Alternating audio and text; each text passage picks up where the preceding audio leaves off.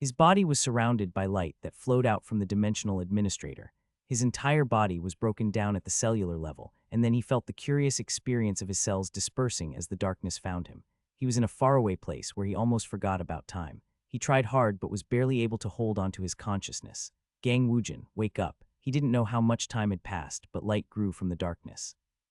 The light approached him and he was swallowed by it. Then the world became bright and the smell of trash filled him. Ooh, ooh, he moaned, but he couldn't make any other noises. He was barely able to open his eyes and all he could see was a battered slate roof. After a long time, he felt sensation return to his fingertips. He felt around his surrounding. He was on top of a recyclable burlap sack. The unidentified trash smell was emanating from there. I've returned. He thought he knew where this was. He remembered when he caught a glimpse of his memories, which had sank to the bottom, the school's incineration plant. He had gone over to that place 20 years ago at this location. Anyways, he had returned to the starting point. It's been 20 years, but everything looks the same. It looked a little bit more worn down, but the incineration plant looked the same. As he slowly waited for his sense to return, he waited for his body to recover. Hey, fuck, hurry up, you son of a bitch. He was barely able to turn his head when he heard sudden noises. Students wearing familiar uniforms descended upon the incineration plant. The uniforms are the same. It wouldn't have surprised him if the uniform's design had changed since 20 years had passed. However, it still looked the same, so it was a welcoming sight. When he saw the people, he knew he had really returned to Earth, so he couldn't control his emotions. At a glance, 3 uniformed students were dragging along another student.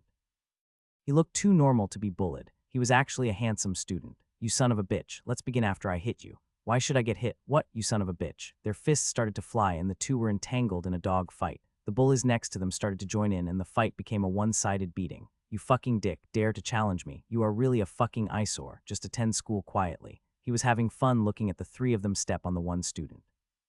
Somehow it made him think of the past. Maybe it was because he went through a wretched experience for 20 years, but the children's antics were cute to him. They beat him until he thought the boy might die. However, the group stopped as they gasped for breath. The student had covered his head with his arms. He was twitching and had various scrapes and wounds. However, his eyes were still giving off a fierce light.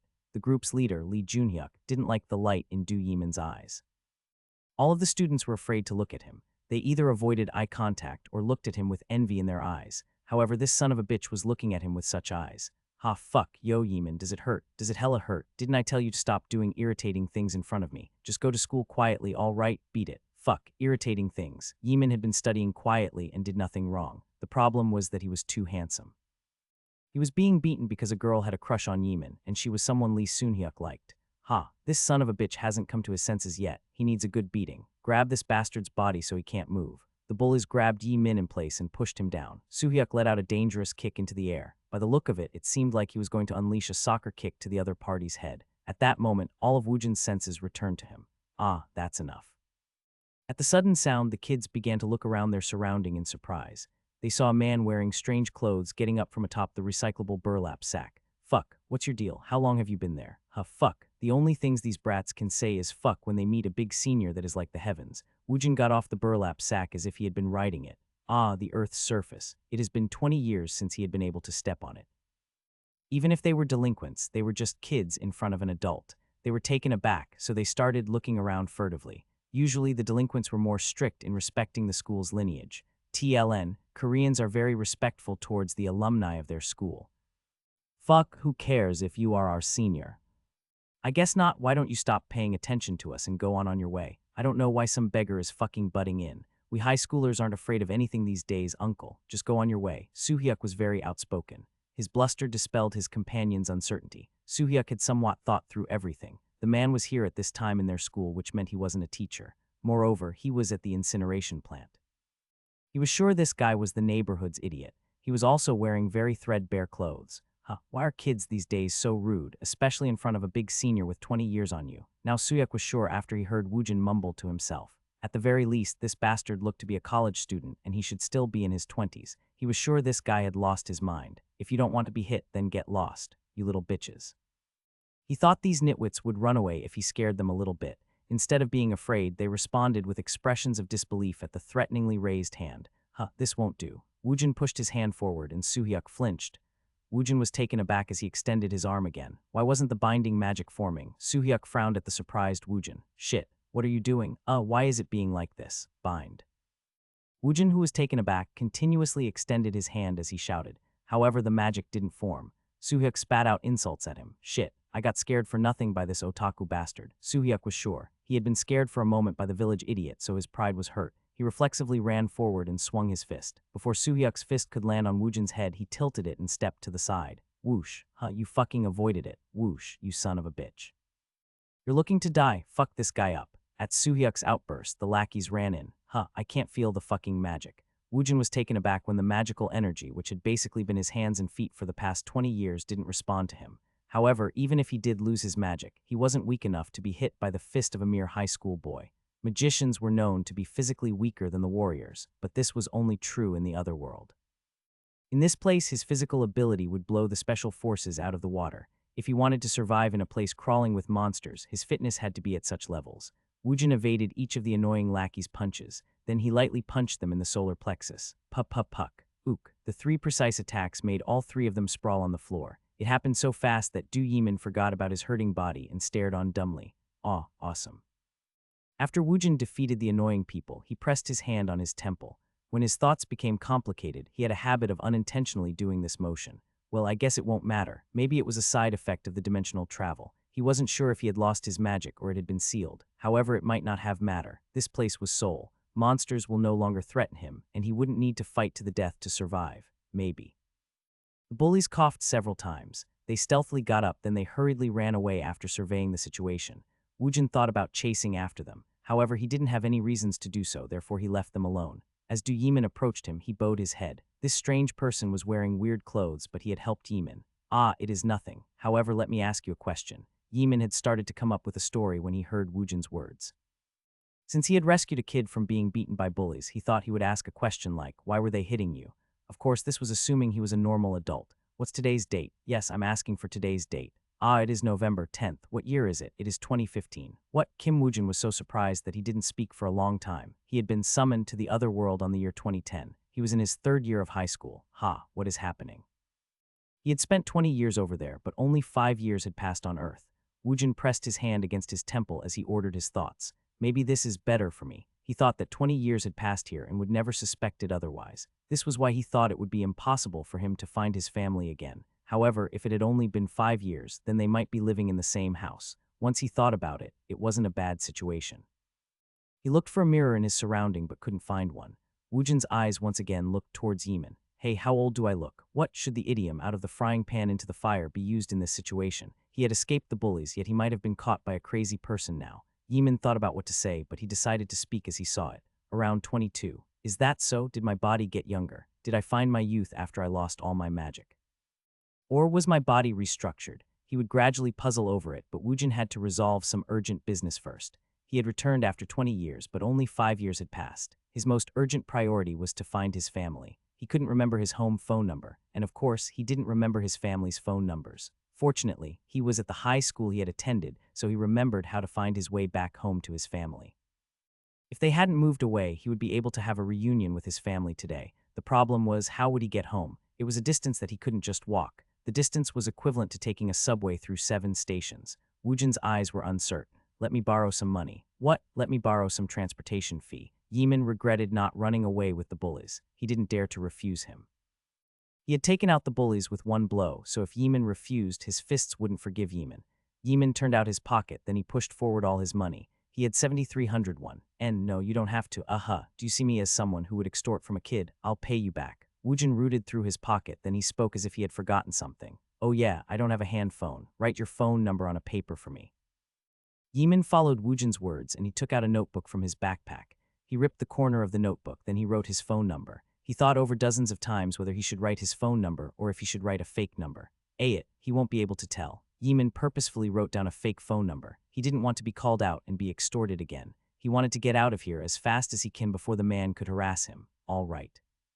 Big brother will contact you and I'll pay back the money. Yes, have a nice day. Even if the man doesn't pay him back, Yimin wanted to quickly vacate this place and he never wanted to see the man again. Woojin was alone again. He left the incineration plant, then he walked around the school. The memories keeps popping up into my head. Only 5 years had passed, but it had been 20 years since he visited his school. I'm 24 years old. Mother and father should be over 50 years old now. When he thought about his family, his heart was deeply moved again. He had endured the hellish time, as he wished for the day he would once again return to his family's embrace. I wonder if Sua grew a lot. His youngest sibling, Sua, was 2 years old when he left, so she should already be 7 years old now. Woonjin's steps quickened as he thought about his family. When he walked on the sidewalks after exiting the school, every person he met whispered behind his back. It was understandable since Woonjin's clothes was in rough shape. Maybe it was the effect of the dimensional travel, but his equipment had evaporated. Woonjin looked like a mess. Even the shoes he wore were leather shoes, so he would look strange in the eyes of the people. Geez, he was unnecessarily embarrassed, but it couldn't curb Woonjin's spirit. Woonjin's mental state had transcended the point where he wouldn't lower his head because of his clothes. It'll only be embarrassing until he had reached his house. Woonjin tried hard to ignore the whispers emanating from the people, and he found the subway station. Why is the military troops here? Was there an accident? Soldiers were clustered around the entrance to the subway station. It didn't seem like a training exercise. They even put up a steel fence and they had guards posted. Geez, what is this? Woojin tried to talk to a pedestrian passing by at that moment. Excuse me, I would like to ask you a question. I don't believe in it. An older woman in her 40s replied in annoyance as if she had seen some kind of insect. She hurriedly moved her feet and she disappeared in haste. What is this? It felt weird. He quickly stopped two female students who seemed to be high school students. Excuse me. Let go of me. I don't know anything about religion. Woojin became angry at the irritated response, but he tried hard to calm him heart. I'm not here to ask you to believe in a religion. What are those soldiers doing over there? Are they training? Of course, the soldiers are guarding the dungeon entrance. Let me go. I have to go to my tutoring school. The female student broke free from Woojin's grasp. She started walking away while she rubbed her arm as if his touch was unclean. How rude. He guessed people referred to the subway station as dungeons. He thought the 5 years was a short time, but apparently it wasn't. I guess it is a popular slang used by the kids. Well, he did the same thing when he was in school. Short-handed words and slangs changed incredibly fast with the development of the internet. It wouldn't be surprising if someone like Woojin from 5 years ago would not know these terms. There are no soldiers over there. After confirming no one was present at the entrance of the subway station across the street, he crossed the street. When he descended the stairway of the subway entrance, he saw iron bars and a steel door like one would see in a prison. What the heck? Why did they block this place off? No wonder no one was here. They had shut this place down. Woojin looked across the steel bars, and he saw light coming from the subway tunnel. The steel door was locked with a sturdy lock. He looked around his surrounding, and he saw a small booth like the apartment guard booths. He looked around inside, and he saw a bundle of keys. He took it, and he tried to open the lock. Click, what is this? Did the subway workers go on a strike? He returned the bundle of keys to the booth, then he headed toward the other side of the steel door. There were no one underneath the blinking fluorescent lights, and the atmosphere was quite creepy. They might have shut down the station instead of going on a strike. If the station was shut down then, there was no chance they would operate the subway train. Woojin was about to turn around when it happened. You have entered the dungeon at Gwacheon Station's first exit. What is this? This dungeon is a real dungeon. He thought it was a slang, but it didn't seem like it. His head throbbed, so he pressed his hand onto his temple. Woojin let out a sigh, then he sorted through the message in front of his eyes. This dungeon has already been captured. The basic monsters will be summoned. It was a sufficiently shocking situation, but Woojin wasn't shocked. Instead, he felt a feeling of familiarity. Isn't this too similar to the planet Alphen? Woojin had fought fiercely to survive in that place. The planet of Alphen was none other than a game world. No, should he characterize it as a new world with a game setting? Did Earth change, or is it only like this for me? Woojin puzzled over it, but he couldn't come up with an answer. He just wanted to take a subway train, yet he had entered a dungeon. By the look of it, Earth must have gone through some kind of change in the past 5 years. Let's go back out first. If he can't ride the subway, then he'll just ride the bus. As Woojin tried to head back, an invisible barrier barred his way. You do not have the return stone. Geez. Woojin scratched the back of his head. He had no idea what the return stone looked like, so he was in a bind. I guess it was locked for a reason. His curiosity made him open this place. He wanted to head back, but now he was complete stuck. He had no choice but to find the thing called return stone to escape this place. Let's see, he had lost his magic. He wasn't sure why, but his trained body was still the same. Moreover, he had over 20 years of survival experience. He looked through an out-of-business store and he was able to find a coat hanger, GG Riek. He easily took out the pole from the coat hanger, which he made into a simple club. However, he was disappointed. This is too light. He looked around the adjacent store. In the middle of the mess, there was a hammer. Boom. This might be useful. Woojin took the hammer, then he swung a chair onto the floor. He tore the back of the demolished chair out. After smoothing it over, he was able to make a decent shield that would be able to take a couple hit. Should I depart? He didn't know what the return stone looked like, but he had been told the basic monsters had been summoned. He wasn't sure about his level of preparation, so he felt a sense of uncertainty. However, it was a situation where he couldn't retreat backwards. He had no choice but to go forward. Woojin walked as he relied on the blinking fluorescent lights. Then he felt a weird sensation coming from the subway's restroom. It was a sticky sensation as if someone was watching him. He stealthily lowered his body. He picked up a piece of tile, then he threw it. Chiang, it reacted at the sound made by the tile hitting a glass door. Kuruo, it let out a grotesque shriek. It had a strange appearance, so much so that one wouldn't think this creature would exist on Earth. It looked like a dog, but it possessed large ears like a rabbit. It was a creature that shouldn't exist on Earth, but Woojin knew this monster well. He had faced off against this monster countless times at the planet Alphen. Drabbit, Qua. The drabbit ran in as it threateningly revealed its twin fangs. It used its large hind legs, which composed half of its body, to charge by jumping. It was the drabbit's specialty, and its only method of attack. Boom. As soon as he blocked with his shield, he swung the hammer, Jigu Rook. As he struck the drabbit, it rolled onto the floor as it let out a scream. Woojin didn't hesitate. He ran forward to press down on its neck, then he used the back of the clawed hammer to pierce it. When a familiar monster showed up, he didn't feel much threat from it, but he couldn't let his guard down. He had to go for the sure kill when he had the chance to kill it. This was the basic and essential rule one needed to heed in order to survive against a monster. The drabbit's body sagged as it let out a moan akin to a wind escaping. Afterwards, Woojin hurriedly checked his surrounding. The drabbit had a characteristic where they traveled in a pair. As expected, another drabbit jumped out, and it flew toward him with its scary mouth open. The shield he made out of the back of a chair was already broken from the last attack. Woojin hefted his hammer, then he swung it. Quajik, Ji-geek. The clawed hammer accurately pierced through the drabbit's mouth, and it stuck out from the back of its head. He had timed it perfectly as he used an exquisite thrust to execute a counter. How come this feels like a déjà vu? Woojin remembered the first time he was summoned to the planet Alphen. He was so shocked and afraid. However, his situation right now was more favorable than before. How is it possible for the monsters of planet Alphen to show up here? Even this dungeon feels out of place. He felt an unknown sense of danger. The feeling felt too familiar to him. The message that showed up in front of his eyes, and even the monsters starting to emerge, were something that wouldn't have been strange on planet Alphen. However, this was Earth. The problem was this was a subway station on Earth. I guess I'll level up if this continues. This was one of the reasons why Woojin was able to survive on planet Alphen. That place was like a game world. No, Woojin might have felt this way since he was a human from Earth who was familiar with games. It might be that world's law of nature, but it had felt like a game for Woojin. The only difference was that the world wasn't a virtual reality. It was real. Levels had existed, and Woojin had developed into a full-level necromancer. He hadn't reached the end of the road, but he had met the dimensional administrator, so he returned to Earth without much regret. He had lost all of the magic he had accumulated, but he hadn't cared. He thought his abilities wouldn't be needed on Earth where he didn't have to worry about dying anymore. However, he found himself entered into a dungeon, and he could only desire after his lost abilities. If it was something on par with the drabbit, then he could face them without feeling any panic. However, if there were stronger monsters here, then it might be too dangerous for him. The most optimal situation was to earn the return stone without meeting a stronger monster. If this place is similar to Alphen, a monster should have it, or it should be emanating a distinct energy. If it was a stone or an item with an ability, then its existence itself should let out an energy. He looked over the two monsters, but they didn't possess any unique mana gem called Bloodstone. These bastards are worthless. Woojin left the corpses of the drabbit where he searched them, and he hid himself next to a pillar. He thought it would be great if a nearby monster would come here after smelling the blood. Even if none showed up, he could restart the search after gathering himself. Quirik, two drabbits showed up, and they started circling around the corpse of the dead drabbits. They looked like dogs, but their sense of smell wasn't that developed.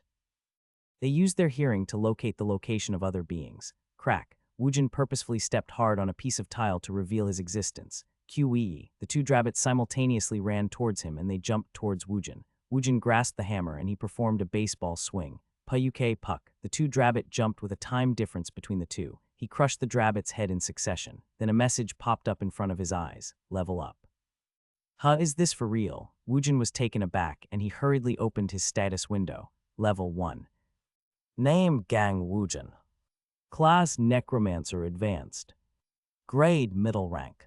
Achievement 4. Magic Point 00 Energy 00. Stud. Strength 15, Speed 13, Health 17, Wisdom 15. Magic 0, Vitality 0, Recovery 0, Healing 0, Control 0. Undistributed points 99. Skill. Combination Box Summoning LV1 Advanced Skill Impossible to add points. Use of Achievement Shop LV1 Advanced Skill Impossible to add points. Undistributed points 99. The status window differed greatly from the time he was first summoned to the planet Alphen. He felt confused. However, he was able to realize the implications soon. It hadn't disappeared. He had thought all of his powers he had accumulated on Alphen had disappeared in the process of returning to Earth. Advanced. As the words indicated, his full-level character had become level 1. However, he had received several benefits. At a glance, he had received 2 advanced skills. His stat points and skill point was the equivalent to the level he had been before the advancement. Also, my class is the same. It's Necromancer. He had achieved everything he could as a Necromancer. He had also controlled and used the undead, which was known to be the ultimate existence. This wasn't a bad thing at all. Seoul seems to have changed in a weird way. He didn't know what will happen in the future, so it wasn't a bad thing to have power. He couldn't see far into the future, but he needed the power to safely escape this dungeon. When he leveled up, Woojin felt relieved. Also, there was a margin for error for him now. He had recovered the power he thought he had lost. He had less mental fatigue when thinking about how to prepare for the danger. He didn't want the monsters to mob him after smelling the blood, so he retraced his steps. As soon as he returned to the pathway where the damaged stores were lined up, he started looking at the newly formed advanced skills. He could combine various ingredients to receive a new item. He might be able to put in items to extract a key ingredient. How do I use this? It was a skill he had never seen before, so he didn't have the faintest idea on how to use it. He tried speaking the activation word, and he searched for various methods. Eventually, he was able to find the inventory. There was a combination box located on the lower half of the inventory. He tried to touch it, and as if another inventory was opening up, there were buttons on the bottom. Combine and extract. Check the inventory expansion returned to its original state. The inventory had only 3 columns of space. As one's level increases, the inventory expands. However, it seemed like it didn't receive any advancement benefits, so he was disappointed. Of course, the most disappointing part was the items he had accumulated before had all disappeared. Woojin touched the other advanced skill called Achievement Shop. He tried various methods, but he was able to activate the achievement shop through an activation word. He repeated saying the activation word, and he found out it was possible to open the shop without saying anything. The shop was lined up with skill books, equipments, and consumable items. He needed a large sum of achievement points to purchase them. This is fun. The Alphen planet didn't have an achievement shop. This was akin to internet shopping where he didn't have to go to a location to purchase the items. There aren't anything I want to buy. The equipments he could buy was low grade. The thing he needed the most right now is a skill. Even the lowest skill required 10 achievement points. Woojin eventually chose 3 skills: Search, Detect, Skeleton Soldier, Summon. Each of the skills required 10 achievement points. He decided to get Search to help find items in his surrounding. He needed the skill to find the return stone. Detect was a passive skill. It would accurately alert him of danger in advance. It was an essential skill in helping him survive. The Skeleton Soldier Summon was one of the basic skills of a necromancer. Whether it was the effect of the advancement or maybe it was the fact that his class was automatically selected, there were constraints in which skills he could learn. He was able to learn common magic skills and weapon skills, but he could only learn the class skills of a necromancer. Well, I should worry too much about it right now. I'm short on points anyways. He looked at the 4 points he had accumulated, so the method was clear. 1 Drabbit gave 1 point. He'll be able to purchase 1 skill if he defeats 6 more Drabbits. He immediately needed his fighting capabilities. It would allow him to defeat the monsters safely. It was a problem he could solve without purchasing a skill. Stat: Strength 30, Speed 30, Health 30, Wisdom 30. Magic 10, Vitality 0, Recovery 10, Healing 10, Control 9. Undistributed points 0. Woojin distributed his points. He swung the hammer as he looked at the updated stat window. Boom, boom. A destructive sound that couldn't be compared to before emanated. He moved his body a little bit, and his body was lighter than before. Moreover, his reaction speed couldn't be compared to before. He possessed 10 times the capability of a normal human. Woojin had 3 times the strength of a normal adult male. He was also 3 times faster, and his stamina was 3 times better. I'm not sure if I'm 3 times smarter. His ability to memorize and calculate had definitely improved. It felt like his brain worked faster. However, the difference in his body movements were much more noticeable. Okay, let's go. He had to defeat 6 Drabbits. He had to acquire the search skill. He'll find the return stone, then he'll escape the dungeon. Woojin headed back downward as he held onto his clawed hammer. There are so many of them. On the planet Alphen, there were so many Drabbits that one might trip over them. It basically meant they were easy to find and they were very easy to defeat. However, he felt fatigued after facing them continuously in the narrow pathway. Woojin took in a ragged breath. As soon as he went down the stairs, he had methodically defeated the Drabbits he faced. He was able to steadily accumulate his achievement points. He had defeated 27 Drabbits as he traveled through the dark passageway. He was able to purchase the essential search and detect skills with his achievement points. At the same time as he purchased them, the skill books appeared in his inventory, and he learned them immediately. It consumed 1 magic point every time he used it. He tried using the search skill, but he didn't see any items that could be called a return stone. He had traveled the same passageway, and he failed to find the return stone. There was only one place left. Do I have to go down there? Woojin hid himself behind the handrail as he glanced down the stairs. It was inner part of the station where the wrecked subway was located at. At a glance, he could see over 20 drabbits milling about. It was possible for him to face 3-4 drabbits in a tight passageway, but he wouldn't be able to face over 20 drabbits in a large open space. If he became surrounded by them, then he'll inevitably be hurt. Hugh. It really isn't in my personality to move around on my own. Woojin smirked as he looked at the clawed hammer, which was stained with drabbit's blood. He opened the achievement shop, then he purchased the skeleton soldier summon skill book with his remaining points.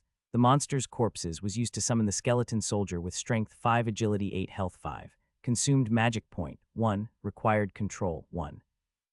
Woojin had defeated an additional 27 drabbits and he had leveled up twice. He was currently at level 3. Every time he leveled up, he received 5 stat points and he distributed the 10 stat points into magic and control. Magic, 15, control, 14. If he summoned 15 skeleton soldiers, he'll only be able to keep 14 of them.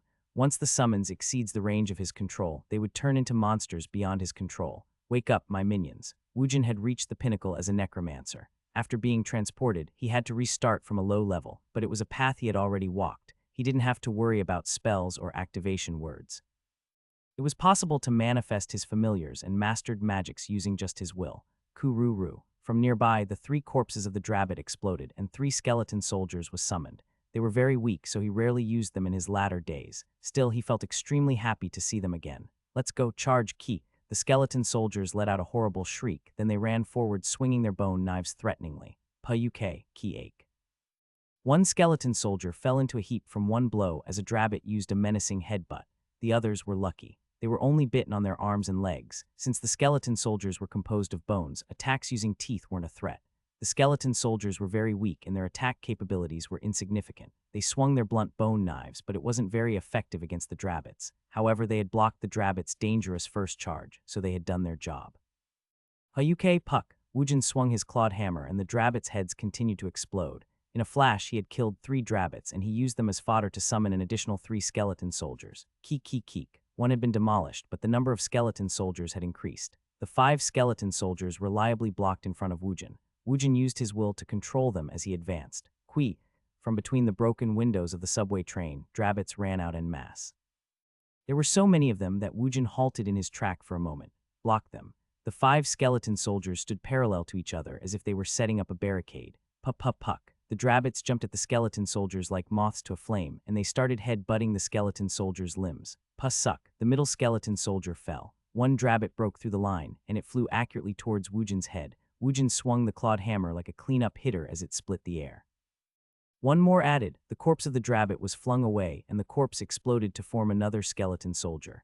Woojin headed towards the drabbits tangled between the skeleton soldiers, and he brought down his clawed hammer as if he was thrashing. Die, puck. As he ended the drabbits' lives, he intermittently summoned more skeleton soldiers. Woojin had 15 magical points. His magical points would become empty if he summoned 15 times. The magical points recovered naturally, but one could use items or skills to recover it. If he increased the recovery stat, then his natural recovery of magical points quickened. For a magician, the most important stats were wisdom, magic, and recovery. The stat healing dealt with the natural recovery of his body. It increased the recovery speed of vitality, which was consumed when one used healing skills or combat skills. This was the most important stat for warriors. Woojin possessed 10 stat points on both recovery and healing. After a certain amount of time, the recovery would restore 10 magic points, but the more important one was the 10 points in healing. After one day, a shallow wound would disappear without any scarring as it healed. All of you die. He trusted his healing power, so Woojin charged as he hefted his clawed hammer. Boo-ung puck, boo-ung pool. His movements already exceeded the limits of a human.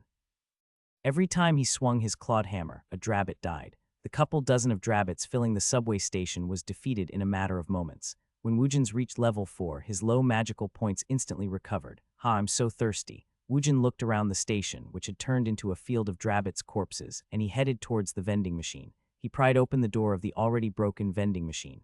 Quagic. He used his superhuman strength to create a gap between the vending machine's door, and couple cans came into sight. Woojin picked up a cola can and he blew on top of it. The accumulated dust flew into the air. It looked to be relatively intact, so it seemed like he could drink it.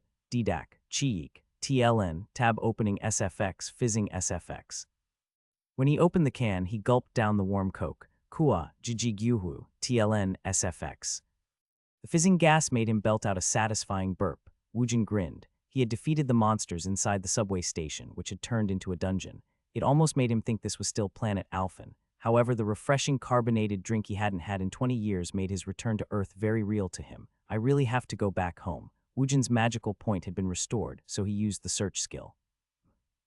Around the broken subway train's front car, he could see a sparkling soft light. When he approached it, he saw a finger-sized gem. When Woojin grabbed the gem emitting a soft green light, the light dimmed. Woojin carried the item back to where he came from.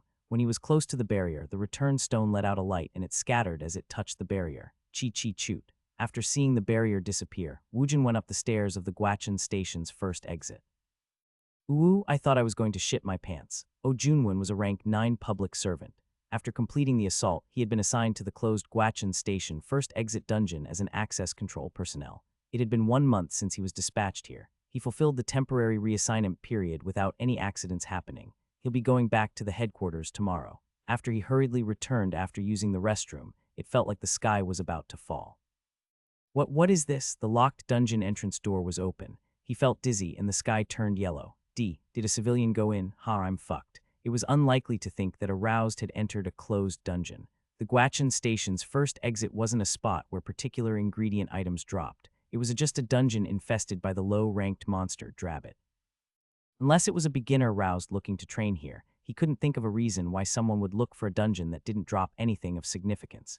It was hard to think a roused would go into a location with no benefits. Moreover, a roused could just apply to enter the dungeon in the first place. This was why he was assigned to this place. He looked across the open entrance, and he was able to see that the barrier had already formed. It was a signal indicating someone was inside the dungeon.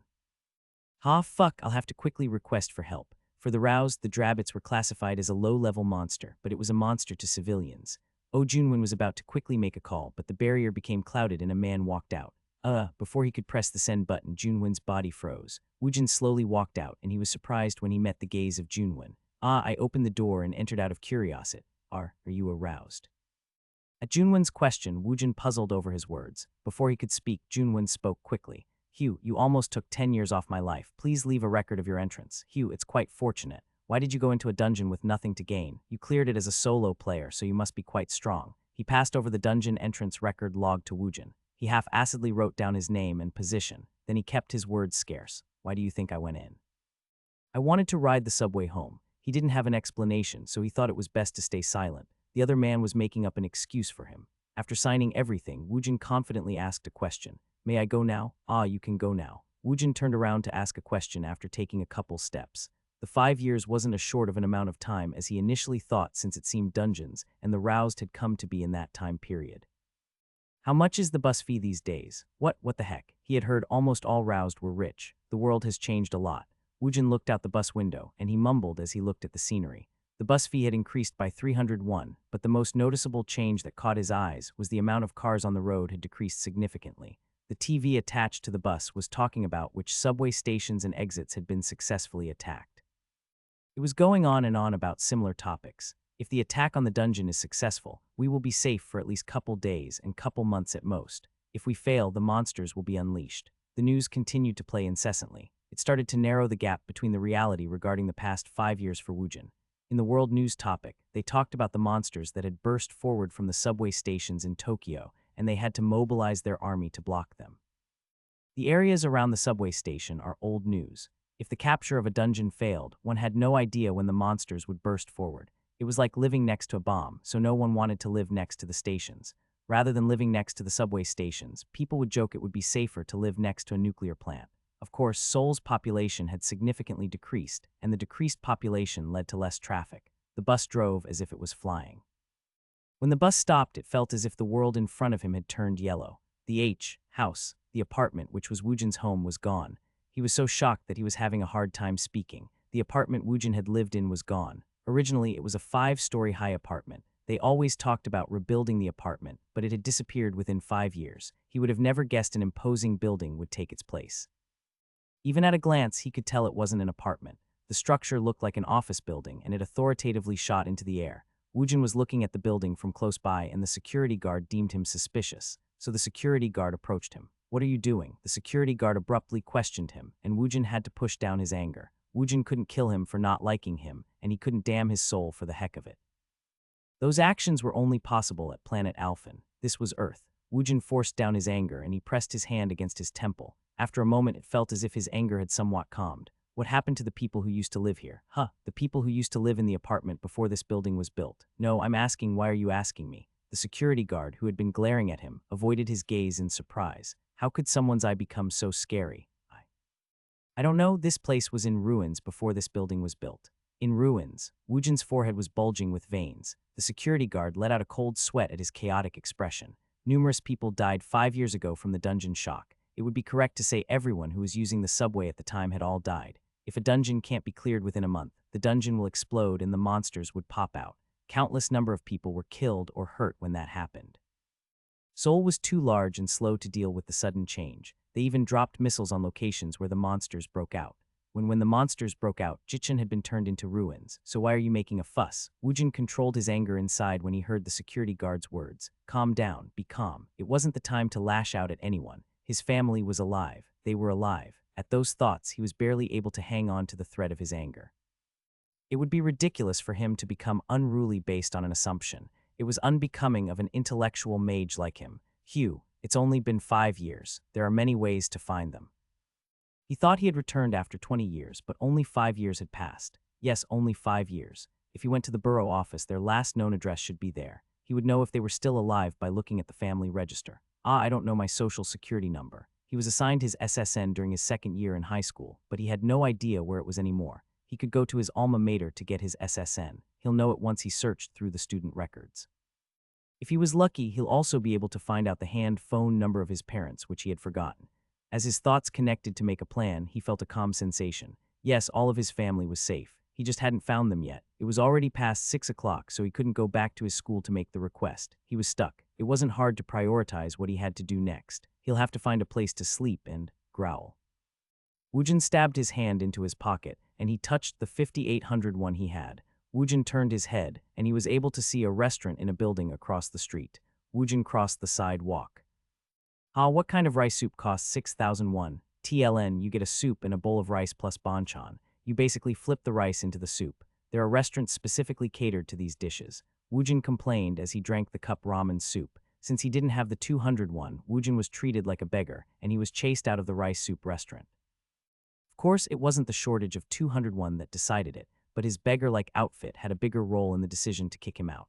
Chet, the darn grandma probably wouldn't give me rice soup even if I was freezing to death.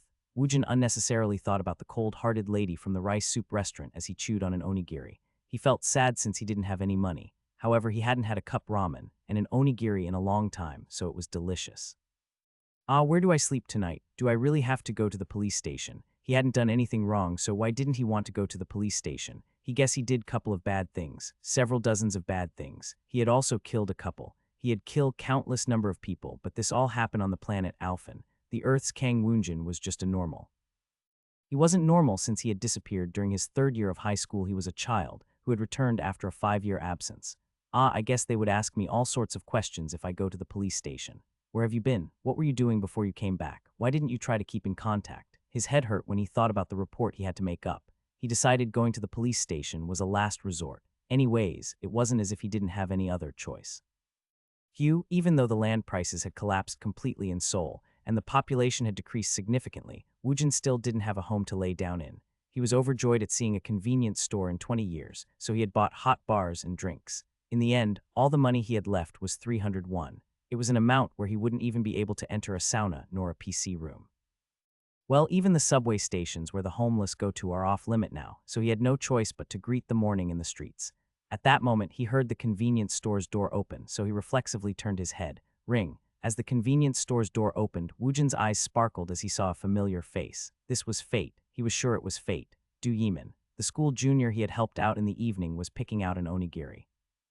Woojin downed the rest of the soup left inside the cup ramen, then he stood up. He paid for his items, then Woojin quickly followed after him. Hey, student. Yes, Yimin turned his head and he saw a pale ghost-like face. Woojin smiled from ear to ear. Haha, I was about to call you yet we meet again.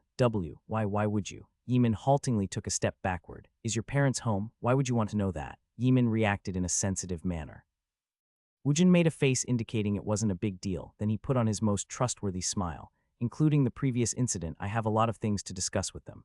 My parents have passed away. Huh, that's goo. No, that is unfortunate. Are you living by yourself? Yimin nodded his head with wariness filling his face. You lead the way. Why, let me stay at your place for one night. Yimin had a dumbfounded expression on his face. The strange uncle wearing a straw mat, who was frighteningly good at fighting, was trying to invade his home. Ah, it isn't for free. He forced Yimin's hand open to place something in it. 301. Isn't this the money he had extorted from him? Yimin looked back with a dumbfounded gaze, and as if even Woojin was embarrassed, he grinned. Haha, I'll pay you back anything I'm short on. Haha, why is there a fly here? He slyly let fly a fist into the empty air like a boxer. No, he was like aroused, where the sound of the air splitting apart was produced. Yimin could only walk toward his house with a tearful face. Regret kept flowing in. Even as Yimin put in the secret code for the gate in front of his house, he was feeling regret. He couldn't be a really weird person, right? He probably arrived in the city today, so maybe he doesn't have a place to stay. Woojin gave a somewhat believable backstory to Yimin. He said he had lost his memory 5 years ago in the dungeon shock, and he had retreated into the Jiri Mountain. Inside the Jiri Mountain, he had served a strange Taoist priest as sensei. While serving the ill-tempered Taoist, he suddenly regained his memory. This was why he had returned to Seoul, and he had returned to the high school where he had lost his memory. Woojin told him a story even a third-rate drama wouldn't use. Yimin was on the fence as he looked at Woojin. If he is in such a situation, he should go to a police station. Yimin didn't even get to say this out loud. When the sound of a police siren passed by, Woojin let out several jabs into the air as he caught the flies. Yimin thought he would probably get knocked out even from one hit. No, he might die. Oh well, I have no clue. If he meant me harms, then he would have done it by now. DD Dick DD Ro Rai, TLN, Input SFX. The door opened and he followed in after Yimin.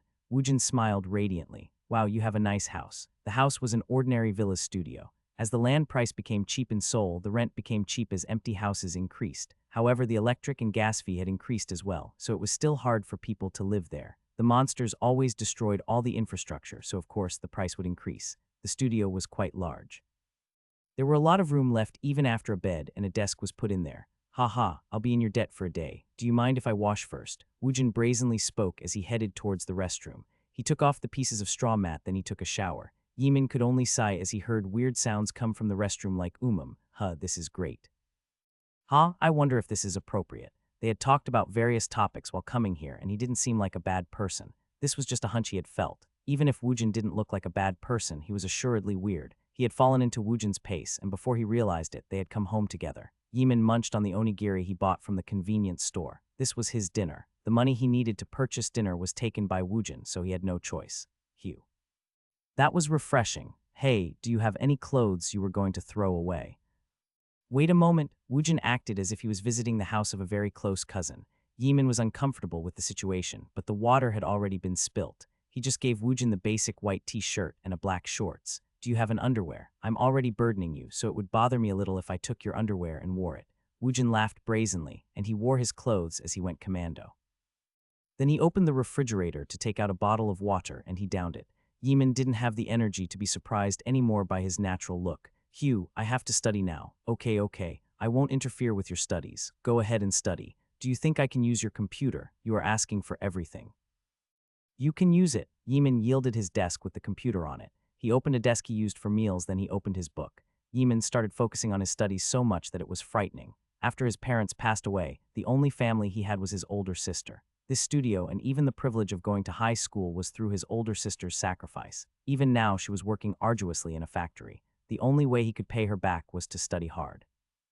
Yimin was studying so fiercely that Woojin didn't dare to talk to him. Whoa, even though he is handsome, he is studying really hard. Woojin turned on the computer, then he connected to a familiar portal site. He searched about the dungeons. The internet was the best option to learn about the changes that had occurred on Earth in the past 5 years. Let's see. Dungeon Shock, August 5th.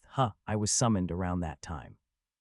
His summon to the Alphan planet and the Earth's subway stations turning into dungeons were too close to be called a coincidence.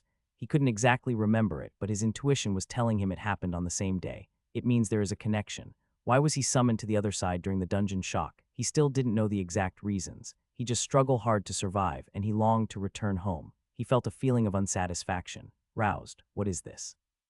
They are just people with supernatural powers. He couldn't help but be surprised when he looked up the Roused. The Roused were able to use specialized skills like teleportation, ignition ability, super speed, and etc. The Roused specialized ability was important, but the ability to use the magical artifacts acquired from the dungeons was more important. If they could use the magical items, it meant they possessed magic. It wouldn't be wrong to look at them as magicians. The real world has magicians. As a top necromancer, he had advanced to received amazing bonus stats, but he was still genuinely surprised by this. Since the characteristic of this dungeon was that it was underground, they couldn't use heavy firearms. Therefore, the Roused basically become the heroes of the entire Earth as they worked out of Seoul. If left alone, the dungeons were ticking time bombs that could go off at any moment. Moreover, the dungeons went through changes. They were classified into 3 different types, and the attack plan differed for each of them. Dungeon It literally was a timed dungeon. If a new one was created or a subway station changed into a dungeon, a 1-month countdown began. If the dungeon was cleared before the countdown ended, it turned into a mine. If they failed, the dungeon break happened. Mine at first it was used as a figure of speech, but it had stuck so even the government called it that name. The conquered dungeons only summoned the basic monsters, and this was when the exploration happened. The basic monsters carried some value, and sometimes they were able to find artifacts. These mines reset after a certain amount of time. At most, it would reset after a couple of months, and at the very least, it would last a couple of days. No one knew when the dungeons would be reset, so government employees were assigned to look over the dungeons. Dungeon Break. It was a horrible event where the dungeon attack has failed after the period of 1 month's time. As the word indicates, the dungeon bursts, the barrier crumbles, and the monster within escapes to the outer world. Woojin had entered the Guachin station's first exit, and it was a mine. Moreover, the rank of the basic monsters was so low that bloodstones weren't produced. The Drabbit itself also had no particular use. It became an abandoned mine when it was decided it was of no value. Occasionally, it was used as a resting dungeon where the beginner Roused trained. However, this happened very rarely. Woojin looked up the Hammer Guild. He wanted to find out the identity of the imposing building built where his home used to be. He was genuinely curious. Yeeman's neck stiffened as he studied, so he straightened his neck. He looked at the monitor on a whim and his eyes became round. Uncle knows about the Hammer Guild. Hey, call me Big Brother. Do you know what goes on in this place? Of course I know. It is one of the 3 most successful guilds in Korea. Yeeman's eyes sparkled as he gave an explanation. Hammer Guild, H-Warring Guild, and KH Guild. These 3 were the most powerful guild in Korea, so they are companies. It's a little bit different. It started off as gathering places for the Roused, but it is almost like a company now. No, should I say it is a big union between the Roused. He started tilting his head in confusion, and Yeeman started organizing his disorganized explanation. For the Roused, it is a union. For a normal person like me, it is a company. It is my dream company. You can't get in with ordinary qualifications. Yeeman was studying hard as he made the 3 great guild in Korea his target. The benefits for the workers was amazing, and the annual income was quite large. If he's able to join the company, he'll be able to pay back the kindness shown by his struggling sister. Is that right? Yeeman became starry-eyed, and he let out a voice filled with desire. Woojin was unaccustomed to such looks, so he asked roughly, "Anyways, won't those bastards from earlier in the day bother you tomorrow?" Yeeman's countenance became dark when he thought about the tenacious personality of Lee Soo-hyuk. He had somehow gotten through today since Woojin had shown up. It seemed his school life will become tortuous starting tomorrow. When he saw the other's face, Woojin spoke coolly. "Hey, I have some business with the school, so let's go together tomorrow. I'll solve all your problems." Together, Yeeman felt worried when he saw the confident Woojin. You were alive, Woojin." His homeroom teacher from his 3rd year in high school looked as if he had seen a ghost. Woojin laughed bitterly. Numerous people had died during the dungeon shock, and it seemed Woojin was counted as one of the casualties. In reality, it had been 20 years since they met again, so he didn't feel much emotions. The teacher looked for Woojin inside the student record. Here is your phone number. Ring. The teacher immediately called the number. The number may or may not have changed. Would he be able to hear his mother's voice? Had the number changed? Woojin was sitting on the opposite sofa and his heart was pounding. "Hello," the homeroom teacher heard a tired, middle-aged woman's voice. He used a special tone of voice reserved for speaking to a student's parents. "Yes, hello, my name is Lee Sangwoo. I'm a teacher at Maido High School." "What, Maido High School?" The shaking voice seemed similar to the dimly remembered voice of his mother. Woojin's heart sped up and it felt like he was out of breath.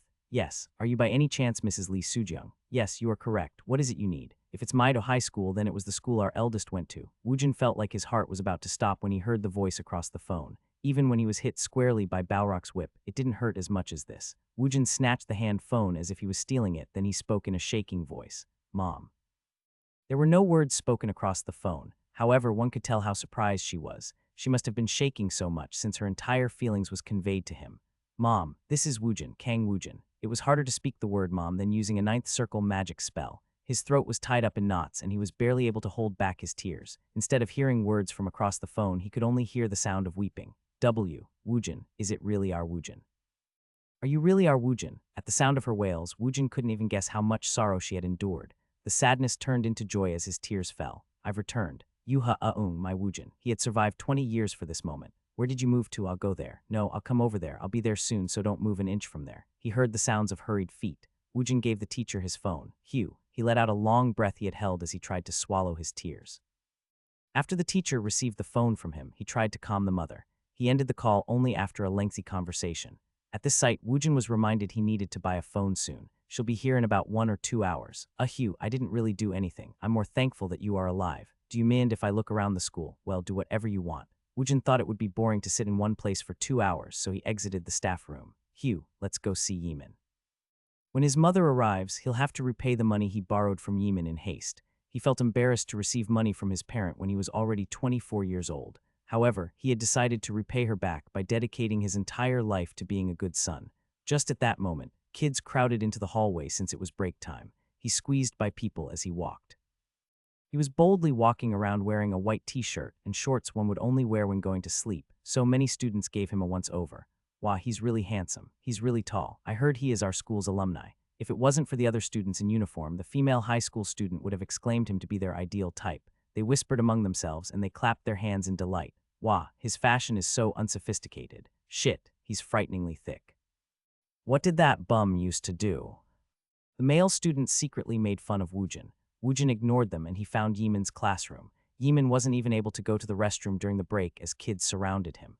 Hey Yeeman. Woojin approached Yeeman in a friendly manner and this surprised the gathering around him. Suhyuk and the other kids, who had suffered under Woojin, tried to avoid meeting his eyes. The other kids glared at Woojin, then they mocked him. Who is this bitch? Wow. Were you afraid of becoming the outcast, so you called in your big brother? At most, there were 7 of them. They looked at Woojin and they grinned. Yeeman, who had a worried expression, met his eyes. Yeeman was slowly shaking his head from side to side when Woojin yelled. With an obstinate expression, Woojin went in the front with the downcast Yeeman and they headed towards the roof. The bullies followed after them with a dumbfounded expression on their faces. Wah, let's give them a fucking beating. Hey, go call the kids in the other classes. Suhyuk secretly followed after the kids as they headed towards the roof. There were over 20 kids following after them, so he tried to push yesterday's events out of his memory. That's right, I was careless, so I was hit in the vitals by mistake. That bastard probably can't do much against this number. Including Suhyuk, over 20 bullies stepped onto the roof. A haughty voice came out of Woojin's mouth. The bullies were lined up in a line and they simultaneously lowered their body to the floor doing a push-up. 2. Yeeman's minions. 25 students were in a line and they were doing push-ups at the same time. Even Yeeman, who was directly involved, couldn't hide his surprise. What did he learn at the Jiri Mountain? He must have learned martial arts. If not, how could he defeat the 25 large bullies in a flash by himself? It really took less than 1 minute. He had already made them do 50 push-ups, yet the break hadn't ended yet. When the teens' arms started to tremble, Woojin gathered them in one place. Hey, everyone come over here. The bullies' faces were considerably flushed and Woojin grinned at this sight. He had held back since this was Earth. If it was planet Alphen, then they wouldn't have been able to stand up. He probably would have enslaved them after making their bodies undead. Then he just need a little magic to damn their souls. What do you think this is? It's a steel pipe. That's right. Whoever brought this is quite hopeless. Some bastard had brought a steel pipe to beat Woojin with it. He grasped the steel pipe, then he easily bent it. As if this wasn't enough, he grabbed both ends of the bent steel pipe, then he pulled. Zzzzzt. The steel pipe stretched like a stick of caramel. In a moment, it couldn't take the tension, so it was ripped in half. The bullies looked at him as if their soul had been ripped away, and Woojin threw the broken steel pipe to the floor. Jigong. Woojin put an arm around Yeeman's shoulder, who was standing next to him. You won't bother Yeeman anymore. We won't bother him. We'll absolutely not bother him. Woojin nodded his head as if he was satisfied with the shouts in front of him. Don't try to make him the outcast, and you guys should get along with him. All right, yes, then go back to class. At Woojin's word, the bullies felt relieved that they were still alive. Then they bickered to be the first one to get off the roof. Yeeman looked at Woojin with a devastated expression. How am I supposed to go to school now? Rumors of such a large incident would be spread across the school. Woojin smiled brightly as he looked at his sour expression. I thought you were only going to study. Now no one will torment you. Huh, what is this? His argument was persuasive. He was only going to study, so why should he care if he didn't have some friends? Woojin patted Yimin's shoulder when he saw his flustered expression. Right, I was able to contact my mother. Soon I'll be able to repay the money you lent me. And no, it's okay, big brother, it wouldn't be right. Woojin was excited at the prospect of meeting his mother. Yimin impatiently waited for the bell to ring, and he wanted to end the conversation with Woojin as quickly as possible. Ah, I'll repay your kindness. It couldn't have been easy to let a stranger sleep over for a night. Haha, no, big brother helped me first, you even did so today. He'll be embarrassed in the near future, but it wouldn't be too bad. It seemed as if the bullies wouldn't bother him anymore. They'll probably torment him with petty and cheap methods. Yes, I'm glad you think of it like that. If I buy a hand phone, I'll contact you. If those bastards bother you again, then you can call me. Woojin took out the piece of paper from the pocket in his short and he shook it. He didn't lose it. It was a fake number he had made up. He felt a bit guilty, so Yimin laughed awkwardly. Yes, big brother, congratulations on reuniting with your mother. When the bell rung, Yimin knew this was his chance. He bowed to say goodbye, then he ran toward his classroom. Woojin remained on the roof as he just grinned. The weather is quite nice. Maybe it was because there were less cars. The sky above Seoul looked very clear today. Woojin stood there for a while, then he saw a taxi stop in front of the front gate. His heart felt like it was about to stop when he saw the woman hurriedly head towards the school. Mom, Woojin calmed his heart, then he headed towards the staff room. Woojin, it really is our Woojin. It really is Woojin. His mother grabbed onto him, then she cried for a long time. She had thought he had died, yet Woojin had come back alive after 5 years. She couldn't tell if this was a dream or reality. Where have you been? It'll be too long to explain it here. Anyways, where's the other family members? I went back home and it was gone. Sua is at her preschool. You father. His mother started to speak, but she started to cry again. He felt something was amiss, so his pounding heart turned cold. Let's go. Let's go home and talk. Yes, let's do that. Let's go home. As if his mother would disappear, Woojin held both her hands tightly as they left the staff room. While they rode the bus, his mother spoke despondently about their situation. His father had been caught up in the dungeon shock as he left for work. As with the other tens of thousands of people riding the subway, he had passed away. They couldn't even find his corpse. His mother had lived on alone as she took care of Sua. After losing the head of the household, her son was also missing. The only reason why his mother was able to withstand everything was because of young Sua. They hadn't been very wealthy in the past, and his mother had to take care of the whole household by herself. He could feel the difficulties she had gone through. The only asset they had was the apartment, but the price became dirt cheap after the dungeon shock. Moreover, his mother wasn't qualified for many of the jobs since she had only been a housewife. To make matters worse, Sua became ill, so the household's wealth decreased rapidly. It was a situation where every day was painful. She had struggled to hold on for the past 5 years. It's fine since you are alive. Don't worry too much about it. I thought you had taken the subway. His mother was thankful just from the fact that he was alive. The bus traveled for an hour before they approached the neighborhood where he used to live. They moved towards a block away from the Hammer Guild's headquarters, and they arrived at a run-down neighborhood. Just in case you or your father might come back, we moved to a close location. If one disappeared during the dungeon shock, it basically meant the person was dead. However, his mother hadn't lost hope. Her son had returned after 5 years, so she felt rewarded by her efforts. His mother led him through winding alleyways, then she headed toward a specific shack. It was a very small one-room, and it was smaller than Yimin's house. Moreover, there were a lot of luggage stacked inside, so it made the room look smaller. Stay right here. I'll go to the preschool and I'll bring Sua back. His mother left Woojin by himself inside the room and she left the house. Woojin looked around the small room filled with boxes, then he opened one of them. The box held none other than his old belongings. He opened the other boxes and it was all the same. It contained his father's clothes and his clothes. There were even toys he had played with when he was little. She had kept all the belongings they had possessed when they lived in the apartment 5 years ago. She had forced it all inside this one room, so it wasn't inevitable for the house to become cramped. He could guess the reason why his mother couldn't throw away their belongings, and his heart felt like it was going to break. Soon, his mother returned home with Sua holding her hand. Her wide-eyed face looked up at Woojin.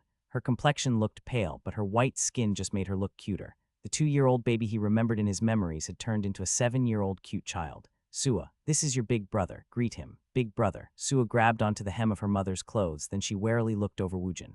Woojin made his most friendly smile as he looked down towards Sua. Sua, could you play with your big brother for a moment?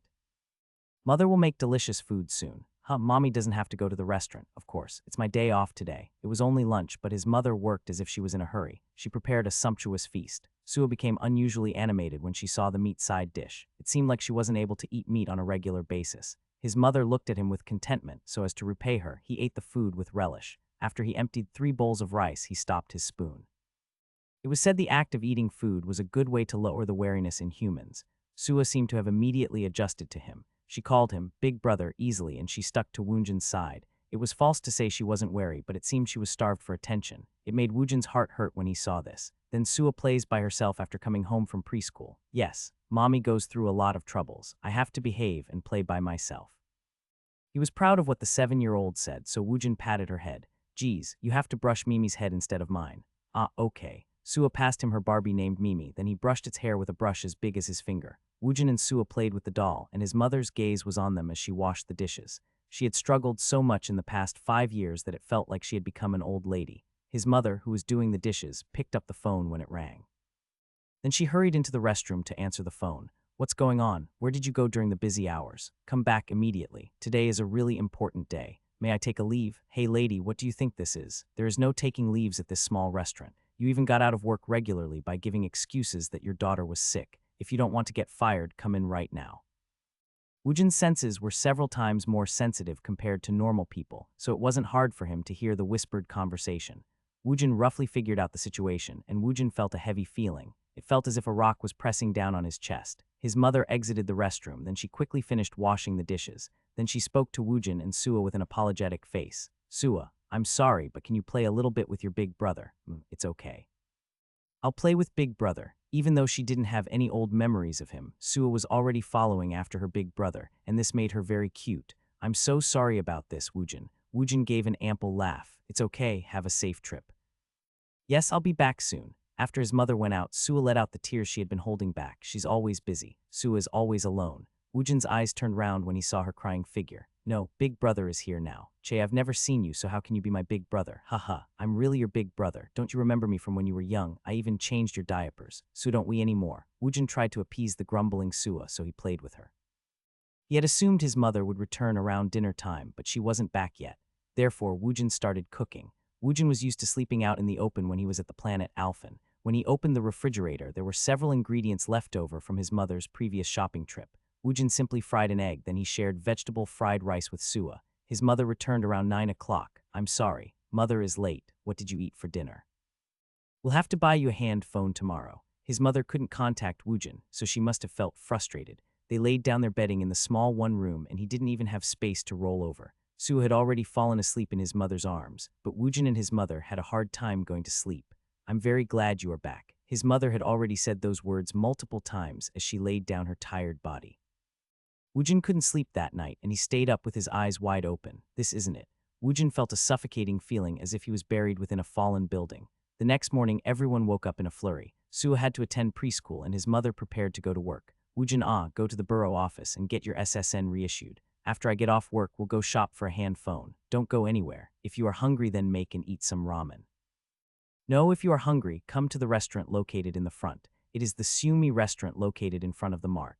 Yes, don't worry about me. I'll see you later. When everyone left, Woojin was alone, so his mood dampened. He had a lot of things to do. He had to cancel the missing persons report, then he had to be reissued a SSN at the borough office. He was summoned during his 3rd year of high school, so he hadn't even graduated. He didn't want to be unemployed, so he also had to get a job. I have to make some money. He felt pity for his busy mother and Sue, who had to spend every day by herself. He was the man of the house now. He had to become the pillar of this household. I have to make a lot of money. He'll have to study again. Moreover, he'll have to immediately get a temporary job. Woojin quickly thought of a way to make a lot of money. It felt like destiny. No, it felt like a devil's claw drawing him in. Roused. Woojin looked at the 3 crumpled bills of 10,000 won and he came to a decision. He opened the box with his carefully stored clothes. He wore his own clothes, then he exited the house. He had received his SSN and he had canceled his mission persons report. He opened an account in his name at the bank, then he went into a phone store to purchase a hand phone. This is our hottest item, dear customer. It is very sturdy, so it is a model used by many famous roused.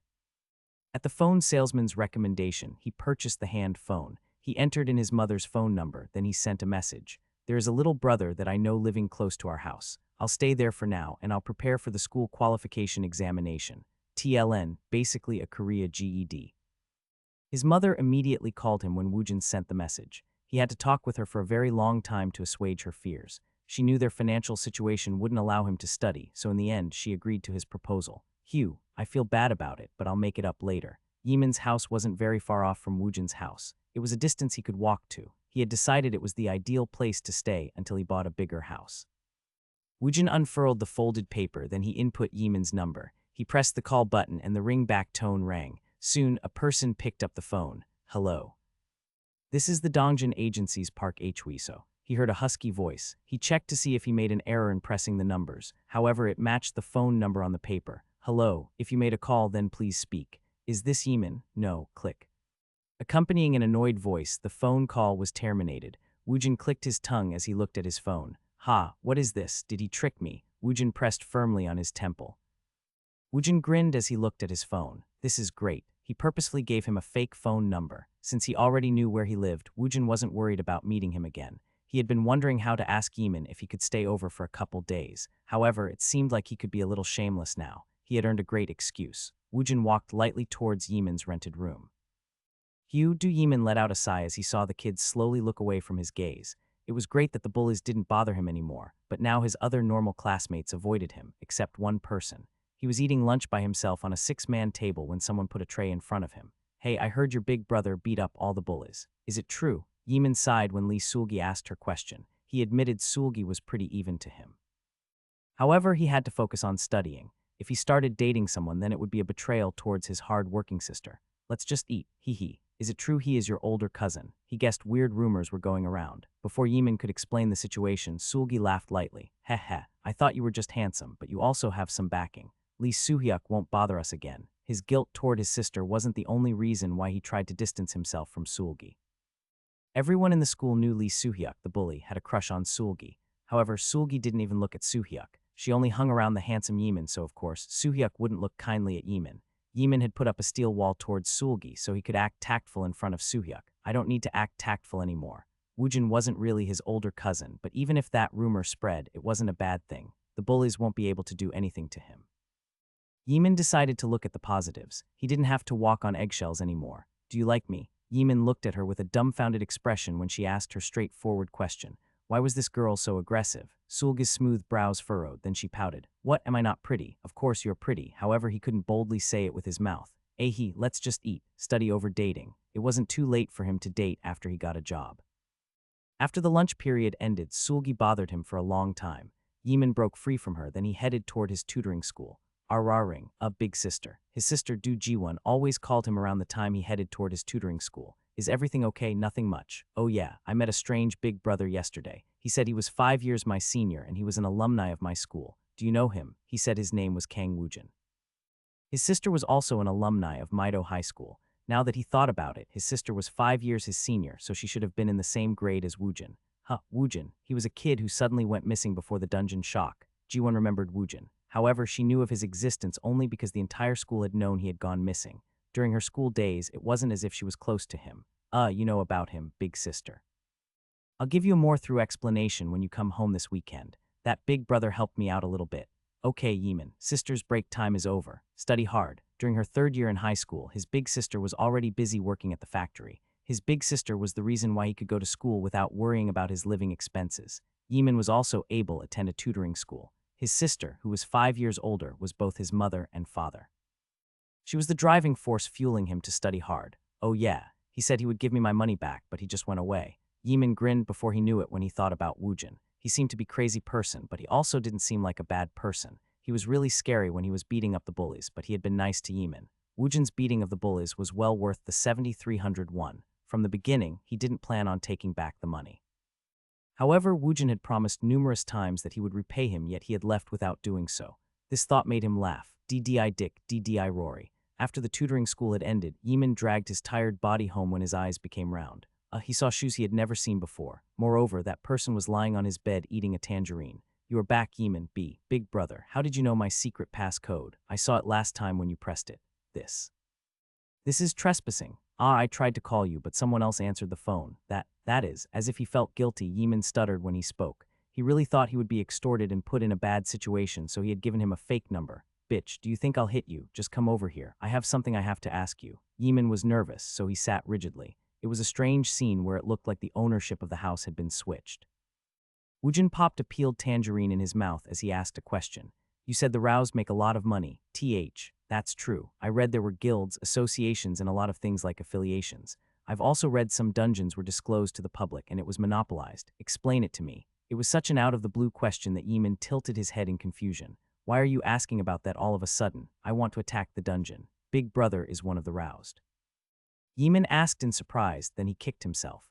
Woojin had defeated over 20 bullies in a flash. If he wasn't aroused, his godlike movement couldn't be explained. He believed him like an idiot. He thought he had learned martial arts on the Jiri mountain. I just need some money. Tell me what you know. If you want to enter a private dungeon, you have to register yourself with the association as aroused. Originally, Yeeman already had a lot of interest in the roused and the guilds.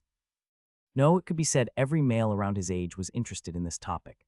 Woojin quietly heard his zealous explanation while he peeled another tangerine. So I just have to register myself as aroused, then I can make the most money by attacking the dungeon by myself. At Woojin's words, Yeeman hit his chest as if he was frustrated. Did he even listen to his explanation? That is how the rate is calculated. However, it is too dangerous, so it would be best if one joins a guild. If not, you could get a job at the association or government bureau. I hear you have to take an entrance exam for a guild. I don't have time to wait for the result. Doesn't the associations and government bureaus all work on monthly salaries? I can't wait for a month. Yeeman shook his head. Then, at the very least, you have to form a party. Dungeons are a really dangerous place. Oh yeah, you said you bought a cell phone. Be sure to download this app. Woojin wasn't familiar with smartphones, so Yeeman downloaded the app in his stead. I'll do it for you. This is Gallery 1. Wow, people still use this. Did one of your family member use this? Is that the newest model? What, maybe if it was 4 years ago? Did you perhaps buy it as a new item? At Yeeman's reaction, Woojin knew he had been duped. That motherfucking phone salesman. He conned the ultimate necromancer. If this was Planet Alphen, such an event was unthinkable. This is so slow. Anyways, this is the Dungeon Forum. Originally, this was the Subway Info app. However, the Roused Association purchased it and they remade it. Now it is a comprehensive portal app that deals with everything related to the dungeons. Yeeman prattled on as he dumped out all the info he had. As he had said, the Dungeon Forum was a comprehensive app. It had a section for hiring members to attack dungeons. It also had a function where one could search for dungeon in its attack time period. It also warned people of a dangerous dungeon where a dungeon break will occur soon. Once you register as a Roused with the association, you will log in with your Roused ID. It'll even give you a record on who failed during mid-dungeon attack. Woojin fiddled with the app to learn how to use it. Anyways, I just need to search for a dungeon in mid-attack, then I can challenge it. I heard it is safe to go to a captured mine. It displayed information about the captured dungeon mines.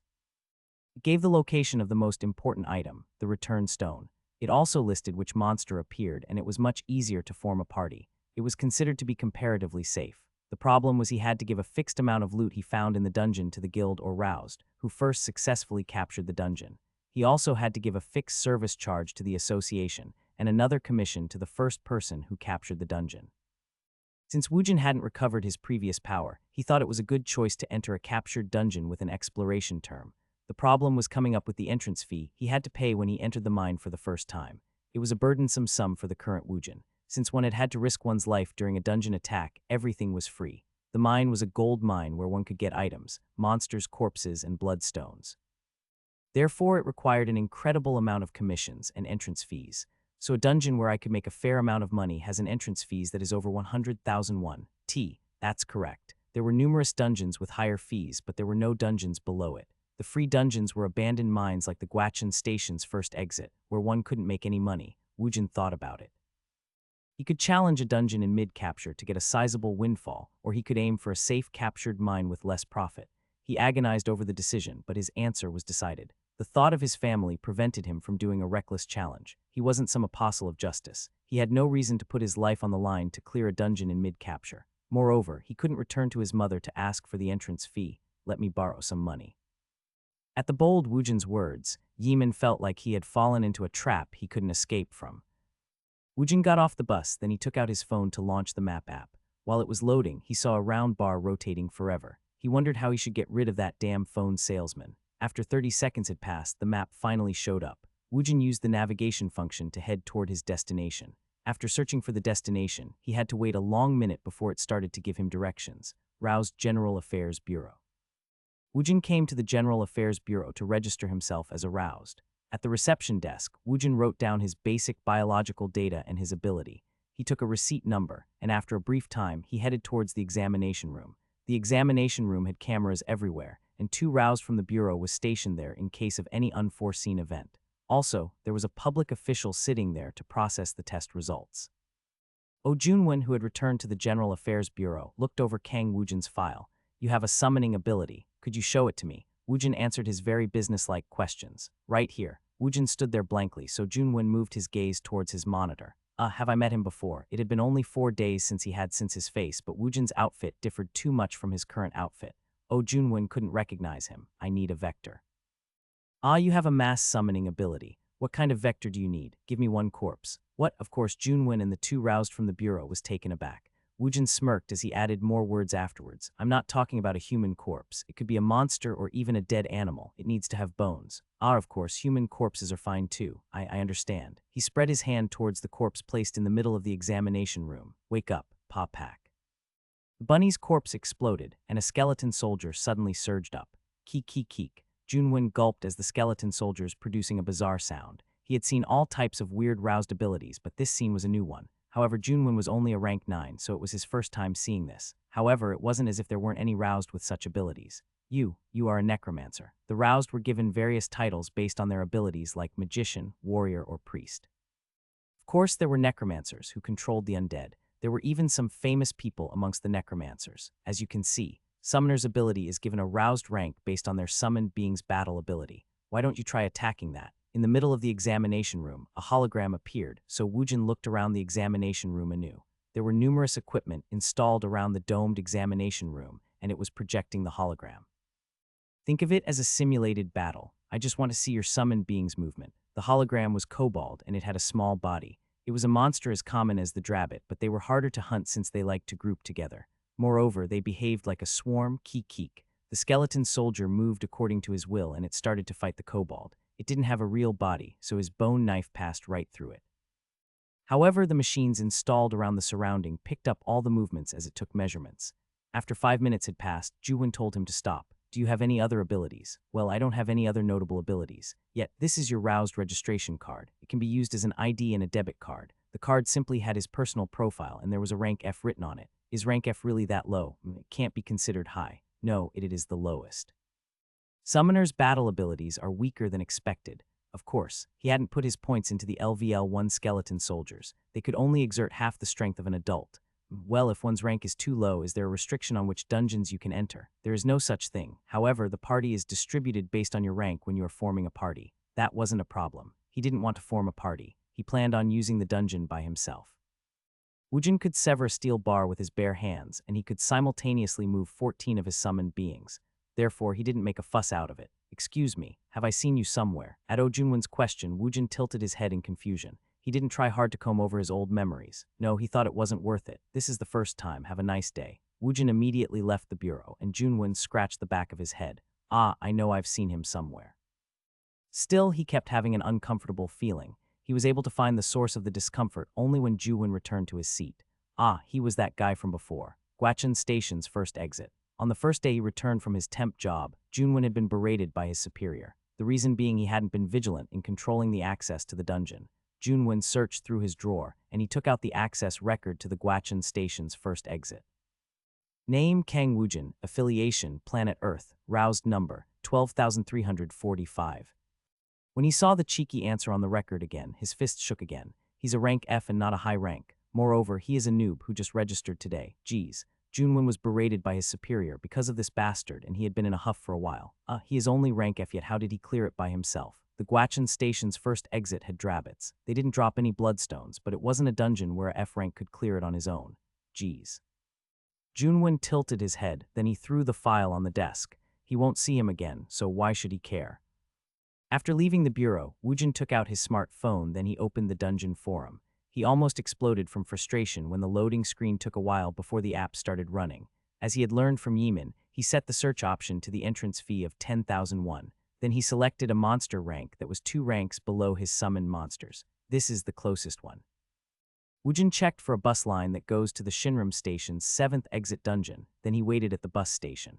Man, this app is quite convenient. In the past 5 years, the dungeons born from the train stations weren't the only thing new. In the past, only few people had smartphones, but everyone had one now. Moreover, there were a lot of convenient apps that were helpful in real life. As he got closer to the Shinram station, the building's height became lower, and the surrounding became desolate. The area around the station wasn't thriving with buildings. There were occasional vacant lots at the intersections, and he saw a really big parking lot. It looks like the dungeon break happened here at least once. If not, he had no explanation as to why the perfectly fine buildings were shuttered. There wouldn't be any empty lots present. When he previously headed toward the first exit, there were army troops already deployed there. His current destination, the seventh exit, had a crowd of people in front of it. Woojin had come here after reading a famous blog. It seemed many netizens had rushed over here. He shook his head when he saw the long line. I hadn't thought about this. The low entrance fee and the 2 rank below monsters meant the risk was small, but the competition to make money at the mine was fierce. Woojin had no choice but to get in line. Everyone was gathered in small groups, so it seemed like they were working together. This was when a man with sharp features spoke to him from further in front of the line. Hey bro, you look to be alone, so why don't you join our party? We've gathered exactly 7 people here, so there's 1 spot left. Ah, it's okay, I'll enter alone. The man was taken aback by Woojin's refusal. Why would you want to waste your entrance fee by entering by yourself? Since there is a time limit, there is a limit on how many bloodstones you can mine. The man laughed when he saw Woojin's confused expression. I guess you haven't been a miner for long. The roused were called by a slang. People who specialized in challenging the unconquered dungeons were called rangers. Those who mined the bloodstones in the safe and conquered dungeons were called miners. The roused, who were mobilized to fight the monsters with the military during the dungeon break, were called guardians. They were called these names based on their occupation. However, a ranger could become a miner, and a miner could become a guardian. As if the man thought Woojin was a noob, he started going over the rules for a miner in broad terms. There was a cap on how many people could enter the dungeon. When rangers decide to attack a dungeon, they make their teams based on the head count. These people were called the attack squads. The 3 great guilds of Korea were famous for having competent attack squads. It was the same for the miners. Miners could only be admitted up to the maximum number. The attack squads sent in the maximum number of people to send in the best fighting POW, and the miners did it to increase their efficiency. The entrance fee was also calculated based on the maximum number of people able to enter the dungeon. The maximum number of people able to enter the Shinram Station's 7th exit was 8 people. So if I want to use it alone, then I'll have to pay the fee of 8 people. 800,000 won. Yes. Moreover, it is an hourly fee. Even though only the basic monsters were summoned in the dungeon, it was still dangerous. The information about the dungeon had already been released to the public, so the danger to a miner's life was lessened. However, they were still putting their life on the line. The return stones could only be found in the deepest part of most dungeons. It was impossible for one person to clear it in 1 hour. If one went over the time limit, the entrance fee doubled. If I want to use the dungeon for 2 hours alone, then I need an entrance fee of 1,600,000 won. If he took out all the monsters, then he'll probably make decent money. However, a roused with that much ability wouldn't even enter a mere 2-star dungeon. What is your rank? It's rank F Tusk Tusk. You came here without knowing anything, but you are in luck. Join our party as a learning experience. We'll guarantee your safety. All right. Woojin was able to take care of his own safety, but he joined the party without any fuss. It was purely based on the fact that he didn't have the entrance fee. I'll have to level up fast so I can attack a dungeon in peace. There were too many constraints and fees. It seemed Woojin's temperament was incompatible with mining. He was disappointed, but he decided to experience mining for a day with these people. Groups of 8 members were entering the dungeon, so the waiting line grew shorter pretty fast. They were all roused, but they all held low ranks. The people gathered here were quite diverse. The difficulty level wasn't very high, so the parties in front of them were all able to clear the dungeon in 40-50 minutes. The man, who introduced himself as Bae Dosu, was a rank E user. He was a professional miner, who traveled with 6 teammates to gain profits from the mines. Usually they only visited 1-star mines, but they decided to attempt a 2-star mine this time around. Since this will be their first attempt, they wanted to fill the 8 slots. 8 people were better than 6 people. Kang Woojin and a roused named Hong Sungu had come to the dungeon by themselves, so they joined Bae Dosu's team. Hong Sungu was a new roused and he was rank F like Woojin. Well, everyone except me is rank F, therefore my share will be 2 and everyone else will be 1. We'll gather all the bloodstones, then we'll divide into 9 portion at the end. Woojin didn't have much to say. He agreed to Bae Dosu's words. He was challenging a mine just to have the experience. Hugh, I'm shaking. How about you? From the start, Hong Sungu had a hard time getting along with Bae Dosu's group, so he tried to act friendly towards Woojin while they waited in line. Woojin replied back in a sufficient manner, so they talked about various topics. Hong Sungu was a rank F noob, but he was very interested in the dungeons. He possessed a vast array of knowledge. Woojin's conversation with him was quite beneficial. Hong Sungu was 21 years old, and he had become aroused only 2 months ago. He had quit going to school, and he had started his roused activity in earnest. He had been going to 1-star mines for the past 2 months, and he felt he had gotten used to the mines. This was the first time he was attempting a 2-star mine. Money wasn't his ultimate goal. His goal was to strengthen and train his roused abilities. His dream was to join a ranger's team to attempt an unconquered dungeon. He wanted to join the attack squad. Even if one is afraid, men aren't supposed to show it. Haha, Big Brother is quite confident. The queue time lasted several hours, so they talked a lot. Eventually, they decided to call each other Big Bro and Little Bro. Okay, let's start getting ready to enter. The barrier around the dungeon let out a green light, and it started to fade. Woojin tilted head in curiosity as he saw the team in front of him exit. It seems there was an accident. As the experienced Bae Dosu had predicted, the team in front of them had 4 casualties. The public employees and officials dispatched from the dungeon management agency ran towards them to investigate the situation. They were waiting right behind them, so Woojin was able to hear their words clearly. A hobgoblin showed up. How is that possible? The dispatched public employee showed entrance log to the argumentative roused. Didn't you read this? You even signed here. The basic monsters summoned inside the dungeon may vary from information given. The burden of responsibility regarding this is placed on the roused. The 4 surviving Rasud who had lost their team was very animated, but they had no way of receiving a compensation. Being a minor wasn't a safe job. Tusk. It is useless to argue like that. They are just wasting their energy. It seemed they had left their party members' corpses behind, and they were only able to run away after securing the return stone. Since they weren't able to secure any bloodstones, they had only incurred losses in this dungeon. As expected of a veteran miner, Bae Dosu had experienced a lot of these situations. Bae Dosu looked away from the argument, then he spoke to his teammates. Hobgoblins are 2-star monsters. If we are well prepared, there is no reason why we wouldn't be able to fight against it. No, those bastards most definitely drop bloodstones, so it should be better for us. According to Bae Dosu's words, he had never hunted a hobgoblin before, but he had the experience of clearing over 200 instances of 1-star mine. The 8 party members briefly signed their names in the dungeon entrance log, then they started heading down the subway station's stairway. Okay, let's enter. After Bae Dosu's encouragement, they descended the stairs and they approached a tunnel. A white barrier started forming when they entered. You have entered the Shinram Station's 7th exit. This dungeon has already been conquered. Basic monsters will be summoned. Woojin discreetly asked Sungu a question. Hey, do you hear that sound? Yes, what kind of sound? The sound of the wind. Yes, the wind is blowing pretty hard. He guessed only he could hear it. Woojin was closely related to the dungeons and the Alphan planet, so he realized this was limited only to him. Okay, let's get into position. At Bae Dosu's words, 4 team members stepped forward. The 4 of them were all short-ranged fighters, so they carried some pretty sturdy shields. Bae Dosu and the other teammates positioned themselves behind the 4. Bae Dosu was aroused with an ignition ability, and the other person had a bow.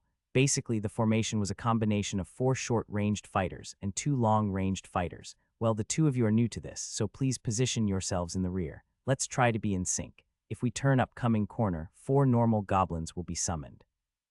This was the first time Bae Dosu attempted a 2-star dungeon, but it seemed he had studied this place thoroughly. He knew this place like the content of a manual. Keek, when they turned the corner, 4 goblins rushed towards them. Goblins were small monsters with hideous faces and they swung short clubs. Tong. The clubs were blocked by the shields, so it didn't do much damage. This was when Bae Dosu's ignition ability shone. Hwaru Rook. The flames suddenly sparked in front of their faces. The goblins lost their sight and they became disorganized. At that moment, the closed combat fighters raised their weapons, then they stepped forward. SSSS Puck. They mercilessly cut down the fallen goblins with their weapons. One goblin tried to run away when an arrow appeared like a ghost. It flew and embedded itself in the goblin's head. Swiyake. It wasn't shot like an Olympic archer, but the archer was still a member of the roused even if he was rank F. It was an attack that would sufficiently threaten a monster. They cut off the head of the goblin, who had become a bloody mess. Woojin and Sungu watched silently from the side.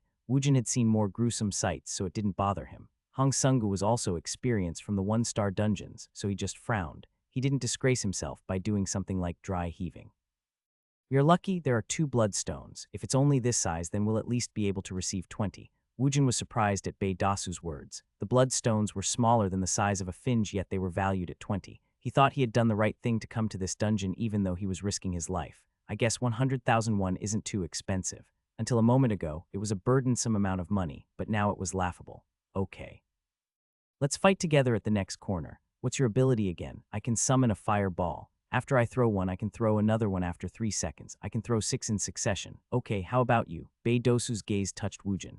Woojin looked around his surrounding, then he raised his hand towards a goblin's corpse. Payuke Kekikik. A single skeleton soldier showed up. Everyone was surprised, so they looked towards Woojin once again. Haha, you are a summoner type. Well, do you have another ability? Woojin picked up the club dropped by a goblin, then he started swinging it through the air. Well, I have enough power to keep myself safe. The party was too busy looking at the skeleton soldier. This is the first time I've seen a necromancer. Whoa, this is amazing. I think it'll be great for searching or reconnaissance. While everyone was admiring it, Dosu decided on the positions. We'll keep the same positions, but Wujin's summoned being can act as a scout.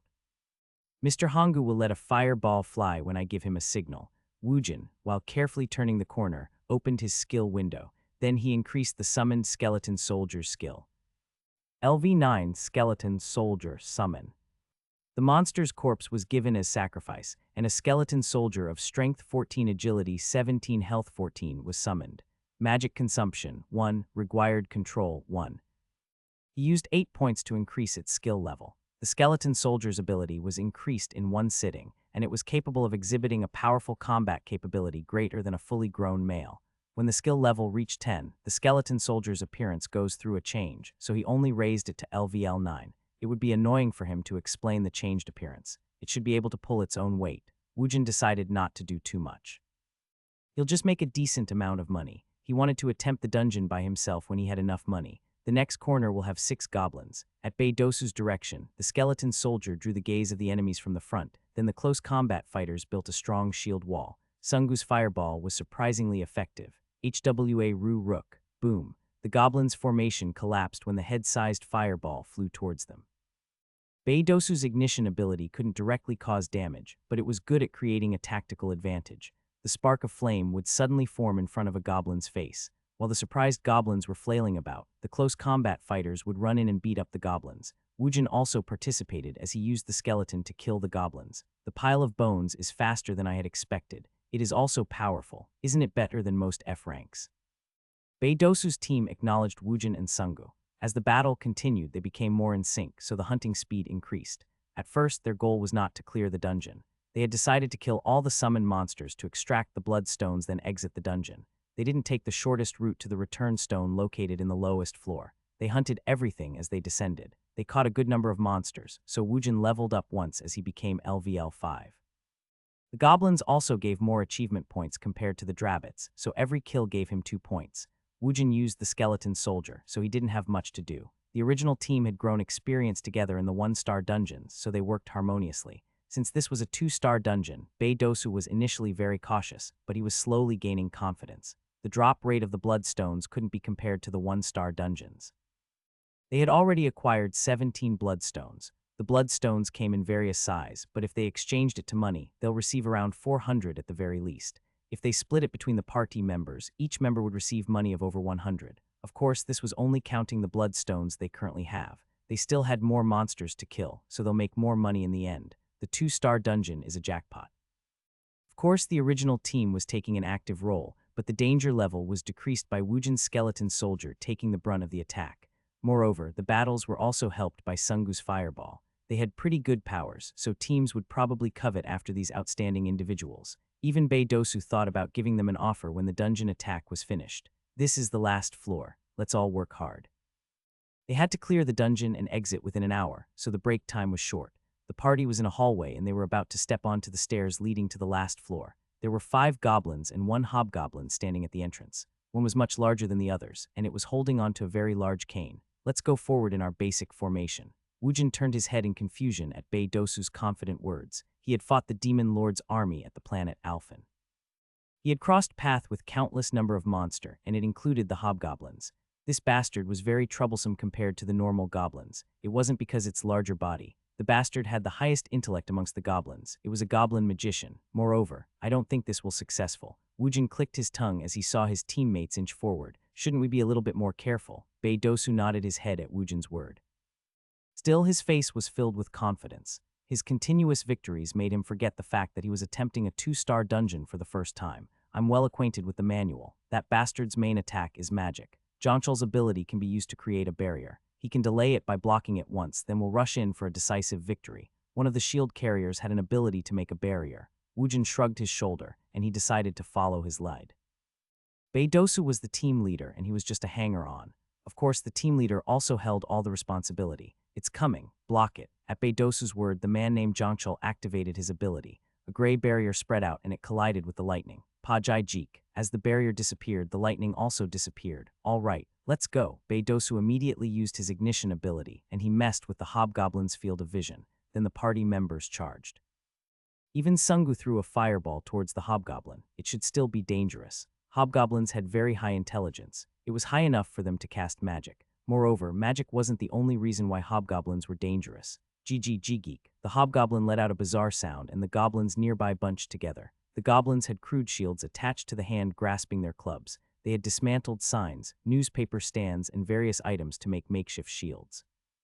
Then they pulled out pipes that was hidden within their body, and they took aim. Attack, we just have to kill the hobgoblin first. At Beidosu's words, the archer aimed and fired at the hobgoblin. However, the bastard had already hidden its body behind the stairs balustrade. Moreover, the goblins should be in disarray from the fireball, yet the goblins stood in formation as they fortified their line of shields. The goblins and the team collided with each other. I think something is different about these bastards. The bastards, who they were grappling with, had the same body and strength as the previous goblins. However, the difference was they were fighting in a shrew manner. The party felt a strange sense of danger, and the battle was basically shifting against them. Pew pew puke. The goblins who were hiding shot their unique weapon, paralysis needles. Some even used poison needles. Ah, it stings. What is this? My body. Their bodies weren't entirely paralyzed, but the region hit by the paralysis needle became rigid. Even if it lasted only for a moment, it became a huge source of danger where weapons were swung indiscriminately in battle. Payuke. One person fell over after being hit by the club swung by a goblin. As if his heart was being strangled, Beidosu felt a feeling of suffocation. The bastards, who should be dead from one swing of his sword, was responding in an organized manner. It was very troublesome to fight against them. Tusk, this is why I knew they would fail. Hobgoblins were dangerous not because of their physical ability nor their magic. They were able to command other goblins with their superior intellect. The goblins stopped being a one-star monster when they obtained a commander. The whole group should be looked as a single entity. Escape, get out of there, Beidosu yelled from the rear, and the close combat fighters fought each other to be the first to run away. However, it was after one had completely lost his consciousness. If they continued to run away, the person would inevitably die. Hwa Ruruk Pung. After the cool time had ended, Sungu threw a fireball towards the goblins who were chasing after them. Two goblins quickly retreated as they were set on fire. The close combat fighters used this time to quickly retreat. I don't think we can do this. Let's retreat first. What about Zhangchul? He's already dead. Can't you see it? At Beidosu's indignant shout, their faces became rigid. They felt sorry for their comrade. Moreover, they also felt fear and the desire to live, so their expressions was extremely gloomy. Even if they thought about it, their decision was obvious. Nothing was more precious than their own lives. Retreat. At Beidosu's shout, the party members quickly ran away. Still, it wasn't as if the band of goblins did nothing. Pajijik, the hobgoblin, regained its senses. It let out a lightning strike, and it directly hit Sungu's body. He couldn't even let out a scream. Sungu's eyes flipped over as his mouth stayed wide open. Chet, hurry up and run away. Sungu wasn't even part of their original team, so they didn't feel sorry for him. The roused were basically beings hiding within Death's shadow when they decide to enter a dungeon. He was just unlucky. Keek. The goblins feigned chasing after them, but after a while, they returned to the hobgoblin's side. Woojin, who was hiding behind a pillar, revealed himself. It's been a while since I hunted a group.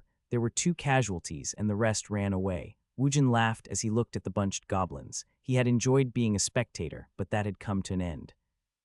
Okay, let's go, my minions. Pock. At Woojin's call, the 4 corpses of the goblin exploded, and the skeleton soldiers was summoned. Geek, Kikiki. The goblins yelled like surprised monkeys, and the skeleton soldier's unique playful sound was also heard. In the middle, Woojin threw away his light club, then he took out the claw hammer from his inventory. The hammer had enough weight and destructive ability for his purpose. Until he could acquire a proper weapon, he had no choice but to store it in his inventory for later use. Well, let's do this. Woojin started running, and the skeleton soldiers ran forward to open a path for their general. The skeleton soldiers pressed into the goblins. The hobgoblin was taken aback, and it started to give out a hurried command. The goblins tried to cut off Woojin, but their heads exploded from the claw hammer. Kikiki. As soon goblins became dead corpses, skeleton soldiers exploded forth from them. Woojin had used a decent amount of skill points, so the skeleton soldiers could exhibit physical strength comparable to a low-ranked roused. Moreover, they weren't easily killed. In a flash, he had 14 creatures, which was the limit of his control. Woojin held up the claw hammer, which was soaked in goblin's blood, towards the shocked hobgoblin. The bastard's cane was letting out a crackling sound, and one could see electricity coalesce at the end. His electric attack's cool time had probably ended. Woojin used the sharp end of the claw hammer to ram it into hobgoblin's head. Quajok, pshhhh. It pierced through the hobgoblin's skull, and the electricity charged at the end of the cane dissipated before it could be shot. This is great for gathering points. It's best to hunt a group of monsters.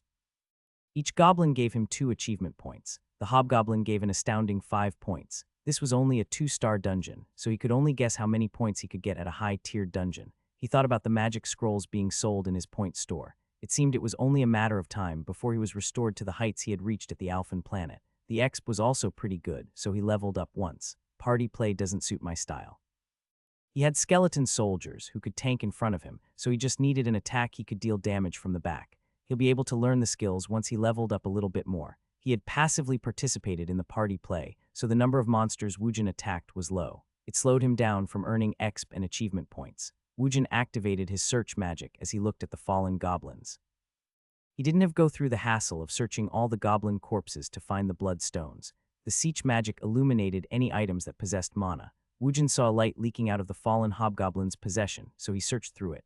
It's a magic scroll. Woojin looked at the magic scroll, but he had no way of knowing what kind of magic it was. I have to learn identification magic anyways. I'll just use this as an opportunity to buy it.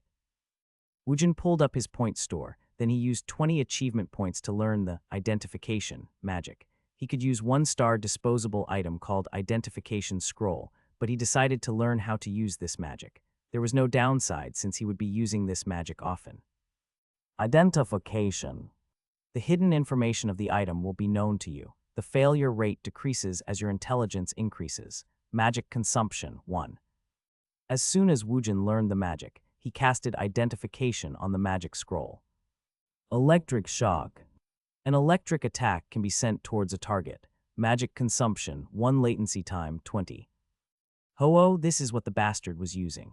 Woojin searched through his point store and he found the price of the electric shock scroll. It was priced at 100 achievement points. With 30 points, he could buy low-ranked elemental magic where he could create a flame or produce water. The electric attack was more useful as an attack magic, so he understood why it was 3 times more expensive than the others. It's still a middling price. He could earn the points if he defeat 50 goblins.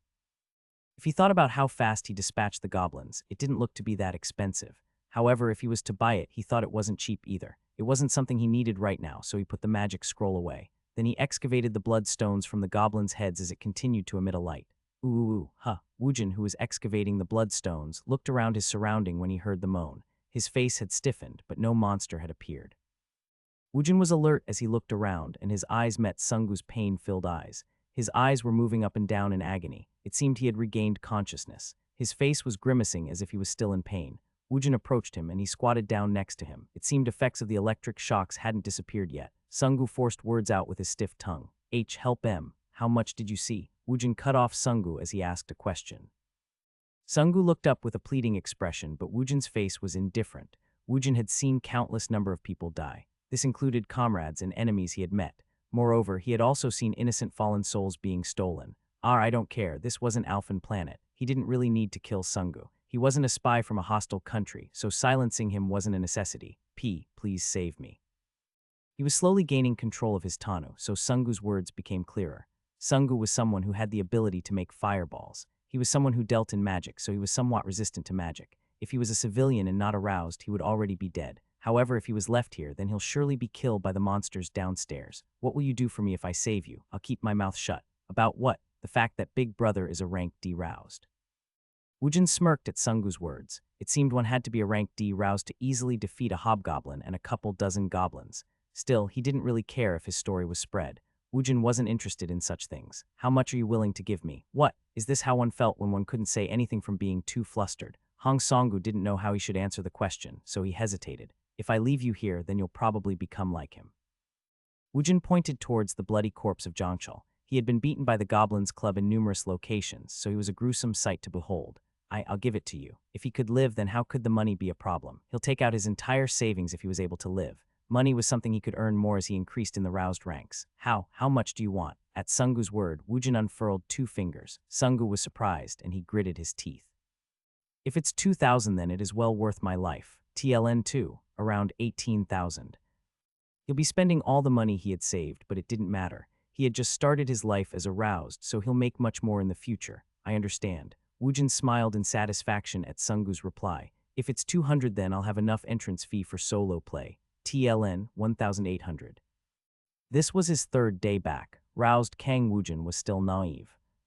It's done. Sungu wiped the sweat off his ghastly face. The last floor was a very large space, and there had been enough monster to fill up the whole floor. Of course, Sungu wasn't sweating because he had participated in the battles. Did you excavate it all? At Woojin's words, Sungu brought the pile of blood stones to him. How can someone like Big Brother be rank F? At the very least, you should be rank D since you have a lot of abilities. You could even receive rank C, I'll get it later. Sungu looked at Woojin, who spoke indifferently, as if he was seeing a monster. The monsters on the last floor of the dungeon was wiped out by Woojin and his summoned beings. Sungu was assigned the role of excavating bloodstone from the monsters Woojin pointed out. He basically did the cleanup work. Woojin had the ability to hunt 1-star and 2-star monsters by himself. His battle ability was close to a rank D, and he wouldn't fall short against a rank C in terms of versatility. He was able to summon the skeletons, and he could search for the bloodstones. Moreover, he was able to extract some gray energy from the dead monsters' corpses, and he was able to use it to heal himself. Isn't there a saying that says a sandalwood is fragrant even in seed leaf? TLN, idiom used to describe genius who display their abilities even in childhood. Sungu looked at this person, who had finished his roused registration only 3 hours ago. He believed this noob roused Kang Woojin will become someone to be reckoned with. What are you doing? You are going to learn it instead of selling it. Yeah, why? Woojin inserted his magic into the magical scroll he held in his hand. As the magic scroll disappeared, he absorbed the magic electric shock. He had to save his achievement points since he had a lot of skills to learn. Therefore, he decided to learn the magic electric shock since he already possessed the magic scroll. Even if he wanted to learn a more higher-ranked magic, he could only learn from magic scrolls related to the necromancer class. Still, electric shock would be useful when attacking a person. There was no downside in learning it. You already have a lot of ability, yet you are learning more magic, Big Brother. If you had sold it, you could have sold it for 100 million won. TLN, 100 million won, or $89,306. At Hong Songu's words, Woojin's face became rigid. A 100-point magic scroll was worth 100 million.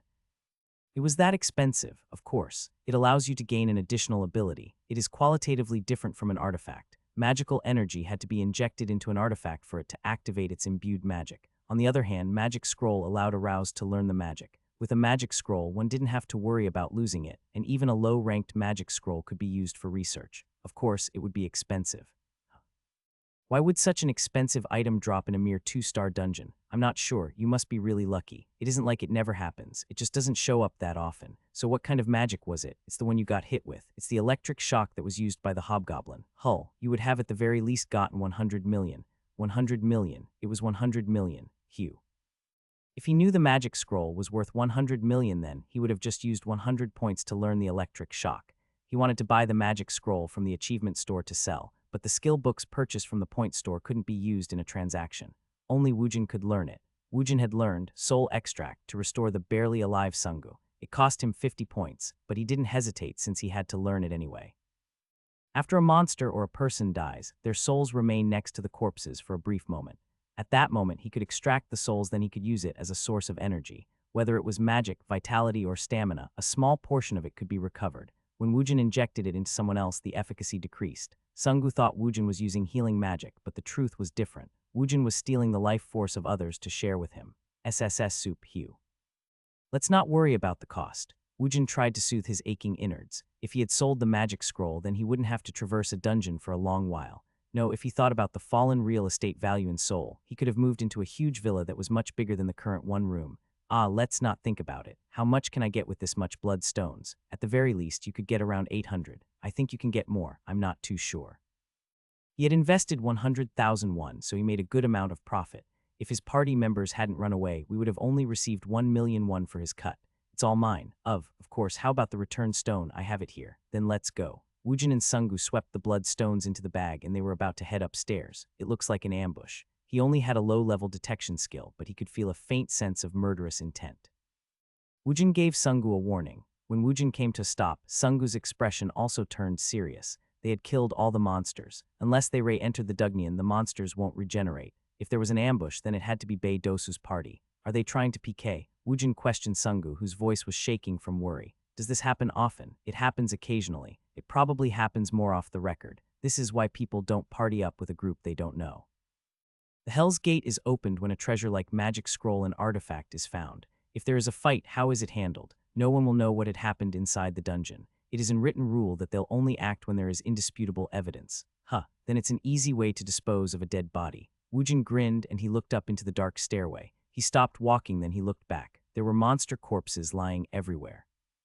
Woojin took several steps back as he distanced himself from the stairway. Sungu also followed Woojin's action. Hey, stop hiding there like a rat. Why don't you come out? Soon there was a response from Woojin's words. Baedosu's party slowly stepped onto the stairs. One had an awkward expression and another seemed to be apologetic. The rest had a no-nonsense attitude. What happened? Did you defeat them all? Baedosu put on a performance as he slyly asked a question. Woojin spoke in a low voice towards Sungu. I'm planning on taking him by surprise when he gets close. What should I do? Sungu looked at Woojin with worried eyes. Woojin shrugged his shoulders. You bastards ran away, yet you have the gall to show up again. Why are you here when you should be waiting in front of the barrier? The sudden disrespectful words spat out by Woojin made Baedosu's eyebrows twitch, but he laughed awkwardly as he tried to keep his expression in control. Haha, why are you being like this?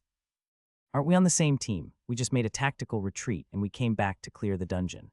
When we arrived, it seemed all the monsters were killed. How did you do it? Baedosu's thoughts were in a complete state of confusion. Two F-ranked roused were able to clear all the monsters, so he couldn't believe what had happened. Baedosu secretly looked towards the bag filled with bloodstones. Woojin laughed. Those who were blinded by greed couldn't see what was right in front of their eyes. Stop fucking around. You just wanted to take the return stone, but now you are covetous of a ready-made meal. Woojin threw the bag filled with bloodstones in front of him. Chwa Ru Rook. Bloodstones spilled out from the bag's opening. It was thrown about the midway point between Woojin and Baedosu's party. Try taking it if you covet it. At Woojin's words, Baedosu's expression stiffened. It seems you are mistaken. Do you think we will try to PK someone who had defeated a monster we couldn't kill? It is a misunderstanding. We aren't that stupid. Go on, I'm sorry for not looking out for you. However, my life was on the line, so what could I do? We just came back to look for the return stone. Since you cleared the dungeon, we were fortunate enough to be able to retrieve Jongchol's corpse. Therefore, I am very thankful. At Baedosu's words, Woojin felt that he had been too sensitive. Yes, the people here weren't at all like those from the Alphan planet.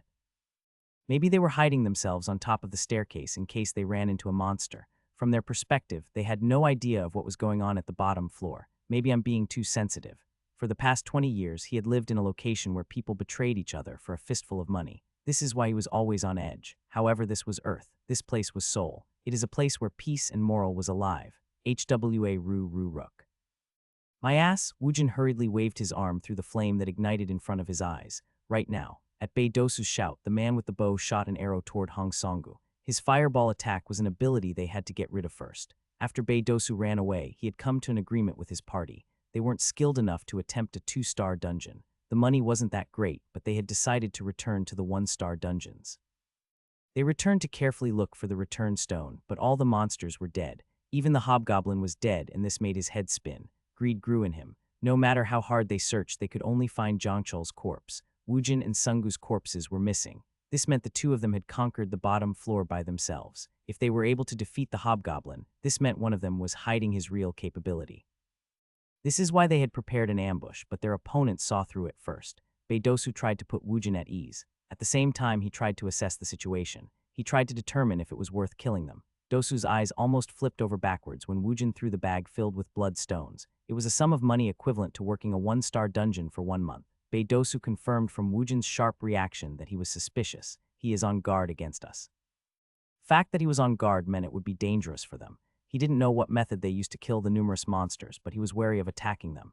He decided to use the fact that his opponent was feeling a sense of danger against he. He thought it was worth trying to attack them. Let's hit them. Baedosu gave the sign they had agreed to in advance, then he used his ignition ability. At the same time, Woojin's face was engulfed in flame, and an arrow pierced through Sungu's shoulder. Ku-uk. The party members attacked the surprised man even before the flame had formed. The weapons would cut through more easily through human flesh than the tough leather of monsters. Hugh, please don't resent me. Aren't all roused like this? Baedosu took out the dagger equipped on his belt, then he stabbed it toward the staggering Woojin. Shwiek. Even though the flame was impeding Woojin's sight, he was able to grab the hand stabbing at him. Woojin reversed the grip on the hand as he threw him. His strength and speed was so fast that Baedosu didn't have the chance to do anything. He was on par with a roused with a physical ability. Hugh, that's pretty hot. As the flames faded away, Woojin wiped his face with his hands. He glared at Baedosu's party, who was taken aback. Sungu had an arrow in his shoulder, and he was looking at Woojin with tear-filled eyes. It was pretty insolent attack. His face was slightly red, and it seemed he had taken some minor burns to the face. However, Woojin was smiling. I guess I should have expected this. Woojin extended both his arms. Pa-pok. The scattered monsters' corpses exploded, and the scraps of meat flew everywhere. It was a grand sight. If one had a weak constitution, the grotesque sight would make one faint. Resent me. Woojin let out a white smile. Resentment wouldn't change anything. I'll laugh to my heart's content. He'll taken on all the resentment from the weak. It would be too cruel for him to deny them that much, since their souls would be imprisoned as they will fall from grace. The skeleton's bone knives didn't show any hesitation or mercy. Ku-ak. In a flash, the entire party was taken down, then Woojin headed towards Beidosu. He was still twitching, so it seemed he was still alive. Wait a moment, let's talk. Are you waiting for your ignition abilities? Cool time, Kwajik. Woojin unhesitatingly stabbed the dagger he took from Beidosu into his heart. Beidosu trembled for a moment before he went limp. Woojin looked at him without showing much interest as he took the Beidosu's bag. It was filled with bloodstones they had acquired before they met the hobgoblin. Moreover, Woojin searched Beidosu's body and he took his wallet. He took out all the cash and he stuffed it into his pocket. Before he knew it, Woojin was humming a tune. Unbelievable. In front of Hong Sungu, 4 lives were taken in an instant. He tried to cover his mouth with both hands as he tried to stop the words that almost leaked out of his mouth.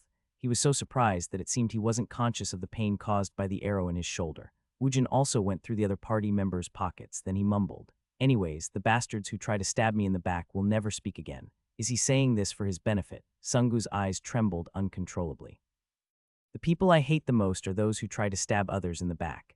Isn't that right, Sungu? Woojin whipped his head around and he looked into Sungu's eyes. He was so surprised that he almost wet his pants. Woojin had killed 4 people, but his face was too indifferent. Even when one kills a monster or even a small animal, one usually feels excitement or guilt. Some kind of emotion should be stirred up, yet Woojin looked like he had pulled weeds out from the side of the road after he killed these people.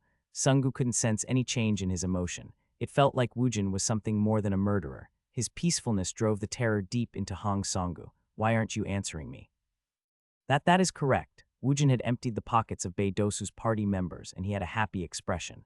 When one looked at his expression as he counted the money, one couldn't find any indication that he was feeling any guilt. Sungu couldn't even let out a moan since he was afraid of Woojin. He just stood there. Sungu got his feet wet in the 1-star dungeons, but this was the first time he saw someone be killed in front of his eyes. Moreover, the killing was done through a person's hands. Woojin looked indifferent after he killed these people. He acted as if he had experienced such trifling events numerous times. They carried around a lot of cash. Woojin felt great since he obtained an unexpected revenue of 900. At Woojin's humming, Sungu suddenly started to hiccup. You almost died because of me. No, if it wasn't for Woojin, he would have already died when he was left to the monsters. Then why don't you double the amount? What? I saved you twice now.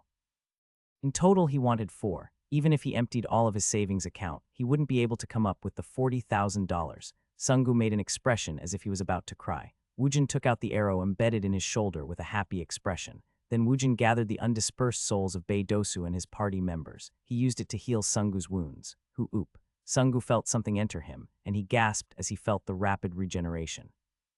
This wound healing couldn't be compared to the one before. The soul extraction was more effective if the soul came from a higher form of life. Of course, a human soul would be a better source of energy than a monster's soul. It was nothing. Everything I do will be charged. Yes, Sungu quickly gathered the scattered bloodstones, then he followed behind Woojin.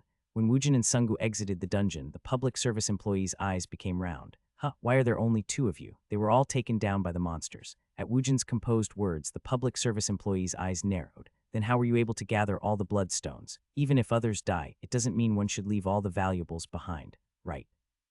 At Woojin's assertive answer, the public employee's eyes narrowed further. When he looked at the situation, he guessed these 2 had stabbed the others in the back to monopolize the profit. However, he had no way of proving it. Just sign here before you leave. The Bureau may contact you if they decide to hold an investigation on a later date. Woojin and Sungu signed the entrance ledger that was handed over to them. Then the public employee in charge used a deceased stamp to make a mark next to the names of the roused, who had entered with them into the dungeon. If one was near a subway station, there was always a decent bloodstone exchange store nearby. The price of the bloodstones almost never fluctuated. The exchange store took a fixed amount of tax, and it also took the fee one was required to give to the very first person who cleared the dungeon. The rest was deposited into the customer's account. When Woojin exited the Shinram Station's exchange store, his mouth was practically hanging from his ears. I've earned over $13,000 from a single dungeon. The bloodstones were worth $12,300, and he had taken 900 from those bastards' wallets. Originally, this was supposed to be split amongst 8 people. However, the important fact was he had earned 13,000. Moreover, if he included the 4,000 he received from saving Sungu's life, Then he had a large sum of around 17,000. Next time I'll have to go around the dungeons by myself. If he could make this much money at once like this, he didn't need to worry about the entrance fee. He could clear a dungeon in 1 hour, so it would be much more profitable for him to clear it by himself. Woojin wrapped his arm around Sunggu's neck. Put in your phone number. Yes, yes. When Hong Sunggu put in his phone number, Woojin immediately pressed the call button. After he heard the ringtone come from Sunggu's pocket, he ended the phone call. Good, good. You have my account number. Yes, I've definitely written it down. All right, travel safely. Woojin took out $10 from his fat wallet. Sunggu tried to dissuade him, but he put the bill in Sunggu's hand. Use it for transportation fee. Oh yay. Remember, I really hate bastards who stab me in the back. Bear that in mind. Sunggu lowered his head after he watched the happy Woojin leave. Sunggu's face looked as if he had lost his country. He said, I'll be short even after I break open my savings. Hong Songgu had become aroused 2 months ago, and he had made a lot of money compared to his 21-year-old peers. Still, it hadn't been easy for him to make money. He had visited the 1-star dungeons every day for the past 2 months. He was able to earn more than $30,000. He had been successful in saving some money, increase the effectiveness of his fireball ability, and decrease his cool time. It was an incredible amount of cash flow compared to a regular person. However, it was money he had earned by putting his life on the line. His stomach churned at the idea that he would have to blow all the money he had struggled to gather. Still, he was pulled out from a certain death, so how could he compare his life to his entire asset? He probably could get a loan for $4,000 to fill the missing amount of money. Ugh, when he said 4 bills, I hope he didn't mean the big 4 bills. Whether it is 40,000 or 400,000, he intended to give him everything he got. However, he probably didn't have the ability to make $400,000. It was a figure that felt too far away to reach. He hoped Woojin didn't put such a high price on his life. Sunggu headed towards the bank to break open his savings. Woo Sung-hoon was a pretty successful owner of a cell phone store. He had 8 years of experience as a salesman, and he had used the money he had saved to purchase a store. His store was quickly becoming a fixture. There is no customers today. Sung-hoon let out a yawn when the glass door opened and a man quickly ran in. Where's the restroom? Is it here? The man abruptly opened the door behind the counter, then he entered it. Sung-hoon watched this with surprise in his eyes. He probably lost the ability to speak since he was too flustered. What is this? Who is this crazy man? Sung-hoon rose from his seat and he spoke in an annoyed voice. Mister, that is the storage room. Please come out. When there weren't any reply or reaction, a vein popped out on Sung-hoon's forehead. He wanted to make sure the man wasn't doing his business inside the room, so he opened the door to the storage room. Ah geez, come out. Sung-hoon's clothes were grabbed by a hand and he was forcibly dragged into the storage room. Ku dong tong. As he was thrown into the boxes containing products, Sung-hoon knew something was wrong. He's crazy. A crazy man has appeared. Sung-hoon quickly located his opponent. No, his opponent grabbed him first. He was lifted up by his collar and Sung-hoon struggled as his feet didn't even touch the floor. What kind of strength? Sung-hoon was a big man, but his opponent was stronger than him. Moreover, his denseness was proportional to his strength. Hwiek Zizuk. Sung-hoon was suddenly struck on his cheek, so he lost the words he was about to say. His ears rang with a buzzing sound. TLN mop mop. Moreover, he couldn't think about anything as if he had become dumber. Hwiek Zizuk. The opposite cheek was struck, and Woo Sung-hoon's consciousness started to fade. He tasted a coppery taste in his mouth as the inside of his mouth started bleeding. Hwiek Zizuk. Sung-hoon came to his senses when his cheeks were hit again. He felt an instinctual fear. He used all of will to desperately open his mouth. Help me. Hwiek Zizok. Instead of an answer, the hand flew towards him. Sung-hoon felt a sense of despair when his numb cheeks were hit again. He has completely lost his mind. If I'm not careful, I might really die. Did he see it on the TV? Indiscriminate violence. Didn't innocent people get beaten for no reason? Or maybe someone sent a killer after him. Now that he thought about it, the opponent probably entered the storage room since it didn't have a CCTV. He was sure this was a planned attack. Hey you, yes sir. For the first time, the other person spoke instead of using his hand. Sung-hoon reflexively answered him. Hwiek Kwadong, the man in question once again roughly threw Sung-hoon against the wall. Ook, get up. Attention. Yes sir. It had been a long time since he was in the military, but his survival instinct made it all come back. If he let out even a squeak, it felt like he would be beaten to death. The man in question was emitting such an atmosphere. His pose made him look like a mafia boss who was in charge of several hundred underlings. I hate bastards who hit me in the back of my head. TLN, figure of speech about betrayal. Moreover, I hate those who dare to scam me. They hadn't even met before, so how could he have hit him in the back of the head? Sung-hoon was too scared to make an expression showing his innocence. Woojin glanced at him. You're not going to answer me. I'm sorry. He really wanted to know what he had done wrong. Hugh, all right, think of this as your lucky day. If this was the Alphan planet, I probably would have killed you immediately. Sung-hoon didn't know how the man could say he had lucked out in this situation. Be thankful you were born in Korea. Yes, sir. Long live the Republic of Korea. Don't overdo it. Yes, sir. He was in a country with human rights. He had to follow the laws and morality of this place, so he couldn't kill this man for such a transgression. Woojin decided to end this. Took TLN SFX of phone hitting the floor. The cell phone he threw fell right in front of Sung-hoon's foot. You sold me this newest phone yesterday. Fuck. Sung-hoon finally remembered who this man was. He looked like a guy recently arrived from the boondocks, and he had sold him a handphone that was worth less than 10 for 90. He had felt so good about that sale that he even remembered the guy's name. The pushover from yesterday is this bastard. How could a person change so much? The yesterday's pushover came back today as the Grim Reaper. Moreover, it seemed he was aroused. If he knew this person was aroused, he wouldn't have tried such a clumsy scam. I bought the newest phone. However, when I went home, I was told it was an old one. That is, was there an error on your part? This was an extreme situation where his life may be on the line, so he started quickly turning the wheels in his thoughts. Woo Seung-jin had 8 years of experience as a salesperson, so of course, he knew what was Woojin's intent. I must have made a mistake. I knew that was the case. Bullshit. You beat up a person like this because of a mistake. Give me another one. What kind of model? How would I know you choose it for me? Give me the most expensive one. Woo Seung-hoon thought hard on it. However, he eventually had no choice but to take out the one smartphone he had left in stock. Woojin had a happy face as he exited the cell phone store. Hoo-hoo, the world has become so much better. It didn't even take a second before the map opened. The navigation searched for his destination, then at the same time it started giving him directions. The internet was very fast and everything was to his satisfaction. Haha, the latest phones are the best. Woojin opened his address book. Mother do Yemen real Yemen 4. That guy transferred it correctly. For a person in the modern age, the address book was a list of one's human connections. Woojin smiled as he looked at the list of phone numbers. He told the phone salesman that he would be back again. He ordered the salesman, Woo Seung-hoon, to enter his phone number. Then Woojin warned him not to change his phone number. Woojin called his mother to find out the address of the restaurant she was working at. It wasn't too far from his house. Woojin's steps was light as he returned to his house. Hoo-hoo, after I save a little bit more we'll have a knot to move. Before all of that, I should probably make mother quit her job. Woojin was a bit spiteful towards her workplace, but it was the first time he would be visiting her workplace. Therefore, he bought a box of beverage. Sungmi's restaurant. I think she said it was here. Woojin had found the restaurant at around 4 o'clock. Even though it should be the idle hours, the small restaurant was half full. Arraring, welcome. When the sound of the door opening was heard at the counter, a young lady reflexively gave a greeting with her eyes still glued to the cell phone. Pew pew, peeba, pew pew pew. Sungmi was in the midst of playing a game on her phone. She regretfully ended the game, then she raised her head. How many? She was going to greet the customer out of reflex when Sungmi's eyes became round. He had a robust body, and he had wide shoulders that went well with his tall frame.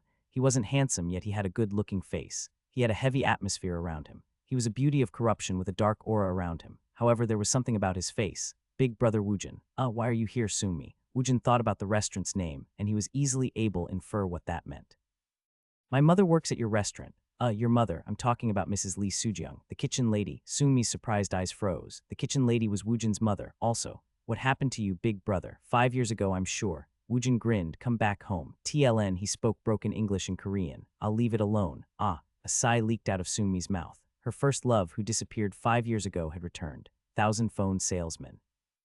A tiring battle ensued. Please quit. I can't quit. You don't have to earn any money. I'm making a lot of money now. This is the money I earned in half a day. Woojin opened his bank app, then he showed his mother his account statement. However, she wouldn't budge an inch. You came back after 5 years, yet how could a mother thrust you back into such a deadly situation?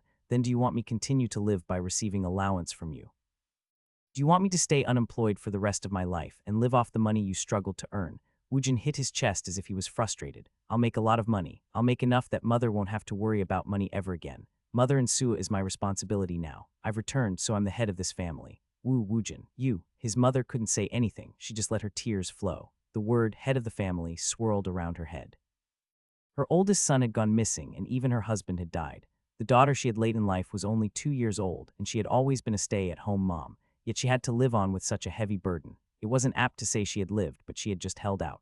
Woojin tightly hugged his mother as a river of tears flowed out of her. Before the tear-filled mother and son could have a conversation, the owner of the restaurant gave a fake cough. She was Sungmi's mother, Kim Sunok. If it was up to her, she would have yelled at them for making a spectacle at someone else's store. However, her daughter Sungmi was giving her a signal, so she looked on without doing anything. I don't want to say something like this, but how can you just quit your job like this? I know what your situation is like, but you should have a conscience. You know our store is busy, so work until I can hire someone. Woojin's face stiffened at Kim Sunok's words. He wanted his mother to immediately quit this arduous kitchen work, but his mother's answer was faster than his. Yes, even if I do quit, a responsible person can't act that way. This isn't about money, so don't say anything. Ugh, then please quit this place within a week. Sue needs mother more than me. She was only a 7-year-old preschooler. She had always felt very sorry towards Sue, so his sister might have been the straw that broke the camel's back. Husband, our Woojin. She didn't know what skills he had acquired, but her son had suddenly showed up after 5 years. He said he would go away to prepare for the school qualification exam, but he came back after he earned a lot of money. For someone who worked at a restaurant, the money was quite the windfall. Her tears wouldn't stop falling as she thought about her past arduous days. Mother, Hoo-hook, this is so sad. Sumi also started crying, so Kim Sunok passed her a handkerchief. She had never seen her daughter act this way, so she was taken aback. Even though Sumi was her daughter, she wasn't a kind girl and she could be a bit of a bitch. Normally, her daughter would call the kitchen lady auntie, then she would treat her with a bad temper. For some reason, her daughter was acting like a chaste and modest woman today. After crying for a long while, Lee Soojeong reined in her emotions. Then she started to plead towards her boss, Kim Sunok. Do you think I could get off work early today? If she doesn't let you off, then just quit.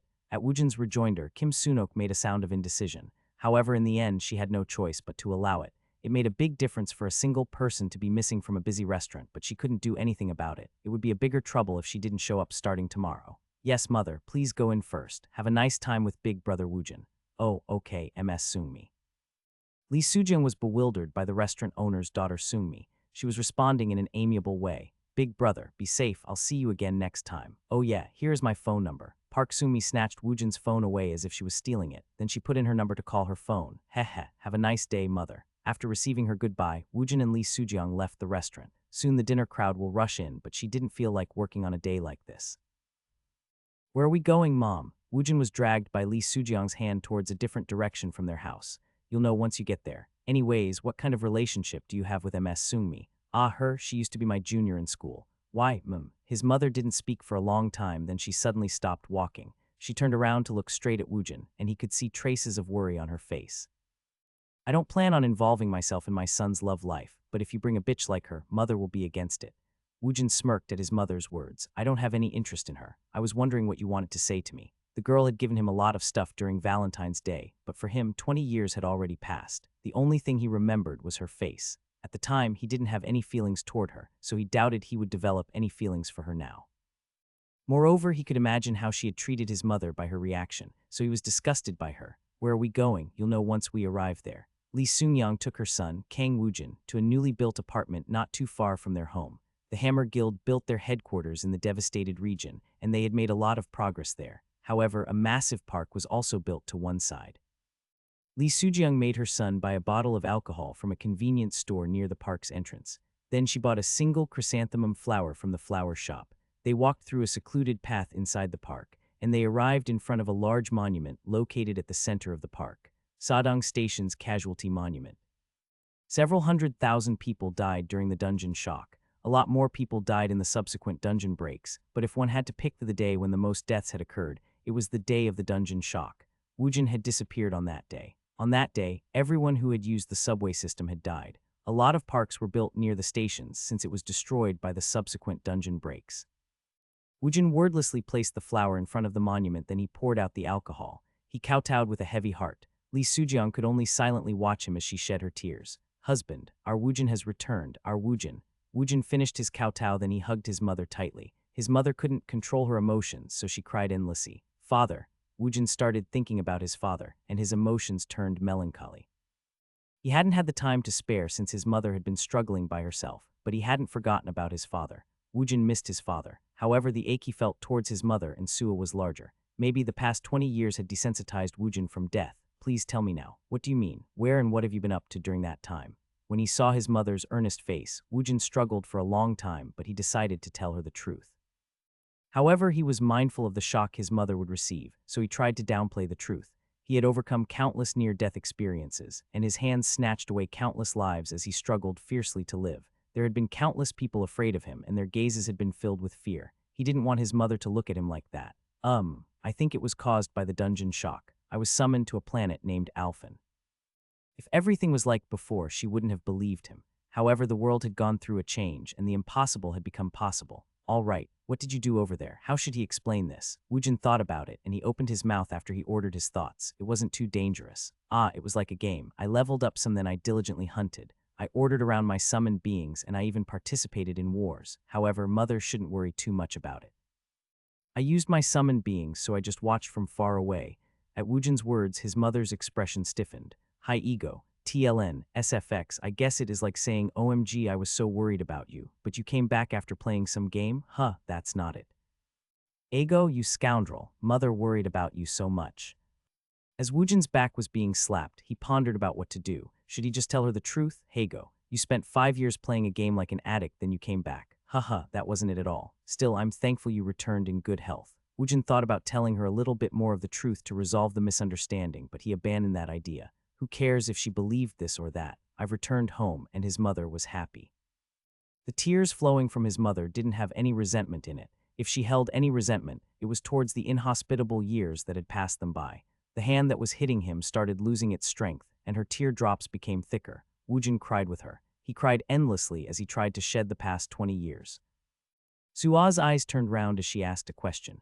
Why is mother's eyes so red? Did you cry? No, why would mother cry? No, you did cry. I know why mother cried. Why, you are happy since mother will also be able to eat beef. Isn't that right? Ho, you rascal, that's right. I'm so happy that your oppa bought us beef, so tears came out. He could see a glint of tear on his mother's eyes. It wasn't from sadness. It was a teardrop of happiness. Woojin grinned slyly. After they left the park, Woojin took Sua to a meat grilling restaurant. It was rumored to be the best one in the neighborhood. The price was too expensive, so they had never been to the store before. Chi-ji-jeek. The beef made a delicious sound as Woojin cooked it, and he placed it on Sua's dish. While Sua was chewing on her food, she picked up a piece of meat and she placed it on her mother's dish. Mom, eat this. It's really delicious. Okay. Since Sua gave it to me, it is more delicious. His mother ate a piece of meat, then she made a happy smile. Sua grinned as she looked at Woojin. I really like it since Oppa came. Really, do you like Oppa since I bought you beef? Yeah, I like it a lot. Minsu always make fun of me. He says he always eat a lot of meat. Minsu, he is the richest in our class. That is why he brags about what he eats every day when he comes to preschool. He has a lot of toys. His father is aroused, so he is really rich. Is that so? Don't be jealous of that. If Sua wants something, then just tell Oppa. I'll buy it all for you. Oppa is also aroused. TLN, cough phrasing. Maybe I should have gone for enlightened, as someone suggested. Wow, really? Oppa is the best. I like Oppa. Sua laughed merrily, but his mother looked like she hadn't let go of her worries. I'm still not sure you should do it. I'll be all right. I'm not that weak. Moreover, I won't do something that is too dangerous, so you don't have to worry about it. Oppa is in danger. No, Oppa isn't in danger. As he started to seriously cook some more meat, Woojin took a bottle of soju and he poured it into his mother's glass. As if she was still sensitive to such actions, her eyes started to water. My son, who is in his 3rd year in high school, has come back as an adult. You are able to drink alcohol with your mother. I guess so, but this is the first time I'm having soju. This is the first time my son has drunk soju. You have to learn how to drink alcohol from an adult. Hurry up and take this glass. This was the first time he had soju, but he had drunk a lot of other alcohol. Woojin took the soju cup with a pounding heart. Gee gal gal, you father would have been proud if he saw you. Our son had already grown into an adult. You could drink alcohol with me, and you also bought us meat. When they talked about his father, he became melancholy, but it couldn't even be compared to his mother's sadness. Woojin drank the entire cup of soju. There was a bite to it. It was quite good, but he was starting to feel the effect of the alcohol. There was a bitter aftertaste, and it was quite delicious. This is pretty good. He didn't know about the other stuff, but the taste of alcohol here was preferable to the ones at the planet Alphen. As time passes, he'll look fondly back at his experiences, but he couldn't do that yet. He had escaped that hellhole, and he was very happy to be with his family now. Let us be happy, mother. Yes, my son, me too, me too. In her ignorance, Sua pushed her cup forward, but he poured her some soda. Then they made a toast. His mother seemed to be drunk as she kept thanking him. He took the happily smiling Sua and his mother back home before he headed out again. He had withdrawn money from an ATM as they walked the street, and he placed 1,000 on top of the kitchen table. He wanted to give her all the money he had earned, but he needed it for seed money. He needed a certain amount of money to pay for the entrance fee for the higher-ranked dungeons. It would allow him to quickly make money. Woojin wanted to move to a decent house soon. This is great. Woojin accompanied his mother and Sua home. Then he decided to walk the night street. It was 7 o'clock. He'd taken Sua to an early dinner, so it was still quite early. This was the first time he drank soju, and the taste continued to linger. He wanted to drink more, but he didn't want to get drunk by himself. 20 years had passed, so instead of thinking about his close friends' faces, the first face that came to mind was Du Yiman's face. That guy. I have to repay his money. He owed a lot of things to him. Woojin always settled his favors and grudges. He repaid goodwill, and he took revenge on those he had a grudge against. Yimin was a big help in learning about the changed Earth. Woojin visited a still-open department store, and he entered to buy some presents. He wandered around in his threadbare clothes, and he smelled of alcohol. Even seeing him like this, the kind sales clerk helped him out. He went towards the cosmetic counter, and with the recommendation from the clerk, he purchased something a high school boy could use. He spent a good amount of money, but he didn't regret it. While he carried the present, Woojin bought a whole chicken at a fried chicken restaurant. He bought a bottle of soju at the convenience store, then he headed towards Yimin's house. There was no response as he pressed on the doorbell, so he opened the panel to the door lock mechanism. That bastard. He already changed his passcode. Woojin could have immediately called Yimin, but it was about time for Yimin to come home from his tutoring school, so he just waited. Yimin flinched in surprise when he saw Woojin standing in front of his front door. "You are back. Hi, Hyung, you came. That's right. Let's eat some chicken together." Yimin stealthily glanced towards Woojin. He covered his finger with his other hand before he opened the front door. Rai. Woojin acted naturally as he spread the chicken and plates on top of the kitchen desk. "Bring some glasses." "Ah, wait a moment." As soon as he took off his backpack, Yimin brought back some cups. He felt uncomfortable since Woojin came to his house every night, but his mouth watered when he thought about the chicken. Yimin was at an age where he liked to eat. Yimin tried to pour cola into his cup, but Woojin stopped him. "Hey, you should have a cup." "What, Hyung? I'm only a high school student." "SS soup. You can have whatever Hyung gives you." Should I?" Woojin filled Yimin's cup with soju, and he also filled his cup to the brim with soju. They didn't have a soju glass, so they poured it into cups. The soju bottle emptied just from filling 2 cups. "Okay, let's drink." "Yes." Woojin emptied the cup in a refreshing manner, and he bit into a chicken leg. Yimin awkwardly turned his head and he took a sip, then his face scrunched up. KKKKKK. Bitter, it was bitter. Why would anyone drink something like this? Yimin put a chicken wing in his mouth as he asked a question. "Was your visit to the dungeons successful?" "Of course." "Hey, I got you a present." Yimin opened the shopping bag with a confused face. When he opened it, he saw a bottle of cologne. When he saw the brand, it was a very pricey item. "Hi, Hyung, stop being surprised, you little rascal. This is the money I borrowed from you." Woojin took out 500 from his wallet. Yimin's eyes became round. "This is too much. You only have to give me what you borrowed." "No, to tell you the truth, I don't want it. Hyung has already done too much for me." "Yes, a person should repay kindness." Woojin nodded his head with a satisfied expression. "So is that why you changed the house's pass code?"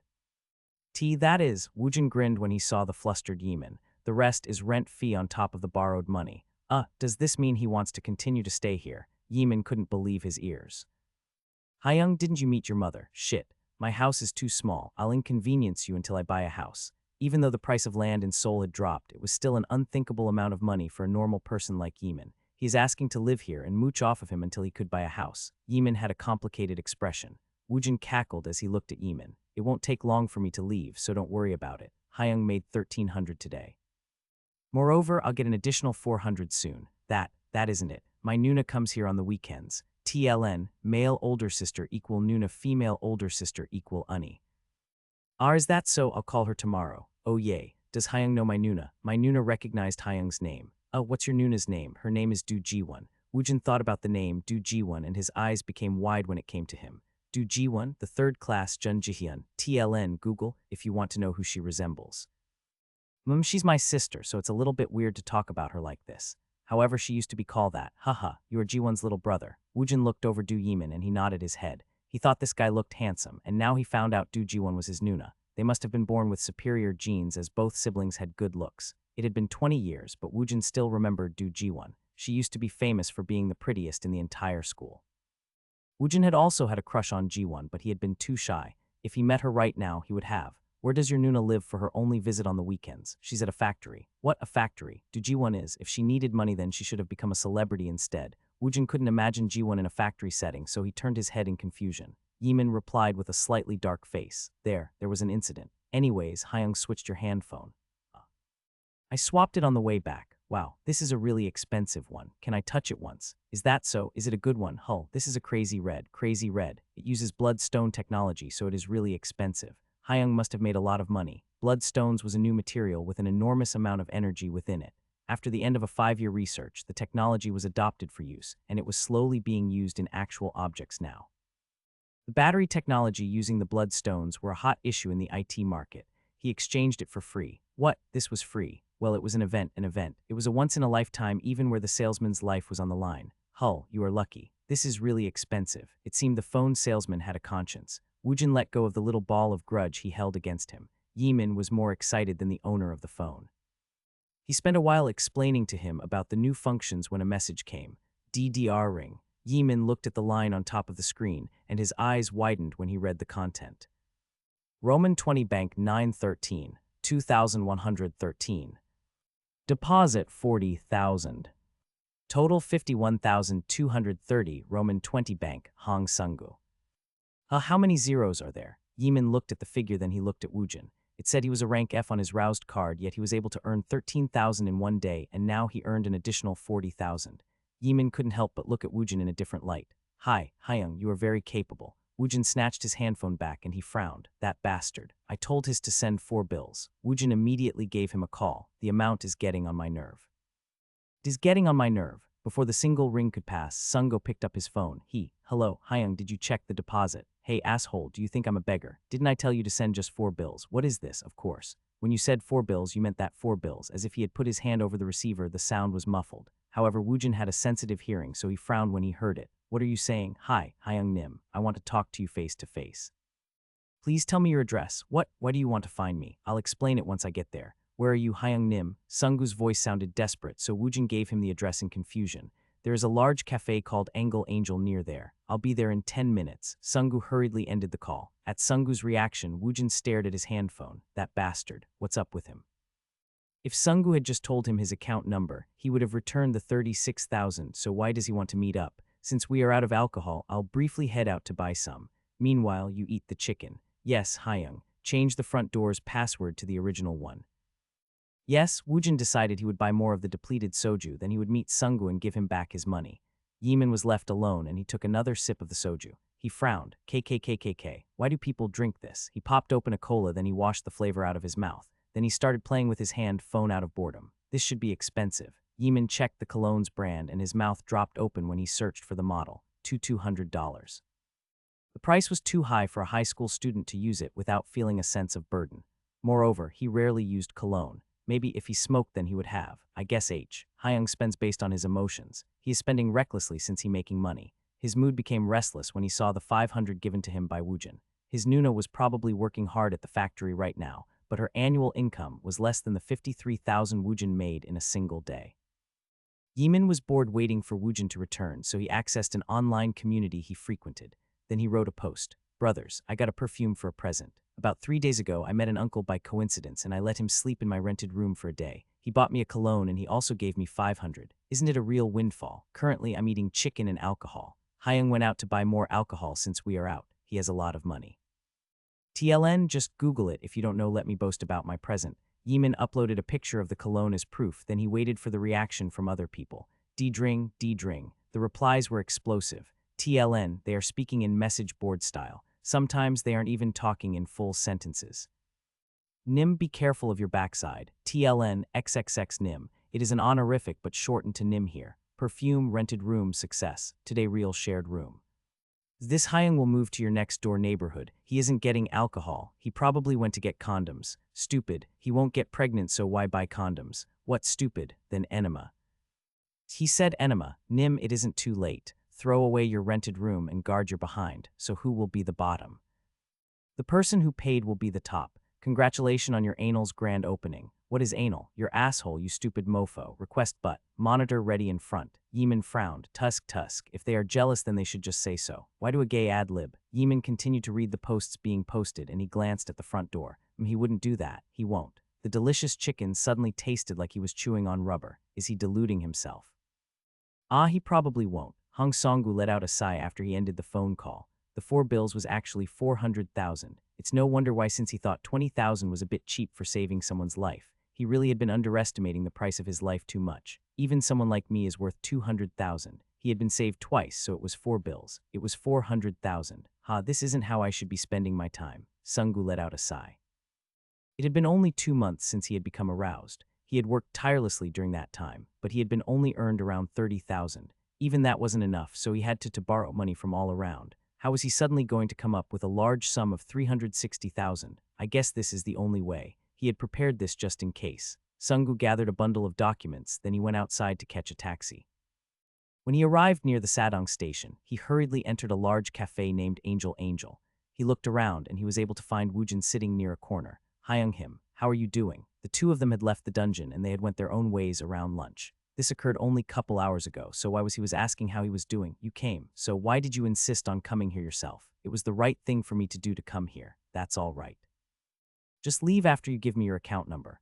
Ook. Sunggu's face turned pale from fright. Is he trying to return his money to him? Doesn't that mean he didn't need his money and Woojin wanted to kill him? Sunggu thought about how Woojin looked as he killed Baedosu and his party members without any hesitation. It happened only couple hours ago, so he was still shocked by that event. Sunggu immediately got on his knees. Hyung Nim, please spare my life. Why are you being like this? I promise I'll pay back all the money I am short on. Just give me a little bit more time. Sunggu's reaction drew the attention from the people in the surrounding. What's going on? Is he a gangster? It looks like he took out a private loan. Tusk. He must have took out a private loan, then he must have used it all. Woojin frowned when he heard the murmurs coming from the surround people. What was he trying to accomplish by gaining the attention of his surrounding? Woojin's voice was filled with irritation. If you don't want die, then why don't you have a seat? Yes, sir. Sunggu immediately sat across Woojin. Hyung Nim, I have no way of gathering 400,000 right now. If you give me some time, I promise I'll come through. 400,000. Yes, sir.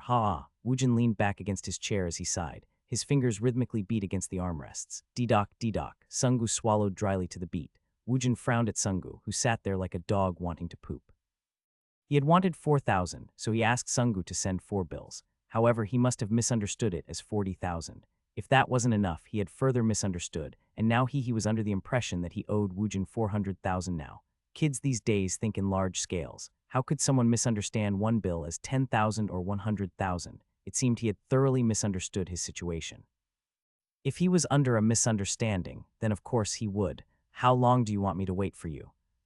Have to take advantage of the misunderstanding. Sunggu spoke rapidly. He spoke so fast that one would think he had a talent for talking. Please look here. Woojin's forehead furrowed when he picked up the paper documents pushed forward by Sunggu. Improvement of the roused ability and the corresponding income report.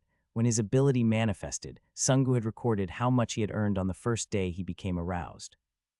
As he became familiar with his ability slowly evolved, and his income had increased steadily. He even made a graph to accompany the numbers. At the bottom, he even wrote down the dungeons he had attempted, and there was a detailed count on how many monsters he had faced. This was basically Sunggu's own portfolio. I earned 30,000 during the 2 months. From here on out, my income will continue to increase, and I will be able to obtain the rest of the money soon.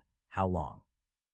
I guarantee I will have it within 25 months. Isn't that too long? At Woojin's pessimistic words, Sunggu replied quickly. When did he become so deft at wheeling and dealing? It felt like he had awoken to another Taken when facing with a situation where his life was on the line. This is why I thought of a second method. Dungeon attack business plan. Woojin frowned as he threw the documents on the table. Why don't we just talk? Sunggu immediately flapped his tongue. With Hyung Nim's abilities, you will be able to attack a higher dungeon than the 1-star and 2-star dungeons. Moreover, you will be able to earn much more revenue per dungeon attack. If you form a party with me, I'll point out the highly profitable dungeons and I'll be able to repay the 400,000 in no time. From what Sunggu observed, Woojin was most definitely not a rank F on his roused rankings. He was capable of soloing a 2-star dungeon, so how could he be a rank F? Anyways, the profit from the higher ranked dungeons were fundamentally on a different level. One could earn 400,000 in no time. For Sunggu, this would be the best method for him. He wouldn't dare attempt a high-ranked dungeon by himself, but it was possible with Woojin by his side. He just had one problem he had to resolve. Does that mean you want to comfortably mooch off of me? No, this is why I thought up a third plan. Sunggu started laying out his third plan as if nothing had happened. During that period, I will work as Hyung Nim's manager. Manager, yes, all roused with a slightly higher rank travels with one. There's even a separate supporting department for them at the guilds.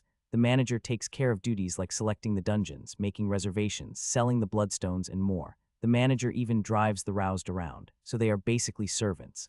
He is speaking the truth, but why do I have such an unpleasant feeling? Your analysis is correct. Hyung Nim Woojin had an amused expression when he heard Sunggu's words. Managers basically did the same work as a celebrity's manger. It wasn't a bad proposal for Woojin. Since you don't have the money, you want to work it off with your body. He was correct. You are spot on, Hyung Nim. Woojin thought for a moment before he opened his mouth. All right, for how long? Hyung Nim should decide. 1 year. I would feel a little bit bad if you worked for free, so I'll give you a little bit of money on the side. Sunggu abruptly stood up from his seat. No, I'm the one who should be thanking you. He could have just taken back the 36,000, yet he wanted to live the life of a servant. Yeeman woke up with a burning thirst in his throat. Ook. He looked around his surrounding with a dizzy head. He was on his bed. Bits of his memories started to piece itself together, and his memories slowly came back to him. He had waited a long time for Woojin, who had gone out to buy more alcohol. He started taking sips from his soju cup, and he had fallen asleep on the table. So why was he in his bed? Huck. He still had his shirt on. Yeeman hurriedly peeked underneath his blanket. He still had his pants on. He unnecessarily started touching his butt, but he didn't feel any pain. Hugh. When his nervousness melted away, he tried to get up since he had to pee. This was when he saw Woojin lying on top of a blanket placed on the floor. He saw 2 bottles of soju on the desk, so it seemed he had fallen asleep after drinking by himself. I guess he really is a kind Hyung. Yeeman felt relieved. As he was about to head towards the restroom, Woojin let out a moan. Ooh, ooh, ooh. Woojin had curled up and his body was shaking. Is he sick? Yeeman stretched out his hand to touch the curled up Woojin. Before his hand could make contact, he felt a stinging shock on his hand. Ah, that stings. Yeeman was so surprised that he sat back down on his bed. Maybe it was the shock, but he started seeing a hallucination. Gray objects were wrapped around Woojin and they were slowly swimming around him. Some were black, but none of them had a defined form. Yeeman's eyes were out of focus and he could only look on dumbly. Ghost, a sprite, or a hallucination, he felt a thick hatred and resentment towards life. No, it was the source of evil, instinctual fear. Yeeman's dilated eyes flipped into his head and he fainted onto his bed. Ooh, ooh, ooh. Woojin let out a moan and his body was drenched in cold sweat. His face was screwed up as if he was in pain. It looked as if he was possessed by an evil spirit. Necromancer, he who opposed the laws of nature. He who denies death. Eventually, he who become tormented by death's curse. Woojin continued to moan. Hyung Nim, I'm over here. The next day morning, Sungu was waiting in front of Woojin's house on the appointed time. Whose car is this? It is my mother's car. She doesn't use it a lot, so I usually use it. Woojin nodded his head as he looked at the white mattas. I guess it was better than not having a car. Why are the windows open? The AC is broken. It was almost the end of summer, so the morning was a bit chilly. It didn't matter if they didn't have an AC. Woojin tilted his head in confusion when he saw Sungu, who was putting on his seatbelt. It's your first day as a servant, so why are you in such a good mood? Haha, isn't there different degrees of being a servant? Woojin grinned as he asked a question. You said we are going to a 3-star dungeon today. Yes, what comes out over there? Rakwi comes out. TLN, Bakwi is cockroach in Korean. The author basically switched B with an R. Rakwi's were basically large cockroaches. That's it. It wasn't as if the drop rate for the bloodstones were any better, but there was a large population of this monster in this dungeon. This is why this dungeon contained a lot of bloodstones. Sungu gave a briefing about the dungeon while he drove. The Mibong Stan's 3rd exit dungeon has a maximum limit of 10 party members, and the entrance fee is 300. It's damn expensive. If one person wanted to use the dungeon, then one would have to pay 3,000 for the entrance fee. It can't be helped. Moreover, there are a lot of them, and the return stone doesn't drop until all of the Rakwis are killed. Normally, it takes around 2 hours to attack this dungeon. If one is unlucky, it takes 3 hours. Woojin nodded his head. You found the dungeon to my exact requirement. The Mibong Station's 3rd exit was chosen as their next target, but it wasn't Sungu's idea. Woojin ordered him to find a dungeon that fit a single criteria. Numerous monsters had to be summoned. He was told to search for a dungeon based on the monster regeneration rate instead of profit. He felt doubt, but he had worked hard to find it. Amongst all of the 3-star dungeons, this place regenerated the most monsters. There were way less cars on the road compared to Woojin's memory. It reminded him of the traffic he saw on the holidays. As expected, a parking lot was provided near the vicinity of the subway station. TLN, Koreans don't get a lot of vacations, so they all head out to Beach Mountain on the holidays. Therefore, you see less traffic in the city during holidays. The biggest change that had happened to Seoul in the past 5 years was the subway stations. It used to be a method of travel one used to get to work, but now it became a place of work. Dungeon businesses brought in the biggest revenue for Seoul. Even the parking fee is damn expensive.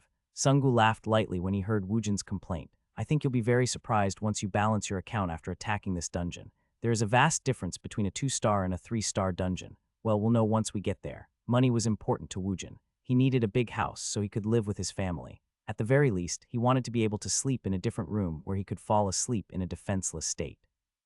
It was a dungeon where the profit was great, so the entrance fee was expensive and there were many people in queue. One could only make appointments for 4-star dungeons or higher. They also restricted the roused, who were below rank D, from even attempting the 4-star dungeon. A mule like Sungu could probably squeeze in, but a rank D roused won't even be able to become a leader for a party when attempting a 4-star dungeon. Until the 3-star dungeons, there were no restriction. One didn't need to make an appointment. The order of the dungeon attempt was basically a first-come, first-served basis. This was why the queue time was longer compared to the time it took to complete 1-star or 2-star dungeons. However, it wasn't so for this 3-star dungeon. They had come early in the morning, so there were only 2 teams in front of them. Even if everyone took 2 hours, they would have to wait 4 hours. Hyung Nim should go rest in a cafe, then return later. One of the main duty of a manager was staying in line as a proxy. Woojin looked around the surrounding, and he could see cafes and other convenient facilities. It made him doubt whether the development area around a subway station was really dangerous. It seemed the resident area moved farther away, but the commercial facilities seemed more developed here. Moreover, the dungeon was always open. The roused converged here 24/7 to attack the dungeon. Of course, a location where a lot of people gathered would flourish. It's okay, I'll wait with you. I moved Hyung Nim. Sunggu's flattery came out almost automatically. He had also studied on his own, so he could talk continuously about what he knew about the roused, their society, and the different types of dungeons. He didn't want Woojin to get bored. Pew pew pangya. Woojin found out why the Crazy Red was a popular smartphone amongst the roused. Sturdiness of its build didn't even need to be explained. It was also able to run for half a month without one needing to charge it. The insane battery allowed one not to be bored during the downtimes. Woojin waited 5 hours to enter the dungeon. Woojin paid 12,000. He paid the cost for using the dungeon for 4 hours. Sunggu looked at Woojin, and he energetically gave a fighting pose. A stocky guy like him was doing all he can to act cute, and it made him look at Sunggu with pity now. Hyung Nim, fighting, you have to go too, you dork. I have to. Who's going to excavate the bloodstones? I moved Hyung Nim. Sunggu let out a soulless exclamation, then he quickly followed behind Woojin. When there was no answer, Woojin turned to look at him. Sunggu had an expression of guilt. You're quite perceptive. It seemed flattery came naturally to him now. Woojin smirked. Do it in moderation. Moreover, just call me Hyung. Yes, Hyung. Life was a battlefield. Sunggu was at fault for overreacting and adding the extra zeros to the 4,000. Woojin didn't feel the need to take back what he had offered. He wasn't Sunggu's parent or guardian. Free money was free money. However, if he still insisted on becoming his underling, he would repay him back the money he lost. As a necromancer who had reached the pinnacle, Woojin had at least that much generosity. Be a good guide. Do my biddings well. I'm not going to work you without giving any compensations. After we finish this dungeon, you can have 10 of the profit. It was a 91 ratio. It was an unreasonable number, but Sunggu's face was filled with joy. For him, the very act of attempting a 3-star dungeon was difficult. Even if it was only 10, it would still be more than he could make from attacking 1-star dungeons several times. He would be able to get his hand on a large sum of money. Sunggu really felt thankful towards him. Woojin seemed to prefer solo play, but it seemed he would be able to enter with him. He would be able to be carried by Woojin as his manager. He'll be able to experience a 3-star dungeon and use his ability in relative safety. He'd probably be able to train and practice his ability. It might even evolve. Sunggu was aiming to become a high-ranked roused, so this was an opportunity of a lifetime. Woojin knew all about this, yet he acted like he had been fooled, so Sunggu felt thankful towards him. Let's go, time is gold. Yes, sir. Woojin was thankful towards Sunggu, who had become a servant for just 4,000. Level up. The moment Woojin gained another level, he shook his head in a fierce manner. There are frighteningly a lot of them. The floor was jam-packed with Rakwi corpses. These bastards barreled towards any life form in their vicinity. They had the tendency of using their number as an advantage. One could build a solid defense against them, or one could kill them faster than they could gather. These were the only methods of dealing with them. Woojin's method was to use both. You dare use your number against me. Kekek. He fought number with number. Woojin was surrounded by 19 skeleton soldiers. This was possible because every time he leveled up, he put all his stat points into control. Woojin used his search magic. When he felt magic within the Rakwi's corpses, he sprayed red paint on them. There were so many of them that it took a lot of time to tag them with paint. While he was doing this, Sunggu came down the stairs. Hyung him. I've excavated them all. Sunggu was hauling a bag as he descended, and he was soaked in sweat. He hadn't even used a single fireball since he had entered the dungeon. The only thing he did was to excavate the bloodstones from the field of corpses left behind by Woojin.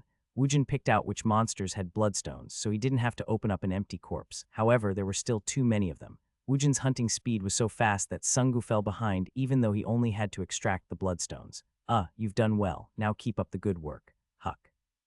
Sunggu saw the terrible spectacle created by Woojin on the last floor. He sucked in a sharp breath. At a glance, he could see couple hundred corpses. Amongst all of them, there were over 60 corpses tagged with spray paint. How much money is this? The drop rate couldn't be compared to the 2-star dungeons. Sunggu put down the full bag, then he took out a new bag. Ego, I guess I'll take a little break. Woojin freed himself from the field of corpses, then he sat on a bench. The return stone would come out from the body of the last Rakwi he killed. While Sunggu excavated the bloodstones, he sat on one side as he opened his character window. He put all the bonus points he earned from the level-ups to control. The number reached 24. He could summon 5 additional skeleton soldiers. I'm level 6 now. Woojin looked through all the skills he could learn at LVL 6. He was able to learn low-ranked attack spells like making a small flame or a fist made out of water. Everything else had a class restriction. Woojin purchased all the important magics under the low-ranked magic. The cost was between 10 to 30 achievement points each. These weak magics were progressively unusable against the monsters he would face, but these magics weren't only used in hunting monsters. They had many practical uses in real life, so he purchased and learned them. This cost 200 points. Skeleton Magician Summon. Restriction Level 10, Magic 20. Corpses or bones are used as sacrifice to summon a Strength 5, Agility 5, Health 5, Magic 5 Skeleton Magician. Range is increased when Strength increases. Shooting rate is increased when Agility increases. Attack power is increased as Magic is increased. Magic Consumption 1, Required Control 1. Every Rakwi gave him 3 achievement points. There were too many Rakwis, so he had a lot of achievement points to spare. He was able to buy skill books, but he couldn't learn it since they had level restrictions. From level 1 to level 9, one didn't have a class. The low-ranked skills learned during this period didn't have any class restrictions, and most of them could be purchased with relatively low achievement points. However, once one reaches level 10, one would develop a class, and most of the skills became expensive. Now that I think about it, I should work on my stats a little bit. There were a couple ways to raise one's stat. When one level up, one gets bonus stats, and as the name indicates, it was a bonus. There were 2 other methods if one excluded the level up. First method was to train repeatedly to increase one's stat. However, this method wasn't used often since the increase was minimal compared to the time spent. If one did it without having much expectation, then one could increase one stat at a time. The second method was to use drugs. There were reinforcement drugs that were able to give a temporary stat boost, but there were also magic medicines that could permanently increase certain stats. Woojin frowned as he searched through the achievement point store. There were reinforcement drugs that gave +1 stat points, but they cost 2,000 points. It was too expensive for him to purchase it for consumption. However, it wasn't as if he didn't gain anything. Recipe Orc Tendon Soup. Ingredient Orc Tendon 3, Drabbit Tail 5, Rat Fang 2. Effect Strength +2. He thought he did pretty well by using 150 of his achievement points to purchase this recipe. The composition method was simple. He just had to use his advanced skill combination box. It is all done, Hyung Nim. I also found the return stone. Woojin grinned as he looked at the fat bags filled with bloodstones. At the very least, there were about 5 times more bloodstones compared to the previous 2-star dungeon. Also, didn't Sungu say the bloodstones became denser and more expensive as the dungeon's rank increased? How many minutes had passed? It's been 27 minutes. Woojin stood up as he laughed. We'll run it 7 more times. Hurry up and gather everything. Huck, I understand. The skeleton soldiers approached them and they picked up the bags. Woojin and Sungu wanted to save time, so they practically ran towards the entrance. The public employee assigned to this place by the Dungeon Management Bureau was surprised when they came out much earlier than expected. When 2 rank F roused attempted the 3-star dungeon that had a maximum capacity of 10 party members, he thought their actions were ill-advised. However, it seemed he was wrong. Even if you cleared it before the time ran out, we won't refund the entrance fee. Woojin smirked at the public employee's words. I'm going to keep attempting the dungeon within the time limit, so don't worry about it. What? I don't have time, so don't ask me any questions. Woojin and Sungu grabbed the bags, then they ran towards the Bloodstone exchange store. They converted it all to cash, 54,300. He used simple calculations to determine he could earn almost 400,000 in a day. Sungu would receive 10 of that figure, so he had an expression of disbelief on his face. 5,430. This was the money he had earned in 30 minutes. If one joined a full normal party attacking a 3-star dungeon, one share of the profit would be equivalent to this. However, Sungu wasn't skilled enough to attempt a 3-star or even a 2-star dungeon. Jackpot, Hyung Nim. You are calling me Hyung Nim again. Hyung Nim is too great. I wouldn't dare call you Hyung. Woojin smirked at his silly words. We still have 7 runs left. If they went in 7 more times, then his share would be around 40,000. He had diligently went around 1-star dungeons for 2 whole months, yet he only made 30,000. Now he would make 40,000 in a day. Run. Yes, sir. Sungu and Woojin quickly ran towards the dungeon. Huck, do you think we can rest a little bit? Hyung Nim. For the most part, Woojin didn't directly participate in battle. The Rakwis were considered to be a 3-star monster because there were frighteningly a lot of them. It was so bad that a fight with the Rakwis wasn't considered to be a fight against a monster. It was a fight against oneself. Everything ended the moment one became tired. Skeleton soldiers never got tired, and he just had to summon a new one when one was destroyed. Moreover, the skeleton soldier's appearance had gone through a change. The skeleton soldier's skill level had risen from 1 to 10 and they had evolved. The skeleton soldier were made out of bones, so its emaciated body looked quite brittle. However, they now wore shoulder and chest armor. They also carried a small shield on one hand. The knives still looked very dull, but it had become larger and more pointy. They also wore a helmet on their heads. As one uses more of one's skill, the skill level increases. It can also be raised using the help of an item, or one could invest one's bonus point into it. These were the only methods. His hunting speed was becoming faster, and he was having an easier time. The problem was Sungu's stamina. He was on the bloodstone duty for 3 hours, and he hadn't been able to take a single break. Woojin's hunting speed was so fast that Sungu didn't have time to take a break. Woojin had run out of spray paint, but it seemed he had learned a marking magic. He used it to mark the monsters containing the bloodstones. He kept showing his admiration as he watched Woojin's endless versatility. Eventually, Sungu couldn't help it as his stamina flagged. "All right, let's rest for a moment." Sungu let out a groan, and Woojin plopped himself on the floor. Sungu sat next to him, and he took out a bottled water from his bag. He gave it to Woojin first. Sungu was drenched in sweat, and he had a tired expression on his face. However, he still gave Woojin the water first. Woojin grinned. "Dude, you are going to live a long life." "What? I like the cut of your jib." Woojin drank a gulp of water, then he handed it to Sungu. Sungu kept gulping down the water like a man who had come across an oasis in the desert. Haya. It felt like the water was being absorbed into his bones. Sungu's body shook, then he relaxed. "How much time do we have left?" "We have 1 hour and 12 minutes. As time passed, their pace had increased. They had already completed the dungeon 6 times before 3 hours had passed. "The adjust amount is, I think it's over 300,000. We should almost have 400,000. The Bloodstones exchange store took a fixed amount from the final figure to give a fee to the first roused, who defeated the dungeon. The association also took a portion, but the rest was automatically deposited into roused registration account. As Woojin looked at the knocked-down Sungu, he pondered over an idea. He would be able to purchase a decent house for Suo and his mother with 300,000. Money was basically the means to an end. It was a tool to get what he wanted, but the money itself wasn't his goal. "I'll give up on the Bloodstones." Woojin stood up from his seat. Sungu followed his example, and he also got up. "Ook. Hey Sungu." "Yes, Hyung Nim. The bloodstone we excavate from now on is all yours." "What? I'll mark it for you, so do your best in excavating it." Hyung Nim, keep up the good work." Woojin almost ran as he led the skeletons downstairs. "Well, should I record my lap time?" Kekek. Sungu blankly glanced down towards the stairway where Woojin had disappeared to. "Hi, Hyung Nim." If he excavated all the bloodstones before Woojin could end his hunt, he would be able to make around 50,000. He didn't care about the price of his life right now. The amount of money he was able to make was contingent on how much he moved. He was tired for only a moment. Ooh. Before the marking magic could disappear, he hurriedly swung his short sword. After Sungu entered the dungeon, he started moving like a madman. He tried to close the distance between Woojin, and he excavated the bloodstones from the marked Rakwi's corpses. He had repeated this action for several hours, so he had already become an expert in cracking open the Rakwi's head. However, Woojin's hunting speed was too fast. Sungu was able to clear only 1 floor before Woojin was coming back up with the return stone. My money. When he thought about the marked Rakwi corpses below, he wanted to pound against the floor. However, he couldn't do anything about it. He followed Woojin out of the dungeon to enter it again. There was 20 minutes left before his 4 hour of using the dungeon came to an end. Before Woojin could step onto the last floor, he stopped walking. "Level up. You have reached level 10. Your class is being sorted." Woojin was taken aback. He tilted his head in confusion. Class.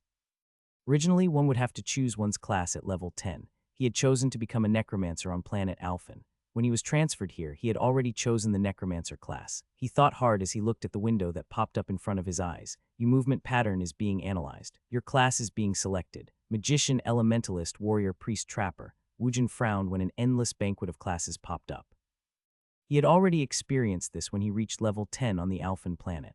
The problem was he already had a class. Does this mean I can have a dual class? He thought hard on it, but that was only answer that came to him. The warrior class was chosen. For class designation reward, you will be given a warrior's weapon. Woojin let out a sigh. Doesn't this put me in a tough spot? His skills and stats were not connected to each other.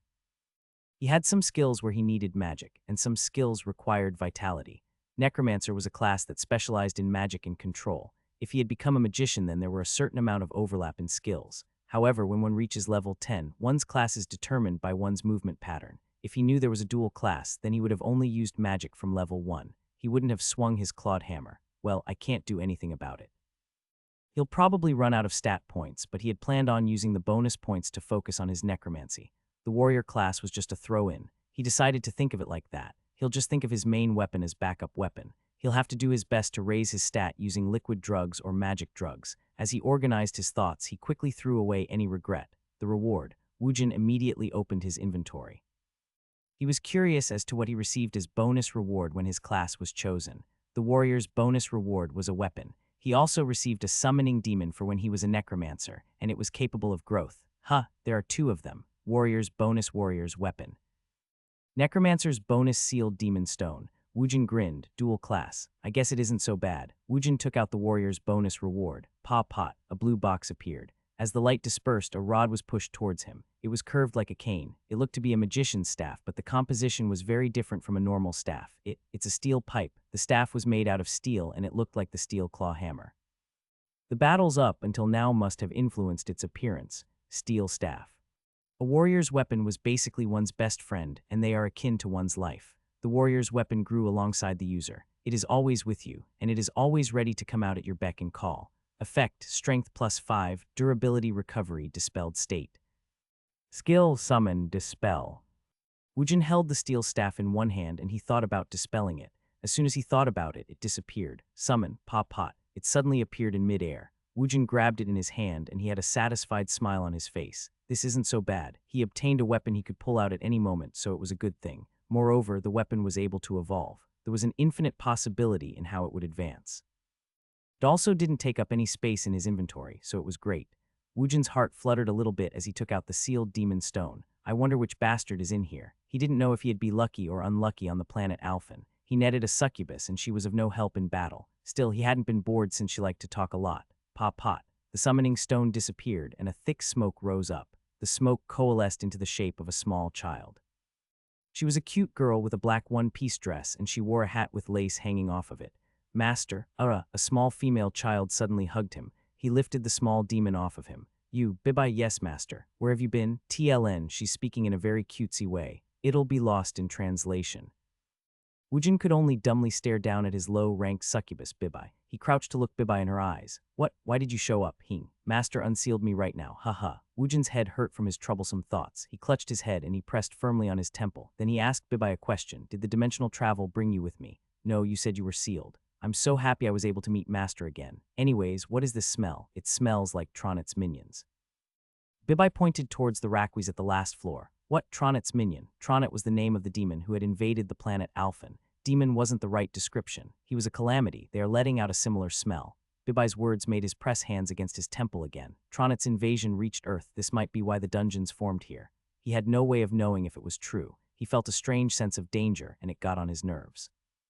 He had escaped hell, but the hell was trying come here. If it is Yini's Nim, then he would know. Yini's, say Yini's. He was considered to be one of the top mages on the Alphen planet. After Tronit invasion, he had turned himself into a lick. He had become a lick, and he existed for 200 years as he lived alongside Alphen's history. Amongst the family he commanded, the best was of course the undead magician, Lick. He never thought he would hear that name again. Yes. He was in the sealed room with me. There was Ryong, Xing, and even Kiba Nim. Also, hey, wait a moment. What is this sealed room? I'm not sure. It was like the summoning room except Master's voice didn't reach there. The summoning room was where Woojin's family gathered before they were summoned. It was like his inventory. It was a type of pocket dimension, and it was his family's paradise. Are you saying everyone is sealed? Yes, I was the very first one to hear Master's voice. Woojin finally understood the situation. His necromancer class had transferred with him. His entire familiar beings had been sealed until he was able to call on them. He had to be LVL 80 to do the Lick summoning. It seemed the level restriction was the cause of his family being sealed. If Earth has been invaded by Tronit, he understood why the dungeons had formed here. At the same time, he felt a sense of crisis. It wasn't the time to leisurely kill the monsters to excavate the bloodstones. Woojin felt the need to level up faster. Hyung Nim, he heard a voice from upstairs. He turned to look at Bibai. You should go back in, Hyung. I want to stay by Master's side. I'll call you again, so go back in. I understand. I'll be able to hear Master's voice inside the summoning room. Pot. Bibai turned into a single strand of smoke as she disappeared. At the same time, Sungu came running down the stairs. Did you hear a girl's voice right now, Hyung Nim? I didn't hear it. Why are you still here? Let's conclude our hunt today after we take care of the monsters down there. They would barely be able to do one more dungeon run, but Sungu was as exhausted as he could be, so he readily nodded his head. I understand. Woojin had a complicated expression on his face as he dragged his skeleton troop down the stairs. After he got to work, he always hand-brewed his coffee. He was a coffee maniac. He started off the day leisurely as he drank a cup of coffee in his large office. This was an important ritual for him, and it gave him joy. The 30 minutes after he got to work was his small time of happiness. His team members didn't bother him unless there was an important business. DDI. He was about to grind the coffee beans with his hand mill when the phone rang. He picked up the phone. Team Eldater, this is Heeman. Kim Heeman was part of the management staff he had deployed to the Mebong Station's third exit.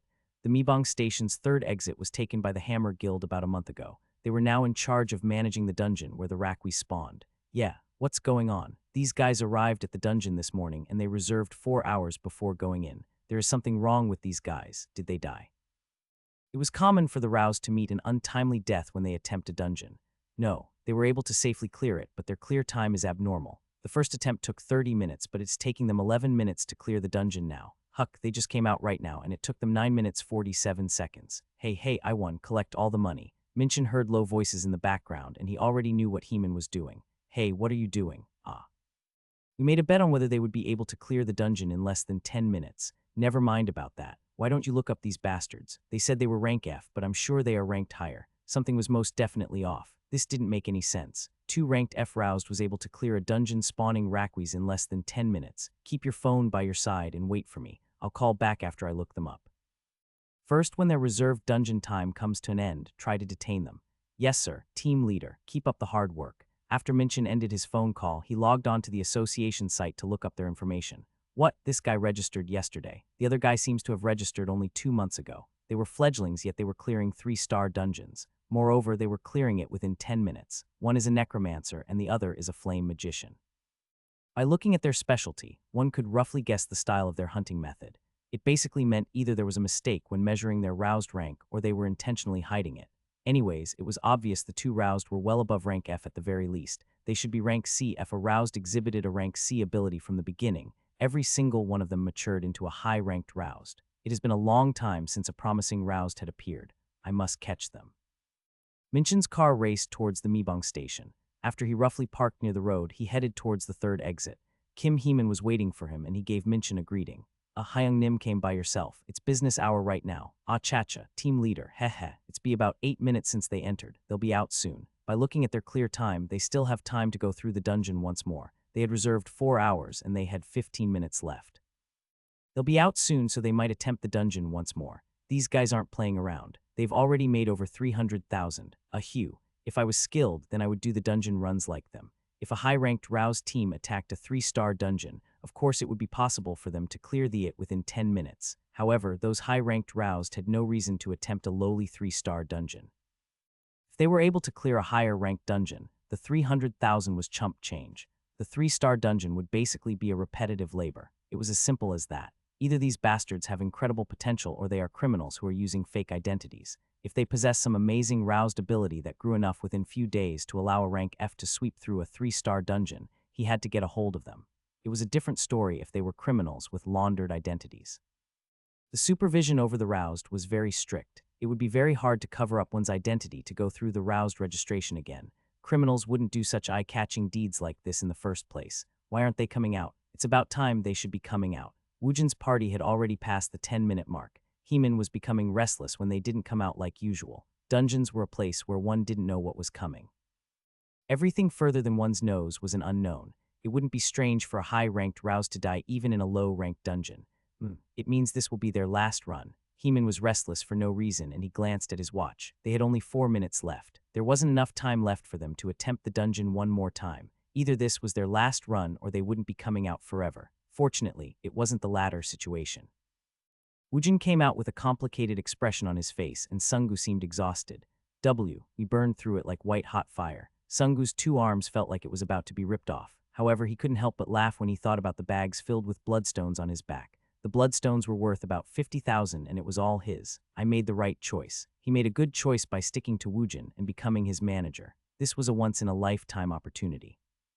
What are you doing? Go quickly settle our account. Yes, sir. Hyung Nim. The adjusted profit would all be going to Sungu this time, so Woojin didn't have to go with him. Sungu tried to quickly head towards the Bloodstone Exchange store, but someone blocked his way. May I speak to the both of you for a moment? Sungu didn't give a reply, and he casted a furtive glance towards Woojin, a flame magician with 2-month experience and a necromancer on his second day. They were an odd combination. Moreover, the relationship between the two seemed more strange. I guess that person is the leader. Minchin approached Woojin to ask his request again. May I speak with you? No, I don't want to. The correspondence of his words with his action was right on point. Woojin pushed past Minchin, who was in his face. Minchin was taken aback, and he quickly got in Woojin's way again. Please wait a moment. I just need a moment of your time. If you're planning to steal my time anyways, why are you asking politely? At the other's unexpected response, Minchin had two thoughts in his mind. What kind of crazy son of a bitch is this? He is straightforward. I have quickly give him the main points. I'll tell you my business first. I want to recruit you to our Hammer Guild. Minchin hurriedly put his hand into his suit's pocket to take out a business card, then he tried to hand one to Woojin. Woojin didn't even entertain the idea of taking the business card. He had heard a lot of information from Yeeman and Sungu, so he was well versed on this subject. I refuse. Woojin didn't even think for 1 second before he gave his answer. Minchin had to suppress himself from grumbling, and he was barely able to reply back. Well, it seems you don't know about the Hammer Guild yet. Isn't it one of the 3 great guilds of Korea? It seems you know much. I'm not in a good mood, so why don't you stop bothering me? Woojin's thought was on a razor edge as his mind was filled with thoughts about Tronit. He became irritated when this person started pestering him. He didn't want to speak to him, and it was about a subject he didn't want to talk about. Of course, he wasn't happy. Fortunately, Minchin was quick to pick up on others' mood. Well, it doesn't have to be now. At least give us a call once. Hammer Guild takes good care of the roused with skill. Woojin walked past Minchin after he glanced at the business card. Sunguo, who was following after Woojin, stealthily read the face of Woojin. What a waste. What kind of an organization is the Hammer Guild? They were one of the 3 great guilds of Korea. They were a guild ranked within the top 20 even if one put them against the guilds of the world. They were a powerful guild who possessed 2 rank A roused. 1/4 of the dungeons in Seoul were Hammer Guild properties. The guild was probably making an enormous amount of money just from the entrance fees. How could he kick away such an opportunity? Sungu knew Woojin was in a foul mood. Money wasn't the only thing the guild possessed. They had numerous magic and artifact. Moreover, they had experience. Sungu's goal was to increase his ability, and he wanted to advance in rank. As aroused, this opportunity was like a dream. Minchin didn't miss Sungu's anxious reaction. Please talk it over carefully with your party member, then please give us a call. Ah yes, Sungu sneakily took the team leader Young Minchin's business card. As he watched the two leave, Young Minchin put on a confident smile. When the two entered the Bloodstone exchange store, he swore as he frowned. What the fuck? There's a limit on how arrogant a person should be. You are right, team leader. The bastard isn't normal. He should be thankful just to be noticed. Even that should be too much for him. That's right, he has no idea how high the door steps to Hammer Guild is. Minchin took a couple deep breaths, then he let go of his anger. There were public employees from the management bureau present. There were also other roused and managers watching from the surrounding. If he had a temper tantrum, then it would be a bad look for him. Minchin approached the public employee. Are you going to send in your report? What? Of course, I have to give my report. Don't send in your report. Yes. Well, I'll do what you say. 2F ranked roused cleared a 3-star dungeon in 10 minutes. This meant something must have went wrong when they were assigning their ranks, so the employee had to send in a separate report. However, the public employee was a close friend of the Hammer Guild. The site employee Kim Heeman turned the public employee a long time ago. Please don't give the information to the other guilds. Yes, I'll do as you say. At the public employee's answer, Kim Heeman grabbed a hold of Young Minchin's arm. Geez, team leader, this isn't the first time I've done this. I'll go have some soju with that friend over there. Anyways, are you going to try to catch those two? Yes, you should return to the office for now. Go dig up some information on them. It seems those bastards aren't interested in guilds. Do they have enough worth for us to catch them? I don't care if they don't have any value. You have to catch them first. Have you never fished before? Fishing. If the lure is being pulled, then you reel it in. If it is a small fry, then you just throw it away. Anyways, go learn about them. The less people who know about them would be better for us. The information will be spread in an instant for eye-catching guys like them. However, he had to do his best to delay it as much as he can. During that time, it would be best if they entered into the Hammer Guild. If they poked around too much, then they would lose an excellent rouse to other guilds, and it would be their loss. They are coming out. At Kim Heeman's words, he turned to look. Woojin and Sungu was exiting the Bluestone exchange store. Minchin and Heeman stood next to each other, then they looked at the two with a confident smile on their face. We earned a lot. Woojin looked at the final adjusted figure, and he felt a little bit relieved. With this much money, he wouldn't have any problem purchasing a house. This was the achievement of a roused who had been registered for only 2 days. 380,000. This was the balance in Woojin's account. He already had 50,000 in there, and he had gained 330,000. Hyung Nim, I respect you. Sungu had received his 10 cut, and Woojin allowed him to keep all the bloodstones he had excavated at the end. He had made 93,000. This large sum of money blew all the thoughts about all the money he lost out of his mind. He was once again surprised he had made so much money in one day. Let's go back to our neighborhood. Yes, sir. They headed toward the parking lot to find their car. When they were passing the parking fee window, Woojin grinned. I guess the parking fee really isn't that expensive. Didn't I tell you? Also, the 4-star dungeons will be very different. The drop rate for an artifact is quite high there. If he purchased a house, then his immediate need would be fulfilled. His immediate goal was not to gather money. He knew his goal had to be leveling up as fast as he could. Woojin's expression turned complicated again, and Sungu threw out a question towards Woojin. Hyung Nim, why did you refuse the guild's offer? Do you have any reasons? It's simple. Yes, I'm not accustomed to having someone above me. Woojin was a ruler. He wasn't accustomed to having someone above him. He actually felt repulsed by it. Why should he receive orders from someone else? How laughable. Sungo saw Woojin's grin and he quietly took out the business card from his pocket. Then he threw it out of the window. He was afraid what would happen to him if Woojin found out he took the business card. Bye-bye, Hammer Guild. Sungu grabbed onto the handle as his eyes misted up a little bit. Woojin arrived at Sadang at around 11 o'clock. He called his mother to see when she could get off. Yes, mother, I'll see you later. After ending the phone call, Woojin looked at Sungu. We have nothing to do until 3 o'clock. Do you want to go eat something? I'll be honored. Hyung Nim. Dude, stop overdoing it. Heh, I really am honored. Where should I take you? How about a taste makes me feel like I've returned to Earth? He was in trouble. He couldn't think of any witty words he could reply back with. Before the silence lingered, Sungu was barely able to give an answer. Ha, should I take you to an organic Korean restaurant? There is a place I know. Let's go there. Woojin looked out the window and he pointed at a specific location. Sungu rubbed his eyes when he saw it. Over there, yeah, Kimbab World. Sungu berated himself inside. Now that I've touched some money, I became wasteful. Hyung Nim is still frugal. Woojin and Sungu ordered what they wanted to eat after they parked in front of the Kimbab World. Woojin ordered tuna kimbab TLN, canned tuna and ramen. He had a very blissful expression on his face as he savored the food. This is it. He thought about his old memories and his 3rd year in high school. This is what he had tasted at that time. 20 years as a necromancer was bypassed, and he felt like the 3rd-year high school student from Earth.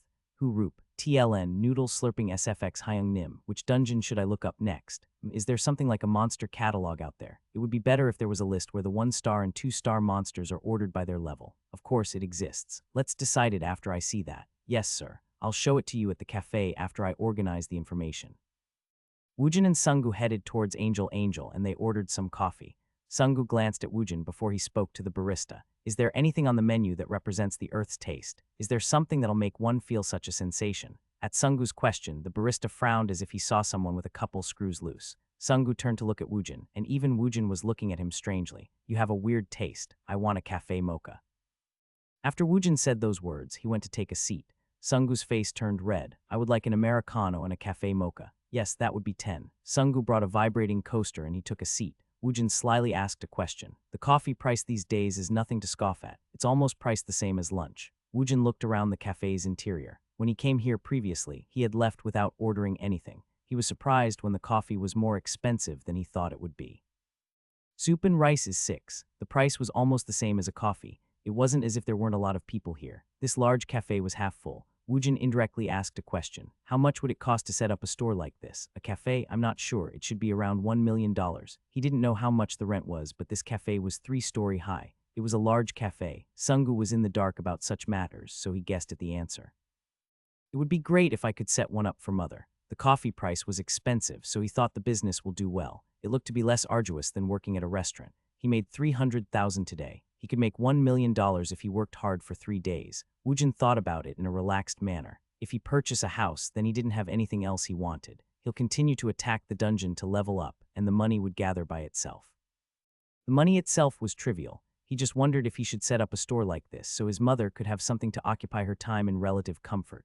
Pew pew, pio ro wrong. Woojin sipped the sweet cafe mocha and he focused on his phone game. While he was occupied, Sugu brought up some data on his tablet PC. Hyung Nim, I have it here. Let me see. How do I turn the page on this? It's the same as a smartphone, Hyung Nim. Woojin dragged the window to the top of the screen, then he looked at the monster catalog. The Rakwis from the 3-star dungeon and the monsters like Goblin and Kobold from the 2-star dungeons were also classified by the number of stars. Monsters with 1-3 stars were classified as low-ranked monsters. The monsters were classified as high-ranked starting from 4 stars. The most basic 4-star monster was a troll. Its movement was quick, and it had enough intelligence to use tools. Moreover, they had an abnormal regeneration ability. Still, they weren't that hard to deal with. I heard the 4-star dungeons and above looks a little bit different. Of course, I've personally never been to one. The 3-star dungeon kept the original appearance of a subway station. However, the 4-star dungeons were basically like stepping into a different world. The entrance just acted as a gate. Well, I'll know once I enter one. Woojin eyed all the 4-star level monsters.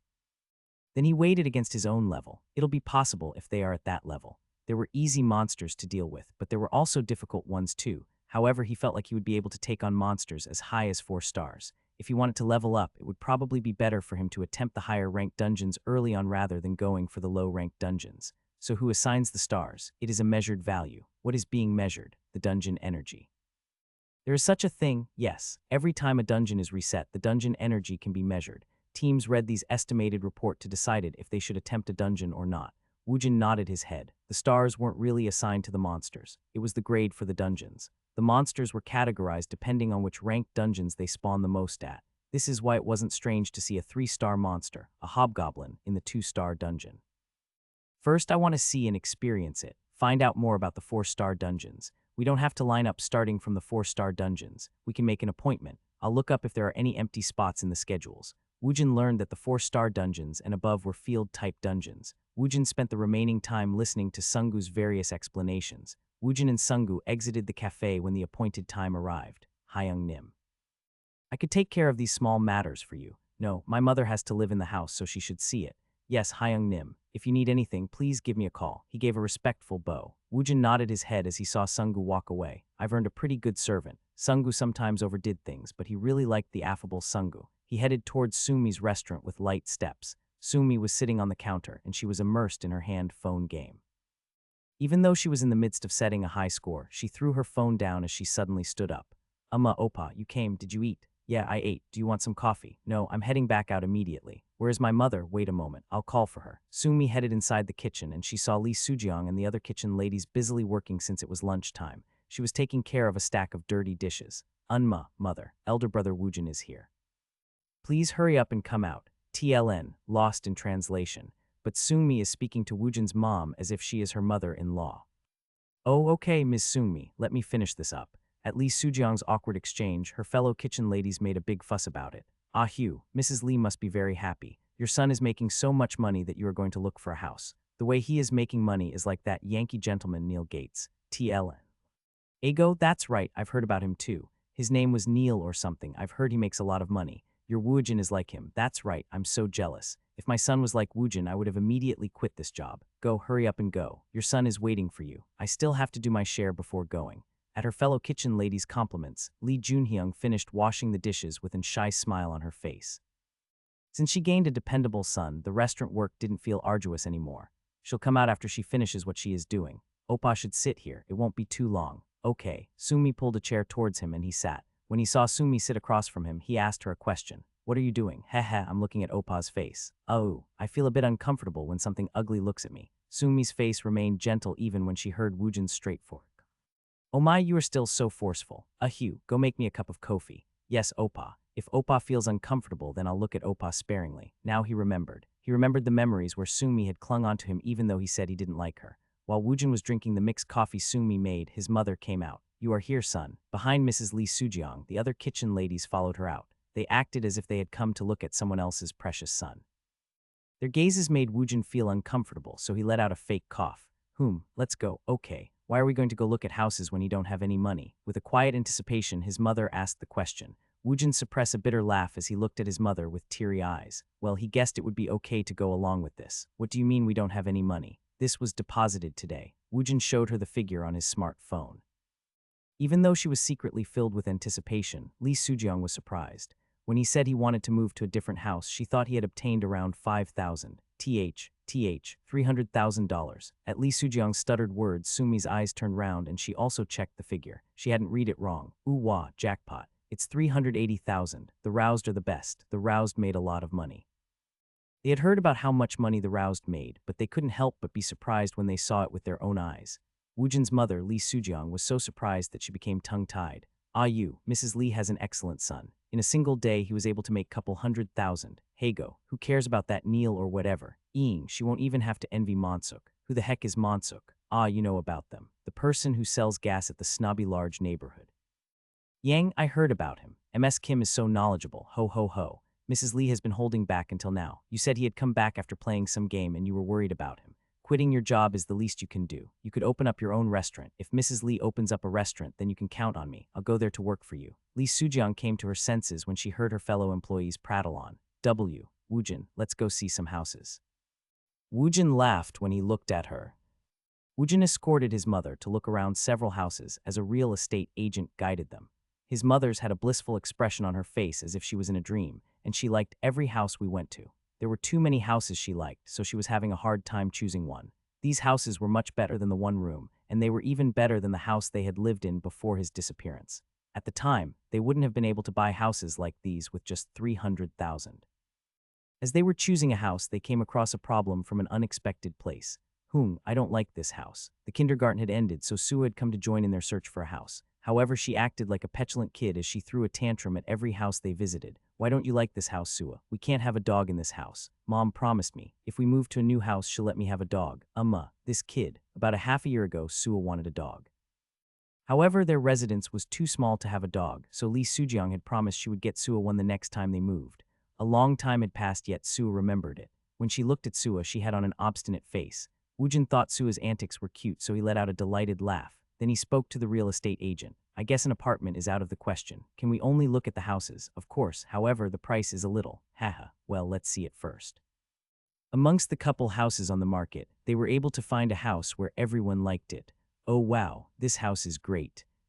Sue jumped around in joy. It was a 2-story house with a small backyard. After the Sadong Station's dungeon break, a new rural housing development had formed on the newly available land. When the monsters rampaged, many apartments had collapsed, so it was commonplace to prefer a single home near the stations. "I'll buy this house." Woojin made a straightforward decision, but the real estate agent had a difficult expression on his face. This house was put on the market for a quick sale, so it is priced below the market price. However, it still costs 603,000. The price difference between what you had specified is quite large. "It's okay, I'll sign the contract, then let us return to the office." The real estate agent called the owner so they would be able to meet each other at the office. Woojin gave a call to Sungu. "Hey Sungu, I'm trying to buy a house, but I'm a little bit short. Lend me some money." The worst sin is taking back something after you gave it to the other person. "Well, Hyung Nim, I was about to buy something and I'm about to sign a contract. Does that mean you don't want to lend me the money?" "No, it would be my honor to be able to lend my money to Hyung Nim." Woojin smirked. "When we complete the next dungeon, I'll pay it back with interest." He was able to solve the problem of the money shortage cleanly. Woojin headed towards the real agent's office. They would move in a fortnight. The contract fee and the intermediate payment would be required on the day of the move. Therefore, Woojin didn't need to borrow Sungu's money. Woojin had been summoned to the planet Alphen during his 3rd year of high school. No real estate contracts existed on that side. The locations he traveled to and where he fell asleep for the day was his home. He lived like that for 20 years. He had never made such a trifling contract like this. This was why Woojin didn't know what the intermediate payment and contract fee was. While they were looking at the houses, the sun had long ago descended. They filled their hungry stomachs at a nearby restaurant, and Sue was already sleeping from exhaustion. He carried Sue back home and he laid her down. Lee Sujiang had a disappointed expression since she didn't want to part from her son. "Why don't you live with us until we move?" "No. However, we will have a place to live together soon." Woojin wanted to stay. He had looked forward to meeting his family for 20 years, so why wouldn't he want to? However, there were things he didn't want his family to see. This was why he was trying to buy a house as fast as he could. She couldn't force her uncomfortable son to sleep in the small house. She couldn't keep him here. "All right. As soon as I quit working, I'll make some banchan for the dongsing you live with." TLN, banchan equal Korean side dish. Dongsing equal refer to younger sibling, used in a general term to refer to yemen, gender-neutral term. Ahem, it would build up my face a little bit. At her son's cheeky behavior, Lee Seung-young was able to banish a little bit of her unease from her heart. The fact that her son had returned was like a dream. However, consecutive dreamlike events were continuing to unfold in front of her. "I'll see you tomorrow. Please quit within couple days. If you're bored after sending Sue to kindergarten, then I'll set up a cafe for you. Son. I'll be happy if I'm able to eat dinner with you and Sue every night. I feel the same way." Woojin stroked Sue's head as she slept. Then he stood up from where he sat. "I'll see you tomorrow, mother." "Okay, I'll see you tomorrow, son." Woojin was sorry to have to say goodbye. He headed towards Yemen's house. Still, I've been fortunate." Woojin was harassed by an evil spirit every single night. This was why he couldn't sleep peacefully. He wanted to avoid it, but he couldn't since it was a curse. Fortunately, a path opened up for him where he would be able to have some relief from the pain. After walking for a while, Woojin turned into an unpopulated alleyway. Come out, Bibai, whoosh. At Woojin's call, a wind seemed to pick up and a black smoke started to clump together. The black smoke seemed to coalesce, then it scattered. This happened several times. The black smoke materialized, then it scattered into some unknown place. What the heck? Come out, Bibai, whoosh. The black smoke disappeared deeper into the alleyway, then it started to materialize in front of Woojin again. However, it was much smaller in size than before. Naya, the appearance of Bibai wasn't that of a small young demon. She looked like a cat, a very small young kitten. What's wrong? Naya, I couldn't materialize my body. I had no choice but to search for a small creature Aong. TLN, Korean SFX for cat is Yaong. Every time she ends a sentence with the second half of the cat SFX. Woojin pressed his hand firmly on his temple. Where is this place? I can feel any of Tronit's influence Aong. Woojin picked up Bibai. Can you use your ability with that shape? Nyang. Master is low level, so I'm also low level Aong. I can only use my nightmare Ahong. Woojin's family also possessed levels. When Woojin had been transferred back, it seemed their levels were reset. Bibai was a low-level succubus. However, it seemed her basic abilities like nightmare wasn't tied to her materialized body. If you can use that, then that will do. Even if Bibai leveled up, Woojin didn't really need her abilities that'll show up later. Nyang, it smells nice here. It's the smell of peace. She was a demon, yet it seemed she was wishing for peace. He couldn't keep a wry smile off of his house from her words. This might be to my advantage. There won't be any problem if you live with me like this. Is that so, Nyang? I can stay with Master instead of waiting in the summoning room, Nyahong. All right, but you can't speak. Nyang, I know at least much Nyang. How would a cat be able to speak Aong? Bibai was quick on the uptake, so she'll be fine. Bibai was a big help when Woojin slept. Instead of suffering through the evil spirit's curse, he would rather have the nightmare. Was that too perverted? TLN, preferring one pain over another. Bibai was an important being to Woojin. If she was in her young demonic form, it would be a bit problematic if this situation was viewed through the morality of Earth. However, she looked like a cat now, so it wouldn't be a problem. No one would care if he slept with a cat by his side. Now that he thought about it, Seoul wanted a dog. Hey, can you change into a dog, Nyang? The model for my materialization is already set and I can't change it Aong. Well, she might also like a cat. After his tutoring school ended, Yeeman headed toward his home. Nuna, please take care of yourself when you travel here. I'll meet you in front of my tutoring school. Today was Friday. His sister was coming home tomorrow. DDI Rory. When he opened the door, he instinctively put his guard up as he looked around his room. As expected, Woojin was sitting on the bed. He was watching the TV as he ate a tangerine. Ha ha ha, you are here. Even though Yeeman had appeared, Woojin's gaze was still fixed on the television. If someone saw this scene, it would look like Woojin had lived here for a year. No, he acted so naturally that some would mistake him for Yeeman's brother. Moreover, Woojin wasn't alone today. Hi, Hyung, what is that? Yeeman pointed towards the cat with a surprised expression on his face. His finger was shaking. $500 was too large a sum, so he couldn't call him a trespasser. However, he was living off of me, yet he brought home a pet. I picked her up on my way here. I'm going to keep her. Haha, it's a cat. The fur, the smell. Yeeman had a dejected expression on his face. He feebly took off his shoes, then he took off his bag. He opened the refrigerator, then he chugged down some water. This can't happen. His sister was coming tomorrow. His sister had provided this precious one room, so he would be able to focus entirely on his studies. He was already unhappy by the fact that a man was in his room, yet this person brought a pet without the owner's consent. His action had crossed the line this time. He had to regain his identity as the owner of this house. Yeeman placed the empty water cup on the dinner table. He brought it down hard enough that a talk TLN SFX was heard. Hyung, I placed some more rent money on top of the dinner table. Haha, this is so funny. Woojin went back to watching the TV. Yeeman peeked inside the envelope on top of the dinner table. 300. At the unexpected large sum of money, Yeeman's eyes turned round. How could he have so much money? Yeeman's gaze headed toward Woojin once more. Yihun, can you buy me this? Poo-hee-hee. When he looked at Woojin, who was immersed in watching the TV, he looked like a poor neighborhood bum. Even though he was an unemployed Hyung, it seemed he had some money. He must have been born with a golden spoon. TLN, born into a rich family. No, how could such a wastrel of a golden spoon exist? Naya, the cat next to Woojin, was eating the tangerine with him. The cat ate the tangerine. Why are you standing there like that? Come here and have some tangerine. It's really delicious. The planet Alphen only had apple trees. It didn't have any tangerine trees. Woojin had always liked tangerine, and quite a few places sold it on every street he visited, so he bought it whenever he saw the tangerines. Yeeman didn't say anything as he sat next to Woojin. This is so funny. The comedy program's sketch ended. Woojin finally looked away from the TV, then he turned to look at Yeeman. Yeeman. Why the long face? Yeeman. Why does this Hyung enjoy life so much? It made Yeeman look like the abnormal one since he lived with so much worry. Yeeman, do you need spending money? Yeeman. Woojin took out his wallet. Yeeman took out his handphone when he saw the 50 in Woojin's hand. Then he started writing a message to his Nuna through Katalk. TLN, KakaoTalk equal very popular Korean mobile messenger app, free text call. Nuna, I think Nuna will have to sleep in a hotel tomorrow. Yeeman, take this pocket money. Yeeman. TLN, he is speaking like this BC, he is copying the punchline to the joke he heard on TV. Yeeman's voice turned gentle like a spring weather melting snow. Hwiek Sungu whistled. Even if he was standing still, his shoulders felt like it was about to dance by itself. I can't believe this is my car. BMW 5 Series. He could have spent more, but he had thought about the entrance fee to the 4-star dungeon. He left enough cash in reserve. When he visited the sales office to sign the contract, he had been quite nervous. He was about pay a lump sum for the contract, but Woojin had called him to borrow his money. It made him want to cry. Eventually, he said to sign a contract on an installment plan for 60 months, and his car was delivered to him today.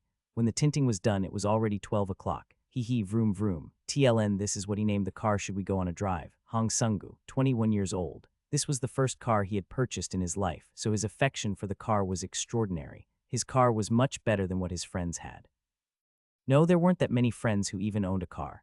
Boo-oo-oong. The car's power and handle couldn't even be compared to the Mata's. It elevated Sungu's mood. He had returned home to eat lunch with his parents, and it was already 2 o'clock now. It was time to pick up Woojin. Shall we go full force? Woojin was a scary roused, who could extract 400,000 from the 3-star dungeon. Normally, the 3-star dungeon yielded around 50,000 per run.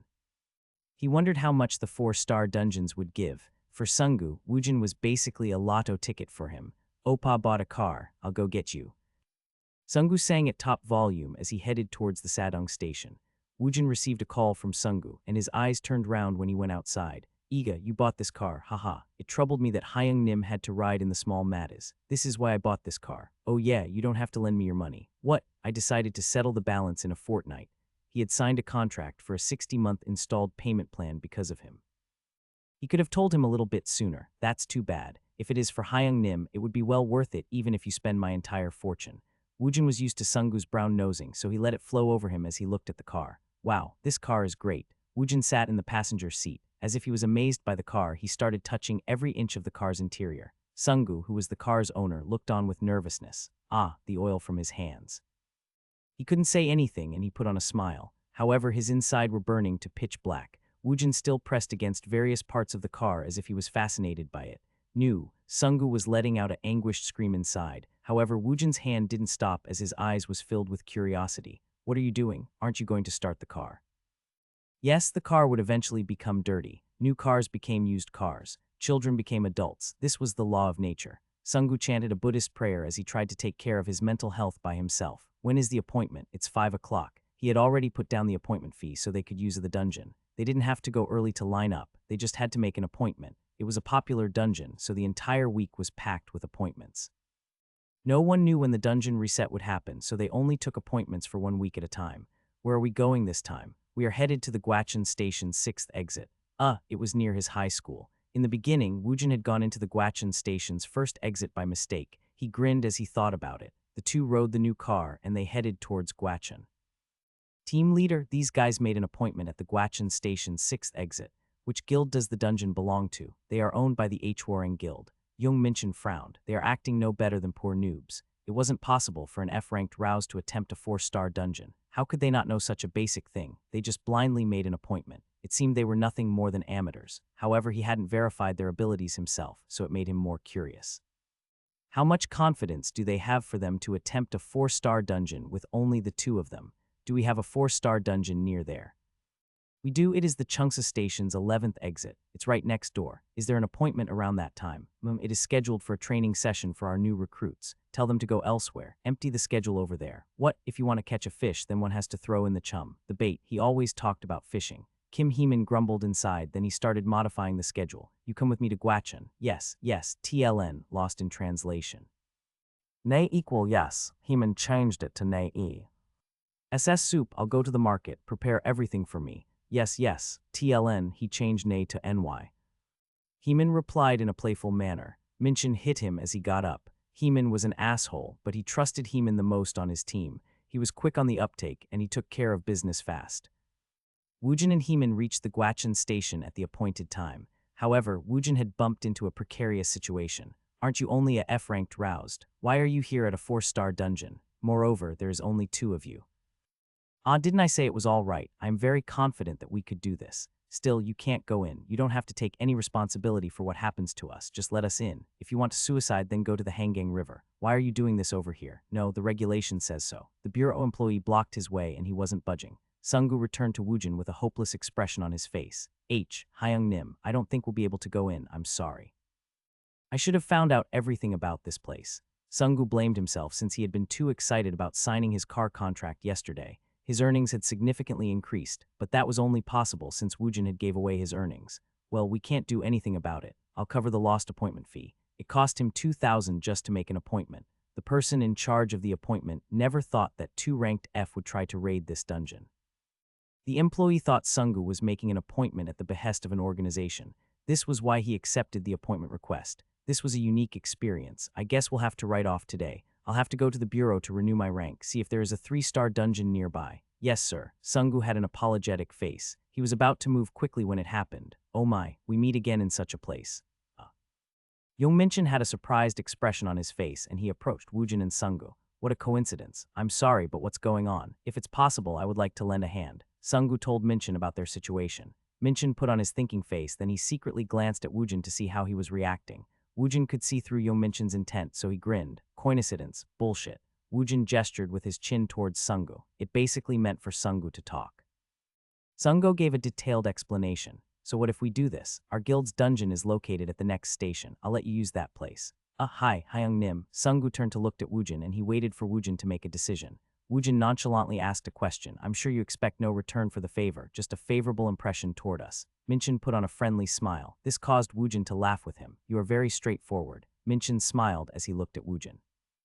His reaction was softer than yesterday. No, he might not be a psycho in the first place. Yesterday's reaction might be an exception to the norm. Minchin yelled in delight inside his heart as he escorted Woojin and Sungu. When they left, the dispatched employee of the Hwarang Guild quickly made a call. Team leader. Yongmikin came here not too long ago. He took 2 rank F roused away, and he treated them like royalty. What are you saying all of a sudden? Recently 2 ranked F wanted to enter the 4-star dungeon. They were being unreasonable and argumentative. Do you remember the team leader from the Hammer Guild who tried to act all elegant? He took the 2 rank F to somewhere else. No, he pretty much escorted them out. If that bastard Yongminchin moved, then something is fishy. Right, it seems those bastards have something up their sleeves. The F ranks tried to attempt a 4-star dungeon. First, let's end the call. I'll try to find out some information about them. The Guachin station and the Guachin City Hall station wasn't that far away. They walked for a short amount of time as they conversed, and they were able to arrive at their destination in no time. During the brief walk, Minchin had repeated numerous selling points of the Hammer Guild. Woojin knew what was happening. This was the price for his favor. Woojin was expected to listen to him prattle on, so he decided to just listen. Geez. That seems quite convenient. Woojin replied to humor him a little bit. The members of the Hammer Guild must really like it. He somewhat spoke the truth. We are already here. Please be at ease as you use this dungeon. You don't have to pay the fees for its use. Is that also a favor? Of course. The fees for the 4-star dungeons were known for being very high. However, he said he won't charge us at all, so it was a pretty significant favor. Woojin didn't hesitate as he agreed to it.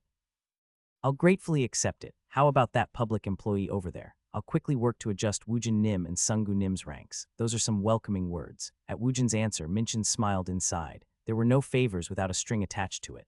No, even if he didn't want something back, the favor he gave would put a favorable light in their heart for the Hammer Guild. If someone bought you a meal, then you'll naturally wonder if you have to buy the other person a meal the next time. It was human nature to feel this burden. At the very least, Woojin would think more highly of the Hammer Guild compared to the other guilds. When one builds a fire, one had to be sure to build a proper one. Please wait a moment. I've prepared a present for the 2 of you. You also got us a present. Woojin didn't show any signs of refusing the present. Mikin yelled in delight inside his heart. As aroused, his potential ability was mind-boggling, but Woojin was still a 24-year-old cub. He could tell Woojin hadn't had much of a societal life. He unhesitatingly took everything just because it was given. Minchin was sure now. This opponent had basically climbed on top of his palms. Then please wait for a moment. Minchin went to the car he had parked nearby to pick up the present. While Minchin was doing this, Kim Heeman turned towards the 2. He tried to start a friendly conversation. Hee. Mr. Woojin seems very different from yesterday. Huh, what do you mean? Oh, I was too scared to start a conversation with you. Woojin laughed at Heeman's brashness. His head was a mess yesterday because he was thinking about Tronit. Yesterday I wasn't feeling so well, hee hee. You must be a man who act on his feelings. Now that I see you today, it seems you have a good personality. Do you want to have some soju after this ends? That'll be great. Ah, he'll welcome soju anytime. Heeman tactfully praised Woojin and Sungu. He tried hard to match their moods. Sungu could only shake his head when he saw them act like this. They were trying hard to fawn over Woojin, but would he actually join the guild? These guys are barking up the wrong tree. Tusk tusk. Sungu felt sorry for Minchin and Heeman. They were purposefully trying to be on the same beat as Woojin. Woojin wasn't evil, but he didn't have a conscience. Sungu thought his Hyung Nim looked splendid when he acted that way. Ah, I'm getting bored waiting for him. Tell him to give me the present after I come back out. Ah, you want to do that? I'll see you later. We'll talk over some soju. Hee hee, I'll take you to a great place. Woojin and Sungu quickly descended the stairway. We gave you plenty of time for your appointment. Fighting. Woojin grinned and he disappeared as he waved his hand. As he watched them disappear into the barrier, Kim Heeman smiled brightly and he waved his hand. Suddenly, Heeman felt a terrifying sensation. His neck retreated into itself like a turtle, then he turned his head to his side. Wah, his heart. Team leader Young Minchin was frowning as he glared at Heeman. Hey, what the hell are you doing? I'm seeing them off. A vein popped out on Young Micken's forehead. Didn't I say I'll go get the present? Haha, Weren't you going to wait for them to clear it before you were going to give it to them? Just give it to them when they come out. At Heeman's words, Young Minchin felt himself raise his hand in anger. He was barely able to hold himself back. He dropped the bag he brought on the floor. The large sports bag let out a thump as it fell onto the floor. It was quite heavy, so the impact ripped the zipper open and the content was revealed. There were water filters, first aid kit, cloth, and a seeker. Moreover, it held a map with the location of the return stone and a dungeon guide with the location of the enemy's position. A survival kit. The 1-3-star dungeons were low-level dungeons. The 4-6-star dungeons were high-ranked dungeons. It wasn't simply about the classification of high rank and low rank. There was a fundamental difference in the structure of the dungeons. The present Young Minchin had prepared was none other than a survival kit. The F-ranked bastards came to attempt a high-ranked dungeon, but how much do you think they know about the high-ranked dungeons? That is. Heeman's face was turning pale. The recommended team composition for attacking a 4-star dungeon was to have a rank C team leader. The rest of the roused team had to be at least rank D, however. Only 2 of them entered without any information about the dungeon. This isn't a favor anymore. We basically cornered them into the jaws of death. A 4-star dungeon with no information about it. It was a horrifying situation. Heeman spoke carefully. Do you think they'll come back alive? They basically went into jungle bare-handed. Heeman's face turned white. From the beginning, he should have said it was a survival kit instead of a present. Minchin and Heeman didn't speak for a while. Excuse me, team leader. What if they do? What happens if they do come back alive? Well, they had gone to the jungle bare-handed. Moreover, if they returned alive from a place crawling with monsters, and it was only the 2 of them instead of a team, at the very least, they will be rank B. Minchin's face turned dark as he spat out those words. Moreover, they'll probably be filled with animosity. They won't have any goodwill towards our guild. They had cornered them into the jaws of death without giving them any proper information. No, he wouldn't be able to say anything if they accused him of pushing them in a trap after digging it. They would also be reprimanded from the Roused Affairs Bureau. On the surface, it looked like they had thrown 2 rank F roused into a 4-star dungeon. Hugh, hurry up and tell them to change their roused rank right now. Young Minchin's sigh made Heeman more timid. You have entered the Guachin City Hall Station's 11th exit. This dungeon has already been captured. The basic monsters will be summoned. Woojin and Sungu steadily went down to the lower floors. Woojin defeated the monsters and he searched for the bloodstones. Then he marked the corpses with his marking magic. Sungu followed after him, and he cut open the monsters' corpses to bag the bloodstones. They had been nervous since this was a 4-star dungeon, but the monsters were much weaker than they had expected. It was on the same level as the monsters from the 2-star and 3-star dungeons. Are you really sure this is a 4-star dungeon? I'm not sure.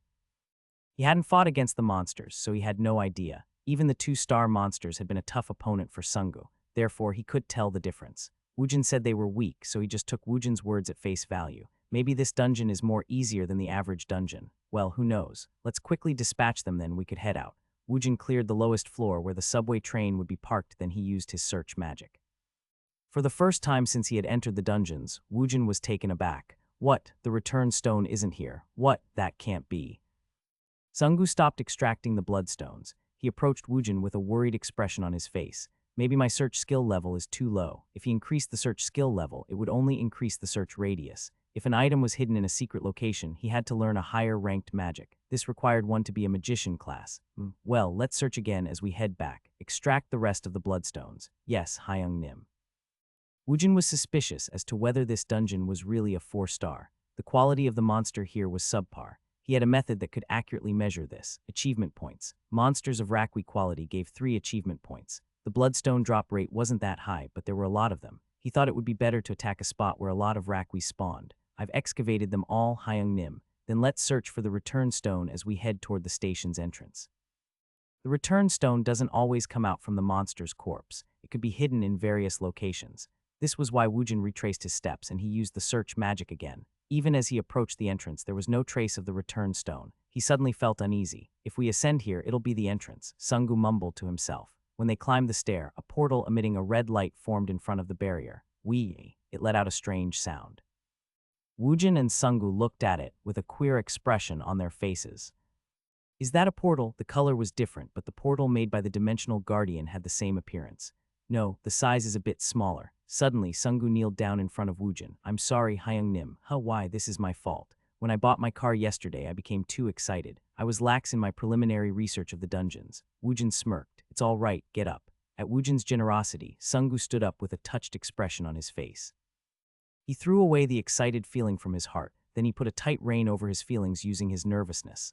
I've lost my mind. Sungu looked back on the past 2 days and he had to admit he had been too excited. Sungu normally attacked only 1-star dungeons. The first time he raided a 2-star dungeon, he had almost died. He had acted like he had forgotten about that incident. If it wasn't for Woojin, he would have died on that day. Moreover, he wouldn't even be able to enter a 4-star dungeon or even a 3-star dungeon. For Sungu, a 4-star dungeon was basically a death trap.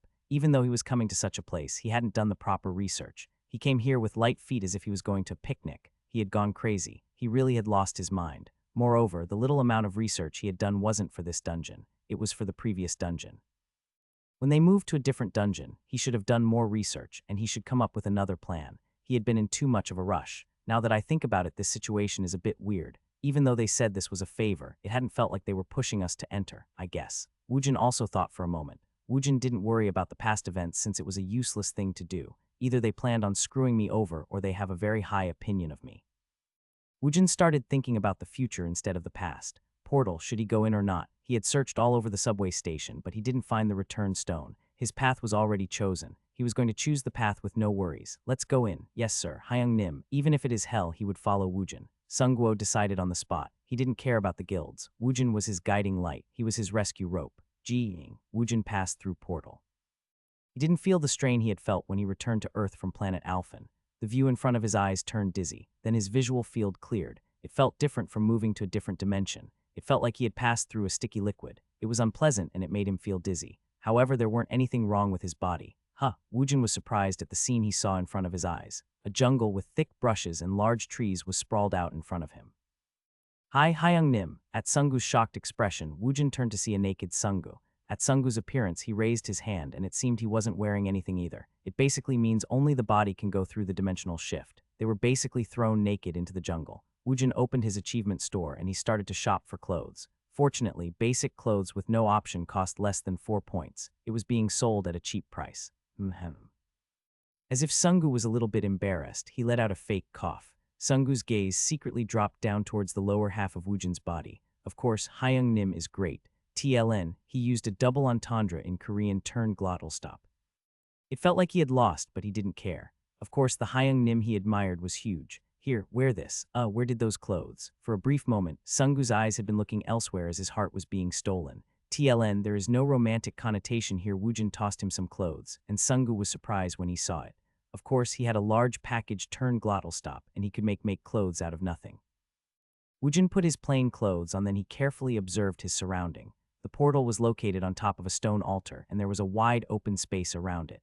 The radius was about 5 meters. He looked north, south, west, and east. However, the only thing he could see was trees. I guess we entered into the real 4-star dungeon. Woojin grinned. After he finished putting on his clothes, Sungu looked towards Woojin with a nervous expression. He had to be on his toes. Even a small mistake will get him killed. I'm going to prepare for a moment. Keep a lookout.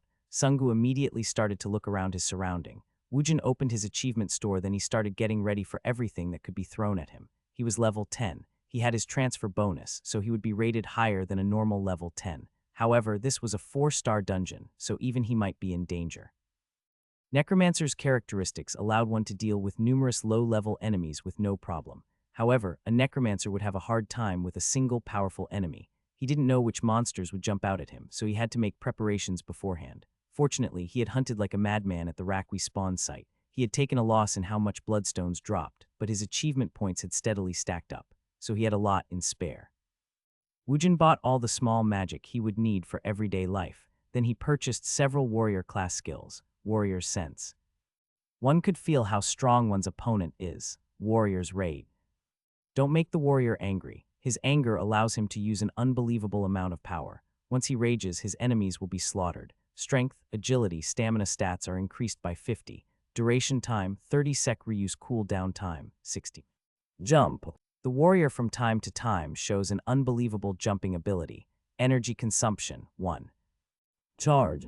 A warrior's charge is reckless. Anywhere he wants to be, he is already there. Energy consumption, 1. Strike. Warrior's powerful blow. Plus 100 attack is added to the basic attack. Energy consumption, 1.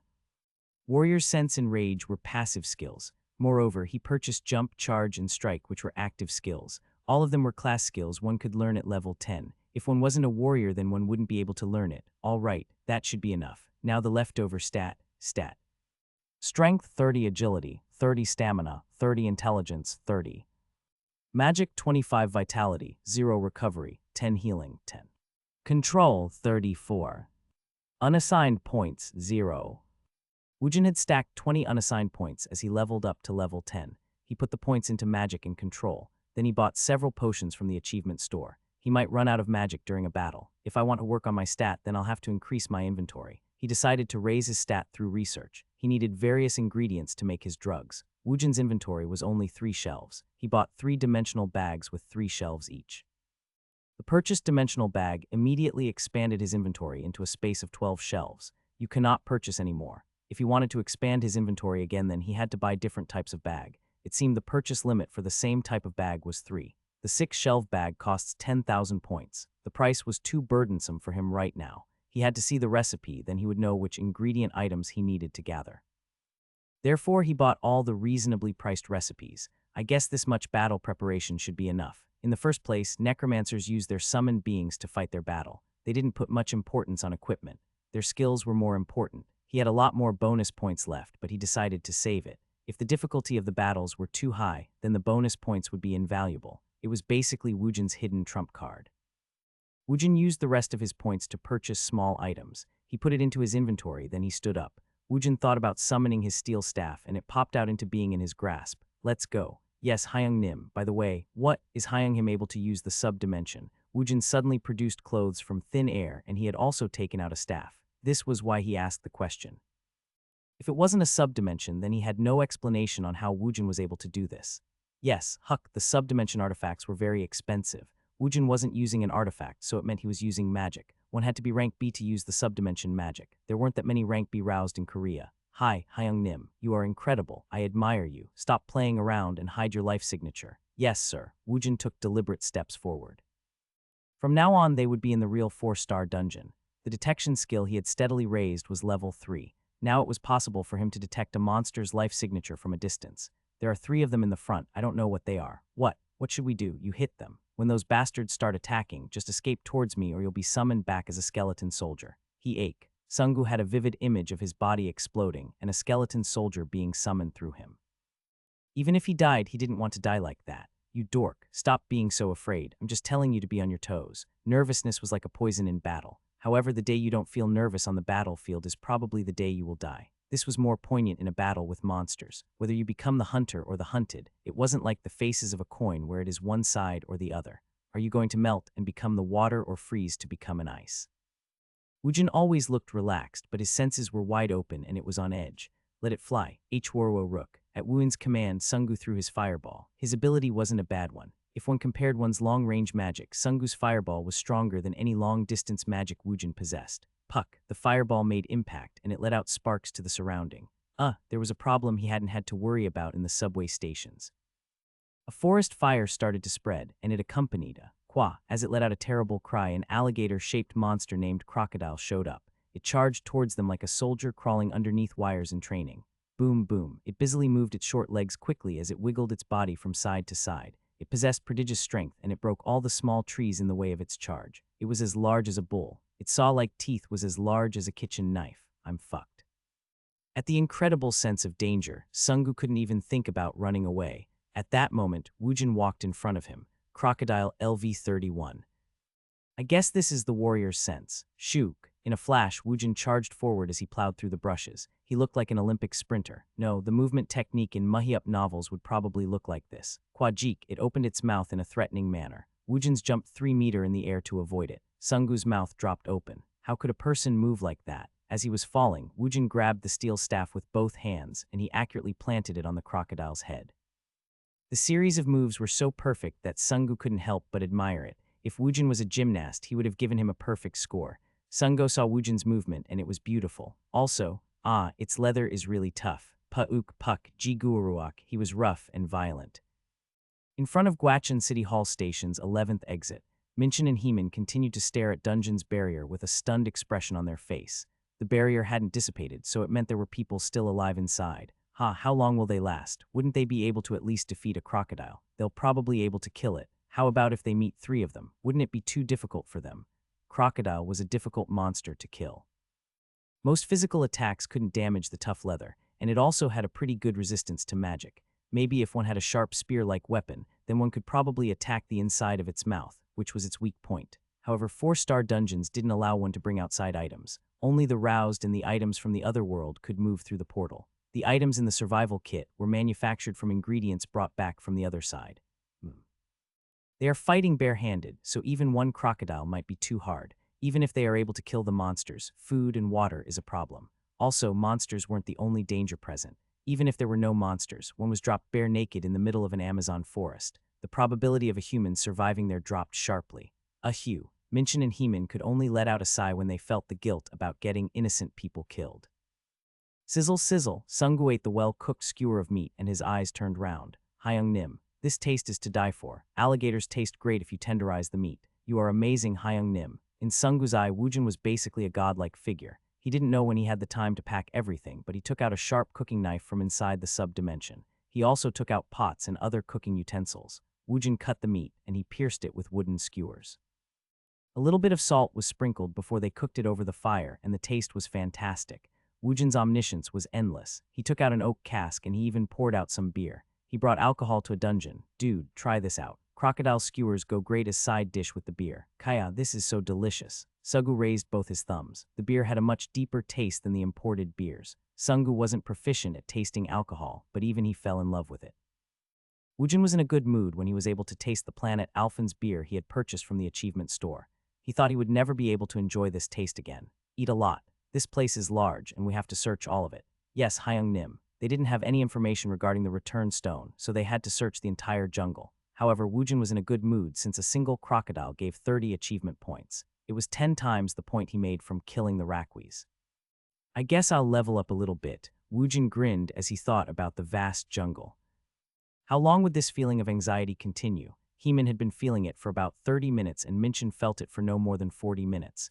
The two of them waited for the barrier to disappear. At the very least, they wanted to see the moment when the two had died as a courtesy. Team leader. These guys are lasting quite a while, I guess so. If they lasted this long, doesn't it confirm they were able to survive in the jungle? I guess so. Maybe they might clear it. At Heeman's hopeful words, Minchin's face turned bright for a moment. However, his face turned sullen soon. He is a necromancer, so he'll have his summoned beings. Even if he was able to defeat the crocodile using his summoned being as bait, he won't be able to escape the swamps. When you say the swamps, in various parts of the jungle, large swamps had formed, and the swamp was basically a death trap for close-ranged fighters.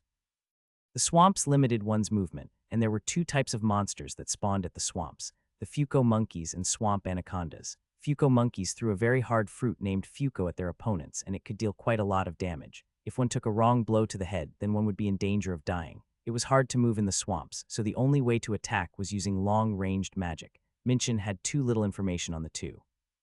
He knew the roused named Hong Sungu had a flame ability. However, Fuko monkeys attacked in packs with at least 10 members. It wasn't something a single person could deal with. Moreover, when one is busy dealing with the Fuko monkeys, the large anacondas would silently approach and attack. One would be too exhausted to fend it off. Phew, that sounds difficult. It is difficult. When one attacked a 4-star dungeon, several types of abilities were needed. This was why a team was always formed. Minchana and Heeman went back to watching the barrier with dark expression on their faces. HWA Ruruk boom, several dozen fireballs flew towards the branches. Ukeakea, the surprised monkeys madly dodged the fireballs. During all of this, ice arrows flew in and it struck the body of the monkey. It made their movement sluggish. Sua boom keakea. While the forest was burning up, an electrical attack came flying towards the monkeys. Pajai Jik, Jigweek, Woojin was radiant as he saw the monkeys falling like leaves. Kuhahaha, wiped them all out. Sungu's face was livid with horror as he looked at the horrible scene. HWA Ruruk, the forest was burning. If this was Earth instead of a dungeon, this event would have been the headline in the media. Woojin already had 40 skeleton magicians by his side. Some were shooting fireballs and some were sending out ice arrows. The rest were using electricity magic. At least he was comforted by the fact that his fireballs was a bit stronger than the skeleton magician's fireballs. Sungu had never seen such a violent and brutish hunting method. Woojin had a retinue of skeleton magicians and they were burning and destroying the entire jungle. It was an indiscriminate massacre. It was a banquet of magic. HWA Ruruk pa-pa-pung, kekek, I leveled up again. Ooh-ha-ha. Sungu wondered if Woojin had lost his mind. It seemed his mood was elevated to another level. It didn't suit a person who was madly destroying the jungle.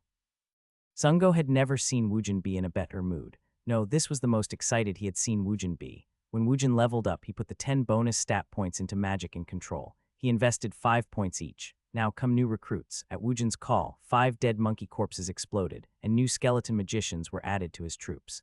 Dual class is fucking awesome. Woojin got a taste of a new world when he turned from level 10 to level 11. Every time he leveled up, he received 10 bonus stat instead of 5. The bonus stat had doubled. Even the bonus skill point had increased from 1 to 2 points. He thought it was a setup that allowed him to develop both the warrior and necromancer class at the same time. However, Woojin didn't even bother with the stat and skills for the warrior class. He put all the points into control and magic. His current level was 14. As a bonus, he had received 40 stat points. He put most of it into control and magic. He also put several points into recovery, which helped his magic recover. Magic, 40 recovery, 14 control, 55. As the number of skeleton magicians increased around Woojin, the forest was destroyed at a higher pace. The monsters were too busy running away. Achievement plus 25, achievement plus 23. Every time Woojin killed one Fuko monkey, he yelled out in joy as he calculated the achievement points. In the 3-star dungeon, he had only received 3 achievement points because the hunting ground didn't suit his ability. Woojin's current level was 14, but the transfer bonus and other skills basically meant he could be seen as a level 40. Woojin swept everything before him as he advanced. From the rear, consecutive magic blast flew up like rocket launchers, and it landed in the forest. The only thing left was for the forest to burn. Who ordered the jajangmyeon? TLN, noodle plus black bean paste plus veggie meat. Over here. Hamming took the 2 bowls of jajang from the delivery man, then he approached Minchin, who was sitting on the subway station stairs. The dungeon employee and the staff in charge went to a nearby restaurant to eat a meal. Team leader, our dinner is here. I want ganjajang. TLN, same as jajangmyeon, but the sauce is thicker. This restaurant's jajang is tastier, you bugger. This is the first time you are ordering from this place. Hugh, whatever, let's just teat. Minchin took the jajangmyeon and he mixed it. He asked a question as he put a mouthful of the noodle in his mouth. How long has it been? 4 hours has passed. So 16 hours. The structure of the 4-star dungeon wasn't the only thing unique about it. The time there was 4 times faster than the real time. They had already spent over 16 hours inside the dungeon. The dungeon monsters quickly realized if there was an intruder. The monsters slowly converged on the intruders, so hiding wasn't an option. One could hide for a short amount of time, but it was almost impossible for one to hide from the monsters for 16 hours. They probably came across a swamp by now. However, we don't really have much information about their abilities. That's true. Then don't we have to worry about them coming back alive? We were the one who put them in danger. Micken shook his head at Heeman's worry. It's already been 16 hours, so they are probably starving by now. How well do you think they'll know about the ecosystem over there? The plants, animals, and bugs aren't like the ones found on Earth. They are all very different. Geez, if they mistakenly eat a poisonous plant, it's the end of the road. Maybe it was because of the words he were mumbling, but he lost the taste for his food. In the future, don't order from here. Well, yes. The jungle was burnt to the ground. In the open space, Woojin was roasting something on a stick over the campfire. Kaijai Jeek. From the surroundings, Sungu had gathered fruits and mushrooms that wasn't damaged by fire. Hyung Nim, I picked these up. Well done. Woojin picked up the fruits brought to him by Sungu. He picked each up one by one. You can eat this if you peel the skin. You can't eat this, it's poisonous. This one is also poisonous, but we can eat it if we cook it over the fire.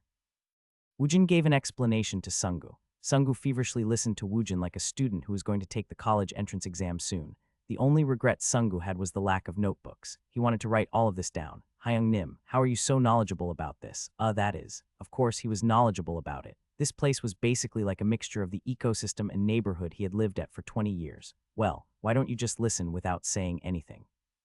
I'm sorry, Hyung Nim, I won't ask about it again. Go cut some of that grass over there. We can crush it into a paste. It tastes fantastic when you slather it on the meat. Yes, sir, so what's the menu this time? Snake meat, it's fantastic. Also, I'm getting tired of eating only meat. Let's eat some roasted mushroom. Kaya, my mouth is already watering. To his surprise, everything Woojin cooked was very tasty. Sungu was really looking forward to it. Mikin favored the taste of ganjajang, but he still emptied the whole bowl. The current time was 745. Woojin and Sungu had already been in the dungeon for 4 HRS and 20 min. Heeman went to fetch a blanket and he gave it to Minchin. Team leader, the day is getting cold. So team leader, what happens if we aren't able to scout Mr. Woojin and Mr. Sunguo? What do you think? We can only begrudgingly let them go. Don't we need to report it to the president? It's already been sent. He was apathetic. What? Heeman's eyes became round. If it wasn't an order from the president, then why were they putting so much effort into this venture? He had already ordered the employee to raise Kang Woojin to rank C and Hong Sungu to rank D. The newly issued roused card had already been delivered to Minchin's hand. If he was to be blunt, it basically meant if those two died, then their work would be much cleaner. They would lament the fact that they weren't able to rope the two into the guild, but the consequence would end there. The complication would arise if those two came back alive and they took issue with what happened. Hey Heeman, yes team leader, you know about me. In the past 5 years my eyes have never deceived me. It makes sense. Team leader's evaluation of others had always been on point. Minchin had been involved in dungeon-related work since the dungeon shock. He was a veteran. He wasn't a founding member of the Hammer Guild, but the work he had done for the guild was quite illustrious. Didn't team leader discover Park Jinwoo? Hammer Guild had 2 ranked A roused. One of them was Park Jinwoo. Young Minchin had recognized his potential and he had roped him into the Hammer Guild. I get a powerful feeling from that bastard, Woojin. Does that mean he has a similar potential? If the roused had potential, the guild would bend over backwards to help the person grow rapidly. Heeman had asked if Woojin had as much potential as Park Jinwoo. Heeman shook his head. I have a feeling he has more. That is why I don't want to lose him. Young Minchin was telling the truth. He felt a strong sensation coming from Kang Woojin. It didn't feel like a sandalwood being fragrant even in seed leaf. TLN, idiom, it was much more than that. It felt like he was looking at a large tree. This is why I want him to come back alive. I don't care even if he doesn't join the Hammer Guild. If we lose a roused like that, then it would be a loss for humanity. Team leader. Heeman had to look at his boss, Minchin, in a new light. Usually he acted like an asshole, but today why was he looking so cool? No, he really looked cool. We could pray together, team leader. I'm sure they will come back alive. It'll be tough. Those bastards guarding the return stone are really difficult opponents. Of course, he knew that. That is why he said they should pray for their safe return. They'll eventually die. Weren't you hoping to see them come back alive? He took back the sentiment. If he wasn't his team leader, he would have hit him. Heeman berated himself for thinking even for a brief moment that his team leader was cool. Hyung Nim, the return stone is over there. After burning down the entire jungle, Woojin stepped forward to use his search magic. The return stone was in the middle of a large open space and it was floating on top of an altar. At the thought of being able to escape this dungeon fraught with danger, Sungu was about to run towards it. Woojin roughly held him back. Ook. Sungu fell backwards after the back of his neck was grabbed. Before Sungu could turn to ask the question, why? The ground he stepped on collapsed on itself. A cloud of dust rose into the air, and he could see a trap with bamboo spears on the bottom. Ook. When Sungu saw the beings that showed up, he lost the words he was about to say. This is quite unexpected. Woojin frowned as he saw the figures of about 20 monsters. LV-41 Orc Warrior. LV-45 Orc Shaman.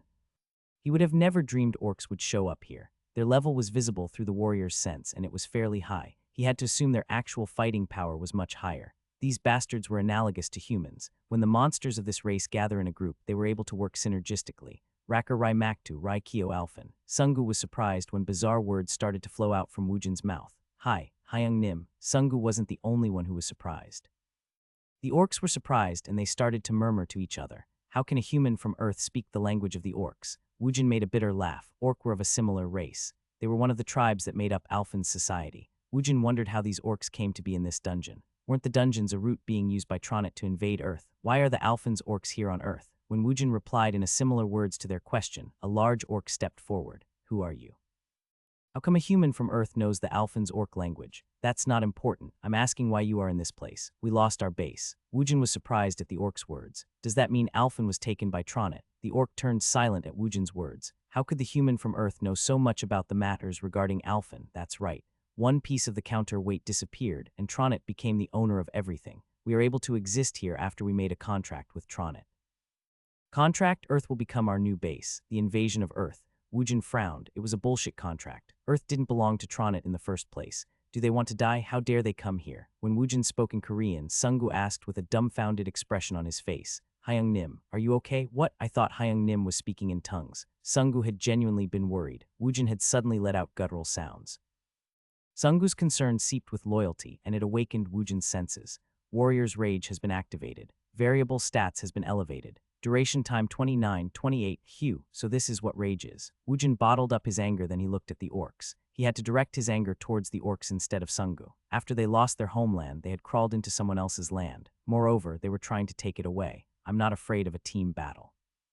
If it was a team battle, he was confident he wouldn't lose. Bombard them. At Woojin's words, the skeleton magicians on standby started to bombard the orcs with each of their own magic. Shuwu, pa-pa-poong. The fire, ice, and electricity magic flew like raining arrows toward the orc's position, and it scorched the earth.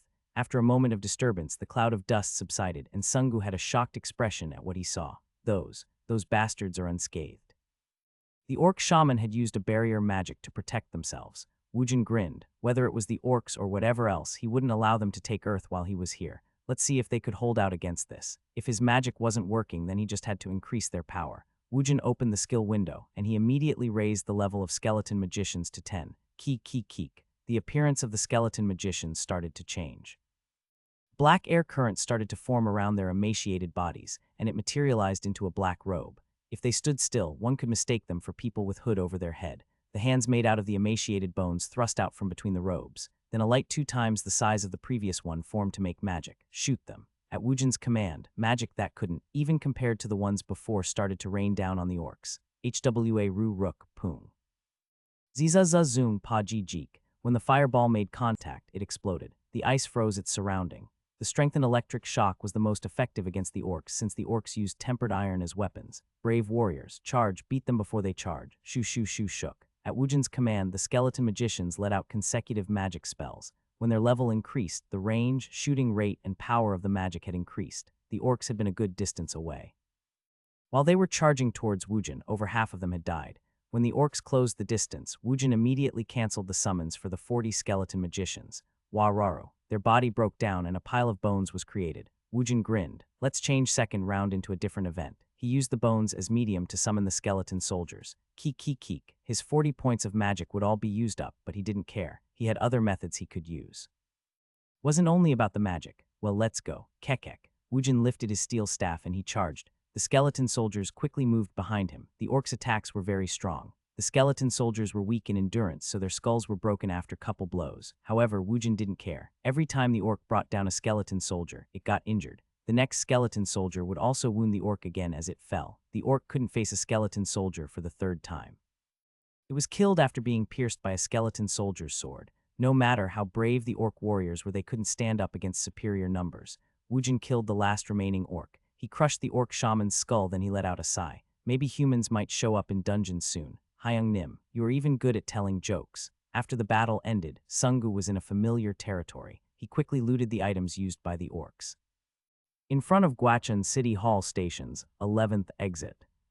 Kim Heeman scratched his cheeks. Team leader. Isn't this getting pretty serious? How long has it been? It's been 6 HRS and 20 min at Heeman's words. Miken's expression also turned serious. The normal clear time for a 4-star dungeon was 4 HRS. That meant 20 HRS had passed within the dungeon. The two of them had already spent 25 HRS 20 min inside the dungeon. This meant they had survived for over a day within the dungeon.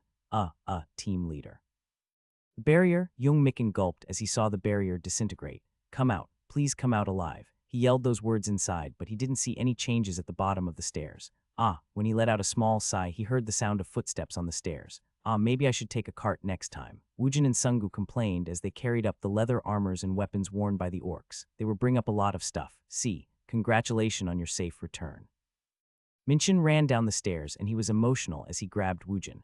Woojin stared back at him with a blank face. Why are you making such a fuss? What? Just go down and bring those stuff up. Woojin and Sungu had gathered a massive amount of loot. They had 2 full bags of bloodstones, and the size of the bloodstones couldn't even be compared to the ones in the lower dungeons. Moreover, the equipment worn by the orcs were quite valuable. They also brought iron weapons, animal leathers, and rough cloths. It was items that could be purchased on Earth. However, these were valuable since it could pass through the portals. Any roused could enter the low-ranked dungeons. It was possible for them to take modern items. Those dungeons were basically neutral territories. However, the higher-ranked dungeons only allowed the roused to come across the portal. Modern items were useless. When Woojin returned to the other side of the portal after obtaining the return stone, his clothes, hand phone, and bloodstone bags were strewn all over the floor. They had to bring those items out too with the loot. With the help of Minchin, Woojin and Sungu were sorting the loot. You are saying I could exchange the bloodstones at the exchange store, but it is up to us to sell the other items. Yes, that's correct. Wait a moment. Minchin opened the sports bag and he took out a scanner. He brought it over the items as if he was scanning it. They are all normal items. There are no artifacts. However, these items came out the dungeon, so they should be quite valuable. So where do I go to sell this? Mikin stopped speaking and he looked at Woojin to see how he responded. Would it be okay for him to talk about it? It does sound convenient. Why don't you enter into our guild? I promise we will give you the best treatment. That's all right. Why don't Uncle's guild buy some of this stuff? It'll be inconvenient for me to carry these around. Mikin bought all the loot Woojin had brought. He also gave a good price on it, 110,000. The profit here isn't that great, I guess so. However, wasn't it a bit easier than before? Sungu knew what Woojin was getting at. At the Rakwi spawn site, he was busy extracting the bloodstones, so this was a bit easier for Sungu. Woojin also never felt he was in danger at that place. However, if he thought about the profit in terms of how much they made per hour, the 3-star dungeons was a better option. The gears inside Young Minchin's mind started to spin quickly. By looking at Woojin and Sugu's reaction, it seemed they had never really been in danger inside this dungeon. Maybe he is rank, Minchin felt his heart pound. If it was possible, he wanted to accompany Woojin into the dungeon. He wanted to see with his own eyes as to how he attacked the dungeon. This particular roused had only attacked the dungeons on 3 occasions, yet he shook Minchin's heart. This was the first time he had felt this way. Please give me your phone number. No, please give it to me. You are going to bother me if I do. Of course, Minchin wasn't going to lose the roused he had an eye on. However, Woojin was a tough cookie. He had given a lot of help to Woojin and Sungu even though they weren't members of his guild. However, he didn't want to lord it over them. It seemed Woojin didn't feel thankful towards him. It felt like his treatment of Woojin was considered as matter of course. Let's coincidentally meet again next time. When the money was deposited, Woojin brushed himself off and he stood up. Minchin didn't have any reason he could use to stop him. I'll see you out. It's all right. Haha, I insist. Let's go. Hamin followed after the two, and he saw them off from the parking lot. Minchin felt dejected as he sat down. Soon, Heeman hurriedly came running back. Team leader, I got it. What did you get? His phone number. Minchin's eyes turned round, and he looked at the phone number in Heeman's grasp. Kang Woojin 1012 XXXXXX. Are you sure this isn't a fake number? No, I called it up.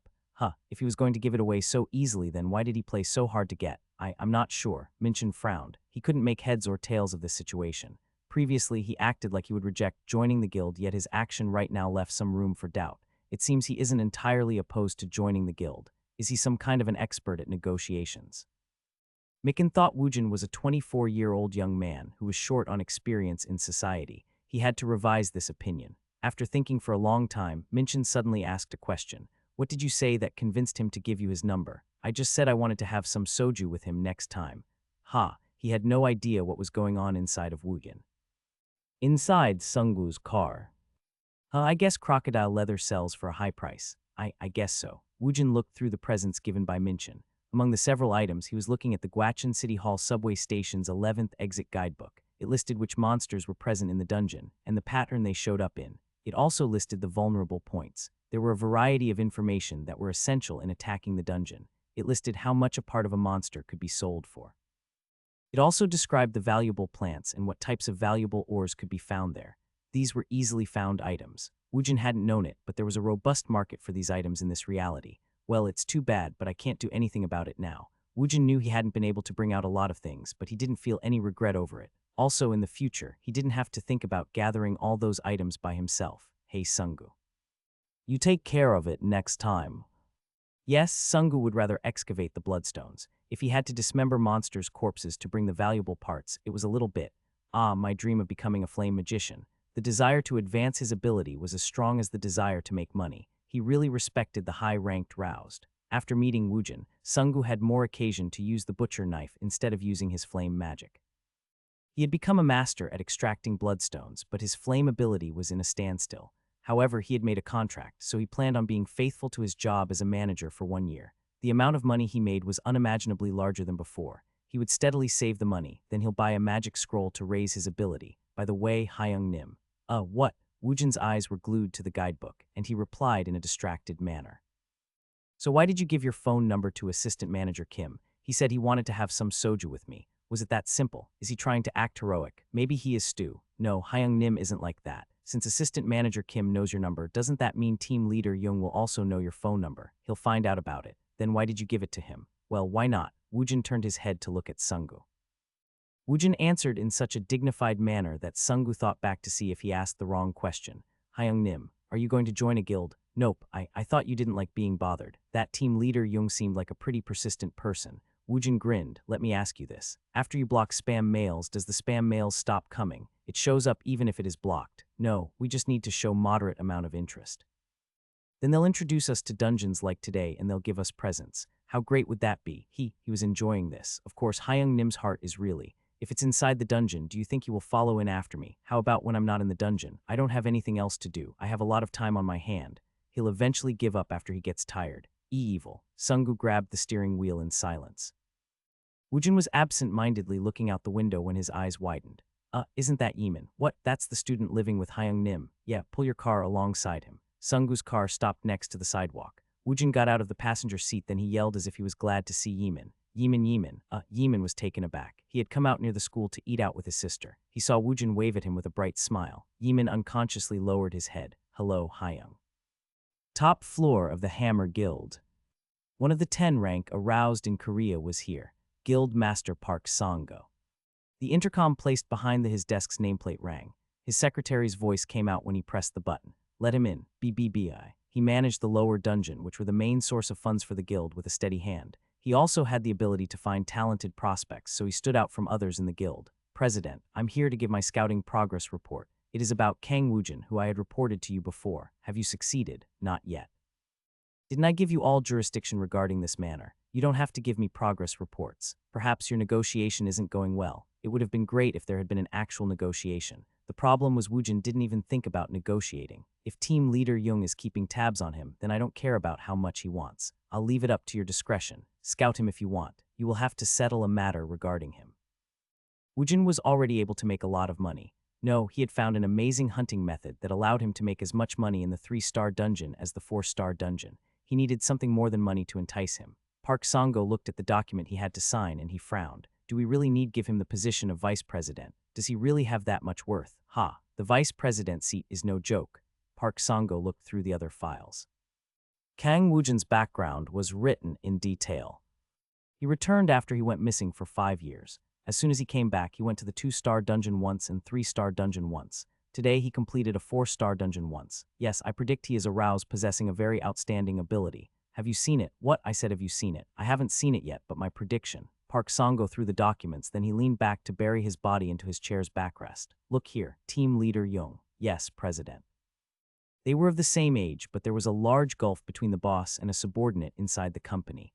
Minchin had the better educational background, but the gap between them was large. It was like the difference between a roused and a civilian. If he was really that competent, then why would I spare the cost of giving the vice president seat? However, this is laughable. The position of vice president in the Hammer Guild isn't some part-time job. This guy is a baby who only cleared the dungeons 3 times. He isn't a known quantity. How can we give him the position solely based on potential? There were additional problems. Moreover, his potential is based only on team leader's hunch, Buduk. Jung Minchin gritted his teeth. He had brought in numerous outstanding individuals based on his hunch. Hammer Guild was one step in front of the other guilds in terms of finding talents, and Minchin had a lot to do with it. He has to display his potential in a tangible way. If that isn't possible, find out about his abilities. Then I will be able to decide if he is worth the investment the guild will have to put out for him. How long did you expect us to make an investment solely on team leader Jung's hunch? It isn't like you are successful every single time. He was right. Numerous roused were brought in at Jung Minchin's strong assertion, and there were a lot of them who hadn't reached their potential yet. Still, if the president would just think of all the times they made a profit, this level of investment shouldn't be too much. We shouldn't throw around the vice president seat easily. Everywhere we go, people will look down on us. It'll bring down the Hammer Guild's prestige. Do you understand? Yes, BBI. The intercom rang just in time. He pressed the button and his secretary's voice leaked out. President, the vice president is here for a visit. Vice President Park Jinwoo. It was the greatest talent found by team leader Jung Minchin. He was a 27 years old with a handsome face. Recently, he made a lot of appearance on TV, so he was as popular as an entertainer. He was also the only other rank A roused in the Hammer Guild aside from the president. His worth to the guild didn't even need an explanation. Park Jinwoo was tall, and he was wearing a suit. When he opened the president's door to come in, he came face to face with team leader Jung Minchin. Jinwoo's eyes became round, and he smiled as he gave his greeting. Team leader Jung was here. Yes, well, please go have your conversation with him. In the past, he had merely been a cub when Minchin had found. However, he was a vice president now. His station was markedly different from the past. Jung Minchin walked past him with a rigid expression, and Park Jinwoo shrugged his shoulders. By looking at this mood, it seemed he was chewed out by the president again. Still, he had recognized Park Jinwoo during his new browse days. Minchin had also introduced him to the Hammer Guild, so he had an attachment towards him. What's going on with team leader? Chet, I don't know. He saw some necromancer, and he wanted to give the guy one of the vice president's seat. Park Jinwoo laughed at the annoyed words of the president. If team leader Jung is advocating for him, then don't we have to try to catch him no matter what? What do you mean catch him no matter what? I think that guy's eyes have deteriorated. Every kid he brings in are mediocre now. Recently, the prospects found by team leader Jung Minchin was very mediocre. They were talented, but they didn't develop fast enough. The fact that team leader Jung was able to recognize your talent was pure luck. Still, don't be too harsh on him. Chet, all right. Anyways, how was your work in the US? Park Jinwoo. The guild conference opened in the US. As the representative for the Hammer Guild, he had to participate in it. He had just returned from New York. Park Jinwoo's expression turned serious. I looked at the surrounding moods, and I think the rumor is correct. It's true. President Park Sang-go also put on a serious expression. There was a very weird rumor circulating between guilds that started not too long ago. He had sent the vice president to the conference to confirm whether if the rumor was true. In your opinion, who procured it? I think it's the Titans. The Titans. There were several large guilds in the US, but if one had to choose the best, one would pick the Titan. It was an obvious choice. If the rumor was true, then the possibility of the Titan having the person was highly probable. A person who came out of a dungeon. Park Sang-go's face had turned serious. Should he call that person an alien? Should he call the person a new species? He hadn't seen this person, so he had nothing to say. No, it might be a rumor made up by Titan in the first place. The absolute truth would probably only be known to the top executive of the Titans. If the rumor was true, this would be the first such incident since the dungeons formed 5 years ago. In the heart of Manhattan, a limousine parked in front of a building that rose into the sky in an imposing manner. People who looked like security surrounded the car. They quickly moved to open the trunk and they took out a wheelchair. The limousine's door opened, and a brown-haired middle-aged woman moved to the wheelchair. A blonde beauty in a tidy outfit approached her with a smile on her face. Mrs. Hamilton, was there any discomfort in coming here? Discomfort. This is the first time I've traveled in such luxury. She had flown here by plane for 6 hours. However, there wasn't a single moment in the journey where she felt discomfort. It's no problem. If someone needs my help, I'll most definitely agree to it. Mrs. Hamilton was America's most respected psychotherapist. With guidance from the blonde beauty, they headed towards the top floor of the guild. Mrs. Hamilton, before you meet the patient, you will have to sign this contract. The contract given to her by the blonde beauty was a commonly seen contract. It was a non-disclosure agreement. Many wealthy individuals were her regular customers, so she was used to seeing such agreements as their psychotherapist. When she signed the contract, the blonde beauty guided her to the patient's room. She was handed a concise summary of her patient. Hamilton asked in confusion as she read it, "Does she have global aphasia?" "Yes." Mrs. Hamilton didn't ask any more about the patient's diagnosis. The file only had information regarding the symptoms exhibited by the patient. It didn't have any person information on it. She doesn't have any name, birthplace, age, or anything. The blonde beauty nodded her head. She was rescued from a dungeon. Your job is to find her voice again, Mrs. Hamilton. It is your job to fill the empty personal information of the patient. The beautiful blonde secretary led Mrs. Hamilton to a room. When she entered the room after opening the door, she couldn't help but yell in surprise. Oh my God, she had never seen such a beauty in her life. Even as a fellow woman, her almost unrealistic beauty surprised Mrs. Hamilton. As befitting a 5-star hotel, the room was decorated in an extravagant manner. However, it didn't even register in her eyes. She could only look at her. She was simply a mysterious beauty with unearthly beauty. Moreover, she also gave off an unearthly feeling. For a woman who was rescued from a dungeon, her face was too peaceful. Psychotherapist Hamilton quietly approached her in the wheelchair. The secretary stood by her side as she looked on. After calming herself a little bit, Mrs. Hamilton started speaking towards the unidentified beauty. While Hamilton was calming down, the unidentified beauty had put on a faint smile, and it made her look very alien. "Hello, my name is Mrs. Hamilton." The beauty didn't respond at all to her gentle greeting. She couldn't speak, but her eyes was letting out a light as if she was yearning for something. "If it's too difficult, you don't have to speak. Do you want to write to me? Or you could draw some pictures." As if they had already tried this, the table next to them had a paper and pen on top of it. Hamilton smiled as she started to draw a picture first. She just had to go slow. Maladies doesn't suddenly get better in an instant. She couldn't suddenly make a hole through the barrier in her heart. She can only get closer to her a little bit at a time. The most important thing was always having sincerity in one's heart. "I'm ready. I want to understand you." "Can you hear me?" What? Hamilton was surprised when a clear voice rang out inside her head. She turned to look at the secretary. "Did you just hear someone speak?" "What? I didn't hear anything. Your trust allowed you to receive my voice." Hamilton's surprise-filled eyes turned towards the unidentified beauty. It was as if the light in her eyes were speaking to her. It was as if that was her voice. I can hear you. I guess my God hasn't abandoned me yet. My God." The beauty's lips hadn't moved, yet she was sure the woman was speaking to her. Her voice was clearly heard by Hamilton's ears. "May you grant me my request?" How are you able to speak to me? Who are you? How can this be?" The confused secretary looked at the flustered Hamilton, who was talking to herself. She couldn't hear the patient's voice at all. Only Mrs. Hamilton was able to hear her voice. "I've been rude." She had abruptly asked for a request. The unidentified beauty slowly stood up from her bed. With an elegant movement, she bowed. When Mrs. Hamilton saw this, she could only look on dumbfoundedly. "I am Alphen's seventh highest. I am the mother of the land. I am the divine wing and the voice of Arya. My name is Melody. My God." She was the holy priestess of the Church of Arya. Her name was Melody. She had taken her first step on Earth. "Hello, Hyung. This is my Nuna." "Nuna, this is the Hyung I was talking about, Woojin Hyung. It's been a while, Ji-won. You are still very pretty." Ji-won smirked at how shameless Woojin was being. She had firmly put on a hat, so how would he know if she was still pretty? It's been a while. She had last seen him 5 years ago when Woojin had gone missing. It was the time when her life had taken a turn. "We are about to go eat some grilled beef entrails. Do you want to accompany us for some alcohol?" Grilled beef entrails? Ji-won hesitated when she heard Woojin's words. Had he been this aggressive in the past? Ji-won tried to comb through her memories, but Woojin's current figure was very different from the past. No, she hadn't been that close to him in the first place 5 years ago. She probably just didn't know about Woojin's personality. Places with a lot of people is. That's right. We just ate our dinner, so we are full. Woojin grinned when Yeeman also stepped forward to make excuses. "Do you think food stomach and alcohol stomach is the same thing?" At Woojin's word, Ji-won turned to look at Yeeman. She wanted to talk with Woojin. She wanted to thank him for helping out her brother. Moreover, she had to give back the excessive amount of money he gave Yeeman. "How can we go to an establishment that serves alcohol with my brother wearing his uniform? Let's just go home and talk." "I heard all about you helping my brother. This kid is good at drink alcohol." At Woojin's word, Yeeman had a guilty expression on his face. Ji-won whipped her head around to glare at Yeeman. "You drink alcohol now? That isn't." Woojin was the one that made him drink it, so what was he doing? "How cheap are you?" Yeeman's eyes looked at Woojin as if to say he wanted to be saved. Woojin grinned as he spoke. "Send this kid home. Let's drink without him." "This is the first time I met a high school friend since I've been back. You can tell me all that has happened." That's right. Woojin had gone missing. She had remembered Woojin in the first place because Woojin had gone missing right before the dungeon shock. It used to be the hottest news in school. "Let's go. Do you like beef entrails?" "Yeah, I also have something to say to you." Ji-won was about to go when Yeeman grabbed his Nuna's arm. "Nuna, don't drink too much. All right, you go home first. Nuna.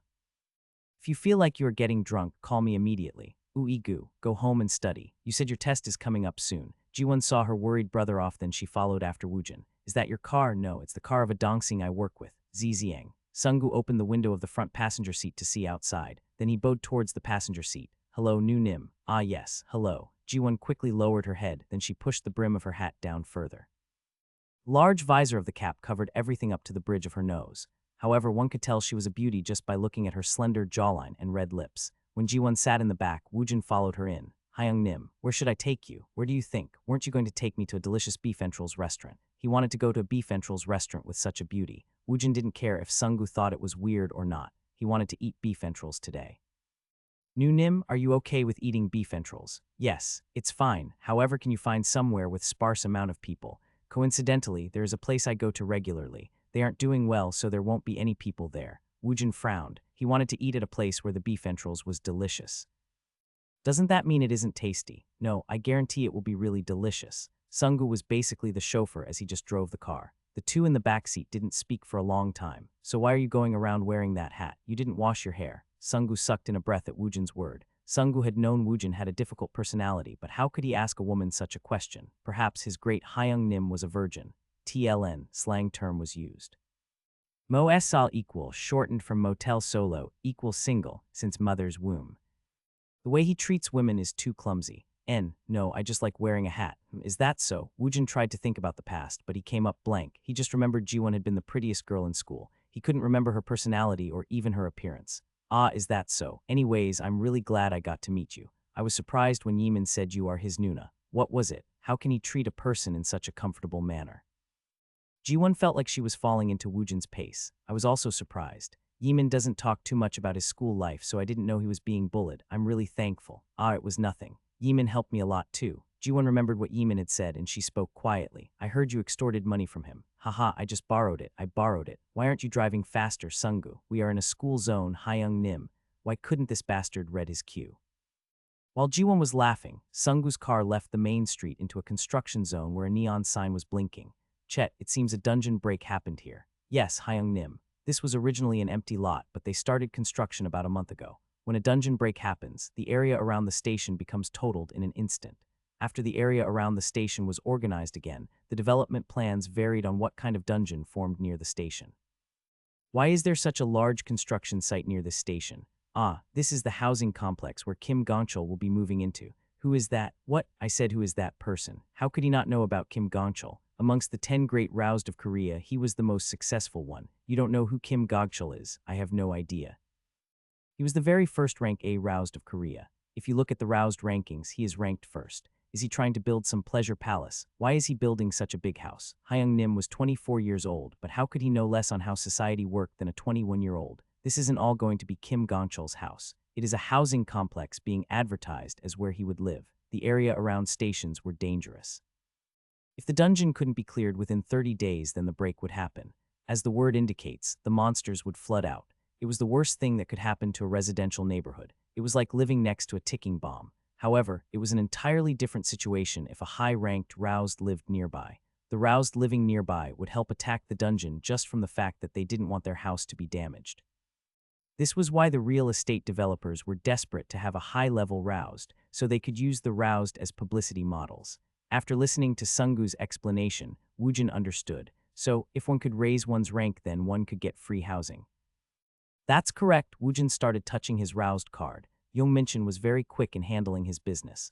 Woojin was handed a rank C card, and Sungu was made into rank D. Should I visit the bureau to raise my rank? He was able to enter high-rank dungeons as a rank C, so he didn't really care about his rank. However, the numerous benefits a top rank received was enticing. Du Jiwon was surprised when she saw Woojin's roused card. Woojin, you are a rank C roused. Yeah. Yeeman said you were rank FA, it rose. Didn't he know roused rank wasn't something that was easily raisable? Jiwon looked at Woojin in a new light. She had heard from Yeeman that Woojin was making a lot of money. If he was a rank C, then she could understand why. Let me ask you a question. Jiwon became really nervous at Woojin's question. She hoped he wouldn't ask about her complex. Her heart started to beat faster from concern. How was I in the past? Woojin wanted to know more about his past self. He had lived a hellish life for the past 20 years at the planet Alphen. It almost made him forget who he was. We weren't that close, so. Is that so? Do you remember who I was close to? I don't. Woojin thought for a moment. Jiwon glanced towards Woojin. When she saw Woojin look outside the window as he frowned, her heart fluttered. Was that weird? It has been a while since she had met someone who only remembered her from 5 years ago when she had been pretty. Moreover, he didn't show any sympathy or disgust. It had been a while since she had a conversation like this, and she welcomed it. This was why she didn't want him to see it. Jiwon pushed her hat deeper onto her head.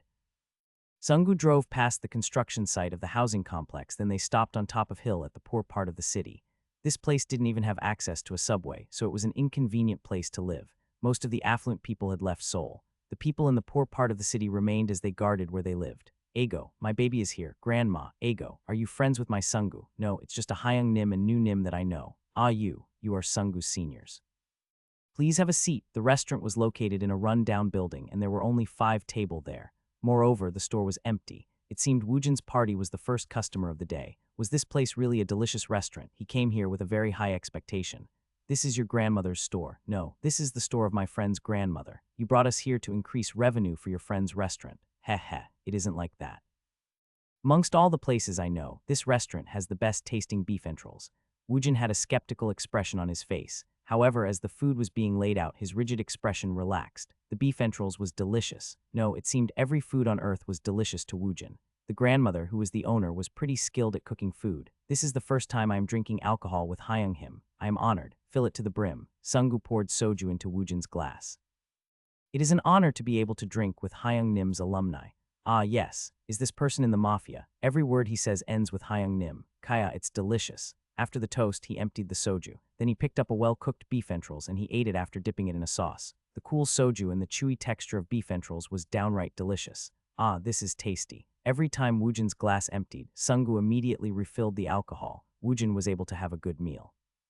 It seemed Woojin really just came to eat some beef entrails with no ulterior motive. This made Sungu and Jiwon stare vacantly at Woojin. Jiwon looked like a fish out of water. Huh, why aren't you eating? I'll pay, eat it.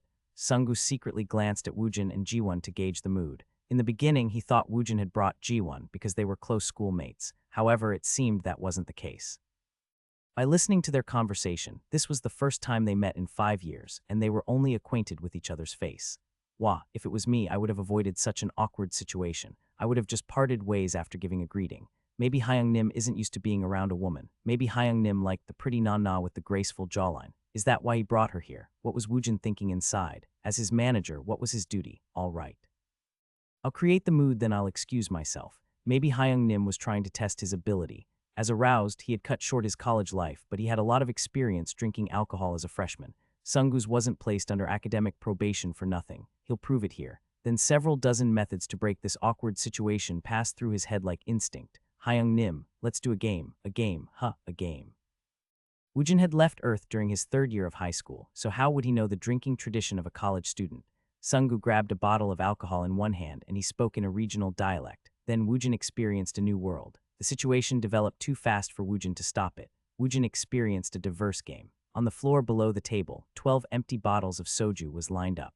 Jiwon was slumped over, and she was using her arms as a pillow.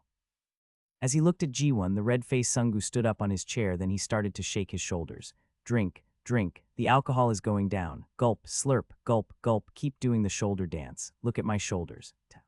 Woojin's face hardened. He had come here to eat the delicious beef entrail and soju. However, why was Sungu trying so hard to make him drink alcohol? Why don't you sit before I wrench your shoulders out of their sockets? His voice held a murderous intent. Sungu's dancing shoulders came to a halt. It was instinctual. Sungu's neck retreated like a turtle, then his gaze met Woojin's eyes. Sit. Yes, sir. Ah, he was waking up from the alcohol. Sungu quickly sat back in his chair. Both their eyes headed toward Jiwon. She had passed out after imbibing a lot of alcohol. Jiwon was already passed out, and when she moved a little bit, her hat fell away. Sungu rubbed his eyes. He couldn't believe what he was seeing. However, he wasn't imagining it. The left side of Jiwon's head was bereft of any hair. On her scalp, there were lumpy scars that was unsightly. The injury reached past her forehead, and it reached her left eye. Sungu looked at Woojin to see his reaction. However, Woojin indifferently looked at Jiwon. Sungu had a hard time moving his lips. Woojin didn't speak. However, it wasn't as if he stopped moving. He grabbed a piece of beef entrails with his chopstick. He dipped it in the sauce, then he placed it on top of a perilla leaf. He also placed a garlic he had dipped in the soybean paste on top of it. Then Woojin emptied a glass of soju. Crunch, crunch. Woojin smiled as he ate the wrapped meat. Ah, this really goes well as a side dish for the soju. Woojin raised his empty glass towards Sungu and he wordlessly filled the glass. Hey, let's not do any games like this next time. How about we just quietly eat and drink alcohol? Woojin brought the soju glass to his mouth when Sungu didn't give him an answer. When their eyes met, Sungu spoke. Hyung Nim, what? Why aren't you saying anything about it? About what? Sungu glanced towards the passed-out Du Jiwon and he gave a meaningful gaze towards her. What? Her bald spot. Wah. How could he say such words so easily? Dude, so what? What's wrong with it?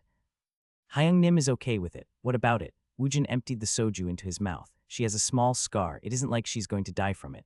That wasn't what he meant. What, do you pity her? Of course, wouldn't anyone feel sorry for her? Woojin grinned. He had lived in Alphen where the wars were endless. He grew up in a world where it was normal to arm oneself if one wanted to survive. Deformed appearance, handicapped. If one was able to run on one's own 2 legs and one was able to grab a spear with both hands, then the person was considered to be a normal person. From Woojin's perspective, Jiwon was just a woman with a scar on her head. She was Yeeman's Nuna and she was an alumni from 5 years ago. Nothing had changed. Pour me some more alcohol. I'm in a good mood. Sungu didn't react to Woojin's words. Woojin was starting to frown, and it seemed he had drunk a lot of alcohol since his face had turned red. Sungu mustered up his courage. Once in a while, I am scared of Hyung Nim. You are too cold-hearted. Ha. When Woojin became dumbfounded, Sungu suddenly stood up from his seat. If a woman hurts her face in Korea, it might be a fate worse than death. What? Sungu flinched and he walked stiffly to the side. Then he exited the restaurant. Woojin still had his glass up in the air. He had a dumbfounded expression as he looked towards the restaurant's door where Sungu had exited. Woojin put his glass down. He picked up a soju bottle, then he poured it into the empty glass. Jigal, TLN, SFX soju pouring.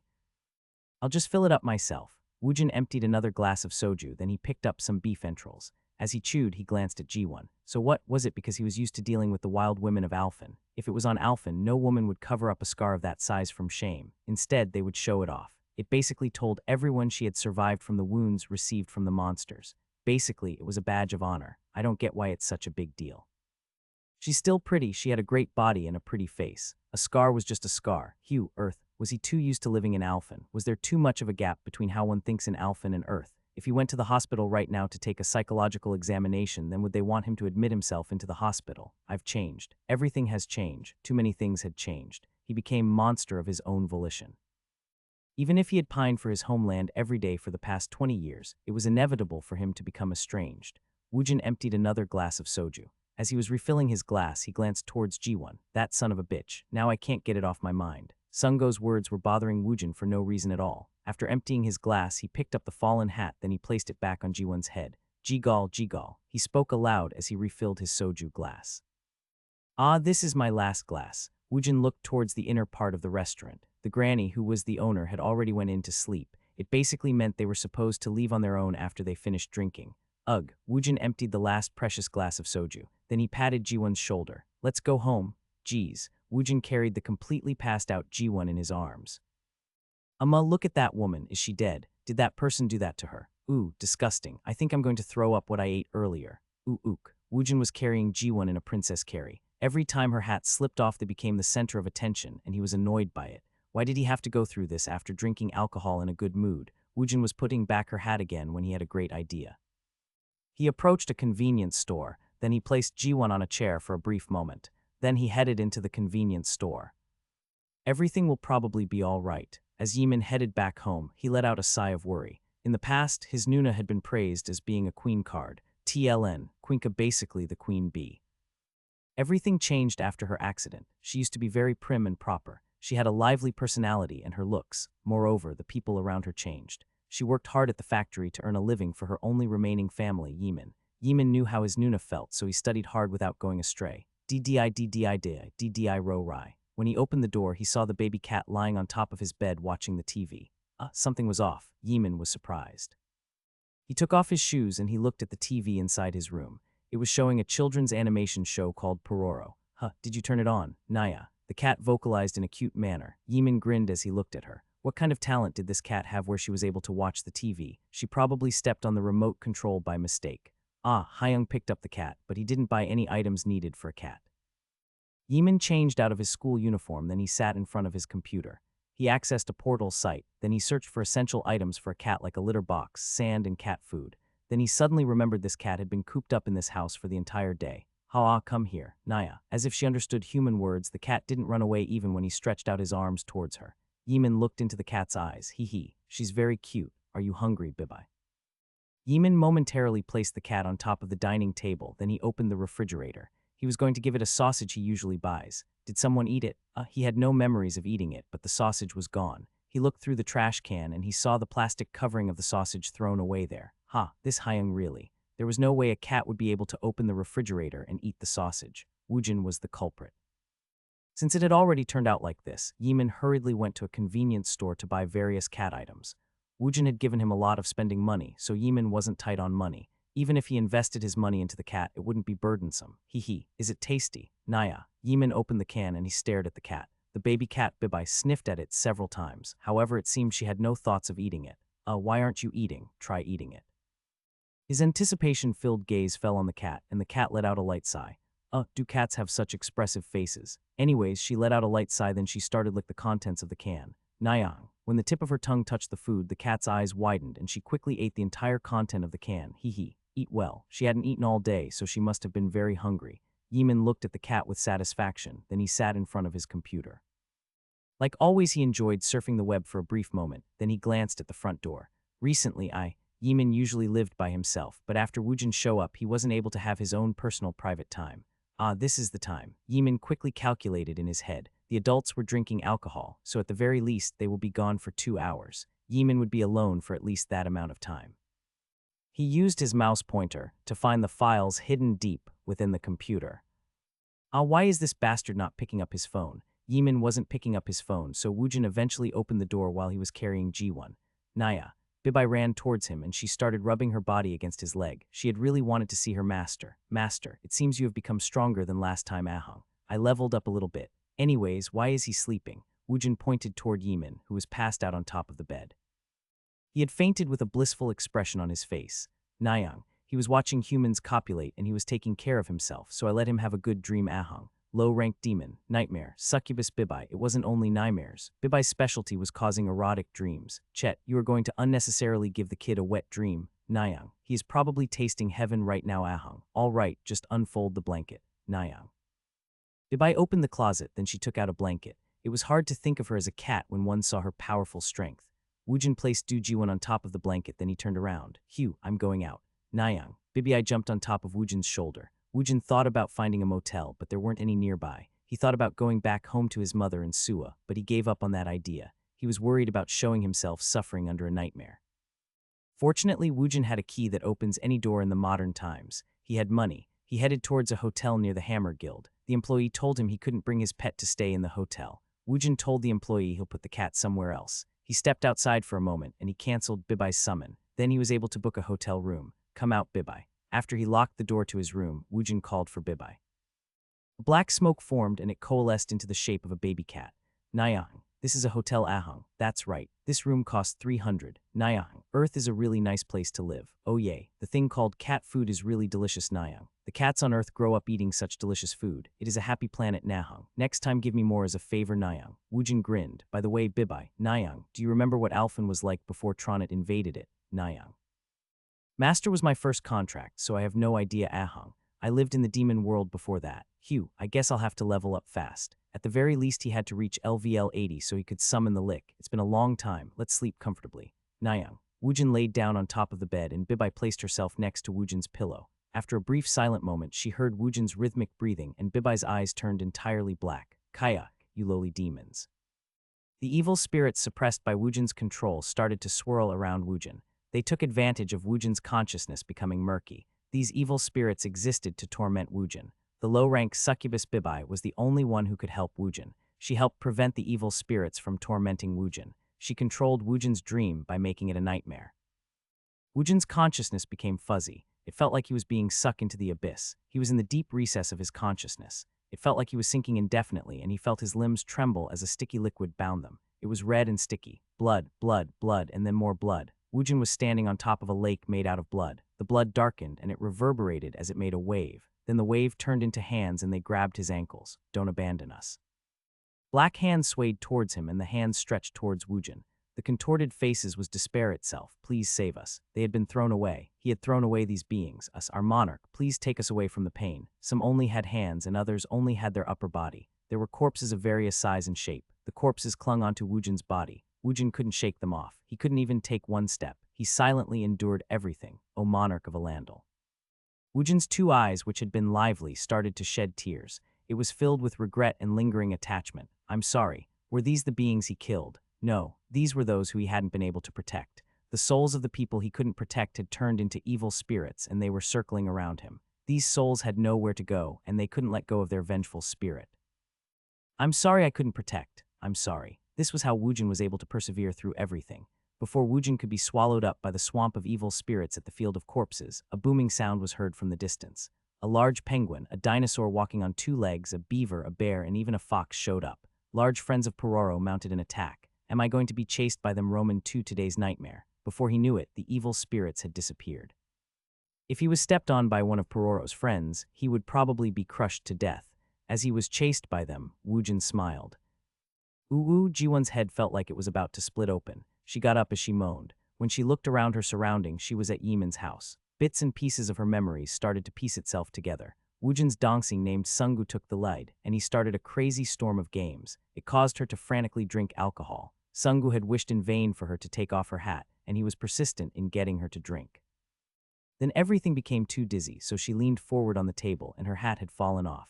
They saw everything. She wanted to hide it. She met someone who only remembered her beautiful old self. However, she had shown all of her embarrassing personal matter now. I don't get why it's such a big deal. She's still pretty. When her hat fell off, she didn't have the courage to get up, so she pretended to have fallen asleep. However, she did drink too much alcohol, so her memory was fuzzy. She thought Woojin had carried her over here. Then her film of memory was cut for real, and she couldn't remember anything afterwards. Jiwon put her hands over her reddened cheeks, then she realized she still had her hat on. She tried to take it off. Ouch. Jiwon slowly pulled against her hat, and several strands of her hair was pulled along with it. ZZ. On both sides of the hat, several strands of hair came off with the scotch tapes. When she saw this, Jiwon couldn't help but laugh. Geez. She couldn't remember when he stuck it on her, but it strangely made her heart flutter. How could a scotch tape shake a person's heart like this? This was the first time. This person called her pretty even though she had changed into a monster. She had assumed no one would think such thoughts about her unless the person was crazy. However, Woojin had appeared in front of Jiwon. Ooh, her heart fluttered, and she was hungover. After quenching her thirst with water, she tried to go into the restroom, but the door was locked. Nuna is awake. Wait a moment. Why are you awake so early in the morning? While I was sleeping, I realized I didn't do the laundry. I didn't want Nuna to work too hard on my behalf. What the heck, at least leave the door open. Wait a moment, I'm almost done. It was 5 in the morning. The door to the restroom didn't open for a long time. Naya, Woojin woke up from his sleep, and the first thing that greeted him was Bibai. Did you sleep well, Ahung? Hugh, what were those things chasing after me? It's Pororo's friend Ahung. I saw it on the television, Ahung. TLN, it's a real TV show. If you're curious, Google this. Hugh, it was a long dream. They chased after him with a bright smile. He could still hear the laugh of the animal friends circling around his ears. Bring me my hand phone, understood Ahung. Bibai brought the hand phone with her mouth. He opened the phone, then he composed a text message. Hammer Hotel Room 1703. If you come later than 9 o'clock, then I'm going to beat you up. It was 8 o'clock right now. 1 hour was plenty of time for him to come here. Woojin's body was soaked with sweat. He got up from the bed to wash his body. He finished showering, and when he came out, Bibai was looking at a brochure. What are you looking at? It's the room service guide, Ahung. I want to eat this, Nayang. Room service. Woojin looked at the guide, then he picked up the hotel's phone. I guess they deliver food. Soon after Woojin ordered the room service, the food picked out by Bibai showed up. It was spread out as if he was at a restaurant. Woojin was astonished by the food. Earth stacks up well against Alphen. He thought the nobles of Alphen lived in extreme luxury. However, if one had money, one could live in comparable luxury on Earth. No. Woojin hadn't experienced being in the upper class on Earth yet, so it might be more luxurious over here. When the plates of food were spread out, Bibai quickly jumped on top of the dining table, then she picked up a fork. Nayang, I wanted to eat this, Ahung. Bibai picked up a tonkatsu, which didn't exist on Alphen. Nayang, they fried the pig. The cooking methods of the Earthlings is fascinating, Aang. Even if it isn't pork, they fry everything. Is that true, Nyahong? Alphen's cuisine didn't have any fried foods. Bibai started talking about various foods she saw on TV and how she was going to eat all of them next time. Woojin realized something while he was looking at her. I should also watch some TV. It was the 20-year gap in his consciousness. He was gone for only 5 years, but Woojin had returned to Earth after 20 years. It wouldn't be strange if he claimed the Earth in his memory, and the current Earth were basically different worlds to him. Excluding the time he spent in the dungeon, Woojin decided to dedicate all of his time on watching TV.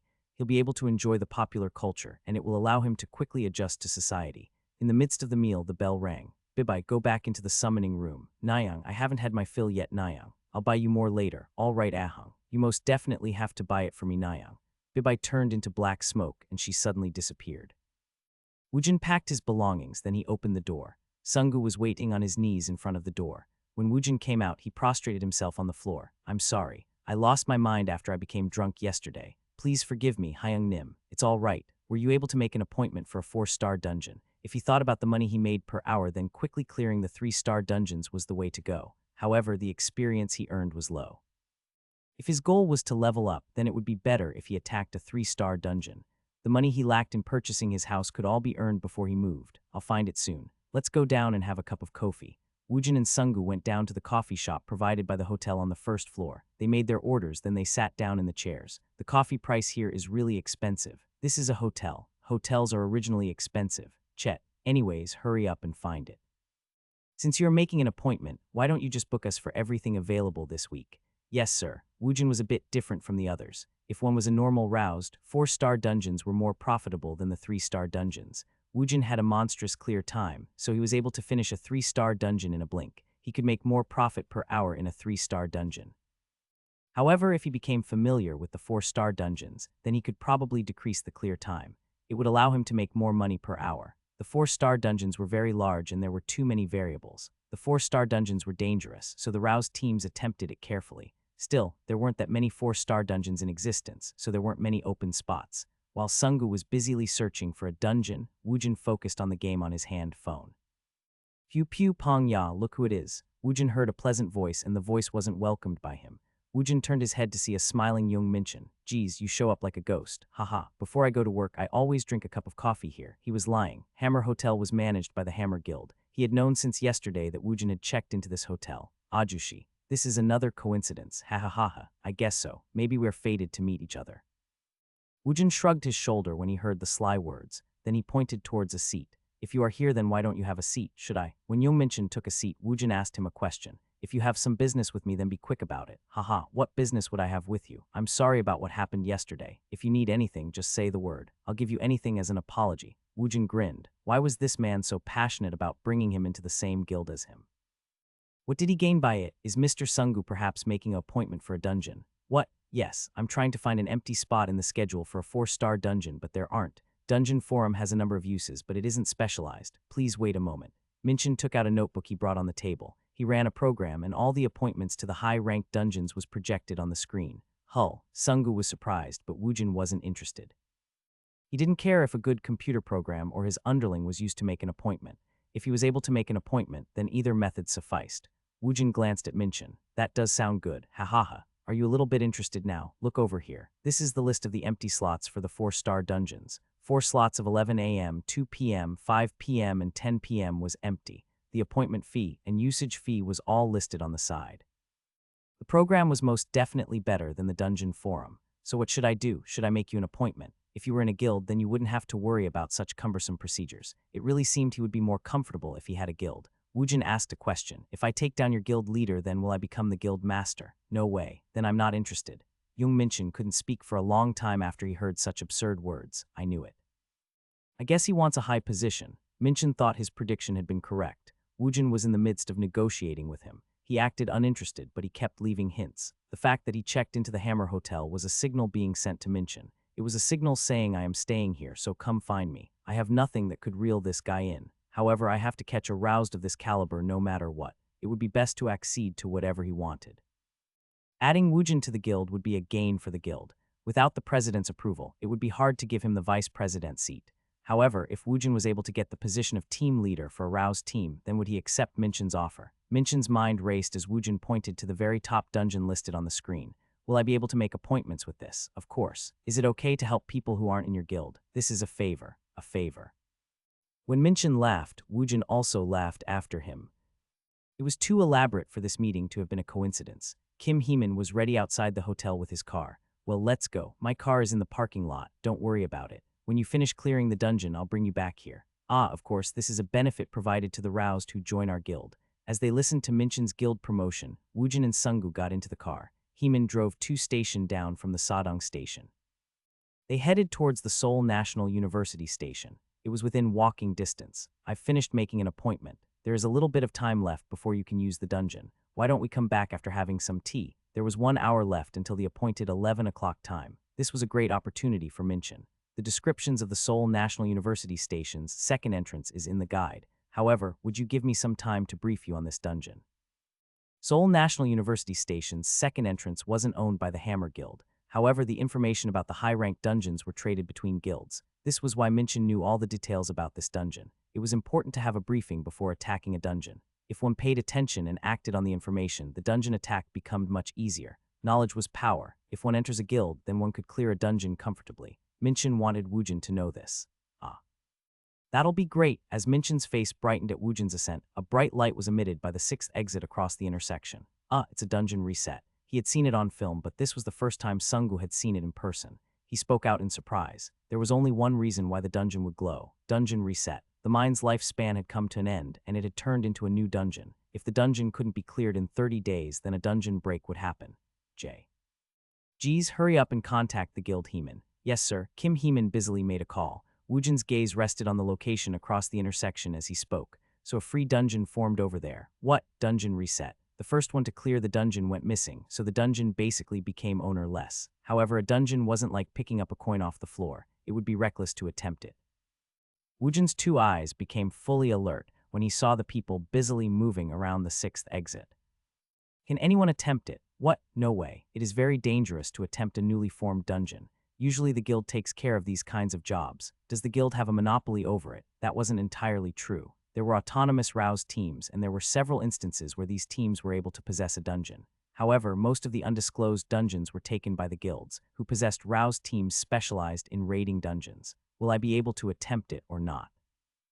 Minchin thought about what he would say several times before he finally spoke. You will be able to. However, the opportunity will only be available after the dungeon energy is measured.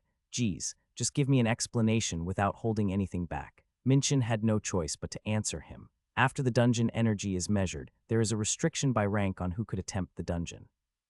If it is a 4-star, then you have to be rank C. If it is 5 stars, then rank B. Only in a rank had the right to attempt a 6-star. Woojin had an interested expression on his face. Aren't I rank C? Then I'll have the qualification if the dungeon turns out to be a 4-star. What's next? The roused are given a chance depending on the order they arrive in. If the first challengers fails, only the teams with superior ranked forces are qualified to go next. If there are a lot of competitors, then the order is chosen through lottery. Ho-oh. When he heard this, Woojin turned to Sungu. Let's go, Sungu. Yes, it's first come, first served. Hurry up and run. Yes, sir. Woojin cut across the intersection and Sungu quickly followed after him. Wait a moment. How could he be so reckless? The dungeons weren't a joke. How could he attempt a dungeon with no information? Now that I think about it, didn't he do that just yesterday? He went into a 4-star dungeon without any information. The person running in front of his eyes had a clear time comparable to someone with information. Still, Woojin looked excited as he ran. He looked like a shopper attacking the food section of a mart during a close-out sale. I don't get why he is so excited. Jung Minchin shook his head from side to side. Kim Heeman laughed as he walked next to Jung Minchin. Haha, isn't it entertaining to look at Mr. Woojin? Yes. It seems he has no fear. Maybe he has very little knowledge about the high-ranked dungeons. That, Minchin felt like it was the opposite. However, he decided not to voice his opinion. Didn't Woojin register as aroused only couple days ago? It hadn't even been a week. Jung Minchin's intuition was talking to him. It was saying Woojin wasn't attacking the dungeons without knowing anything. Where did a guy like that pop out from? He really was like a being from an unknown star. For the past couple days, this person was firmly entrenched inside Jung Minchin's head. Other roused didn't even catch his eyes. He was pouring all of his effort in scouting only Kang Woojin. The Seoul National University Station's 6th exit was very busy from people coming and going. The dungeon reset always starts because someone had died. Ego, Yunguk Hyung Nim. In front of the dungeon, a manager of a team was crying out loud. It seemed his team had been raiding the dungeon and they had been wiped out. The sadness seemed to be isolated. The public employees dispatched by the Management Bureau were busily moving around. A truck with Dungeon Management Bureau mark drove up. After an introduction, the truck was directed towards the dungeon entrance. After parking the rear of the truck near the entrance, the truck's roof opened up. A satellite antenna-looking machine was revealed from the inside. It is a dungeon energy measuring instrument. One can find out the general size of the dungeon with it. He didn't know when Jung Minchin had caught up, but he gave a polite explanation from next to Woojin. You will be able to go in if it is a 4-star. Did you write down your name on the registry? I did. Woojin had already written his name in the application registry being held by the Dungeon Management Bureau employee. He was the first one to do so. If it's 4-star or below, then it is mine.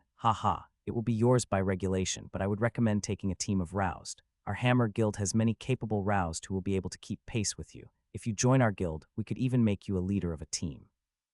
I already have one underling. Woojin focused his gaze on the monitor attached next to the machine. 812,837,128. The numbers repeatedly fluctuated up and down, and it made one's eyes dizzy. Bloodstone's worth about $50,000 is used to operate it once. It uses a filthy amount of it. Yes, there are smaller energy measuring equipment, and it is used to measure the energy of all the high-rank roused. Woojin's head turned towards Minchin. They didn't use it to measure me. The measurement equipment can't be used on all the roused. One use expends 2,000 worth of bloodstones.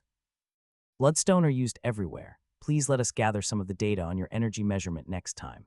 If I have the measured value, then Woojin Nim could receive a rank befitting your ability. Well, maybe later. While he was talking with Minchin, the measuring equipment's number was becoming fixed. BBI. The cutting-edge machine that looked like a monster let out an analog sound as it yielded the result. Rank 5 star. Disappointment flashed through Woojin's eyes. Minchin was relieved. If it was 4 star, then the possibility of Woojin soloing the dungeon would have been high. Then Woojin's worth would have been displayed to everyone here. There was a world of difference between the difficulty of clearing an already assaulted mine and an undisclosed dungeon.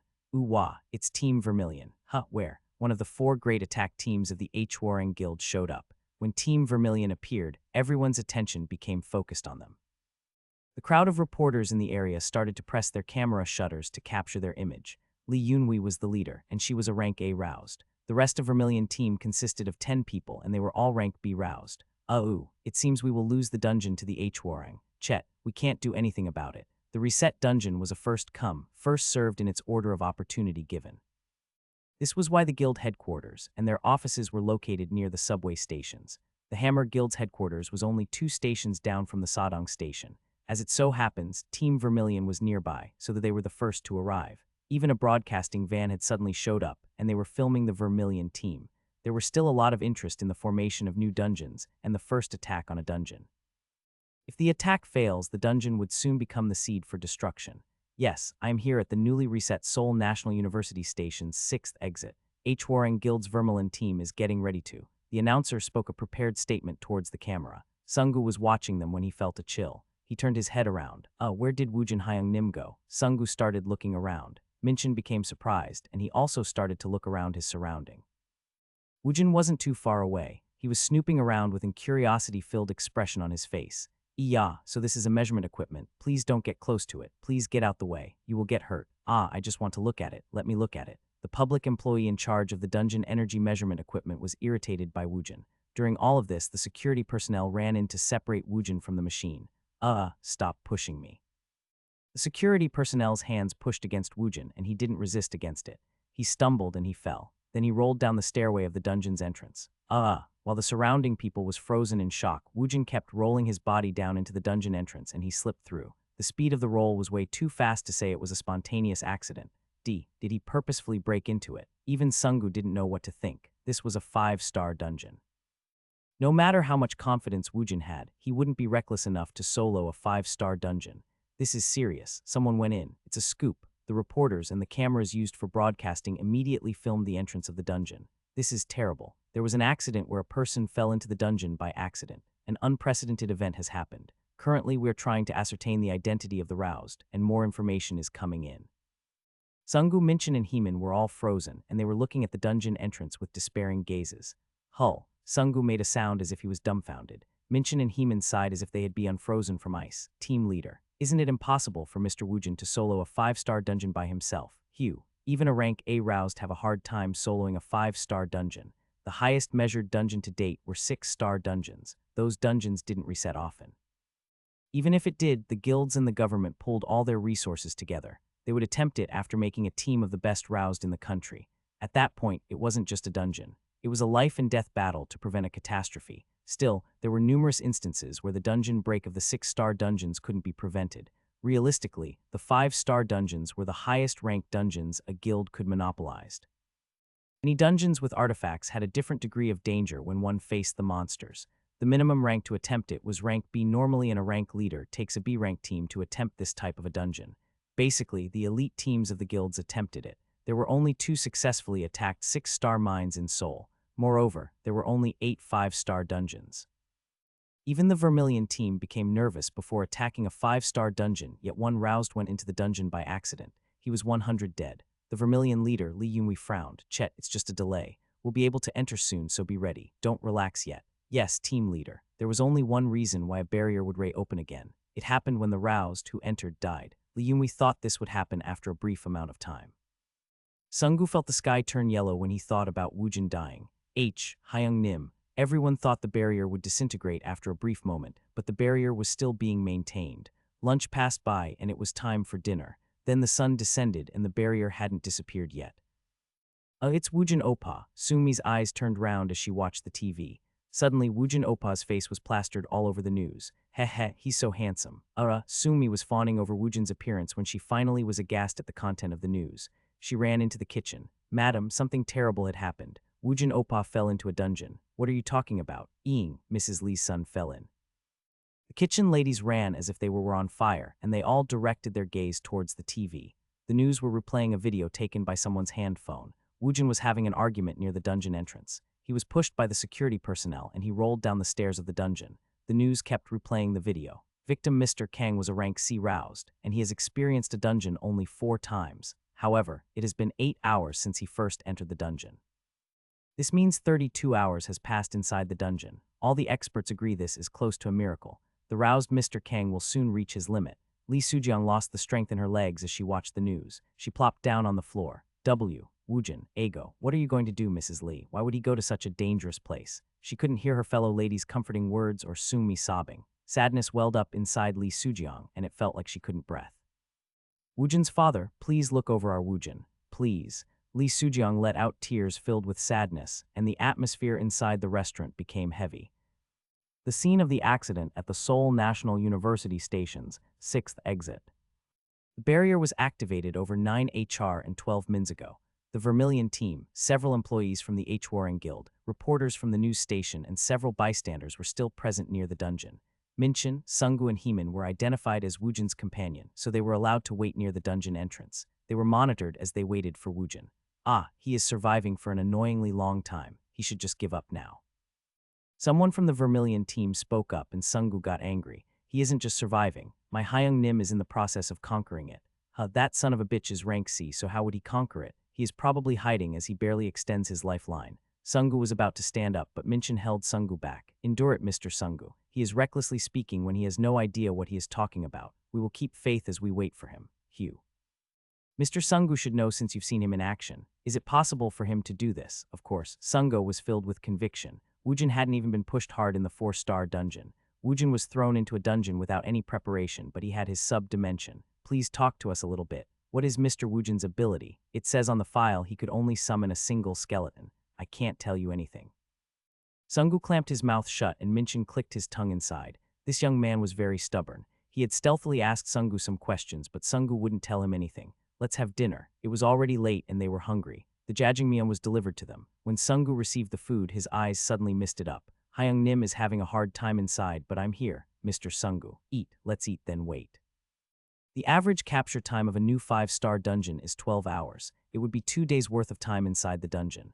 Moreover, Woojin might take longer than the average time. If he failed, they wouldn't be able to see him ever again. He felt guilty, but he couldn't help being hungry. Sunggu ripped open the sarin wrap on the jajangmyeon, then he stirred it around. It happened when he put the chopstick to his mouth. Choo-choo-choot. The barrier disappeared and Woojin popped out. He was walking up the stairs. Nim. Sunggu wasn't chewing the jajangmyeon nor was he spitting it out. Woojin grinned when he saw this. Did you also order mine? Sunggu forcefully swallowed the jajangmyeon, then he ran towards Woojin. All the cameras were focused on Woojin. He entered by breaking the regulations, so will he be arrested or be given a penalty? Haha. It was when everyone's attention was focused on him. Woojin saw the security personnel that was still hanging around the station. He spoke towards the one who had pushed him. Ajushi, what were you doing pushing me? I almost died. I didn't push you. Woojin approached the security personnel, then he gave an exaggerated hug. Ha, it's all right. Everything is fine since I'm still alive. Ajushi was probably also surprised. You don't have to feel guilty. Aren't I still alive? No, how can this be considered just being alive? This was the first incident where a roused had successfully cleared a 5-star dungeon by himself. Hey, hurry up and turn the camera. The people from the TV station who were taking a break started to busily set up their cameras. When the announcer spoke, Woojin's image was captured by the camera, and it was broadcasted to the entire country. We are bringing you some breaking news. Mr. Kang, who had accidentally fallen into the dungeon, has surprisingly come back out alive. We have no idea what has happened, but I will try to interview the person directly involved. When Young Minchin saw the announcer approaching Woojin, he sidled up next to Woojin. Minchin took off his coat, then he placed it around Woojin. Woojin was confused, but Minchin quickly placed an arm around him. Please don't do anything. If your identity is revealed through the press, then the press and people around the country will gather to bother you. That couldn't happen. Woojin obediently put the jacket over his head. Sunggu was quick on the uptake, and he also sidled up next to Woojin. Kim Heeman quickly went to get his car so they could make a quick exit. During all of this, Young Minchin blocked the path of television crew and the reporters who were relentlessly pressing down on their cameras' shutter. He has just barely made it back out alive from the 5-star dungeon. He is declining to do an interview. He requires stability right now. Who are you DT block us? Doesn't the public have the right to know? Several complaining reporters recognized Jungminchen's face. Isn't he a Hammer Guild's team leader? Does that mean the roused in the accident is part of the Hammer Guild? Was this incident disguised as an accident so the Hammer Guild could snatch the dungeon away? Jungminchen became serious when he heard the reporters talking in whispers. Please stop these speculative reporting. I will sue you. If the personal information of the roused is leaked, then we will respond strongly. Minchen blocked the reporters, who were trying to earn at least a single shred of information. Heeman brought his car around during all of this. Team leader, over here. Sunggu and Woojin quickly entered the back seats. When Minchen also got in the car, Heeman quickly drove into the crossroads before the mass of people could crowd around the car.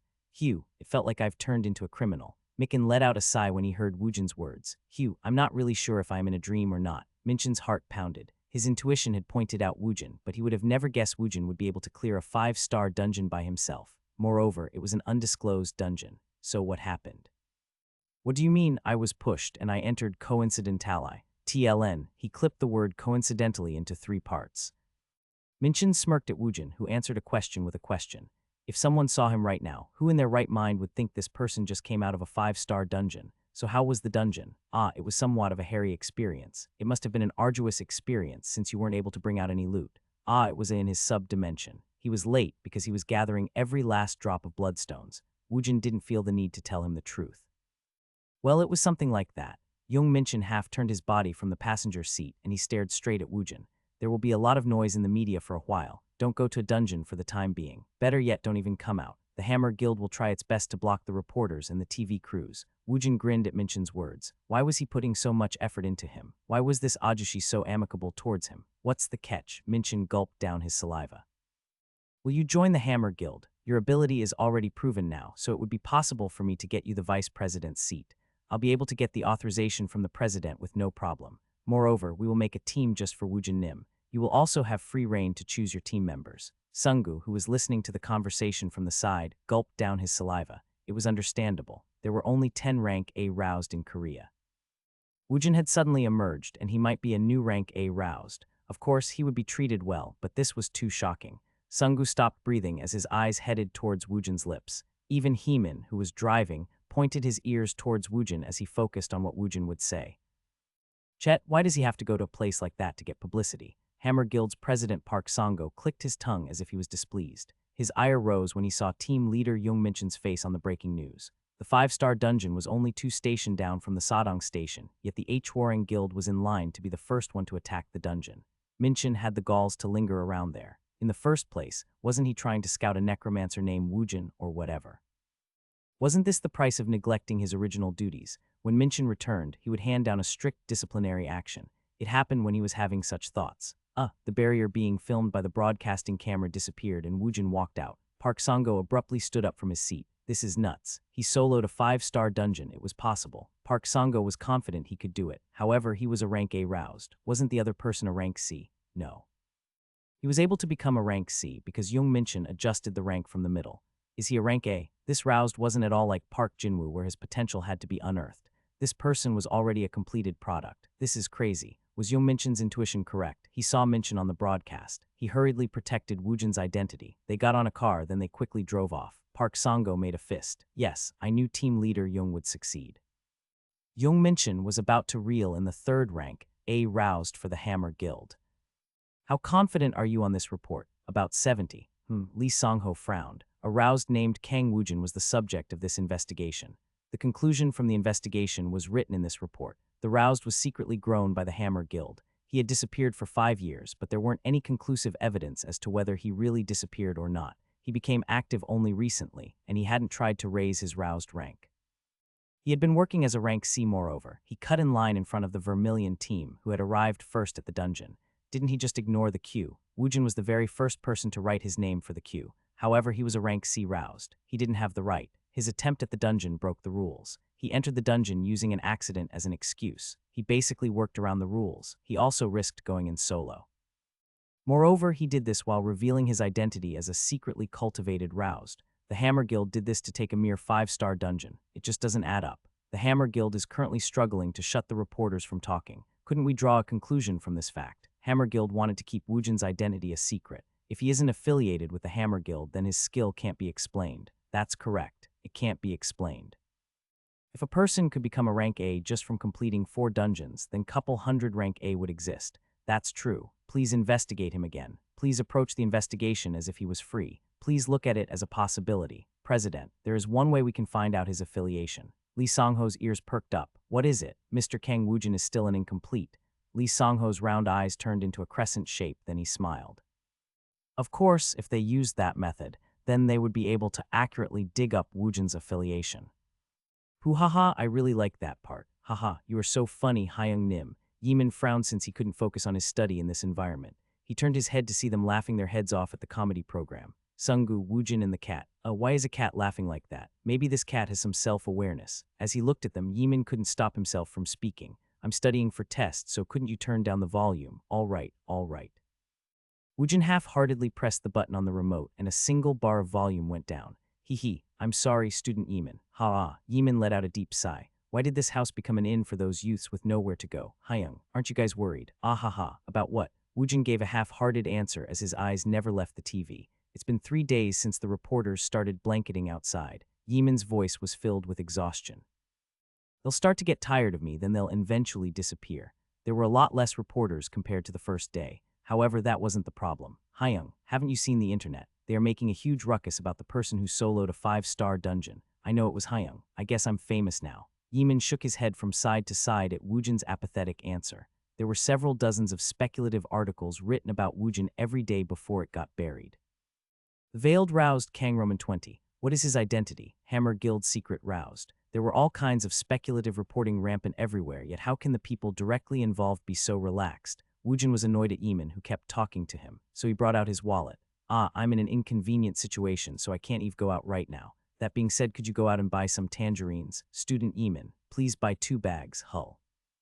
These Hyungs looked frighteningly more relaxed than me. Furthermore, I'm the one who is being inconvenienced. He was damn uncomfortable right now. Hyung, it's my testing period. You can have the leftover money as a tip for shopping for me. Woojin took out 50 bill and he waved it around. Yeeman had a sullen expression as he glared at the money. Then he stood up from his chair. Do you need anything else, Student Yeeman? I want a Melona, TLN ice cream. I want a Wonder Cone, Nyang. Woojin immediately raised the volume as soon as Yeeman left. Hyung Nim, aren't we being too much of a bother to Student Yeeman? Haha, where else are we going to go? Everywhere we go the reporters are following us. The reporters had even come looking for them at their home, and they were making life difficult for their family members. This was why the 2 of them had escaped to Yeeman's house. It had already been 3 days, but the undercover reporters were still hanging around where they stayed. They couldn't even go to a dungeon, so they were just staying inside Yeeman's one room. Also, Hyung Him, are you really going to keep turning down the Hammer Guild's offer? Why? It was a great opportunity. They don't give the vice president seat to just anyone. Hugh, it's nothing, Hyung Nim, DDI Rai. At that moment, Woojin's hand phone started ringing, so he answered it. Yes, mother, are the reporters still showing up? Yes. What? Woojin, who had been lying down on his side as he watched TV, suddenly sat up. They still send those things out. Sungu was curious to know what was said on the phone. What made Woojin so surprised? Hugh, I understand. If I have the chance later, I'll go pick it up. Hyung Nim, what's going on? Sungu asked the question as soon as Woojin ended the call. Woojin's face turned as serious as Sungu had ever seen. Sungu, yes, Hyung Nim. Did our countries unify yet? Not yet. Why not? If he knew the answer to that question, then he would be the Minister of Unification. Why would he be sitting here? Woojin pressed firmly on his temple. His draft notice had come. It had been 5 years since the dungeon had formed, but this damn country was still divided. Hey Sungu, you should come with me to Pyongyang. What? Why would we go there? Let's go kill Kim Jong-il. What? Kim Jong-il has been dead for a while. What? He's dead, yet the countries aren't united. His son took over. After thinking over it for a moment, Woojin spoke again. Then let's go kill that son of a bitch. What? Woojin was looking at Sungu with a serious face, so he knew Woojin wasn't making a joke at his expense. So he sobered up. Hyung Nim, what's causing you to act this way? My draft notice was issued. Sungu's expression turned serious. Woojin abruptly stood up. Hyung Nim, let's go. Let's unite the country. Let's unite it before I have to join the army. Hyung Nim, please calm down. Do you really think both countries will immediately unite just from killing that person? Why not? It'll work. It won't. Woojin sat down in despair when he heard Sungu's words. What era were they in? Why was the compulsory military service still a thing? Sungu seriously thought about the situation alongside Woojin when a thought suddenly came to him. Hyung Nim, what? When a roused goes to the army, they are assigned to a special division. Why? They are the first ones to be mobilized to the station when the dungeon break erupts. So what? There's a way you could do the same work without entering the army. Explain it so I can easily understand it. Sunggu had dropped out of school, so his draft notice would also be coming soon. This was why Sunggu had done some research on the army, so Sunggu was well informed on this subject. It is like working for the public interest. You don't enter the army, but when the military asks for help, you have to cooperate with them to suppress the monsters. Oh, so how do I apply for it? This option is only available for the roused who are verified as being a member of a guild. Sungo slyly spoke to Woojin, who was racking his brain. Why don't you use this opportunity to join a guild? Woojin thought about it. Should I secretly enter Pyongyang for an assassination? He didn't want to join a guild in the first place, so entering one wasn't even an option. Then Woojin suddenly had a good idea. Hey, Sungu. Yes, Hyung Nim. Let's make a guild. What? Woojin put on a satisfied smile. Get ready to establish a guild. He didn't want to bow his head to enter a guild, so he'll just make a new one. It's just a guild, so he could probably half-ass it when he made one. Should I make a new one, or should I steal one? Steal one. You can't do that. I guess I have to make one. You should find out how to make one first. Sungu was taken aback, so he didn't know how he should answer Woojin. A guild wasn't some kind of a club. It wasn't something that could be made just on a whim. I probably won't be able to go outside since there are a lot of reporters out there. Sungu. Yes, Hyung Nim. You can't hide from them for the rest of your life. It would be better for you to get used to ignoring the attention early on, so you can get along with your life. What? I thought Hyung Nim didn't want to receive any attention. I did. Woojin had a confused expression on his face. What kind of a person was Woojin at Alphen? His every movement and whims were of great concern to everyone in the continent. It was natural for everyone to be interested in him. This was why he didn't feel the slightest of excitement or repulsion from receiving exposure from the media. Should he live the life of an average middle-class citizen? Nonsense. Tronet was digging an underground tunnel through the subway stations, and he was aiming to take over Earth. So what if my face becomes famous? There are things you can prevent in this world, and there are things you shouldn't block. Well, that is true. Normally he seemed immature, but he always seems to come up with the right words for situations like this. As Hyung Nim said, they were already receiving a lot of publicity from the press. The Hammer Guild pressured the media, so the media hadn't released their information. Still, this caused public interest to almost explode. The person was able to accidentally enter a 5-star dungeon, but he was a monster who could solo the dungeon. The Management Bureau admitted Woojin's roused rank was incorrect, and they said his rank would be newly measured. I'll go do some research. Take care of everything before I have joined the army. Yes, if I go to the army, aren't you the one who is lose out? Yes, anyways, a high-ranked roused like Woojin would most assuredly receive preferential treatment. Sungu was booting up his computer when Woojin's hand phone rang. Hello, yes, Mr. Woojin, this is Kim Heeman. What can I do for you? Isn't it too early to drink soju? Haha, we can do that next time. I have something to discuss with you face to face. I have to talk to you about who you are going to entrust with the management of the Seoul Station's 6th exit. Woojin thought of a good idea when Heeman contacted him. Let's talk in person. I have to talk to you about the guild, so why don't I also meet with team leader Young? What, the guild? Are you sure? Yes. Where do you want to meet? I'm on my way right now. I'll be there soon. Before the phone call could be severed, he heard the sounds of Heeman running around. Why do they like me so much? Boom, the door opened in a rough manner, and Young Minchin's face automatically nodded into a frown. Which bastard is being so rude? Team leader, we did it. We did it. Heeman ran in, and his face was dripping with happiness. It was as if Korea had won the World Cup. His overwhelming attitude made Minchin drop the etiquette between a superior officer and his worker. Moreover, he also stopped using the deeply ingrained Korean cultural etiquette between a senior and a junior to start the conversation. What did you just say? Mr. Woojin wants to meet us. Mr. Woojin wants to meet us about guild business. What? Minchin suddenly stood up from his seat. His butt tipped over his chair, but he didn't care. You got another one, team leader. Ha ha ha ha hot. He had received a lot of stress recently, but could there be a more happier event? Young Minchin quickly wore his jacket, then he spoke to Heeman. Let's get ready to meet him immediately. I'll go make my report to the president. Yes, sir. Haha. Heeman started to run with elation. Minchin also couldn't hold back his joy as he headed toward the president's office. The female secretary pressed the intercom button when Minchin arrived. Ego, please bring him in. Minchin's ears picked up the small sound coming from the intercom, and it made him smile. Yes, Young Minchin isn't it? Minchin confidently entered the president's office, and Hammer Guild's president Park Sango greeted him near the sofa.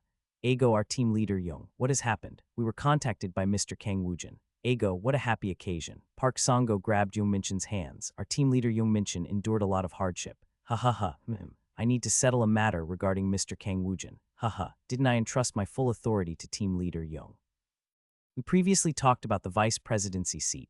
Ego, if our team leader Young wants to give it to him, then we have to give it him. The 3 great guilds of Korea. None of the Hammer, H. Warring, or KH possessed 3 rank A roused. If they were able to make Woojin their new guild member, then the Hammer Guild would rise up to an unrivaled position. Young Minchin looked like a treasure to Park Sango, so I'm going to go knowing I have your approval. Park Sango himself showed Young Minchin out of the president's office. Of course, please have a safe journey. I'll be waiting for the good news. I'll be sure to return with good news. Ha ha ha. Hey, Secretary Kim, prepare a guild-wide company dinner. Yes, President. Even when Young Minchin got on the elevator, Park Sango still shook Minchin's hand with a smile on his face. When the elevator door closed, Young Minchin made a fist and he let fly an uppercut. Yes, ahem. Minchin felt his fallen confidence recover. Did healing feel like this? He had done it once again. Young Minchin wasn't dead yet. He was alive and kicking. He gathered the contract, required documents, and his notebook. When he arrived at the first floor, Heeman was already on standby inside his car. Heeman looked as happy as Minchin. Sadong Station's cafe. Angel's business room. What, did I hear you wrong? Minchin was suspicious as to whether his ears were really working or not. He didn't even have the chance to take out the contract. Woojin repeated his words once again. I want Ajushi to come to our guild. What kind of situation was this? He couldn't grasp what Woojin was saying because his reply was so unexpected. When you called, it wasn't about making a contract with the Hammer Guild. Woojin grinned. Why would I go there? I want team leader Young and Mr. Heeman to come to my guild. Young Minchin was surprised. Kim Heeman was also surprised. Young Minchin groaned. He already had a guild. Woojin was already affiliated with a guild. This was why he refused the temptation of joining the Hammer Guild. Where was he from? Warren, KH, or some other small guild? Hugh, what's the name of Mr. Woojin's guild? It's the Alandal Guild. What? Alandal? This is the first time he had heard of this name. If he didn't know about it, then it must be a very small guild. Heeman was quick to pick up on the situation, so he searched for it. However, the guild didn't exist. Excuse me, the guild named Alandal doesn't exist. Woojin nodded his head if Heeman's words were reasonable. Of course, what? Woojin looked at Heeman and Minchin. You two have to come. Yes. And make it? Did someone spike his morning coffee with drugs? Why did he keep hearing bullshit? So he wants to make a new guild. How much do you make currently, Mr. Heeman? What, your annual salary? I make a little over $50,000. I'll give you $100,000. What? If that is too little, I'll give you an additional $50,000. Heeman's eyes turned round and Woojin turned to look at team leader Young. Young Minchin beat him to the punch. I'm not someone who will be moved by money. No. Moreover, isn't this a little bit too absurd? What is? You are suddenly talking about making a guild. Moreover, you want us to change employment. I am a team leader of the Hammer Guild. Guild was where the roused gathered, but it was also a company. It saw similar to a talent agency. Each roused was in a contractual relationship with the guild, so how could he change guild based solely on money? If he took the long-term view of his future, it would leave a huge dent in his career. Woojin grinned. Guild Alandal, why don't you become one of the founding members? Young Minchin's eyes shook. The word founding member shook his heart. I'm trying to make a guild, but I know nothing. Why don't Ajushi come over and help a little bit? If you don't, I'll just go to Pyongyang. What did him changing his employment have to do with going to Pyongyang? As they headed back to the Hammer Guild, Heeman and Minchin didn't speak inside the car. Angel was next to an intersection near the Sadong Station, so the Hammer Guild was a walking distance away. Before they could blink their eyes, they had arrived in the parking lot, and the silence didn't last too long afterwards. Team leader, I'm going to jump ship. Hey you, no, to put it bluntly, isn't it great what he is trying to do? Mr. Woojin might be a rank A roused. No, I am sure he is one. Who else could solo clear a 5-star dungeon? Do you know how big his guild will become? If I stay in the Hammer Guild, then how far could I climb up? Hammer Guild had grown as large as it could get, and the guild would have a hard time expanding any further. His seniors, who had entered the guild before him, was firmly entrenched in the top seats. The prospect of him advancing in the guild was quite hopeless. Doesn't Mr. Woojin already possess one 5-star dungeon? To tell you the truth, if he manages just that dungeon, he wouldn't need to renege on my annual salary. He was right. Just by looking at the pattern in which Woojin attacked the dungeons, he could tell the guild formed by Woojin will have a very bright future. Minchin thought about it. Where was his ambition? Where did he fit in the Hammer Guild? The Hammer Guild's department heads and the members of the board were all founding members. Even if he kept making serious contribution to the guild, Young Minchin would never surpass them to become part of the management. I'll also go, team leader. When he heard Minchin's decision, Kim Heeman took out his resignation letter he always carried around. Do you always carry that around? Heh. All salary man do so. Young Minchin grinned, and he also took out his resignation letter from the pocket of his suit. Heeman's eyes turned round. You too, team leader. All salary man do so. Cool. Let's toss the resignation letter in style, then we can go have some soju. All right. Young Minchin and Kim Heeman headed towards their possible last day at the Hammer Guild. The curtain was closed, and it was dark inside. He saw the members of his team standing around a cake with lit candles. Team leader Young Minchin, congratulations on being promoted to the head of the department. While Minchin was being confused, President Park Sango spoke as he laughed out loud. What? As Minchin looked at them in surprise, his team members egged him on. Team leader, hurry up and blow out the candles. Please don't forget about us after you become the department head. Ha ha ha. Congratulations on your promotion, team leader. Ha ha. Minchin was too flustered, so only laughter leaked out of him. He blew out the candles in bewilderment, and the office filled with people clapped. Well, he is back after finalizing an incredible deal. He is a genius of negotiations. Please clap once again for Department Head Young Minchin. You are so cool, Department Head. Park Sango started a chant, and the continuous clapping assaulted Minchin's ears. Minchin and Heeman had pale faces, and they were just laughing. Yes, President. The genius of negotiation went to negotiate, but he was negotiated instead. He was ashamed of himself. Excuse me, President. Ha ha ha. Let's go to the company dinner to hear your good news. I booked a really nice place to today. Wah. It's a company dinner, ha ha ha. He could only laugh. He could become the Hammer Guild's department head or a founding member of a new guild. The sweet fruit he had always wanted was in one hand, and a seed that could grow into anything was in the other. Before he could hand over his resignation letter, everyone moved out towards the location where the company dinner was being held. Team leader, what should we do? What do you expect me? The flustered Heeman asked the question, but Minchin could only shake his head. Why was the president overdoing it today? Ha, they are throwing us a farewell party, so we should go. This big fuck-up wasn't created by young Minchin. Park Sango. The president brought it on himself. Minchin took out the resignation letters from his jacket, then he stabbed it into his back pocket, at the hotel owned by the Hammer Guild.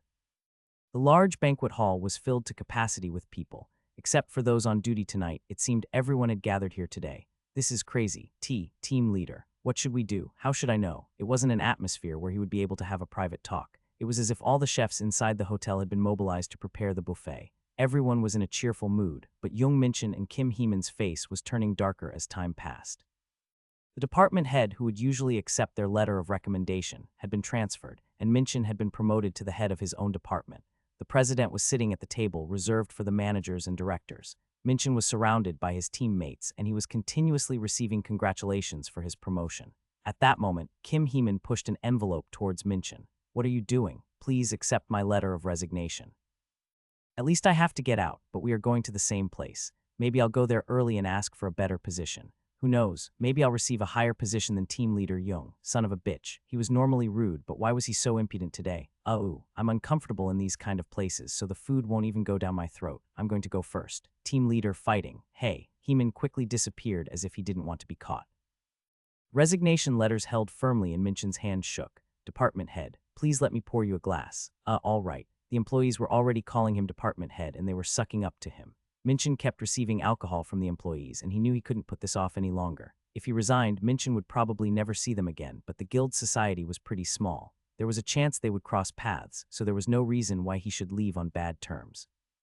It would only make it more difficult for Woojin and his new guild. He didn't know how many glasses of alcohol he had emptied already.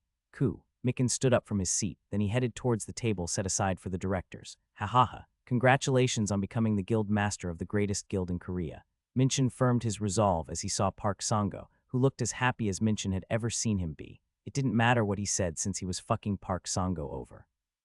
The possibility of a beautiful parting didn't exist. Excuse me, President. Oh my, aren't you the guild's #1 star, Chief Young? Now, please come over here. The directors looked at Minchin as the president called him over. Some of them were several prospects young Minchin had found in the past. They were all rank B roused. They were held in high esteem for their high roused rank and their history of attacking dungeons. It was a common occurrence to have yesterday's comrade be given a higher position in a brief amount of time. This was why not many roused bellyached at the other's promotion. They didn't become jealous. The positions were only words to be printed on a business card for the roused. Guild was just a place for them to gather. It was a place where they could work together for profit. If the roused didn't like the guild, they could leave after their contracts ended. Still, even if the title was considered to be a single line on the business card, it was a target to aim for. President, I have something to say to you. We have to listen to Department Head Young's tale of exploits. I failed. At Minchin's words, Park Sangho's smiling face froze in place. I failed in making a contract with Mr. Kang Woojin. What did you say? I'm deeply ashamed of myself. Park Sangho's face became turbulent. What kind of place was this? Wasn't this party thrown to congratulate Young Minchin's promotion and to celebrate him bringing in an almost verified rank, roused Kang Woojin into the Hammer Guild? How could you say such a thing right now? I'm sorry. Is this something you can get away with just by saying you are sorry? Do you want to be fired from the company? If that happened then, he would be thankful. Do you know how much money you spent while you tailed after Kang Woojin? Do you think an apology is enough? He had allowed Woon to use the dungeon for free. Moreover, he spent money to secretly manipulate Woojin's roused rank. A loss was a loss. Yes, he was wrong, he was wrong. He made a very big mistake. I will take all the blame. Blame? Is this how you take the blame? What is this? This is my resignation letter. I will take all the blame, and I will resign from the Hammer Guild. Park Sango glanced at the resignation letter, and he looked at Minchin with a bewildered expression on his face.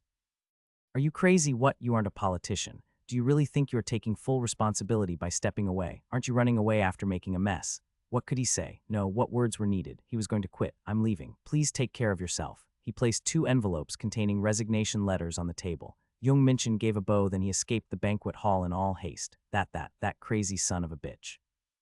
Young Mikin heard Park Sango fly into a rage, but he continued to walk as he closed his ears. His heart was jumping inside his chest. He was still nervous, but there was a faint smile on his face. It had felt great and satisfying. Moreover, he was filled with anticipation. Mikin had selected the seed rather than the fruit. When he stepped outside, Heeman was already in the front with his car. Over here, team leader. Ah, this is why he still liked that rude bastard. Sadong Station's Angel business room. 8 p.m. Welcome to Alandal. Minchin and Heeman grinned at Woojin's words. I am looking forward to working with you. I will treat you as my president. Please look out for me. I will. Woojin and Minchin shared a handshake. Feel free to treat me in a way that is comfortable for you. I will use all my strength to establish Alandal. Is that so? Then I can just call you Minchin. Isn't he being a little bit too familiar with him? TLN, he stopped speaking in the respectful form. Please call me Team Leader Young. All right, Team Leader. I'll leave the establishment of the guild in your care. Do what you consider is best. Yes, there was a saying that the people of the East being courteous is a thing of the past, yet Young Minchin was having a hard time adjusting to it. So you want to go have some soju today? His view on life seemed to be simple. If someone else saw them, it would look like they were making a club instead of a guild. Even if we get acquainted part to a later date, there is a matter President needs to address first. What is it? We need at least 5 founding members to establish a guild.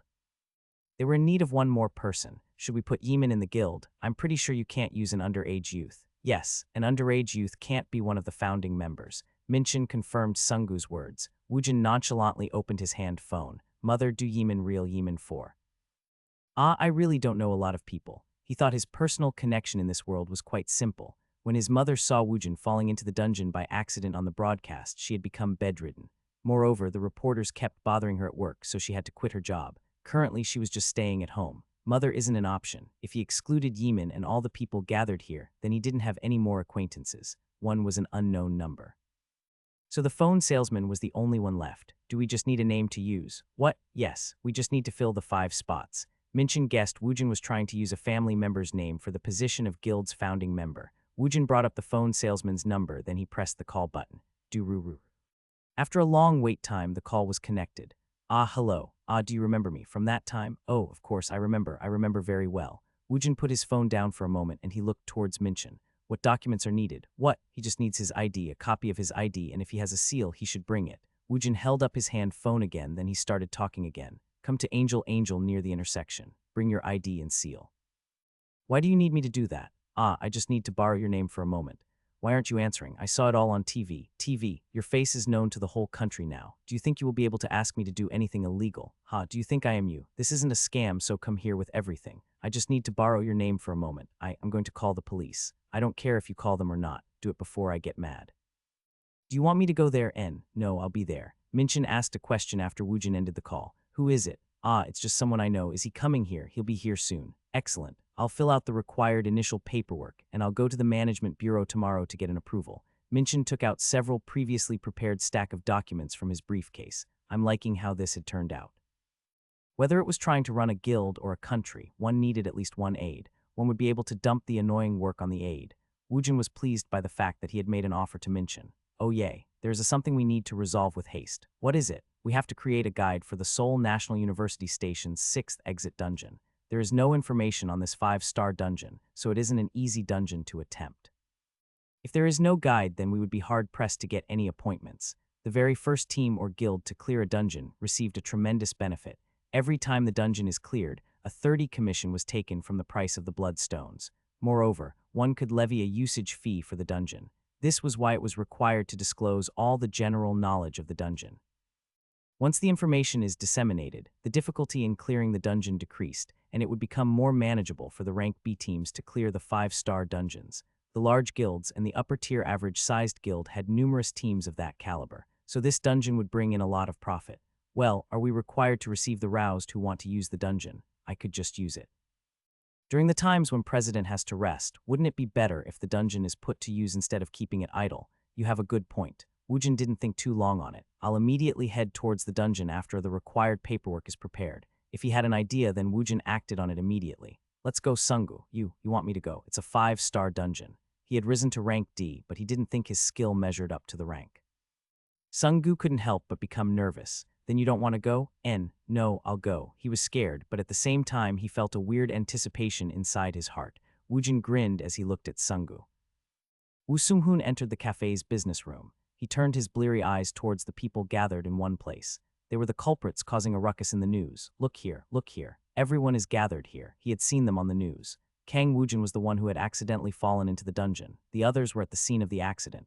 You are here. His body froze when he heard Woojin speak. He shrunk back as if he had met his natural enemy. Did you bring what I asked you to bring?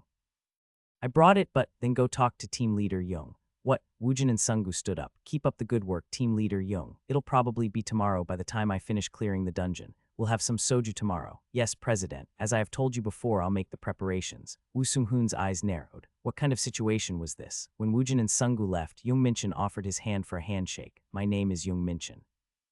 I used to be the team leader at the Hammer Guild. I'll be starting the Alandal Guild with you. I'm pleased to meet you. I look forward to working with you. Hammer Guild, one of the 3 great guilds of Korea. This person used to be a team leader in the Hammer Guild. Kim Heeman shook his hand immediately afterward. Woo Sung-hoon grabbed his hand in confusion. My name is Kim Heeman. Heh. Please take care of me. If you are an acquaintance of the president then, friend, or relative, what is this? They were swindlers. Woo Sung-hoon acted like he was listening to their stories, and he secretly searched for their info below the table. He had searched using Kang Woojin's news as the focus, so there were very little information on his companions. Still, the internet should have some articles about them. His eyes turned round when he searched for the articles. 100,000 phone salesman Kim Heeman. It's Kang Woojin. Someone let out a shout, and the flash of the cameras burst forth from all direction. The reporters had the boring job of waiting outside the dungeon since they wanted a scoop. Now the reporters swarmed Woojin and Sungu like bees. What are you guys doing? Sungu spread out both his arms to block the reporters. He called himself a manager, but Sungu wasn't proficient at the jobs done by an actual manager of aroused, Mr. Kang Woojin.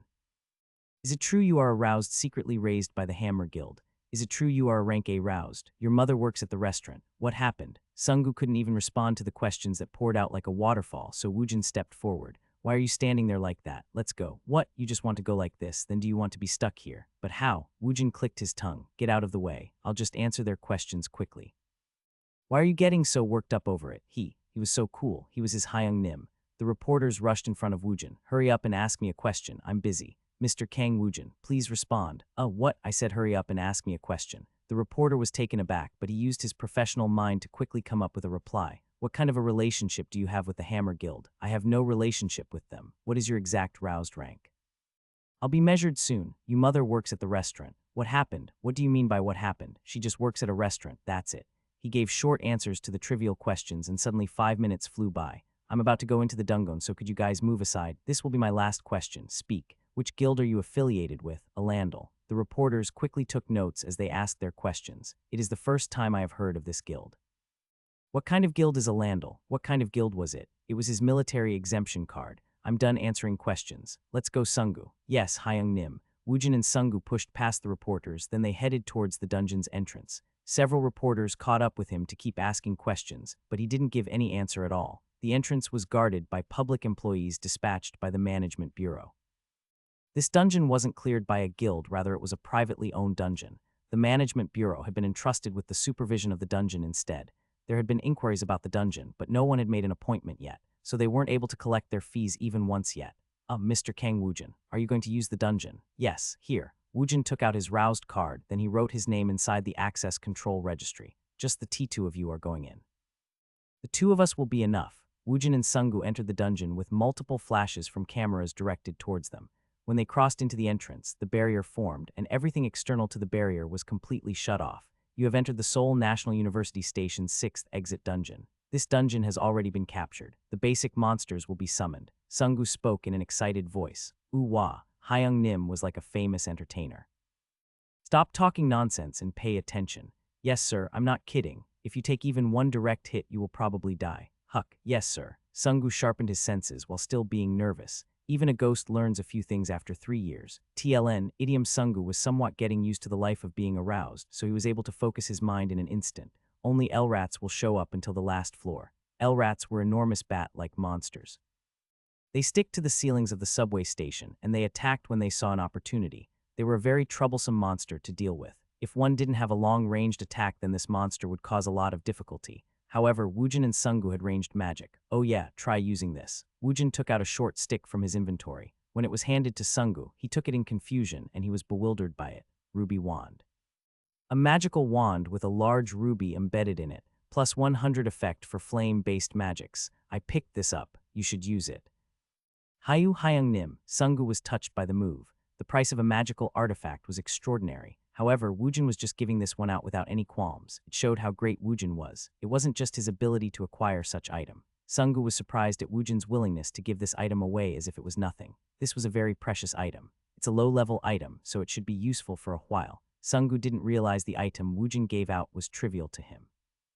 In the previous tour of this dungeon, he had picked up several artifacts. There was a big difference between the artifacts found in the dungeon and the artifacts bought in the point store. It all came down to whether another person could use it or not. The items purchased from the point store could be materialized and used. However, items with special abilities could only be used by Woojin. He could share the clothes and food with anyone. However, the skill books and magic-imbued artifacts couldn't be shared. He would be able to give it away. However, the skill book would appear as a blank book with no ability. It wouldn't be able to produce any magic, and it would basically be a normal item. I'll have to experiment with the consumable items. If he was able to transfer consumable items, then he wouldn't have to worry about things like potions. The 5-star dungeon gave much more achievement points compared to the 4-star. Moreover, he was able to level up faster. Okay. Let one fly as an experiment. Yes, Hyung Nim. Sungu's face was filled with awe as he formed his fireball magic. The fireball was several times larger than before. Sungu's eyes turned round. He threw the fireball towards a L-rat hanging onto the ceiling. HWA Ruruk Poon. When the fireball reached the L-rat, the fireball broke into several dozen pieces as sparks flew everywhere. Ziziak. The fire coated the entire body of the L-rat. It flapped in the air for a moment before it fell to the floor. Finish it. Yes, sir. Sungu's body was trembling from excitement. His magic was effective inside a 5-star dungeon. The real 5-star dungeon was across the portal, but still, how great was this? Sungu was actually able to help in clearing the 5-star dungeon. Woojin was fascinated by how Sungu had used his magic. Did he use his own body as a medium to imprint his magic? The roused was a fascinating existence. They had learned of a different way to use magic compared to the magicians on Alphen. Were they like Woojin where they leveled up? Did they only have a single skill? He didn't know when he will have to confront Tronet, but Woojin knew it might be impossible to do it by himself. No, it was almost an impossibility. He might need allies who will fight by his side. He needed to find out more about the existences called the roused. Sungu, who was by Woojin's side, would be a good subject to observe. Hyung Nim. I got it, I was able to do it. Sungu had killed one L-rat. It looked like it had been roasted. The L-rat's meat were similar to that of a bat, so it wasn't tasty. Even if it was cooked well, eating it was a chore. You did well. Woojin used the L-rat's corpse to summon a skeleton magician. The skeleton magicians had also leveled up to level 13 during all of this. The skeleton magicians also had a wand, so they took over one of Sungu's role. As the number of skeleton magicians increased, the speed of the hunt also increased. This forced Sungu to pick up the short sword instead of the magic wand. It feels more natural to excavate the bloodstones than using the wand. Woojin and Sungu took care of all the monsters inside the subway station in a flash. They returned to the first floor, and they saw the generated portal. It's the real thing from now on. They didn't want to make the same mistake as last time, so Sungu and Woojin changed into a different set of clothes. Hyung Nim, your equipment. After changing his clothes, Woojin started taking out items from the sub-dimension. He started equipping the items one by one, and it made Sungu's eyes turn round. On top of his cloth, Woojin wore a blue raider armor and a hat made out of leather. Moreover, the gloves and shoes looked quite unique. I customized my equipment a little bit. He had bought the shoes and gloves from the point store. He had picked up the armor and hat when he cleared the dungeon last time. It possessed options that increased his magic and recovery stat. He'll probably use this for a while. It would have been great if I had my old equipment. This leaves much to be desired. Woojin was a peak necromancer. If he could get his hand on the equipment he possessed on the planet Alphen, then he would become several times stronger. He had no choice but to swap out his equipment one by one as he acquired better items. Okay, let's go. Yes, sir. Don't even think about joining the battle. You just write the guide. If Sungu joined the battle, he wouldn't even be of any help. He might even get in the way, so Woojin decided to fight by himself. Even on Alphen, he had worked in sync with his summoned familiars. It wasn't in Woojin's style to hunt with other people. I only have 6 levels left. Woojin's current level was 24. The previous dungeon raid had increased his level by 10. This basically meant the 5-star dungeons gave a lot of EXP. This meant the level of difficulty for this dungeon had been quite high even for Woojin. Woojin's main skills were released every 10 levels. When Woojin reached level 20, his main combat skills were released. He just needed to raise 6 more levels, and he would reach the requirement to be able to summon another one of his familiar. He was able to increase 10 levels on the previous raid, so he thought it would be possible for him to increase his level by 6 this time around.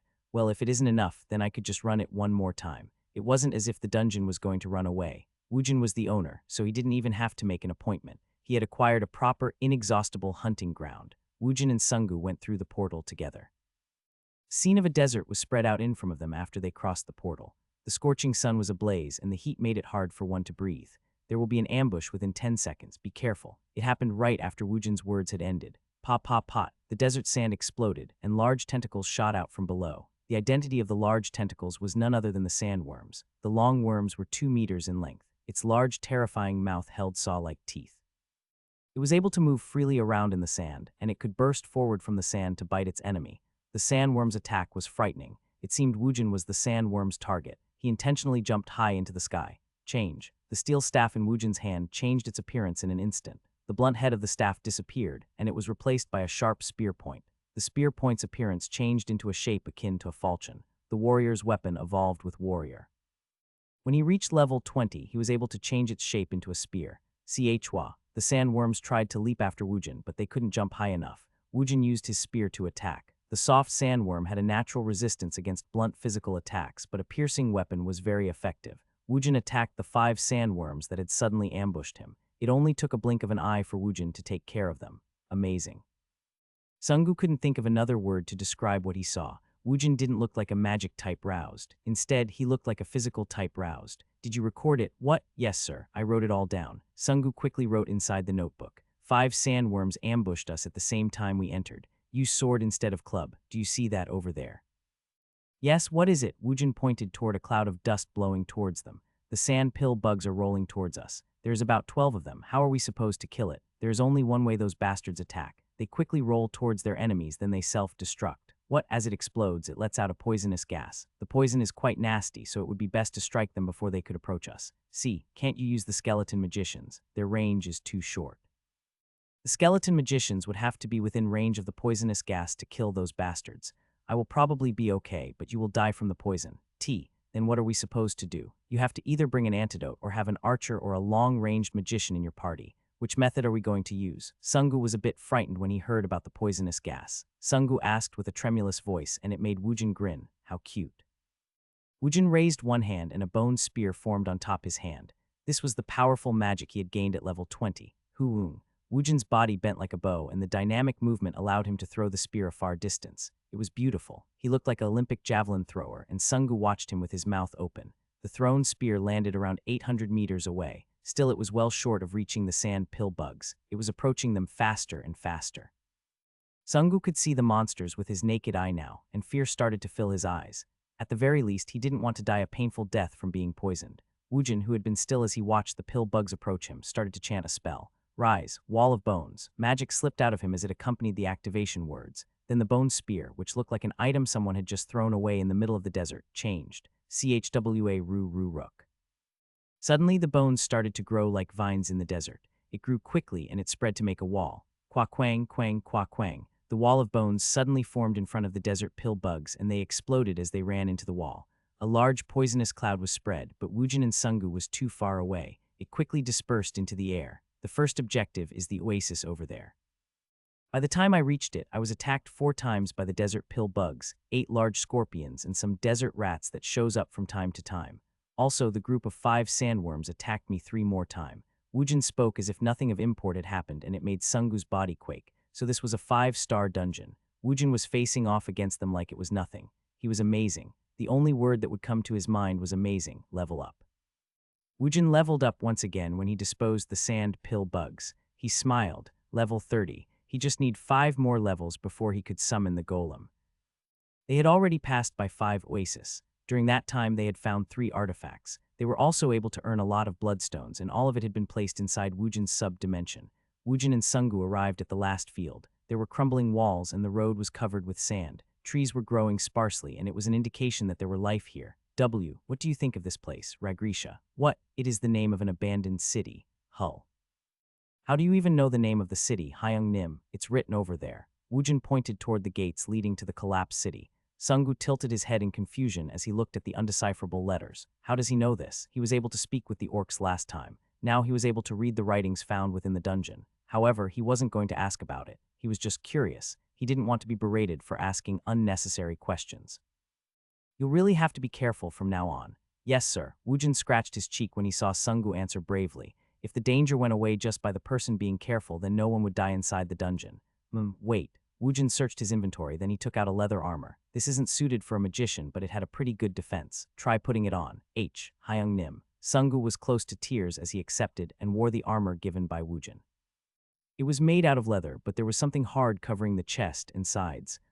It feels like my body has become lighter. Rasia's blessing. An armor worn by the soldiers of Ragrisha. It is a fairly heavy armor, but it increases agility by 5. Skill, acceleration. After the elated Sungu put on the armor, Woojin spoke to him. It is an artifact imbued with magic. You said the roused could use it. Yes, Hyung Nim, try using it. What? Sungu was surprised as he started touching his armor. Does this have an imbued skill? The price of the artifacts depended on what kind of ability it had, and the price varied. Use it. Yes, sir. Sungu spat out a surprised sound when he put his magic into the armor. Felt like his body was floating, and it made him feel dizzy. Moreover, a pain lanced through his head as if he had just ate a cold ice cream.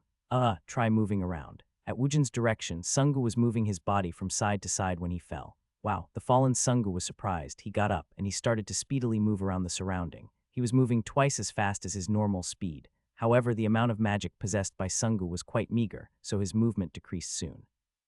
Huck, it seems I can only maintain it for 30 seconds with my ability. Can you use your fireball in that state? Sungu tried to use his fireball magic. The fireball formed much slower than before. Whether it is the skill used through the artifact or one's natural skill, the roused has to provide all the mana. He won't have any cause to use his flame magic. The armor will adjust his agility, and the acceleration skill could be used for evasion. Sungu would have no problem surviving. You are less likely to die if you are able to dodge well. However, you should still be careful. Yes, sir. When the moment of danger comes, don't put your trust in me. Protect your own life. Don't expect others to protect you. Yes, I'll keep that in mind. Woojin wasn't Sungu's protector. He couldn't always keep an eye on Sungu on the chaotic battlefield. If he died, then it was his fate. Woojin could always acquire a new errand boy, but he kind of liked Sungu. Woojin decided to prepare him as well as he could, then he would just have to hope Sungu will live a long life. It didn't matter what Woojin felt. In the end, everyone had to defend for themselves. Sungu had no choice but to be watchful and alert. The monster that will appear is of the anthropomorphic race. They are called the Naga. I don't know how many there are, but they put poison on their weapons. Be careful. Yes, Ragrisha was an abandoned city. The fallen houses and the thatchless buildings created a maze. Desert rats were hiding in every corner and they kept attacking. Woojin sent the skeleton soldiers forward to act as a pathfinder, and they also cleared the path. The skeleton soldiers performed well in their role as scouts. Kaya. Accompanying a horrible shriek, a spear came flying through the air, and it hit a skeleton soldier walking in the front. The spear embedded itself in the skull. The skull of the skeleton soldier broke and it crumbled to the floor. Woojin ran out of the alley and 3 Naga soldiers appeared. The lower half of a snake had merged with the torso of a human. The Naga looked rough and they used weapons dipped with poison. LVL 56 Naga soldier. It was unfortunate for them, but the skeleton soldier couldn't be poisoned. Keek, KK. The skeleton soldiers quickly ran towards the Naga soldiers, but it wasn't enough. The bone swords couldn't penetrate through the armors they wore on their torso, and it also couldn't break through the scales surrounding the lower half of their body. The Naga soldier's spear was fast and accurate. The skeleton soldier's skull was crushed with a single blow. Even if there was a gap in strength, superior numbers could still be used to push the enemy. Even though the skeleton soldiers were level 17, it didn't pose any threat to the Naga soldiers. The skeleton magicians were probably more of a threat, but the Naga soldiers quickly hid themselves behind the terrain. Therefore, the skeleton magicians weren't that effective. Woojin kicked at the remain of bones left over after the skeleton soldier had been demolished. Papook.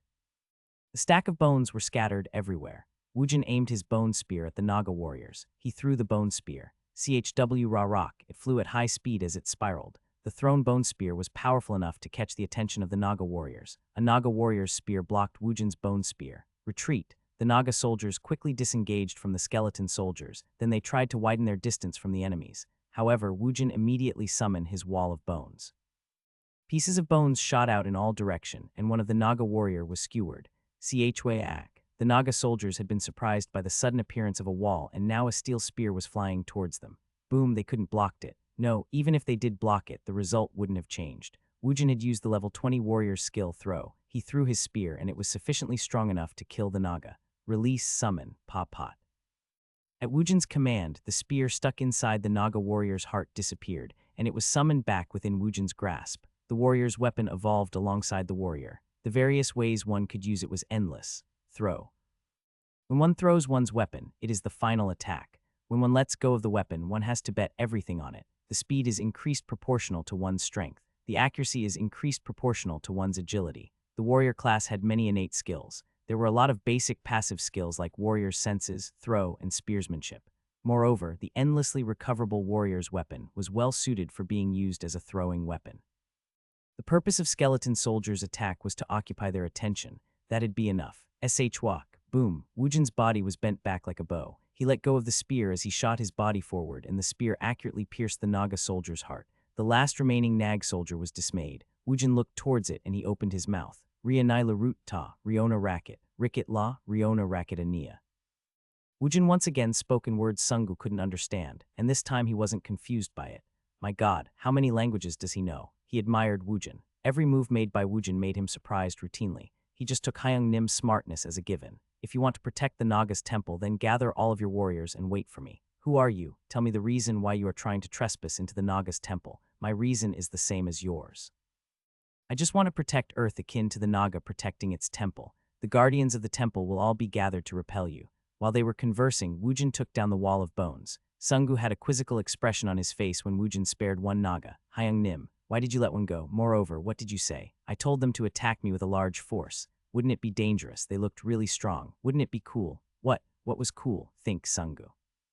The answer is already determined. Find the answer. Find the answer Hyung Nim wants. An expert like me. Yes, Hyung Nim can use words to create a train. TLN, he used a gaming term, basically lining up gathering enemies. Is that what he meant? Wasn't the train used to round up easy monsters to kill? At a glance, the skeleton soldiers was incredibly inadequate to face these opponents. However, Hyung Nim must think otherwise. You are very cool. Hoo, let's go. If I had to hunt down all the Naga, then it would have taken half a day. Wujin was excited about the fact that he'll be able to fight all the Naga in one sitting. Sungu was a little bit worried as he followed Wujin from the back. I'm level 30, so I should be able to do some group hunting. Wujin earned a main skill every 10 levels. The Golem Summon was one of the skills, but he had also earned an essential attack skill that was critical to Wujin. If he hadn't reached level 30 right now, he wouldn't have forced himself to hunt a group. However, he was level 30 now, so he would be able to do it. In the middle of the city, there was a large tower standing high over the city. The Naga warriors were packed around the tower. There were a little bit less than 100 Naga warriors. Sungu swallowed dryly. Hyung Nim, aren't there too many of them? It'll be dangerous, so you should wait here. Yes, Hyung Nim. Wujin marched confidently in step with the skeleton soldiers. He led them from the front. Are you the impudent human trying to take the temple? Can we dispense with the long speech? We will protect the temple at all costs. The Naga soldiers' fighting spirit burned brighter. There were 80 skeleton soldiers behind Wujin. He still had enough control stat to make more, but he didn't want to summon the maximum number. In this dungeon, the skeleton soldiers' role was insignificant. However, they were a linchpin for what he was about to do in this battlefield. Charge, ki. The skeleton soldiers let out its unique yell, and they quickly charged forward. They were already dead, so fear didn't slow them down. He didn't even need to vocalize his orders. They were beings under the control of Wujin. He just needed to use his will to change their formation, and they would move like his limbs. Ki. The skeleton soldiers ran forward with force, but their numbers were cut down quickly by the Naga warriors' spears. However, Wujin didn't look worried.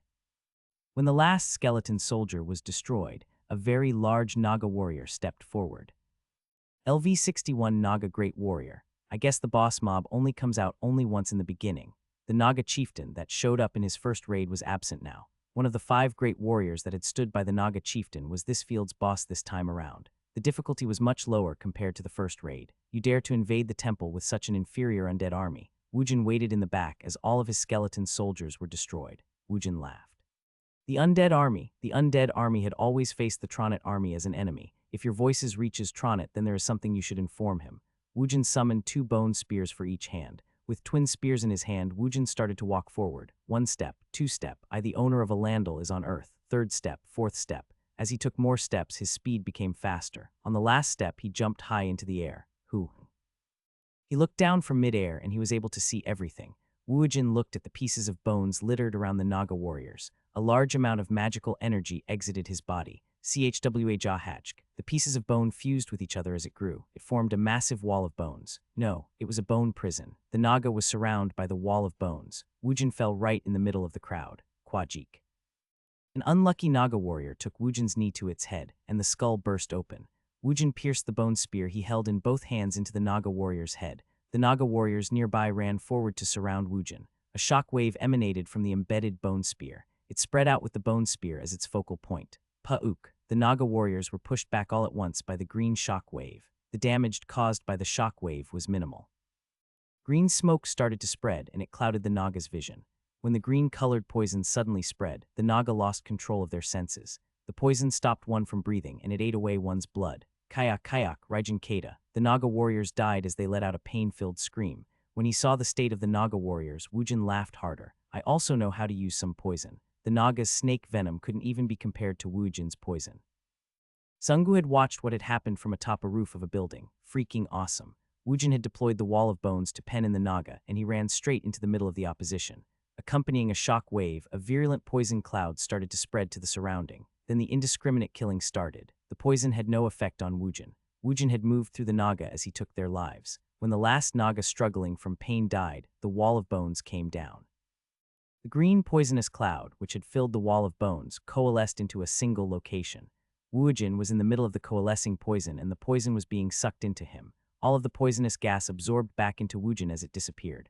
Insane. He was insanely strong. Were rank A Rouse supposed to be this strong? What did Woojin used to do? Why did he hide his strong powers to act as a rank F roused? Sungu felt like Woojin was a person from another world.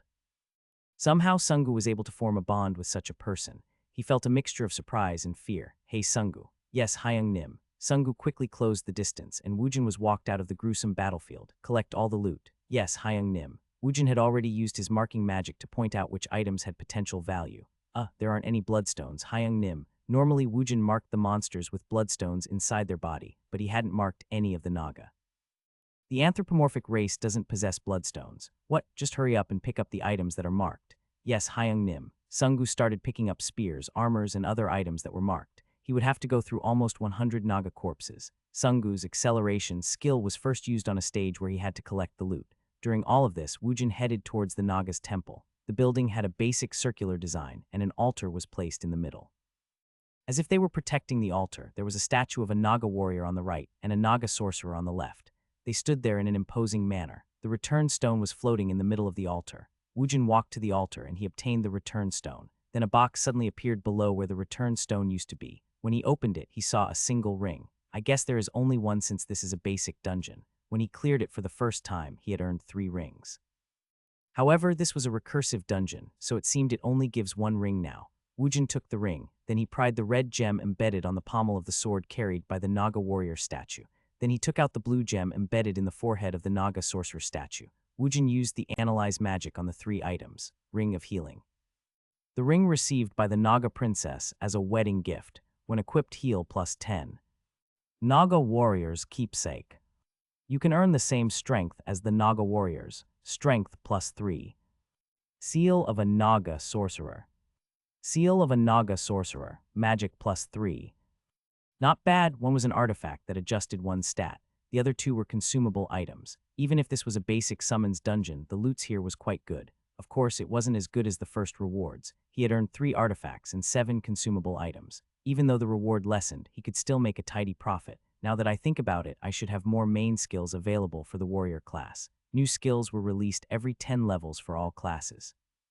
When Woojin reached level 30, he learned the main skills of a necromancer. He could now use Golem Summon and Poison Nova. This was also true for the warrior class. Woojin opened the point store, then he purchased all the level 30 warrior skills he found. Earth Strike. Strike the earth with a large hammer to attack the enemies. Energy consumed, 3. Whirlwind. Strike the surrounding enemy as you rotate your weapon. Energy consumed, 1 per cycle. Blunt weapon. As one trains in the using blunt weapons, one will become more proficient in using it. He also purchased several other skills, but the most important 2 skills were Earth Strike and Whirlwind. They were the warrior class first AoE attack. Woojin immediately summoned his warrior's weapon. Pot. He read the steel staff's information. Steel staff. The warrior's weapons is basically akin to one's friend in life. The warrior's weapon grows with the user. It will always be with you, and it is always be ready for your call. Effect, strength plus 15, durability recovery during cancelled state.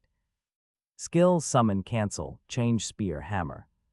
The evolved steel staff added an additional plus 5 strength, and it was able to also change into a hammer. Woojin immediately changed the staff into a hammer. Cha. The head of the staff enlarged into the size of a human's head, and it changed into a large hammer. Even with his increased strength, the weapon was quite heavy. Woojin staggered when he first used it. Huang Hung. He swung the hammer, but the center of mass was towards the end of the weapon. It wasn't an easy weapon to handle. He swung it couple times and he got the feel of it. The passive skill, blunt weapon, was of big help here. Being a warrior is quite useful. If you want to use it in an actual battle, he would have to practice using it over and over to increase the skill level. Still, it seemed quite useful even though he had just learned it right now. Woojin cancelled his warrior's weapon, then he put the loots into his inventory, then he stepped back outside. Sungu should be in the midst of picking up the items, but he wasn't there.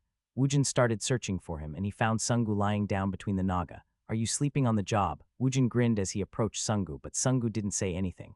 Woojin felt something was wrong, so he ran forward. Woojin saw the sight of Sungu on the floor, and his lips had turned blue. His eyes were flipped over, and he was shaking. It seemed Sungu's life was about to be extinguished, poisoned. Woojin quickly pulled a naga's soul, then he put the energy into Sungu.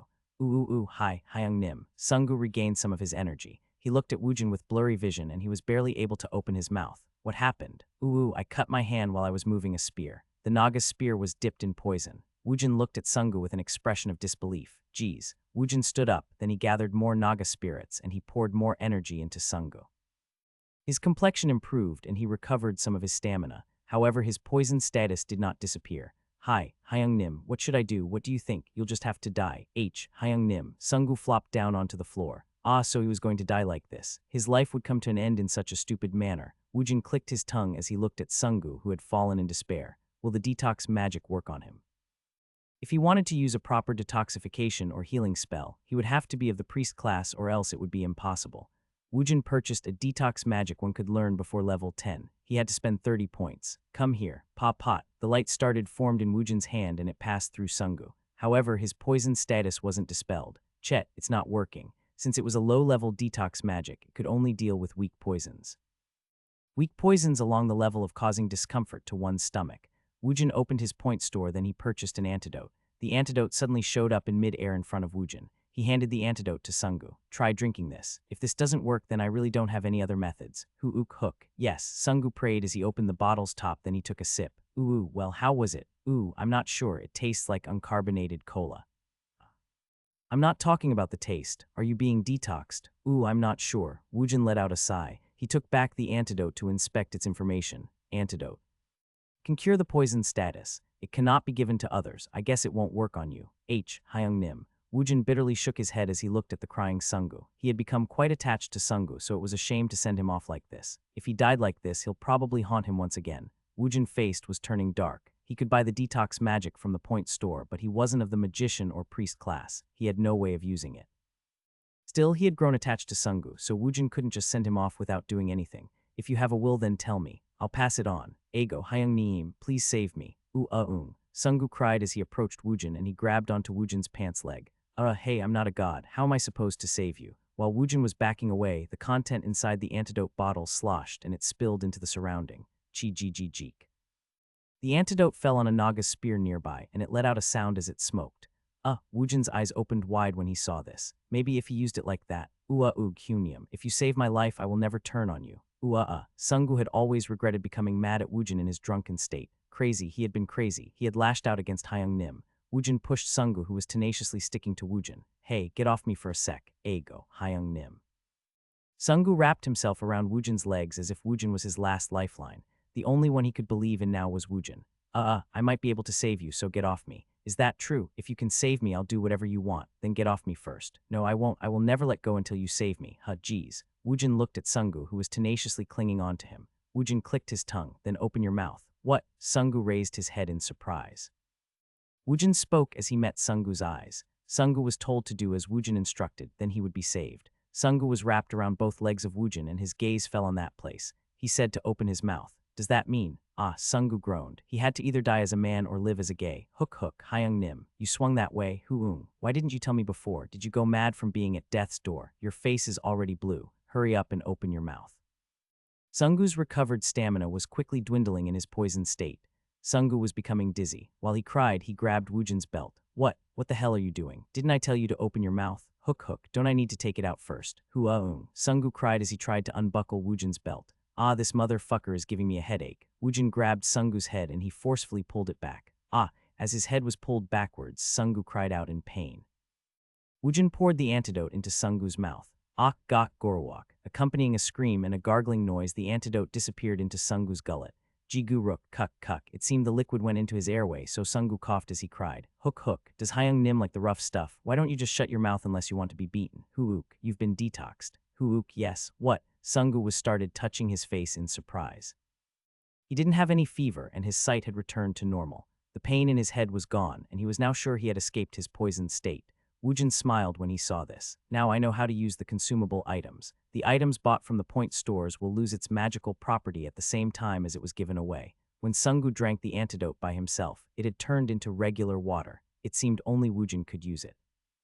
If he couldn't transfer it to someone, then he would just have to use it himself. He just had to feed it to the other person. Sungu was filled with joy from the fact that he would live, and a strong question popped up in his mind. This was the most important question in Sungu's life now. Then I don't have to do it. What? Did this bastard go mad from the poisoning? This guy was uttering nonsense for some time now. Hyung Nim wasn't a homosexual. Warrior's Rage have been activated. Your stat has been increased. Duration time 30-29. Woojin summoned his bone spear. Why did he save this kid? He couldn't rein in his anger. I guess you need a little bit of a beating. Hook, I knew it. You leaned towards the SM. Tears flowed down Sungu's face as he modestly pushed his butt toward Woojin. Your deep anger has leveled up the warrior's rage. The countdown will start from the increased time. Duration time 45-44. Huo. The frowning Woojin's forehead furrowed deeper. The barrier is disappearing. What? That's crazy talk. The reporters gathered in front of the Seoul National University Station's 6th exit was surprised when they saw the barrier start to disappear. It takes an average time of about 8 hours to clear a 5-star dungeon. However, Woojin and Sungu was showing up after entering the dungeon for 4 hours. Even if the time flowed 4 times faster in there, they had completed the dungeon in about 16 hours. Hurry up and write the article. We'll have to try to get an interview from him. Oh wow, what the heck is this? Doesn't this mean he is almost at Kim Gongchol's level? Still you are comparing him to Kim Gongchol. If one had to pick the greatest roused of Korea, then everyone would say it was Kim Gongchol. Still, his impact won't be something to scoff at. Yeah, they are coming out now. Surely there weren't any roused in Korea that was hotter than Woojin right now. He was the roused who had cleared the 5-star dungeon by himself. He was still obscure since he is a new rank A roused, but there were a lot of controversy surrounding him.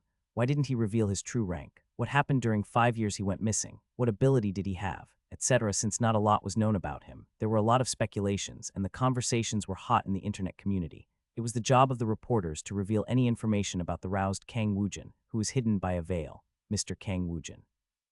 Please do an interview with us. The reporters crowded in to get closer to Kang Woojin. He glared as he ascended the stairs. I'm not in a good mood. Why don't you get out of the way while I'm still being civil? His seething voice was fierce like the sound of a wild animal. The reporters flinched at his intimidating spirit and they retreated to the back. However, there were over 20 reporters gathered there. The reporter at the end of the line yelled out a question. Mr. Kang Woojin. Please give us a statement. Woojin stood still as he looked around to see the reporters. Woojin's gaze came to rest on a microphone placed right in front of his nose. Put that away. After hearing his threatening voice, the reporter quietly lowered the microphone. Woojin glared at them and the reporters all avoided his gaze. Ooh, how can a person glare like that? Woojin started walking away, and the atmosphere deterred the reporters from talking to him again. The reporters latched on to Sungu, who was walking despondently towards them. Mr. Hong Sungu, you are Mr. Kang Woojin's only teammate. How did you guys meet? There are people who are comparing Mr. Kang Woojin and Mr. Kim Gangchul. Who do you think is stronger? At the rapid succession of questions by the reporters, Sungu uncharacteristically got mad. Are you guys taking this a little too far? Do you think a dungeon is a playground? Came back alive, and when he just started to breathe the air of Earth, you guys are pushing the cameras in our face.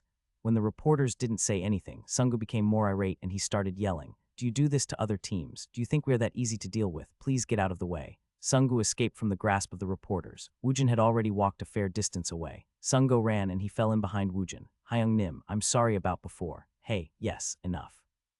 That's enough? Yes, Hyung Nim. You have to act in moderation or they won't see you in a favorable light. Weren't you a little bit too heavy-handed? I'll be careful. Woojin grinned when he heard Sungu's depressed voice. He thought Sungu was too innocent. He guessed it would have been more strange if Sungu had been fine after he came face to face with death. How much hardship had Woojin gone through at Planet Alphen? You are a man. Put your chest out, dude. Yes, sir. Be brave. You were only cuss it out a little bit.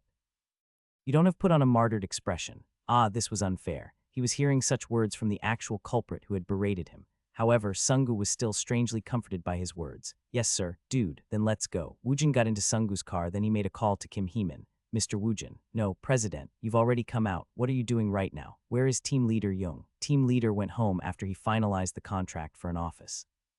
He went home to make a final inspection on the documents he will submit tomorrow. You guys already acquired an office. Yes, do you want to see it? What's the point of seeing it right now? He just wanted to rest today. I'll see you tomorrow. Just give me the address. Yes, sir. I'll immediately send you a text. When Woojin's phone call ended, a text arrived. He pressed the address and the Maps app opened to indicate where it was located at. It's close. At Woojin's words, Sungu snuck a question in. Isn't this too much like a declaration of war against the Hammer Guild? Why? If our headquarters are close, then we would be in direct competitions with them. When a dungeon reset happens, the raid opportunity is given to the very first team who arrives. If one's headquarters is close, then one will have a higher chance of arriving first. It was natural for the competition to become intense for nearby companies. The large guilds were called the Korea's Three Great Guild. Everyone stayed far away from them. KH was located at Gangbuk, Hwarang was at Incheon, and Hammer was at Gangnam. Even the medium-sized guilds stayed a good distance away from their territory. This was how the large guilds kept an advantage over their competitors. So what? It isn't like we want to fight them. Aren't we just trying to keep our options open? I guess so. Initially, they had established the guild to avoid joining the army. However, the Hammer Guild wouldn't see it like that. Yeeman's house was only 2 stations away, so he arrived at the house in no time. I'll see you tomorrow at the office. Yes, Hyung, please head in. All right. Excuse me, Hyung Nim. What? No problem, man. Woojin waved his hand, then he headed towards Yeeman's house.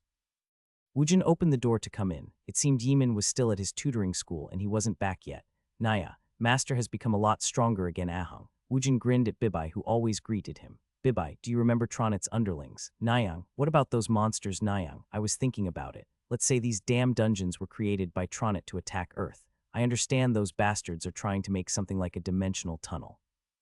However, why haven't we seen any signs of Tronit's underling? Nyack, there was that time Nyang. The Rakwi and Drabbits were all low-rank monsters. It was hard to call them as being part of Tronit's army. They were wild animals that usually showed up near Tronit's territory. Maybe they could be considered to be tool used by him. I meant that bastard's real underlings. He wasn't talking about the low-rank monsters. If Tronit's real army showed up right now, it would be impossible for the Earth's forces to stand in their way.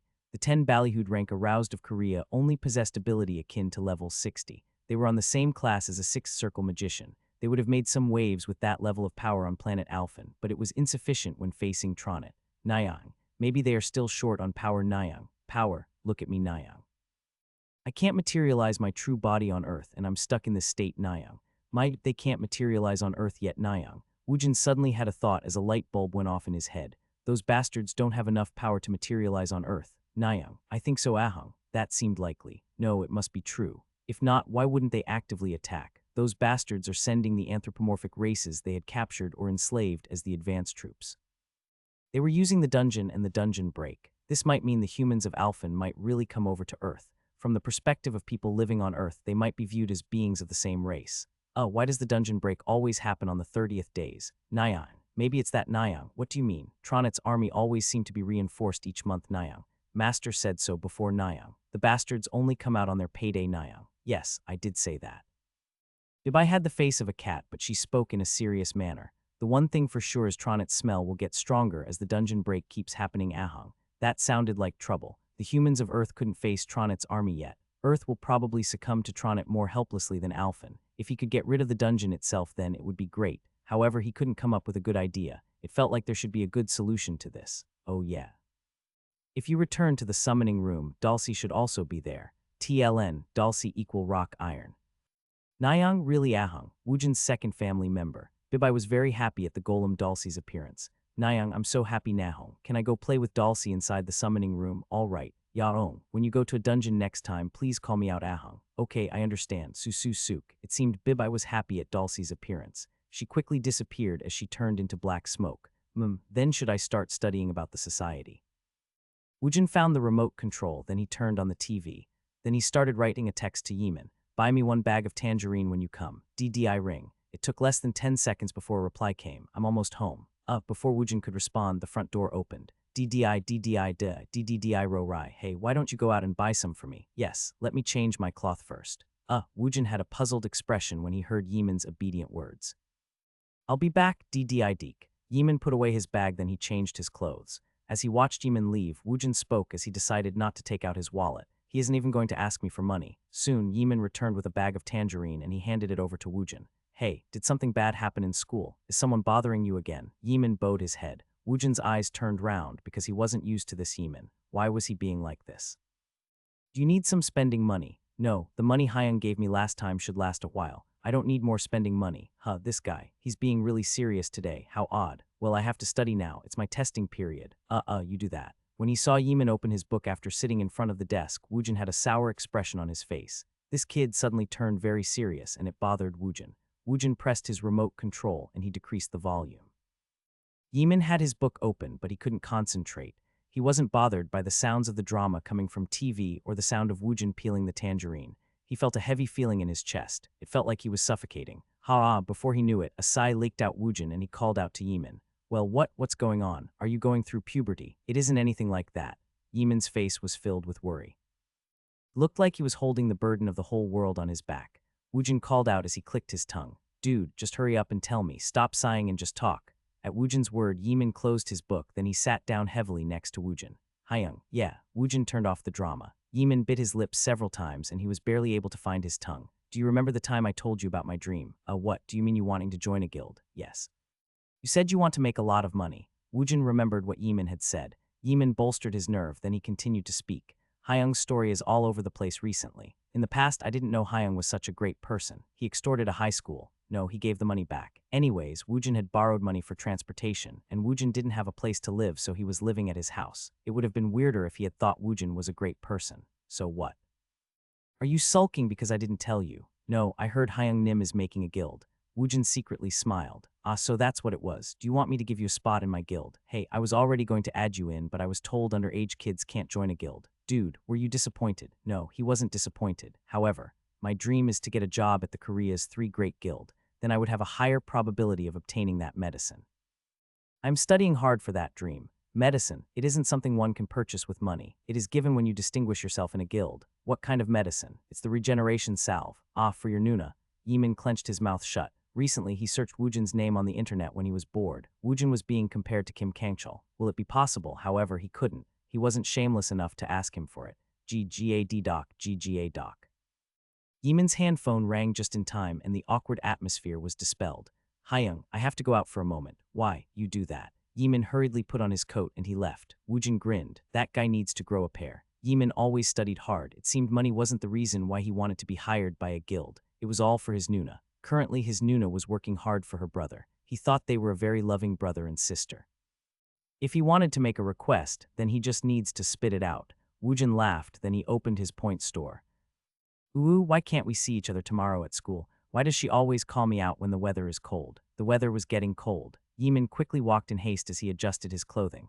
Yeeman looked into the distance when he saw a woman sitting on a swing inside a small playground. Her figure was lit by the streetlight and he was sure it was Lee Sulgi. Hey, we'll be able to see each other tomorrow at school. Why did you come here? It's dangerous. Yo, Yeeman is now worried about me. Course, it's really dark here, so it's dangerous for you. Heh. The study bug Yeeman is now worried about this Nuna. I guess it was worthwhile to come here. Sulga's bright smile and her words made Yeeman's heart pound. She was already pretty in her school uniform, but she was pretty in a different way in her casual clothes. Do you have something to say to me? What's the rush? Sit here. At Sulga's words, Yeeman sat next to her as he grumbled. Sulgi kicked the ground without saying anything. Her movement caused the swing to sway. Yeeman didn't press her for an answer. He just waited for her. Today, Sulgi was in some undecipherable mood. What did she want to say to him in such a serious manner? Hey, Yeeman. Yeah, I was chosen by the SW agency as a trainee. What? Yeeman was surprised. If it's the SW agency, it was a really big entertainment management company, and if she was chosen as a trainee. With Sulga's face, she wouldn't have any problem debuting as an entertainer. Yeah, congratulations. Didn't I tell you in the past you will become an entertainer? See, congratulations. Sulgi didn't show any signs of being happy at Yeeman's congratulations. Don't you have anything else to say except congratulations? Say what? Yeeman's heart trembled. Why was it shaking so much? Is it because she looked sad today? Sulgi would usually smile brightly towards him. His heart pounded. His imagination ran wild, and it made it feel like he had stopped breathing. Don't you have anything to say to me? This might be your last chance. Haha, you have to become a great entertainer. Sulga's face was filled with disappointment. Her moist eyes turned damp. When Yeeman saw this, it felt like he had committed a sin. You stupid idiot. You made Sulgi sad. All kinds of guilt started to wash over him. However, he couldn't take back the words, idiot, even until the end. Sulgi mumbled in a small voice. He couldn't hear what she said at the end. He was handsome and smart. He didn't play around like the other kids, and he didn't chase after the skirts of girls. She really liked him. In her heart, she had always wished Yeeman would reciprocate her feelings. It seemed she was the only one wishing for such results. Sulgi stood up from the swing. She rubbed her eyes as she wiped away her tears, then she stood in front of Yeeman. Hey, Sugi. It felt like Yeeman's heart was about to stop. It felt like the inside of his head was empty. Sulgi tried her best to smile. When this Nuna becomes famous, you are going to regret it. There will be a day when you will hit the ground in regret. She was so pretty. Just by looking at her eyes, his heart shook. He would most definitely regret it. No, he was already regretting it right now. What should he say? Would it be possible to turn back the time? His head was filled with complicated thoughts. However, the complicated thoughts flew away in a moment. Choop. Suddenly, Sulgi bent over, then her lips met Yeeman's lips. Oop. He stopped breathing. A bat was continuously hitting Yeeman's heart. It felt like time had stopped. Sulgi's closed her eyes, and her face was right in front of his nose. Her long eyelashes trembled. Does that mean she is sad? Oop. As if she was surprised by what she did, Sulgi pulled back with a red face. Yeeman's face also turned red, and he didn't know what to do. What should he say? No thoughts came to his mind. Sulgi saw his flustered figure, and she laughed. Poot. When I become famous, you better not bully me on the internet. Ahaha, no way, retard. Is that the only kind of answer he could give? He was about to lose his mind. Sulgi waved her hand. Nuna is going. I'll see you tomorrow at school. See you. He berated himself for being a retard. See you. He said see you. His excited heart cooled down. His heart was talking to him. It said, this is the end. This is the end. Catch her. Catch her. In the end, his body didn't react to the voice inside heart.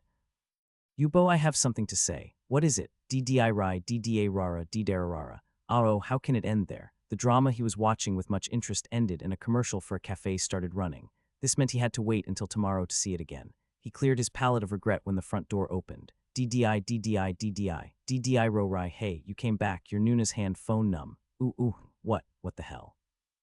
Yeeman came in crying, and he didn't even have the presence of mind to wipe away his tears. Woojin was taken aback. Yeeman, Yeeman immediately went into the restroom. He came out after he washed his face. He started wiping the water off, and he looked more pitiful like this. Soon tears started to fall once again like waterfalls from his red eyes. Sulgi, hey, what's going on? Woojin wasn't sure if his words had been heard by Yeeman. Yeeman fell onto his bed, then he buried his face into the pillow. What happened? Hai you shung leave alone. Tln, Hyung should leave me alone.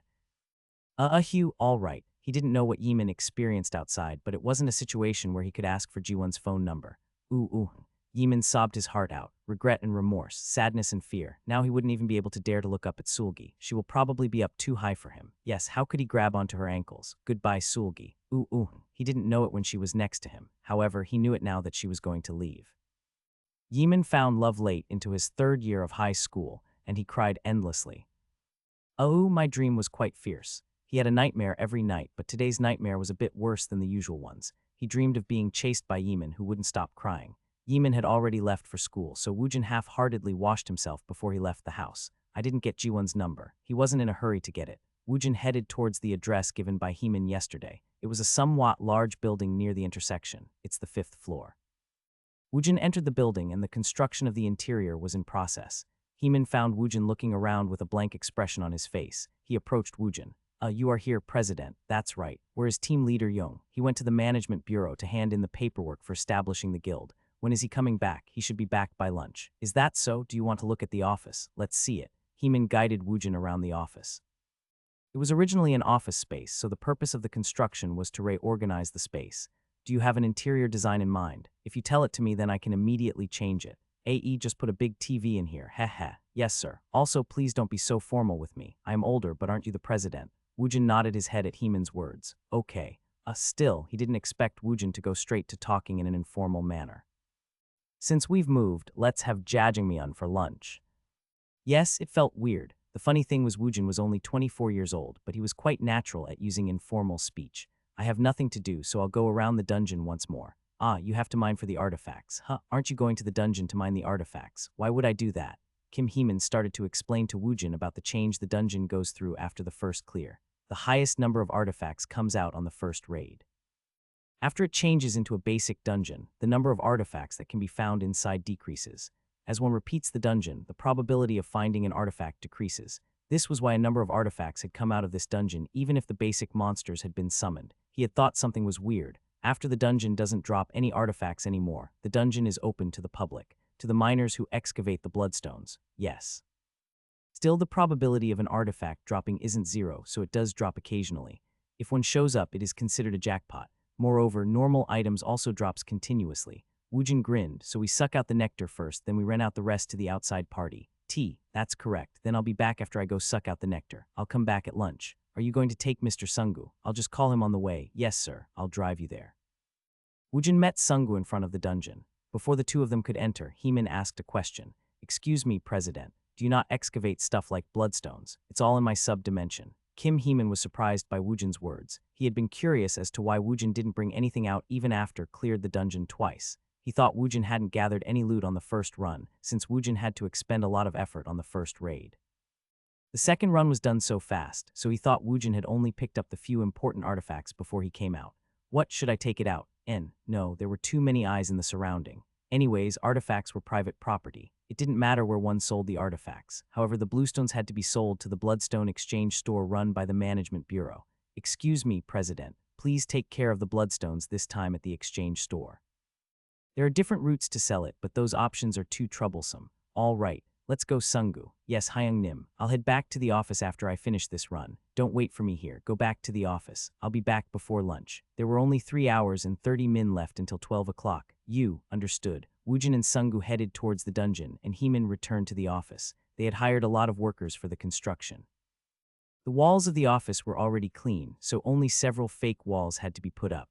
The construction ended before lunchtime. When the walls were put up, the delivery men arrived in waves to deliver the furniture and office appliances. Jung Minchin arrived at the office around that time, and Woo Sung-hoon also came to help tidy up the place. After they tidied everything up, it was already 1 o'clock. It looks a bit presentable now. The workers were still here cleaning up the place, but everything seemed to be in place. Everyone worked hard. Haha, team leader was the one who worked hard. Mr. Sung-hoon endured a lot too. Ah yes, Woo Sung-hoon smiled bashfully. Yesterday, he thought this was a scam, but when he searched all over the internet, he couldn't find any evidence of this being a scam. I was already having a hard time living on commissions, so it might be better to join a guild instead. Didn't seem like they had work suited for him, but he wouldn't refuse any work assigned to him. Sung-hoon had already packed up his store. Then he put his store out on the real estate market in the morning. Then he came to this place. He seemed to be a scary person last time, but it seems he has a good conscience. He had beaten Sung-hoon, and he also stole the expensive Crazy Red. However, Woojin had recruited him to the guild. When Sung-hoon heard how Jung Minchin and Kim Heeman spoke about Woojin, it seemed they were treated pretty well by him. He might even receive a higher annual salary than when he worked at the store. Woo Sung-hoon was filled with anticipation, and he waited for Woojin to return. Woojin and Sungu returned to the office at around 2 o'clock. Sungu let out an exclamation when he got off the elevator. Yeah, this is a really good office. Sungu was surprised, and even Woojin showed some signs of being surprised. In the morning, the office felt disorganized, but they had organized the office in a short amount of time. The space really looked like an office. It was a little bit too large for only 5 people to use this space. There seemed to be a little bit of an excessive number of desks here, and it bothered Woojin a little bit. Woojin saw the unexpected person inside the office, and he tilted his head in puzzlement. Why is this guy still here? What? Woo Sung-hoon had a confused expression on his face. I just wanted to borrow your name. At Woojin's word, Woo Sung-hoon's face drained of blood. Jung Minchin queried in surprise. Why, you weren't trying to recruit him as founding member? I was just trying to fill up the required spots. Geez, I was mistaken. He thought Sung-hoon was close to Woojin, but it seemed that wasn't the case. Woo Sung-hoon was taken aback, so he didn't know what to do. Woojin grinned. Well, we could just assign him work when needed. Anyways, let's order some jajangmyeon. I'm hungry. Yes, I know of a delicious restaurant nearby. Kim Heeman quickly picked up on Woojin's wishes and he ordered the food. While Heeman was ordering the food, the topic of Woojin's subdimension came up. Does that mean you stored all of your loot in the subdimension? Yeah, I'll take it out after I eat. It's a little bit small over here. What's that over there? Woojin pointed towards a door. That is the president's room. The room next to it is the storage room. The office was so large that there were empty spaces left even after dividing the space. Woojin nodded his head after looking around. He needed a lot of room and this space was of an adequate size. Well, I'll take it out now. Woojin opened his inventory and he started pouring out all the loot he had stored up. He had over 300 Naga armor and he also stacked up the spears the Naga used. Everyone's mouth fell open at the surprising amount of items. However, the finger-length artifact was what made everyone really surprised.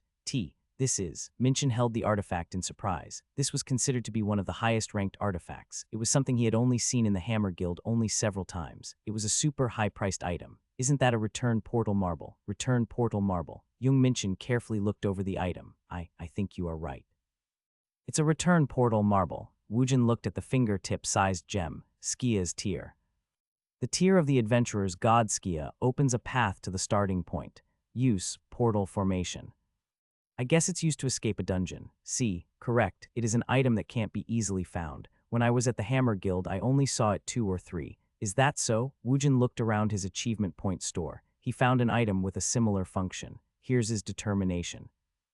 The god of time here's is determined to start his adventure anew. This item cannot be transferred to others. Use, portal formation price, 3,000 achievement points. He would have to kill 1,000 Rakwis to fill the point requirements. However, each Naga in the 5-star dungeon gave him 100 points. Therefore, the achievement point was equivalent to killing 30 Naga. It wasn't an insignificant amount of points, but it was a useful item to have in case of an emergency.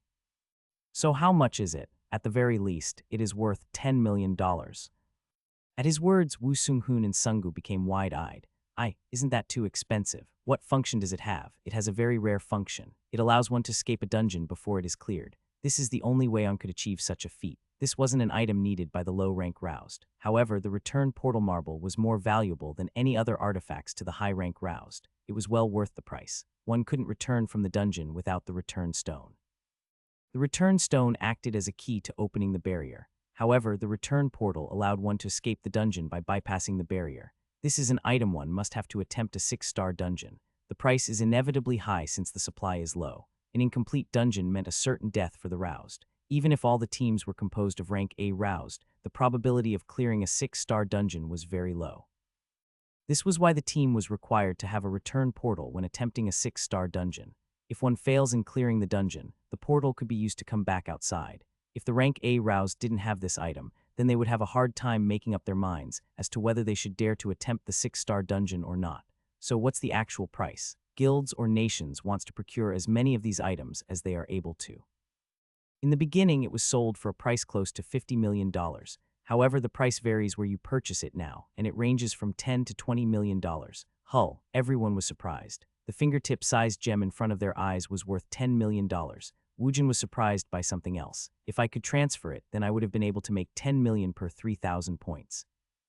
3,000 points weren't a low figure, but the cash felt larger compared to the points.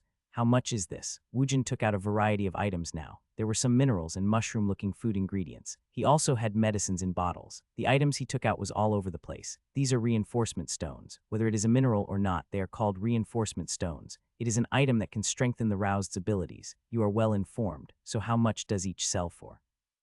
It has to be measured. The price differs a lot based on how much energy is within the reinforcement stone.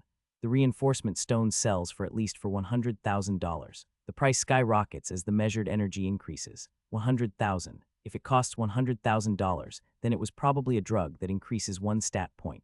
If he tried to buy a drug that increases 1 stat point, then the lowest asking price in the point store was 2,000 points. That's too bad. If only the return portal was trade-able, he could have sold his 3,000 points for $10 million.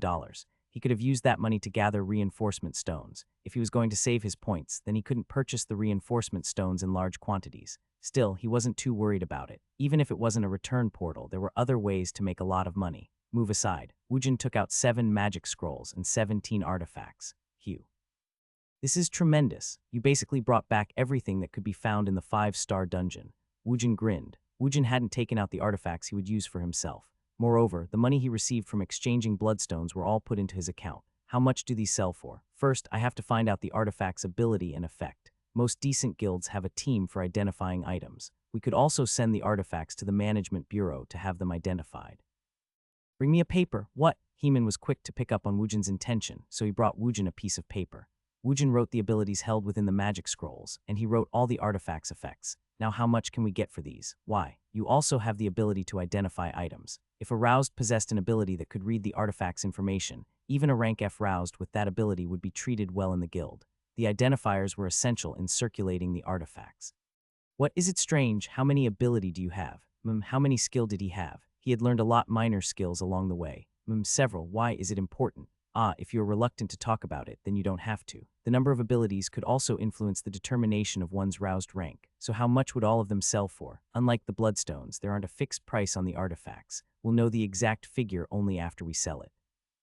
If I had to guess on an approximate value, I think we could receive around $15 million.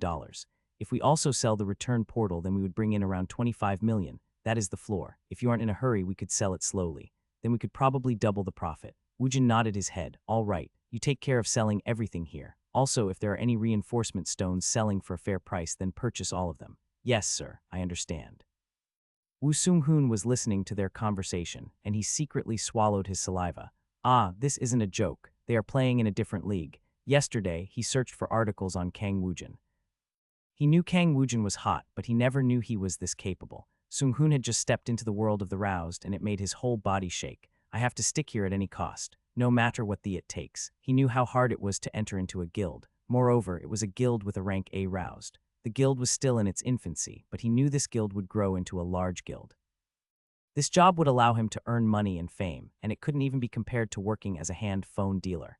Young Minchin started counting the items for the inventory list, so Woojin didn't feel the need to stay in the storage room anymore. He took all the reinforcement stones, then he relocated to another location. Where is my seat? Over here. Woojin followed Heeman, and he was guided into the president's room. The room was twice the size of Yeeman's one room. Woojin sat on the sofa and he pointed towards the opposite wall. Let's put a TV over there. Yes, I ordered one. It's supposed to arrive in the evening, so it'll be here soon.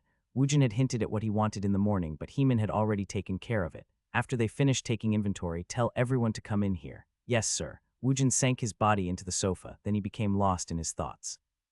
This was a small organization with only 5 members, but it still needed a hierarchy. Woojin had ruled over a lot of followers on Alphen, and he was comfortable with dealing with such issues. Soon, the 4 people entered Woojin's office. Woojin told them to sit. Team leader Young. Yes, President. What position should I give you? What, don't we need ranks to decide what we should all do? Everyone tell me what you guys want. Everyone became nervous when they heard Woojin's words. They had to speak carefully right now. Woojin seemed indifferent and indulgent regarding this matter. However, no one was willing to speak first in this atmosphere. Team leader Young. How are the normal guilds structured? The guild is divided into 2 categories. The roused position range from deputy to director. The roused could be given the title of vice president, but the titles aren't that important. The treatment of the roused is determined by the percentage of the profit the roused would receive for clearing a dungeon and the basic adjustment rate. Everything is written in detail in the roused contract. There was only one other roused here. What do you want to do, Sungu? What, I have to be Hyung Nim's manager for a year. It's fine. Then Sugu will be a director. A D. Director. Sungu was deeply moved. Woojin grinned. Director in charge of picking up the loots. Did such a title for a director exist anywhere else? It would have been better if he was called the Director of Packaging Services. The 3 of you are going to be responsible for all of that. Team leader Young. Yes, you are the general director. I'll do my best. It was the highest position one could reach inside a guild if one wasn't aroused. Young Minchin felt a feeling surge up from inside his chest, and it moved him. He was so moved that Minchin didn't even realize that Woojin had spoken to him in an informal manner. What do you want to do, Heeman? All right. They weren't playing house, where they were deciding if one was choosing to play the role of mother or father. So how couldn't Woojin be so cool in this situation? Heh, I'll be loyal. Woojin looked at the remaining person, Woo Sung-hoon. His face was flushed, and his face was filled with anticipation. Well, I'll leave the rest to Director Young. Director Young. Director Young, the word circled around Young Minchin's ears, then he felt his heart beat faster. He suddenly felt he made the right choice in changing his occupation. It felt like he had become one of the nucleus of this guild. It was more than a feeling now. He had become a core member. Yes, President. So how should we go about hiring new employees? Woojin thought about the empty desks within the office when he heard Minchin's words. We have to hire more people. Yes. If we want to run a smooth operation, we would need. Why do you need to hire more people? Well, we have to grow our guild. As the number of roused increases, we would need some employees. Woojin took out an envelope from his pocket, then he tossed it onto the table. Minchin was surprised when he saw the contents. Draft notice. This is, Woojin grinned. He had only 4 people under him, but now that he had underlings, he felt freed from dealing with annoying businesses. Moreover, Minchin and Heeman were elites in this field. I want to be exempt from joining the military, and I want to clear the dungeons in peace. Do I need more employees for that to happen? So this was it. This was the reason why he made the guild. Minchin felt dizzy. Why aren't you saying anything? Still, we need to bring in couple more people. Yes, did Woojin trust him this much, or was Woojin trying to push all the annoying work to him? Why did he feel so uneasy? Then you take care of it. I'm going to clear the dungeon one more time. It took a little more than 4 hours to clear it, but 16 hours passed inside the dungeon. Woojin's hunting speed was so fast that Sungu was being worked to death. Woojin wanted to go to the dungeon again with only this much rest. Sungu's face darkened, and Minchin spoke to Woojin. Before you do that, you have to visit the management bureau. Why do I have to go there? You have to be measured for your true roused rank before the guild evaluation could proceed. I guess I'll go there first then. I'll go with you. Woojin, Sungu and Minchin headed towards the management bureau. Heeman and Sunghoon stayed behind in the office to sort out the rest of the loot. Fascinating, Woojin stood in front of a machine that looked like the dungeon energy measuring instrument. Every time the machine was used, a pile of bloodstones was used, so it wasn't used that often. Still, this was the most accurate method in measuring a roused's rank. The public employee finished setting it up. He spoke as he pointed towards the thick wall of the measuring room. Could you please direct your most powerful ability towards that direction? When a roused used their abilities, energy was emitted. The measuring instrument measured that energy. Woojin summoned his bone spear as if it was a trivial matter. Ddi-ri-ri-ri-reek. Several numbers appeared, and in the end the rank showed up. It says rank C. What? Did something go wrong? The 2 public employees saw the monitor, then they started having a serious conversation with each other. The media spoke as if Woojin being a rank A roused was a foregone conclusion. No, one just had to look at his accomplishments. He was able to clear a 5-star dungeon by himself. Without a hint of doubt, everyone believed Woojin was a rank A roused. Today's rank measurement was a formality. It was done so there would be a record of his rank measurement. Well, do you need something more from me? Do you have a more powerful technique? Well, if it isn't enough, then I could give you more. At Woojin's word, the public employees prepared the bloodstone again, then they activated the measuring equipment. I'll just emit magical energy until the rank A shows up. Turn the monitor towards me. What? Yes, the public employee turned the monitor so Woojin would be able to see it. Woojin summoned 10 bone spears at once. The measuring instrument's number quickly rose, but a B showed up on the side. It seemed the bone spears wasn't enough. He quickly summoned the wall of bones, which consumed a lot of magic. He sent it towards the measurement room's wall. Then he consumed his vitality in preparation to use Earth Strike without a weapon. The letter A appeared on the screen. When Woojin saw this, he retracted all of his magical energy. All right, is that it? Yes, that'll be all, then have a nice day. After Woojin exited, the 2 public employees looked at each other. As if they had seen an illusion, the public employees looked toward the measurement room where Woojin had exited. His control over magic isn't something to scoff at. He really might be comparable to Kim Gongchul. And a ranked roused card was issued with Woojin's name on it. Articles about Woojin was published soon after, and after several hours, his name was the #1 searched word on the internet. When Woojin entered the dungeon, Du Jiwon had finished her work, and she opened her handphone after coming back to the dormitory. After she finished her shift, Jiwon returned to the dormitory. Then she fell immediately into her bed. The company had originally been a small one, but it had prospered from the dungeon business. Every day her workload increased, and each day felt more daunting as time passed. The door to the dormitory opened. Her roommates Heejin and Naeung came in. Unnie did a good job. Yes, you guys also did a good job. Heejin and Naeung were both 21 years old. Jiwon was a 24-year-old Unnie, but they weren't comfortable with the age difference. They might also be uncomfortable with her appearance. They got along well with each other, and they excluded her. Unnie, we will wash first. Yeah, you guys do that. Jiwon opened her hand phone to take a brief break. After a hard day of work, she always read webtoons for a brief respite. Then she read short romance novellas. Jiwon let her imagination run wild as she thought of herself as the protagonist inside her romance novella. The sudden dungeon shock killed her parents during the 3rd year of her high school. After the dungeon shock, the subsequent dungeon breaks put Seoul into turmoil. Jiwon had almost died on that day, but she was barely saved by an unknown roused. She remembered the roused's face, but she didn't have any way of meeting him again. However, the cost of being saved was high. She had lost too many things. She was called a goddess, and she was the object of everyone's attention. She had been haughty, and she had rejected every single guy who had confessed to her. However, her life had crashed in an instant, and everyone looked at her as if she was a monster. Or they would look at her in pity. No man would ask her out just from pity. This was why Jiwon had never dated before, and the novellas made Jiwon's heart flutter. After she got off work, it was her sole comfort. Ah, this one's fun. This author always ends it at the most entertaining part. She had finished reading couple tantalizing novellas, but her dormitory dongsings were still using the restroom. Jiwon had some time left, so she started reading articles on the portal site. It's Woojin. She clicked on the hottest news article. She saw Woojin's picture on the first screen, and Jiwon's face unwittingly became red. As if he wasn't satisfied something, Woojin's sour face made her laugh. Heh, Woojin is incredibly famous. The portal's main page was half adorned with articles about Woojin. He was that hot. Kang Woojin's Guild Alandal registered. Management Bureau is reviewing. Korea's 11th rank roused Kang Woojin. Which star did he come from? Supernova Kang Woojin. No one Kim Kanchel's opinion. Kang Woojin's man. Who is Hong Sunggu? Kang Woojin's high school, Maido High School. His teacher's interview. Our third-year Korean history teacher spoke about him. It was fascinating and exciting to see someone Jiwon knew become famous. She had shared alcohol with such a person couple days ago. It felt like she was keeping a secret the public didn't know. It was a novel feeling. After she read over the articles for a while, she got up, then she opened the closet next to her bed. There were numerous hats of various colors stacked inside. Hats were an essential item she couldn't live without. Amongst all of them, there was a hat that occupying the corner of the closet by itself. The hat had transparent tapes on the side with several strands of hair clinging onto it. Hoo-hoo. She thought about what happened couple days ago, and Jiwon smiled automatically. People filled with prejudice always stared at her with pity and disgust. She had lived through it for the past 5 years. She had met an alumni of her high school after 5 years, and Kang Woojin was like the protagonists inside the novellas. Oh yeah, it's about time Yeeman gets off school. Jiwon always called Yeeman around the time he got off. He was her only family member and the only reason why she continued on living. Nuna, are you sick? What's wrong with your voice? He was sick.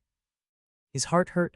Nothing, I'm fine. Okay, did you eat? Are you on your way to the tutoring school? Yes, oh yeah, Woojin Hyung texted me and he wants to know Nuna's phone number. Should I give it to him? Woojin wants it. Do Jiwon's heart strangely beat faster when she heard it was Woojin. It's a little bit weird, right? I'll tell him no. Tell him, I said tell him. That Hyung is a bit dangerous. Are you trying to get smart with Nuna these days? I understand, Nuna. I've arrived at the tutoring school. Do you mind if I end the call? All right. Study hard. I'm busy this week, so I won't be able to visit you during the weekend. Okay, I understand. Jiwon ended the call and her face was flush. Why did he want to know? Why did Woojin ask Eamon for her number? I don't get why it's such a big deal. She's still pretty. Woojin's words were still fresh in her ears. She was sure she had heard him say it. It wasn't something she misheard when she was drunk. Maybe Woojin. No way. There are those that date ugly women, but there weren't anyone who would date a monster. She squashed the sense of anticipation that was trying to rear its head. Click, the door to the restroom opened. Heeman and Naeung came out, and when they saw Jiwon in front of her closet, they were startled. Unnie, I know we are in our rooms, but can't you wear your hat? That's right, Unnie. You should have some manners. We were surprised. Okay. Jiwon hurriedly covered her face as she gathered her towel. She went into the restroom. Jiwon turned on the shower, then she started to undress. Hugh, that orc bitch, she surprised me. Really? When I save some more money, the first thing I'll do is leave this dorm. Every time I see her, my heart trembles. How can she live with such a face? If it was me, I would have killed myself. They spoke as if they intended for Jiwon to hear everything. Jiwon soundlessly undressed. When she took off everything, Jiwon's body was beautiful. The sound of water from the shower wasn't enough, so she also turned on the wash basin's faucets. Swa. She placed both her hands on the wash basin as she stood. She had heard those words ad nauseum, but those words hurt much more today. It sounded like they were saying she didn't have the right to pursue anyone. Dee-duk, dee-doo-duk. Her sad tears joined the flowing water. No one understood her. The monster inside the mirror cried more sadly today. Hou, after Sunggu finished gathering everything, he let out a sigh. Then he headed towards Woojin. Hyung Nim, I've gathered them all. Really? Woojin, who had been resting, put all the loot Sunggu had gathered into his inventory. Hyung Nim, your hunting speed is much faster than before, of course. He had already almost reached level 33. Less artifacts are starting to show up. Yes, Hyung Nim, it seems we gathered most of the artifacts. Sunggu's answer, Woojin cleared his palate in regret. He gathered only 3 artifacts this run. Let's go out now. Yes, Hyung Nim. When Woojin and Sunggu left the dungeon, Woo Sung-hoon was waiting for them. Director Young sent me. I was told to wait for President to come out, then I'm tasked to bringing you back. It seemed Young Minchin had sent Sung-hoon as a chauffeur. Where is Director Young? It seemed the guild was approved, so he'll be back in the office after he visits the management bureau. Okay. Then I'll bring the car around now, President. You do that. Woo Sung-hoon disappeared, and Sunggu asked a question he had wanted to ask for a while. Hyung Nim, how did you get acquainted with Mr. Sung-hoon? Him? Yes, Hyung Nim. He sold me a hand phone. What? The parking lot was right next door. Sung-hoon drove the car out and he started honking. The reporters in the front should get out of way. When he saw Sung-hoon disperse the reports with his honking, cold sweat ran down Sung-gu. He put someone who sold him a hand phone into the position of founding member. When Woojin approached the car, Sung-hoon got off to open the back door. Please get on. When Woojin and Sung-gu tried to enter the car, the reporters charged forward like a swarm of bees. Mr. Kang Woojin, I've heard you aren't taking appointments for the Seoul National University Station's 6th exit yet. When are you going to open it up for the public? Mr. Kang Woojin. At the reporter's torrent of questions, Woo Sung-hoon put on a menacing expression, then he started to shout. Get out of the way. They just finished clearing a dungeon, so they are tired. Please request an interview through the official channels in our guild. If you continue this close coverage, we will respond with legal suits against the relevant media outfits. We aren't taking any questions right now. Please step back. I've memorized everyone's face. Even if you request an official interview, I'll remember you all. I'm very capable of holding a grudge. The reporters were already sick of Woo Sung-hoon's rapid-fire words, so they retreated. Woo Sung-hoon lightly got into the driver's seat. Director Jung said he is going to sue the media companies. He won't, President. He won't, I lied. A good job. Woojin's praise caught Woo Sung-hoon's ears. Please allow me to serve you, President. All right. He had already folded his store. He'll give himself completely to the guild. Woo Sung-hoon grabbed the handle as a sense of duty filled him. 3 days had passed. He had cleared the dungeons 9 times, and the clear time recorded on the last raid was 2 hours and 49 minutes. This caused the reporters to busily write articles and release them in droves. It was an unprecedented event. Kang Woojin hadn't met the #1 ranked Roused of Korea, but he was frequently being compared to Kim Gangchul now. No, he was being compared to the famous Roused of the world. The person in question, Kang Woojin, showed no interest in the subject. He sat on the sofa inside the president's room, and he was eating snacks out of a full basket. Sound mushroom was ingested. Strength of determination was absorbed. Renan's blood was absorbed. The medicines that increased stat couldn't be taken infinitely. The body needed time to accept the medicine, and the time needed increased every time a medicine was taken. He took Renan's blood and Chen's sagacity. They both increased vitality, and he had taken them in succession. It would take a long time for the items to be digested. Woojin ate a variety of medicines, which increased other stats. Some could be eaten again after 2 hours, and others took a whopping 17 days. Sung-gu watched Woojin eat the reinforcement stones like candy, and he gulped. That one is worth 200,000, 170,000, and that one is worth $500,000. Woojin was a money-eating hippo. A money-eating hippo was in front of Sung-gu. Woojin felt Sung-gu's gaze on him, so he spoke in a sly manner. What, you want some too? And no, how could I? The medicine called the reinforcement stones were being purchased by Director Jung in his spare times. There was a delay period in ingesting it, so he couldn't ingest all of them at once. Still, he could give couple to Sung-gu without feeling the loss. Sung-gu had to follow him and do the odd jobs for him. If he became stronger, his survivability would increase. Moreover, Woojin wouldn't have to worry about him as much. Eat this, this, and this. Woojin picked the medicines that would increase strength, agility, and stamina. He handed it over to Sung-gu. Well, it's nothing. If he became stronger, then he could carry more loot. If his agility increased, he'll be able to pick up items faster. If his stamina increased, then he could work more. From now on, I'll give you couple medicines you'll need. I hung Sung-gu, realized it was a blessing to have met Hyung Nim. That's right, Director of Miscellaneous Work. Hurry up and eat these. The title described exactly what he did, but couldn't he call him something else? Director of Miscellaneous Work will try it. Sung-gu acted as if he had received the medicine from his king. He started absorbing each of the medicine with an expression of ecstasy on his face. Woojin grinned, then he took out his hand phone. He opened the messenger program, then he pressed the chat window. Chat with Do Ji1 Nim 1, it's me. 1, isn't this Do Ji1? 1, why don't you answer your phone? She hadn't seen this either. The avatar had a picture of her in Yemen. He was sure he had contacted Do Ji1, but she wasn't picking up her phone or responding to his messages. What the hell? Whether I give her the medicine or not, I can't do anything unless I meet her. Woojin spoke to himself, and Sung-gu replied back. Sung-gu's face had turned red as he was absorbing the reinforcement stones. Yes, what are you talking about? I'm talking about Ji1. She isn't answering her phone. Is on her shift at the factory. She won't be able to use her phone. Still, it's Saturday, so isn't she off today? Yemen said she's too busy to come this weekend. Ji1 Nuna doesn't really have any reasons to avoid you. Did something happen that day? Woojin frowned when he thought about the day when the 3 of them ate beef entrails. Was she angry because of the tape? What? The hat kept falling off, so I taped it on her. I don't have any experience with women. Hugh, what were you doing instead of going on dates? He wanted to snap back with, what about Hyung Nim? And it almost made it past his mouth before his patience persevered. Go outside and bring me someone who is well versed in these matters. Yes, Sung-gu sulked as he exited the room, then after a moment he brought Woo Sung-hoon into the president's office. Did you call me president? Yes, I did. Look at the text I sent. What's going on here? Is she purposefully not reading the text I sent? It was here. His chance was finally here. Young Minchin and Kim Heeman was outstanding at their job, and they were willing to do all the mundane work. Hong Sung-gu had a place in the guild since he was aroused. Woo Sung-hoon was the only one with a tenuous position within the guild. He didn't want to be kicked out, so he ingratiated himself to everyone. Then he had taken on every miscellaneous work. However, an opportunity for him to shine was finally here. The heavens was helping him, so he would have a chance to succeed. You made the right choice in hiring me. I'm a specialist in these matters. I'll prove my worth. Sung-hoon smiled in satisfaction, but Woojin looked at him with doubtful expression. There are a lot of flashy techniques, but the basic foundation is sincerity and emotiveness. I have the answer for this situation. You have to try to break through to her by forcing the issue. Woo Sung-hoon spoke passionately as if this personally concerned him. Sung-hoon called Yeeman to find out when his Nuna would get off work, then he looked at the clock. We'll barely make it, President. Why don't we start moving first? Where are we going? Everything about President is perfect, but your style is a bit. How about doing a makeover so the women would like you more? He wanted to apply some medicine on her, so why did he need to dress up for it? Well, it was the weekend, so it would be okay if he took a break. Let's go. Sung-gu didn't have anything to do, so he followed Woojin and the excited Woo Sung-hoon to the department stone. Our time is tight, so let's clean you up first. As a new rank A roused, he had societal recognition and fame. It was his first visit to the department store, but Kang Woojin was made a VIP.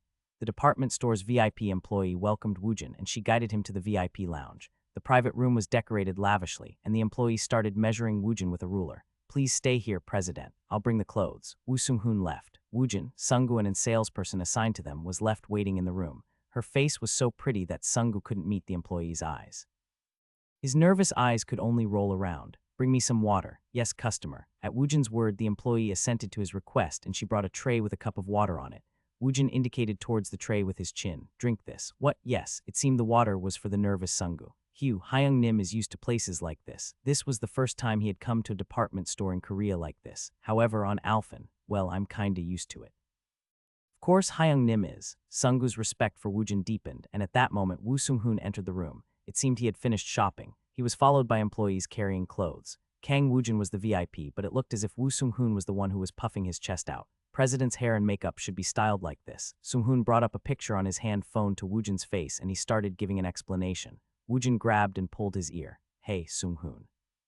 Yes, sir, isn't this enough? He was in danger. Sung-hoon's instinct was warning him. If he pushed Woojin any further, then he would be in danger. President is very well built, so a well-fashioned clothes will bring your style to life. Woojin grinned. He just wanted to give Jiwon the medicine, so he didn't know why Sung-hoon was making such a fuss. Still, it wouldn't be bad if he could purchase some good clothes. Woojin entered the dressing room to change his clothes. When he came out after changing his clothes, Sung-hoon and Sung-gu raised both their thumbs towards him. A man should always wear a suit. Woojin had a sculpted body, so the suit and tie really brought him to life. As if he looked dashing, several of the female employees who had brought the clothes had flushed faces. Sung-hoon pushed shoes and a watch towards Woojin. A watch completes the suit. Woojin grinned as he put on the watch. I'm going to go out then. Please take Director Hong. At Sung-hoon's word, Woojin shook his head. Do you think he is some kind of a chauffeur? He worked his butt off until now, so he should rest today. I'll just take a taxi. Sure enough, Sung-gu felt like he was about to die. It had only been several days, but he spent 4 times the time inside the dungeon. He didn't have time to rest during the rigorous schedule, so he was exhausted. While you are resting, don't even come to the office. I'll see you on Monday. Tell Director Jung what I told you. Yes, sir, please succeed. Succeed with what? He just needed to put the medicine on her. Woojin was about to go when Sung-hoon gave him a note. I've finished researching about Pyeongtaek. If you follow these instructions, then you will be fine. Woojin looked at the note, and it had several addresses of popular restaurants. It was a pretty well-planned out-date course. Well, he guessed he could take a brief break since he was going there anyways. When Woojin stepped out, the department store employee called somewhere, and she ordered a car to be readied for Woojin. Hoo-ah, it's a rare time off. What are you going to do, Mr. Sung-hoon? Sung-gu automatically grinned when he thought about the delicious 2-day break. However, Sung-hoon looked at Sung-gu with a determined expression on his face. Hoo, I still have some work to do. What? Hyung Nim went to confess. Hoo, why wouldn't he? Sung-gu tilted his head in puzzlement when he heard Sung-hoon's confident words. Did Woojin Hyung Nim really like Jiwon Nuna? He had no idea. Hoo. Then I'll see Director Hong on Monday. I have a lot of things to prepare. I have to get to Pyeongtaek as fast as I can. Sung-gu shook his head when Sung-hoon disappeared in a rush. I'm pretty sure he wasn't planning on confessing. Sung-gu thought he had heard something about healing from the president's office. Well, he was a single guy, so he was in uncharted waters. Since Sung-gu was at the department store, he decided to shop for presents to give to his parents. His body was weary, but he had accrued a vast amount of money these days. He should at least buy some presents for his parents. While Sungu shopped, Woojin headed towards Pyeongtaek. "I'm late," Woojin tried to ride a taxi, but the department store let him use a car as a courtesy, so he was driven in comfort to the factory where Jiwon worked. However, Jiwon's line was already done with their shift, so they had retired to their dorm. Woojin had no choice but to look for her at the dorm. The dormitory looked like an old 7-story apartment building, and there were 2 of them standing side by side. Woojin found the dormitory's security office. "Could you give Ms. Du Jiwon a call? Don't you have that interphone or something? Why don't you call her yourself? She isn't answering my calls." "What?" An old security guard glanced at Woojin and he made a knowing expression. "You fought with your girlfriend." After retiring, he had spent the last 10 years as a security guard. This kid dressed up to the nines, and it seemed he had come to look for his young lover. "Ha ha ha, I'll call her for you." While the security guard left his seat, Woojin decided to wait outside. Jiwon came out after finishing her shower, and she was getting ready to sleep. Her line was being rescheduled this weekend, so after a short break, she had to go in again for the night shift. However, the doorbell interfered with that plan. "Ms. Du Jiwon, your lover is looking for you. Ah, hurry up and go out." When the security guard's voice was heard across the door, it wasn't Jiwon who reacted first. It was her roommates Heejin and Nayoung. Wow, Unnie had a boyfriend. Wow, jackpot, jackpot. The girls quickly headed towards the window and they stuck their heads out. "Wow, this is crazy. He is tall. He is looking this way. He is handsome. He is a jackpot." When she heard them making a great fuss, she decided to see who had come looking for her. She stuck her head out the window. When Woojin saw her face come out from the 3rd-story window, Woojin laughed and he waved his hand. "Wow, this is crazy. He looked over here. I guess he really Unnie's boyfriend." "I think he just waved his hand when he saw Unnie." "Wow, I think he did. This is a huge event." Jiwon was taken aback by the fuss created by Heejin and Nayoung, so her face stiffened. Why did he show up here out of nowhere? Jiwon hurriedly found her hand phone, then she pressed the call button. "Why did you come here? Why do you think I came here? You weren't answering my calls or texts, so I decided to come here." "Ha ah," Jiwon let out a sigh. Heejin and Nayoung covered their mouth and they were acting silly. "Wah, jackpot, jackpot. It's really him, it's the real one. If you have something to say, then just say it. It isn't something I want to speak over the phone. Come out. Let's go eat something, and I also have a present to give you." While Heejin and Nayoung tried not to scream in delight, Jiwon brought the hand phone closer to her ears. Jiwon was uncomfortable with the girls, so she started to edge backwards. However, this made the girls more interested, and they chased after her to listen to her phone call. "I have to work again on the night shift. I don't have any time, just tell me through the phone. When I went to your company, I spoke to your president. Your schedule is empty now, so come out." "What? Why was he being like this? Why does he keep trying to get involved in her life?" His face was already plastered all over the media. He was a famous person now, and he would only hear bad things if he became associated with her. "If you aren't coming out, then should I head in?" "If you don't want to come, then I guess I can give you the present over there." No, outsiders can come in here. "All right, take your time." Jiwon let out a sigh when Woojin ended the call. "Wow, jackpot. Who is that Oppa Unnie? Is that really your boyfriend?" "No, he's just a friend from my high school days." Heejin and Nayoung's faces switched to an expression filled with anticipation when they heard Jiwon's words. "It's Kang Woojin, it really is him." He's the roused Kang Woojin. Someone yelled out from another window in the dormitory. Heejin and Nayoung hurried back to the window, then they searched for Woojin on their hand phone. "Wow, I have goosebumps right now. It really is him, Kang Woojin. Unnie is really friends with Kang Woojin, huh?" "Yes." At Jiwon's words, their gazes turned hot, and it was an emotion close to desire. "Can't you take us, Unnie? We are hungry too." "Yes, Unnie. Please take us along to eat dinner." She was going to return after talking to him, so why were they being like this? They suddenly acted nice to her. She was taken aback and she felt uncomfortable. Since when did they start acting so close to her? I didn't ask Woojin about it. It would be bad manners. "So you won't mind if Oppa says okay?" "Asa. Hey, hurry up and get ready. I knew it. Unnie is an angel. I'll get a picture as evidence, then I'll post it on Facebook, hee. While Heejin and Nayoung fussed about what clothes and makeup they should put where, Jiwon quietly picked out a hat. What's taking her so long? Every window in the dormitory had a head sticking out and they were looking at Woojin. Woojin felt like a monkey in a zoo. However, he never cared about others' gazes, so the situation didn't make him feel uncomfortable. He didn't care if they saw him or not. After a while, Jiwon showed up and Woojin grinned when he saw her. "What the heck? You kept rejecting me, yet you came out looking pretty." At Woojin's word, Jiwon's cheeks flushed from shyness. "Oppa, nice to meet you." They had followed after Jiwon, and the girls gave their greeting toward Woojin with wide eyes. "What is this? Who are these uggos?" One had a wide face like an orc, and the other's eyes were squinty. One was an orc and the other was a goblin. Jiwon was surprised by Woojin's words, and she tried to put a hand over his mouth. They are my roommates. They said they wanted to go have a meal with you." Jiwon's troubled words made Woojin grin, and he pushed her hand away. "Are you guys hungry?" "Yes, Oppa." They thought they heard some unpleasant words, but since they will be able to eat dinner with the roused Kang Woojin, they decided to overlook it. Woojin took out a 50 bill from his wallet. Hey kids, I saw a lot of stores selling fried chicken when I was coming here. Go order something and eat it. Oppa needs to have a talk with this pretty unny. What did you say? How rude. They were quickly disappointed. Jiwon didn't know what to do when Woojin led her away with his hand on her shoulder. Well, let's leave these dongsings. They look like they will be great at eating chicken legs. We can go have something delicious. Woojin. Woojin pulled her away with his hand, so she was unavoidably led away. This situation was so ridiculous that she unintentionally let out a laugh. What's happening? When she saw the flustered Heejin and Naeung, it felt like a stone that was pressing on her chest was removed. What the heck? This doesn't make any sense. Kang Woojin really sucks. I'll tell everyone on Facebook. Yeah, when I read the articles, I wrote he was cool. I'll have to change it through the app. What nonsense. Will food go down his throat if he eats with someone like Jiwon Unny? I don't know. I think he's a crazy bastard. It's basically the handsome man and the beast. I put on my makeup for nothing. Let's go eat some fried chicken. Let's just go back in.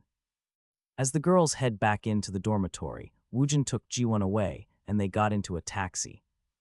It was quiet inside the taxi. Woojin asked a question as he looked at Jiwon's uncomfortable figure. Why were you avoiding my calls? Just. Was there a word that was more ambiguous than the word just? Do I make you feel uncomfortable? No, it isn't like that. She was nervous instead of uncomfortable. She might come to like him. She felt nervous at the prospect of starting to like him when she wasn't qualified to do so. She was forcing herself to ignore him, but he came here to find her. So what's the real reason why you are here? No reason. I just had something to give you, and since I'm here, I might as well go on a date. Date. Too many surprising events kept happening to her one after another, so she was dazed. We're here, let's go. She got off when she heard Woojin's words, and she realized she was at downtown Pyeongtaek. There were too many people here, so she'd never been here before. It's a little bit too early to eat dinner, so let's go watch a movie. Woojin, this place is a little bit. Woojin spoke as he looked at her. What, is it because there are a lot of people here? Yes, are you that worried about other people's gazes? How can she not mind the other people, especially with this face? Jiwon pressed her hat further down her face. After looking at Jiwon, he led her to a street stall. He opened his wallet, and he bought 2 shoddy masks.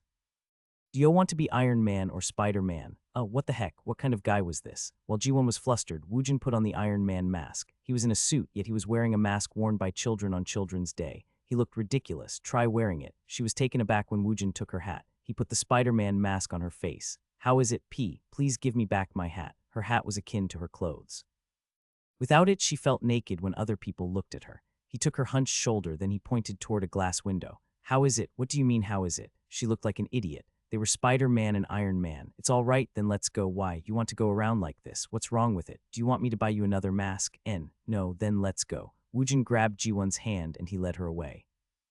While being dragged away, she glanced at their figure in the building's window. An Iron Man in a suit was leading a long-haired Spider-Man away. Every time they passed by people, their gazes landed on the two of them. Wow, what is that? That's really funny. What is that? Wah, jackpot. TLN, jackpot or debak, is a term used when you express approval or admiration. Jiwon's shoulders shrank. Wow, their figures aren't a joke. Who are they? Are they celebrities? Is it some kind of an event? Halloween is still far off. They stood in front of the crosswalk. She felt people watching them as pedestrians tried to catch a glimpse of them. Eyes. It was the unconcealed gazes she was used to. However, there was something different about it. The disgust and pity had changed into curiosity. Wow, that woman's body isn't a joke. Her face must also be pretty. Oppa. Are you crazy? Where are you looking at? Jiwon couldn't help herself from laughing when she heard the couple next to them fight. What? Woojin was unconcerned with the whispers heard from his surrounding. He turned his head towards Jiwon. This is a little bit too unexpected. Why, this is too funny and it is also exciting.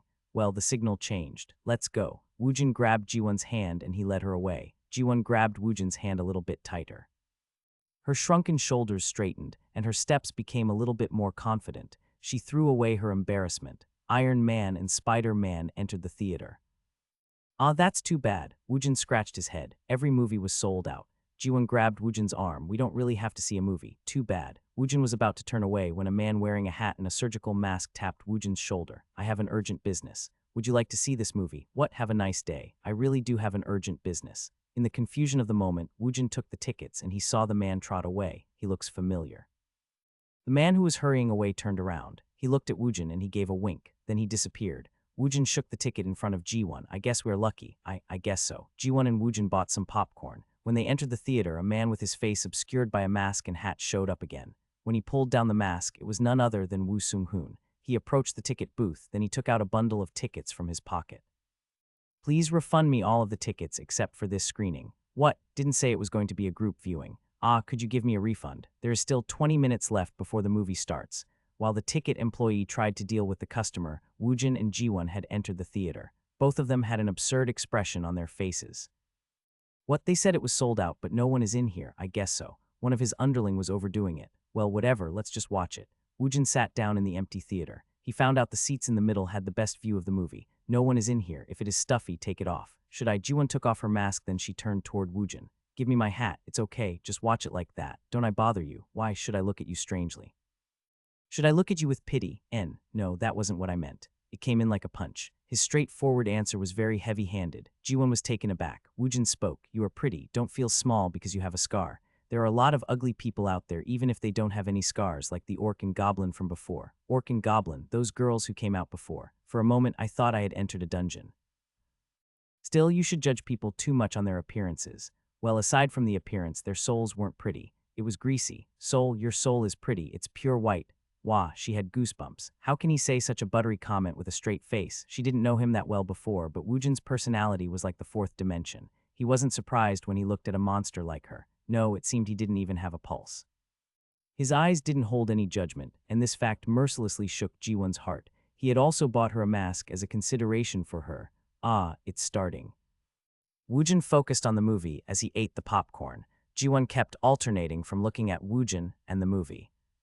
Ah, that was fun. Hooah, I think it's really been 5 years since I saw a movie. I think it's been 20 years since I've seen a movie. Ho ho, what? Woojin grinned when Jiwon laughed. Even if she had her mask on, he could tell she was having a good time. He felt the happiness in her clear soul. See, isn't it good to laugh? I have to go use the restroom. When Woojin left briefly to use the restroom, Jiwon wrapped both her hands around her face. What am I going to do? Her shaking heart was starting to run harder. What should I do? While Jiwon was shell-shocked, Woojin went to use the restroom. While he was urinating, Woojin's phone buzzed. He took it out to check the message. I've made an appointment at XX restaurant in President's name. It would be best if you take a stroll there. It was a text from Sung-hoon. What the hell is he up to? He had planned on eating soon, so Woojin exited the theater with Jiwon. He searched the address on a map, and he realized the restaurant wasn't too far away. They had to walk a busy road full of people, but he didn't mind. Jiwon had gotten used to the Spider-Man mask, so she was rather excited. Oh, hey there, hero couple. Come spin this once. It's free. It seemed to be an advertising event where one had to spin the roulette. Jiwon and Woojin waited in line, and soon it was their turn. There was only a 10 chance of losing. It was an event where almost every spin yielded a prize. Jiwon turned the roulette, then she gathered her hand in a prayer. Ah, I'm really bad at these kinds of stuff. Despite her prayer, she landed on a dud. Ah, too bad. Haha, do you want to spin it, Iron Man? Wouldn't it be great if you could give your girlfriend a present? Woojin grabbed the roulette, then he spun it hard. The roulette started to spin, and it was slowly heading towards a dud. Jiwon watched on in anticipation, and Woojin looked at her.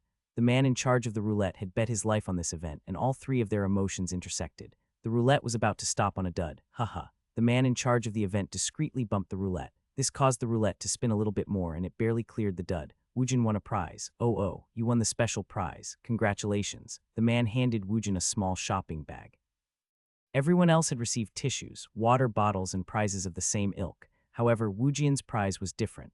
Woojin narrowed his eyes as he looked at the man in charge of the event. He glared at Sung-hoon. Sung-hoon winked back at him. Ugh, let's go. Woojin started to walk again. Jiwon played a lottery game along the way, and she also looked at the accessories being sold at a stall. They walked in a leisurely manner. The surrounding people still looked at them with interest, but the two of them really didn't pay attention to the others. Everything felt like a new experience, and she was thankful for everything. When was the last time she had experienced something like this? She usually walked like she was being chased by people in the busy streets. Jiwon felt like she was in a dream. If this is a dream, I don't want to wake up from it. She was wearing a mask, but if Woojin wasn't with her, she wouldn't have dared to do any of this. Iron Man and Spider-Man ignored the whispers inside the restaurant, and they finished their meal. Then they walked towards a nearby park. There were a lot of people on the trail inside the park. There were families on a night walk, couples enjoying a date at night, and there were even students walking around. Still, it was less crowded than the main street. They walked without talking.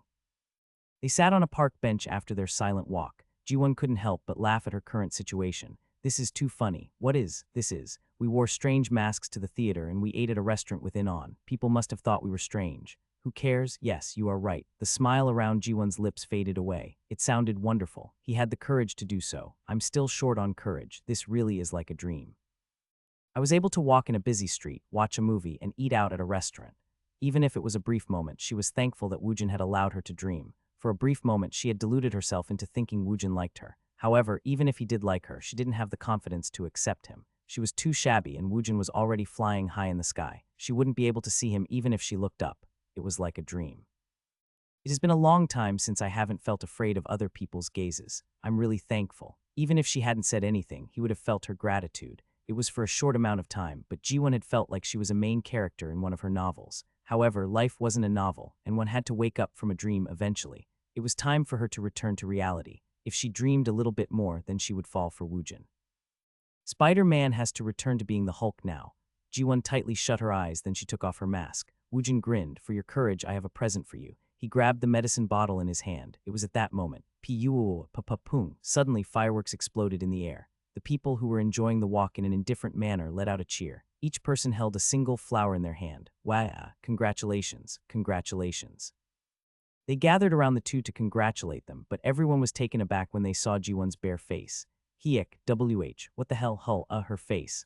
He must really love her. These people had participated in this event after being hired by Sung-hoon. They started to speak noisily. Woojin pressed firmly on his temple. Woo Sung-hoon, this, Hugh. Woojin's eyes caught Jiwon's flustered face. Her mask was off, and half of her face looked unnatural. No. It looked as if her soul had been sucked out of her. She looked flustered, as if she was having a panic attack. Woojin summoned the wall of bones, Cha-ru-ru-ruk. With the bench at the center, Woojin and Jiwon was surrounded by the wall of bones like a dome. This shut them off entirely from the people crowding around them. They couldn't hear the people's cheer nor the explosive sounds of the firework. Woojin took off his Iron Man mask. Woojin. She didn't look to be in a sound state of mind. Woojin took out the regeneration salve. Aren't you feeling a little bit suffocated by your mask? He suddenly came out of left field with those words. Close your eyes, I have a present to give you. You are right, you will probably wake up from this dream. With the regeneration salve in hand, he stroked her scar. When Woojin's hand touched her, she shook like a leaf. Nightmares are terrible. She must have had a hard time. Woojin knew that pain better than anyone. Woojin understood her.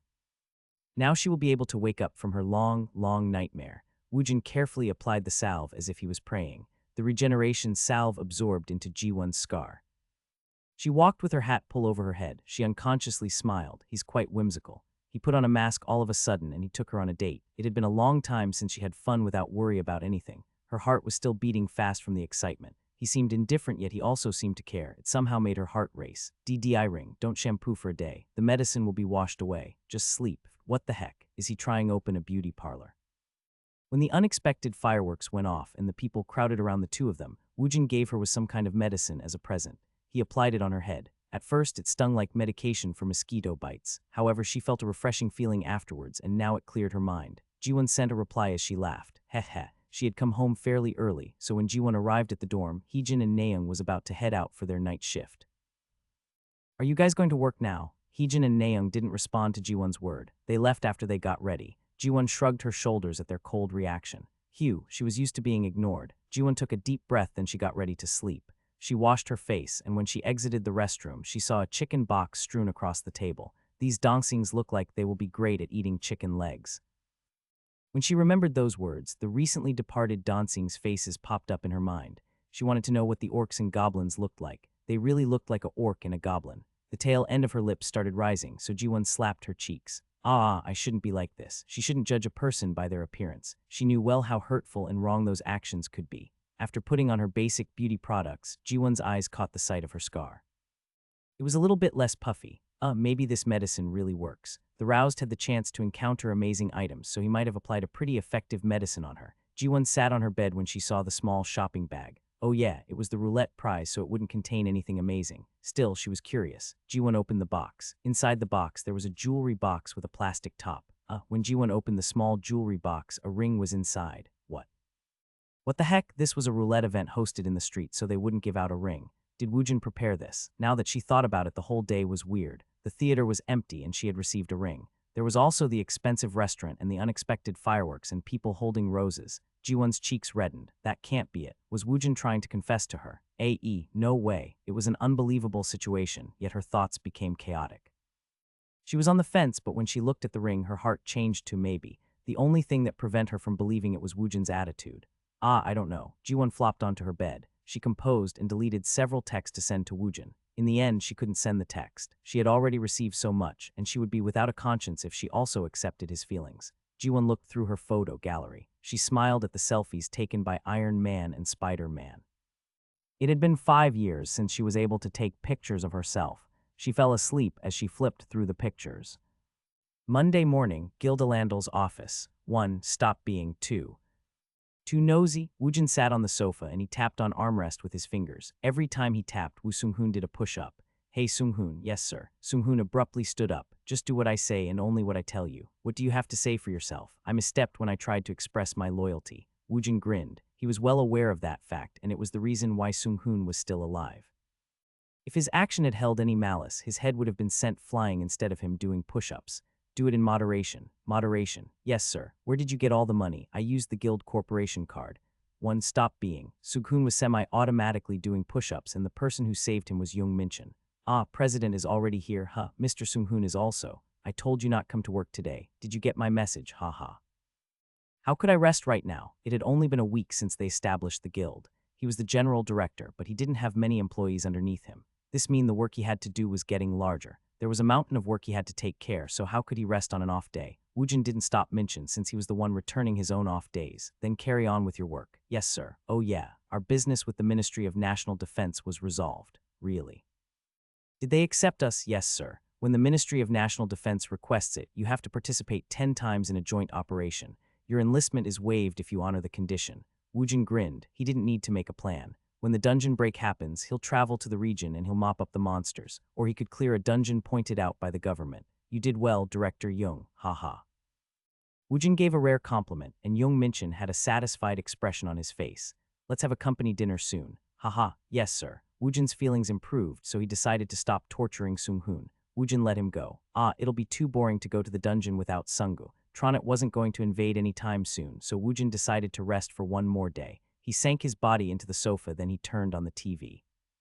He changed the channel several times, and he stopped on a show called Mysterious TV Surprise. It was a dungeon special. The program talked about the current mysteries regarding the dungeon, and they showed several people with hypotheses on the subject. Monsters are life forms from outer space. The dungeon is a prelude to the destruction of Earth. Soon, there was a man touted to be a dungeon expert, and several scientists were interviewed. They talked about what happened to the dungeons in the past 5 years, and they were coming up with hypotheses. One talked about the dungeons existing for longer than 5 years. The other one talked about extraterrestrial beings invading Earth. They also discussed several wild rumors. If we consider the invasion of the extraterrestrial beings as only coming from space, we are only approaching the problem from a 3D perspective. Dungeons are like tunnels. Basically, it is a platform or gate used by the extraterrestrial beings. Soon they will be able to cross into Earth. Yes, he's right. Even if the beings make a gate, they won't be able to cross over immediately. It takes 30 days for the dungeon break to happen. Why is it 30 days? I've formulated a hypothesis about the item called return stones. It is the only key that is able to dispel the barrier. I have a hypothesis where the monsters have to protect the return stone for 30 days. Then they'll be able to use the key for themselves. That sounds plausible. Why can monsters only come out 30 days after the dungeon is made? Maybe the barrier doesn't exist to protect the dungeon. It existed to protect Earth. The monsters from the early dungeons were weak. They staggered as if they were on drugs. In the beginning, we received a massive amount of casualty since we weren't prepared for the monsters. However, when we compare the current monsters to the ones back then, the past monsters were most definitely weaker. Footage from the dungeon shock Woojin hadn't known about was played. They are small. I'm sure they aren't able to materialize because of the low energy. This had already been proved through Bibai. What was it like after the dungeon shock? At the time, we only had 4-star dungeons. Afterwards, the 5-star and 6-star dungeons started forming more frequently. If events accelerate in this manner, it won't be long before 7-star dungeons would start showing up. Before he knew it, Woojin was sucked in by what the professor was saying inside the TV. The hypothesis he was presenting was precise. Dungeons with larger amounts of energy was being formed. The number of dungeons increased steadily after the dungeon shock, and similarly, the number of roused on Earth was also increasing steadily. In the beginning, the highest rank roused was rank C. Now they were in an era where there was a line of rank A roused. If they waited a little bit more, a higher ranked roused might show up. No, it was inevitable for them to show up. Woojin wasn't sure about everything else, but he was sure about this. Rank A roused were only on par with the 6th circle magicians. Of course, there were higher ranked beings in existence. So what was the cause of the increased number of roused and the appearance of the high-ranked dungeons? In what way was the Earth changing? The professor inside the TV was giving a warning. Dungeons are not mines. The bloodstones we plunder may just be the bait they are scattering around. It felt as if Woojin was hit on the head with a hammer when he heard those words. Bloodstones had energy in it. The root of the energy was mana, the mana concentration. The bloodstones were used to increase the mana concentration on Earth. This would increase the number of roused, and it would eventually change Earth's environment to be more suitable for the activity of monsters. What's the name of that professor? After a moment, the professor's name popped up, and he wrote it down on a memo. His name was James Toppler, and he was from England. Woojin was immersed in watching the TV when he heard a knock. "President, it's Minchin. Come in." Minchin spoke to Woojin with a troubled face. "Ministry of National Defense contacted us. The Ministry of National Defense. They want to mobilize us already. Yes, he aren't required to participate. We just have to send an explanatory statement." Micken's job was to make up a believable explanatory statement. "No, we'll go. What happened? It's a dungeon break. This will be the first time he'll be able to see the dungeon break with his eyes. Where is it? It's in Daegu. It is the Jukjeon station's third exit. Did Sung-hoon get off work? He's still outside. Ready my car? Yes, sir. This would be Alandal's first joint mission with the Ministry of National Defense, and it would start at Daegu.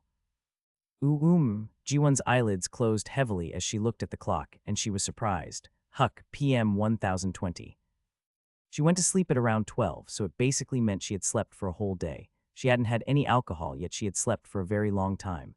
Nayoung and Heejee, who was in the same night shift as her, hadn't woken Jiwon up. They must have went to work without her. Jiwon didn't have time to wash, so she started running in haste as she put on her hat. Huck, hello. Ah, yes. The dorm's security guard was puzzled when he faced Jiwon, who had greeted him. Who is that? Jiwon barely arrived on time as she punched her factory's attendance card. She went inside the changing room and she bowed her head towards her fellow employees. "I'm sorry for being late." She wasn't late for work. However, not being late for work wasn't everything. Everyone had already changed into their clothes, and they were in the midst of making instant coffees. Everyone's gaze was simultaneously focused on Jiwon. I slept too much.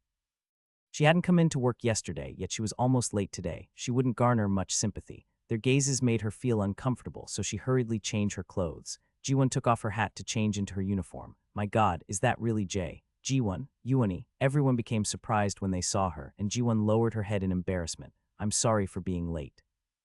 After saying those words, Jiwon put on her work clothes, and she patted herself down to make herself presentable. She was about to put on her work hat in front of the mirror when she noticed it. Jiwon lowered the work hat she was about to put on. She was so surprised that no words came out of her mouth. People weren't surprised at her tardiness. They had been surprised by her face. MS Jiwon, you hair, your face. At everyone's surprised reaction, Jiwon looked at herself once more in the mirror.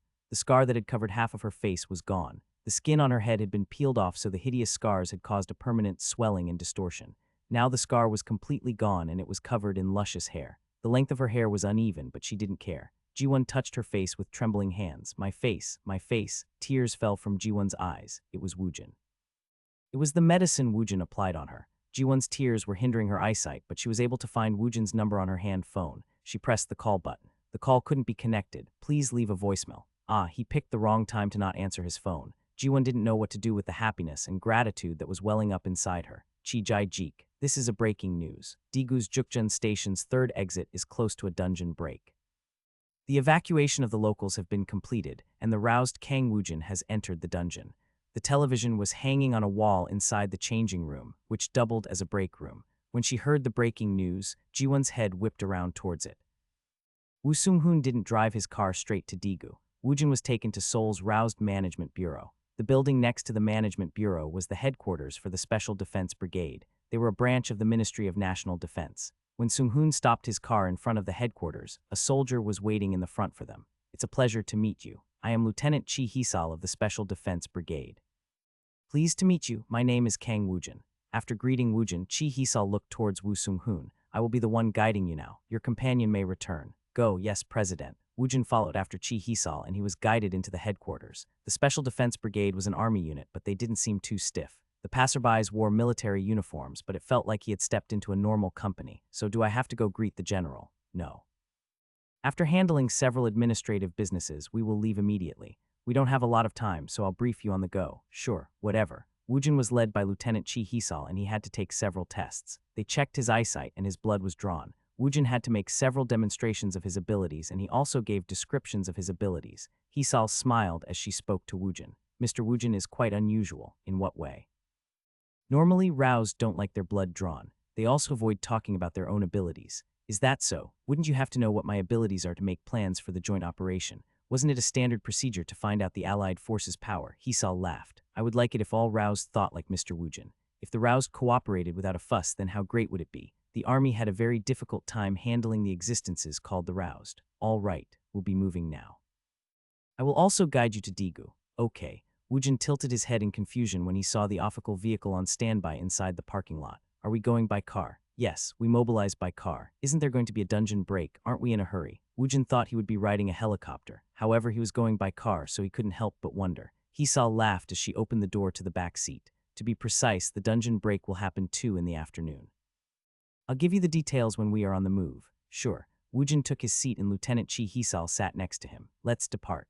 When the driver started up the car, Chi Hisal started explaining the operation. All the locals have been evacuated 2 days ago. The inspection for the last stragglers will end today. The break will happen tomorrow at 2:11 p.m. The most common monster that will appear are goblins and trolls. Moreover, a few ogres will show up.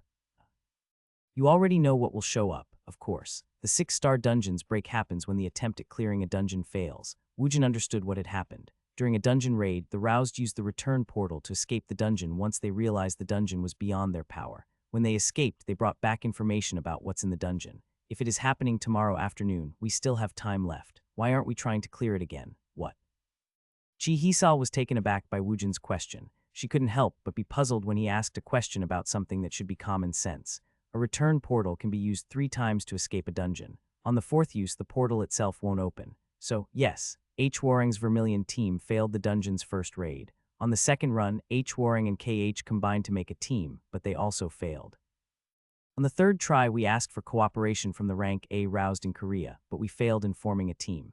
We used a foreign roused organization to form a team to challenge the dungeon, but they also failed. It is impossible to make another attempt now. Moreover, all 3 teams failed at the entrance of the dungeon.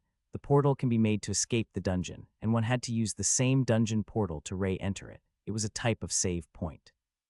They were able to step in at where the last team left. However, all 3 teams had failed. It meant the difficulty of this dungeon was unimaginable. If it is that difficult, then wouldn't it be very dangerous? Hisal nodded her head in a solemn manner. Doesn't the terrain have a huge influence on the difficulty of the dungeon? This dungeon was also largely affected by the terrain. Do you have any detailed information on the dungeon? What? The dungeon will break soon. The dungeon break will happen. The battlefield will switch from inside the dungeon to the outside. If the dungeon was the monster's home field, then the land outside the dungeon was the Earthling's home field. They would receive help from modern technology that couldn't be used inside the dungeon. The humans held a large advantage outside in defeating the monsters. In the beginning, humans hadn't been prepared for the dungeon break. However, there were almost no civilian casualties now. Still, the property damage was immense. The ogres are problematic since they have high resistance. Still, a 12.7 NATO ammo works on them. Then why did you call me? What? I'm not really sure. When will we arrive there? We'll arrive around 7. You can have some dinner, then you can rest at the hotel. We'll move to the area of operation at 10 in the morning tomorrow. Woojin rubbed his chin. If it's ogres, it might be worth trying. Are the information about the dungeon a secret? It's not. Information about dungeons are usually released to everyone on principle. Even if the Bloodstone companies are deeply involved with wanting to clear the dungeons foremost, it was a work done to protect cities and nations.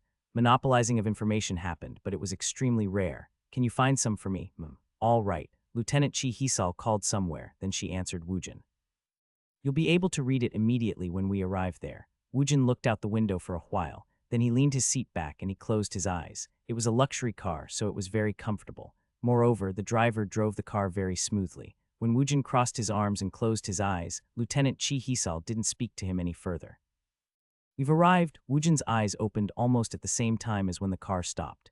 He looked outside the window and he saw a very subdued and quiet city. It reminded him of a ghost city. Where are we? We are in front of the command and control center. Woojin glanced up and he saw a sign for a specialty coffee shop. After we meet the commander, we'll go to the hotel. Yes, sir. There are other roused dispatched here. Would you like to greet them? I'll do that. Where is the data?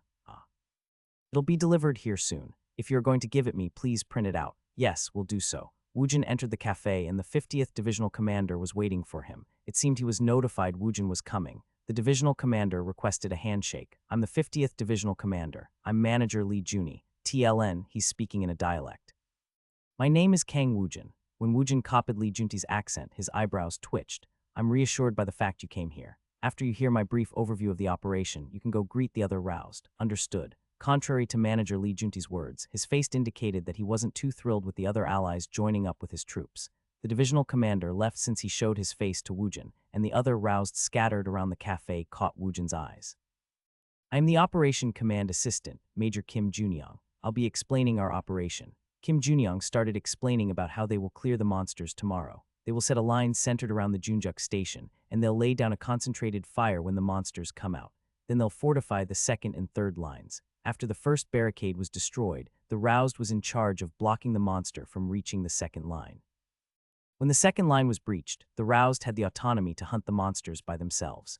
We've read the dungeon energy, and I think we will be able to protect the second line. However, we don't have any information on the final monster, so please be ready for the variable. The dungeon raid finished in the early stages, so they didn't have any information on the final monsters. A more detailed instructions will be delivered tomorrow at 10 a.m. Then please go greet the other roused.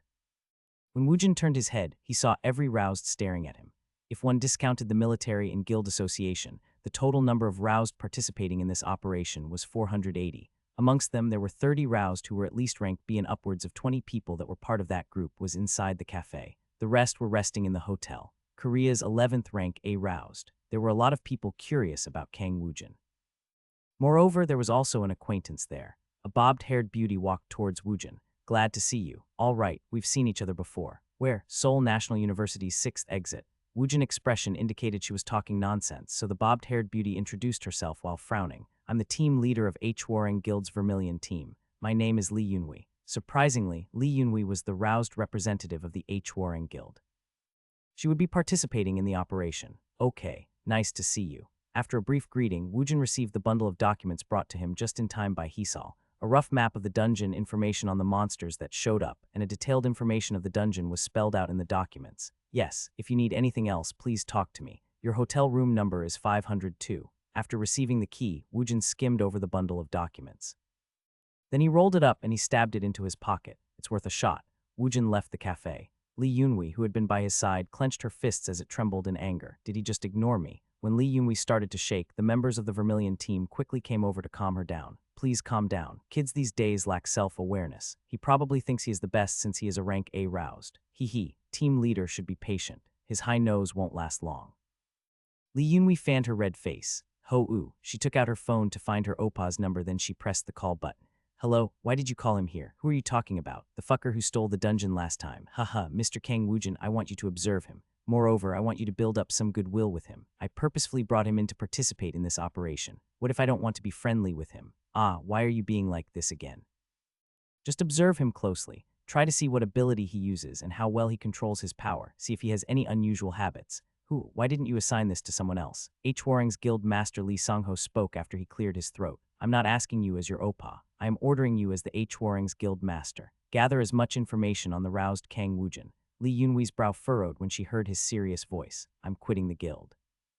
Keep up the good work, bitch of an oppa. You always make me do the annoying assignments. Why are you being like this again, Yunhui? Oppa is. Di-do-oo. She ended the call in a temper. Lee Yunhui exited the cafe's entrance with a frown on her face. Where did he go? Lee Yunhui couldn't locate Kang Woojin, so she asked a soldier near her. Where did Mr. Kang Woojin go? He said he wants to look around the site, so he went there. Wasn't the dungeon going to break loose tomorrow anyways? Why would he want to go there? Do you mind if I use one of your vehicles? What? Yes, sir. We'll prepare one soon. Lee Yunhui got on the military-owned vehicle in front of the hotel, then she headed towards Jukjeon Station's third exit. There weren't any cars on the road, and she drove by tanks from time to time. When she got closer to the subway station, she saw barricades, tanks, and machine guns placed in buildings. When she arrived at the first line, it was filled with soldiers on guard. After exiting the vehicle at the first line of defense, Lee Yunhui walked towards the problematic subway station, which was 4 blocks away. The surrounding high-rise buildings had been demolished for a better line of sight. However, they hadn't cleared the debris, so the surrounding was cluttered with debris. The dungeon entrance had been protected from the effects of the explosions, and Kang Woojin was standing in front of a strangely colored portal. Hey, what? Lee Yunhui's face crumpled at Kang Woojin's answer. She always heard from others she was rude, but it felt weird meeting someone who was more rude than her. Why did you come here? Why would I come to a dungeon? I'm here to clear it. Yunhui was surprised by Woojin's words. You are mad. Woojin laughed. He wasn't crazy. This place had a lot of EXP and achievement points. It was crazy to make the 3 battle lines outside, and it would be crazy for him to share the monsters with the soldiers and the roused. Li Yunhui realized Wujin wasn't making a joke with his laughter. She approached him. Are you crazy? What can you do by yourself? If you go in, you won't be able to use the portal again. He wasn't going to use it. He won't use the portal to exit the dungeon. He'll break through the barrier using the return stone. Hey, try thinking logically. Even if the monsters pop out, we can kill all of them if we work with the soldiers. So why do this? Are you thinking about making a noble sacrifice for your line? Hey, wake up. No one will care what you did if you die. What nonsense. He wasn't making a sacrifice for his line. TLN, family line. The monsters will be sacrificed for his benefit. Li Yunhui was surprised when Wujin took a step forward. Are you really crazy? You'll die if you go in. You are being really noisy. Wujin tilted his head as he looked at Li Yunhui's ghastly face. A small fry will always live like a small fry. Wujin took another step and he was swallowed up by the portal. The portal emitted a loud light as it pulsed. The portal will disappear in 30 seconds. Wah, you crazy son of a bitch. Li Yunhui suddenly screamed out loud. While batshit crazy bastard, that completely psycho bitch. She had only met him for a couple of minutes, but he made a very strong impression on her. This was the first time she had met someone like him. Moreover, his sneer at the end filled the inside of Li Yunhui's head. Think logically, Li Yunhui. Don't be impulsive right now. That crazy son of a bitch. That bitch should really be killed with a bullet to the head. Portal will disappear. 5 seconds, 4 seconds, 3 seconds. That crazy son of a bitch. Li Yunhui threw her body towards the portal. Pot, as soon as Wujin came out of the portal, he became vigilant of his surrounding. The last team to come had hurriedly escaped through the portal while being chased by enemies. There were signs of a struggle, and he saw several corpses of monsters sparsely scattered about the surrounding. GG Rick. He glimpsed the goblins between the trees, so Wujin quickly summoned his bone spears. Shu-u-uhung, puck, G-gay rook. The bone spear immediately flew towards the 3 hidden goblins, and it killed all 3 at once. He looked around the surrounding and he expanded his senses. However, he couldn't feel any more living beings. The upper predators must backed off and the goblins were left as scouts. Most of the corpses in the surrounding was goblins, but there were also 2 trolls. Troll corpses were quite valuable. The fact that the previous groups weren't able to harvest, it meant they had been quite hasty in their retreat. Didn't they say the last team was from Japan? Wujin tried to take out the printed data from his pocket, but it wasn't there. He searched his other pocket and his hand phone was gone. I can't bring stuff from outside. Wujin's clothes didn't disappear since it was made from materials found in the dungeons. The roused, who regularly enters the high-ranked dungeons, wear clothes made from materials from dungeons by default. No wonder Young Minchin had bought several set of clothes, and he had given the clothes to him in Sungu. Young Minchin was able to take care of even these little details. He thought Minchin was quite talented. Pot. At that moment, the portal disappeared, and the last light from the portal disappeared. Then it spat out a person. After coming out from the portal, Li Yunhui started to yell again.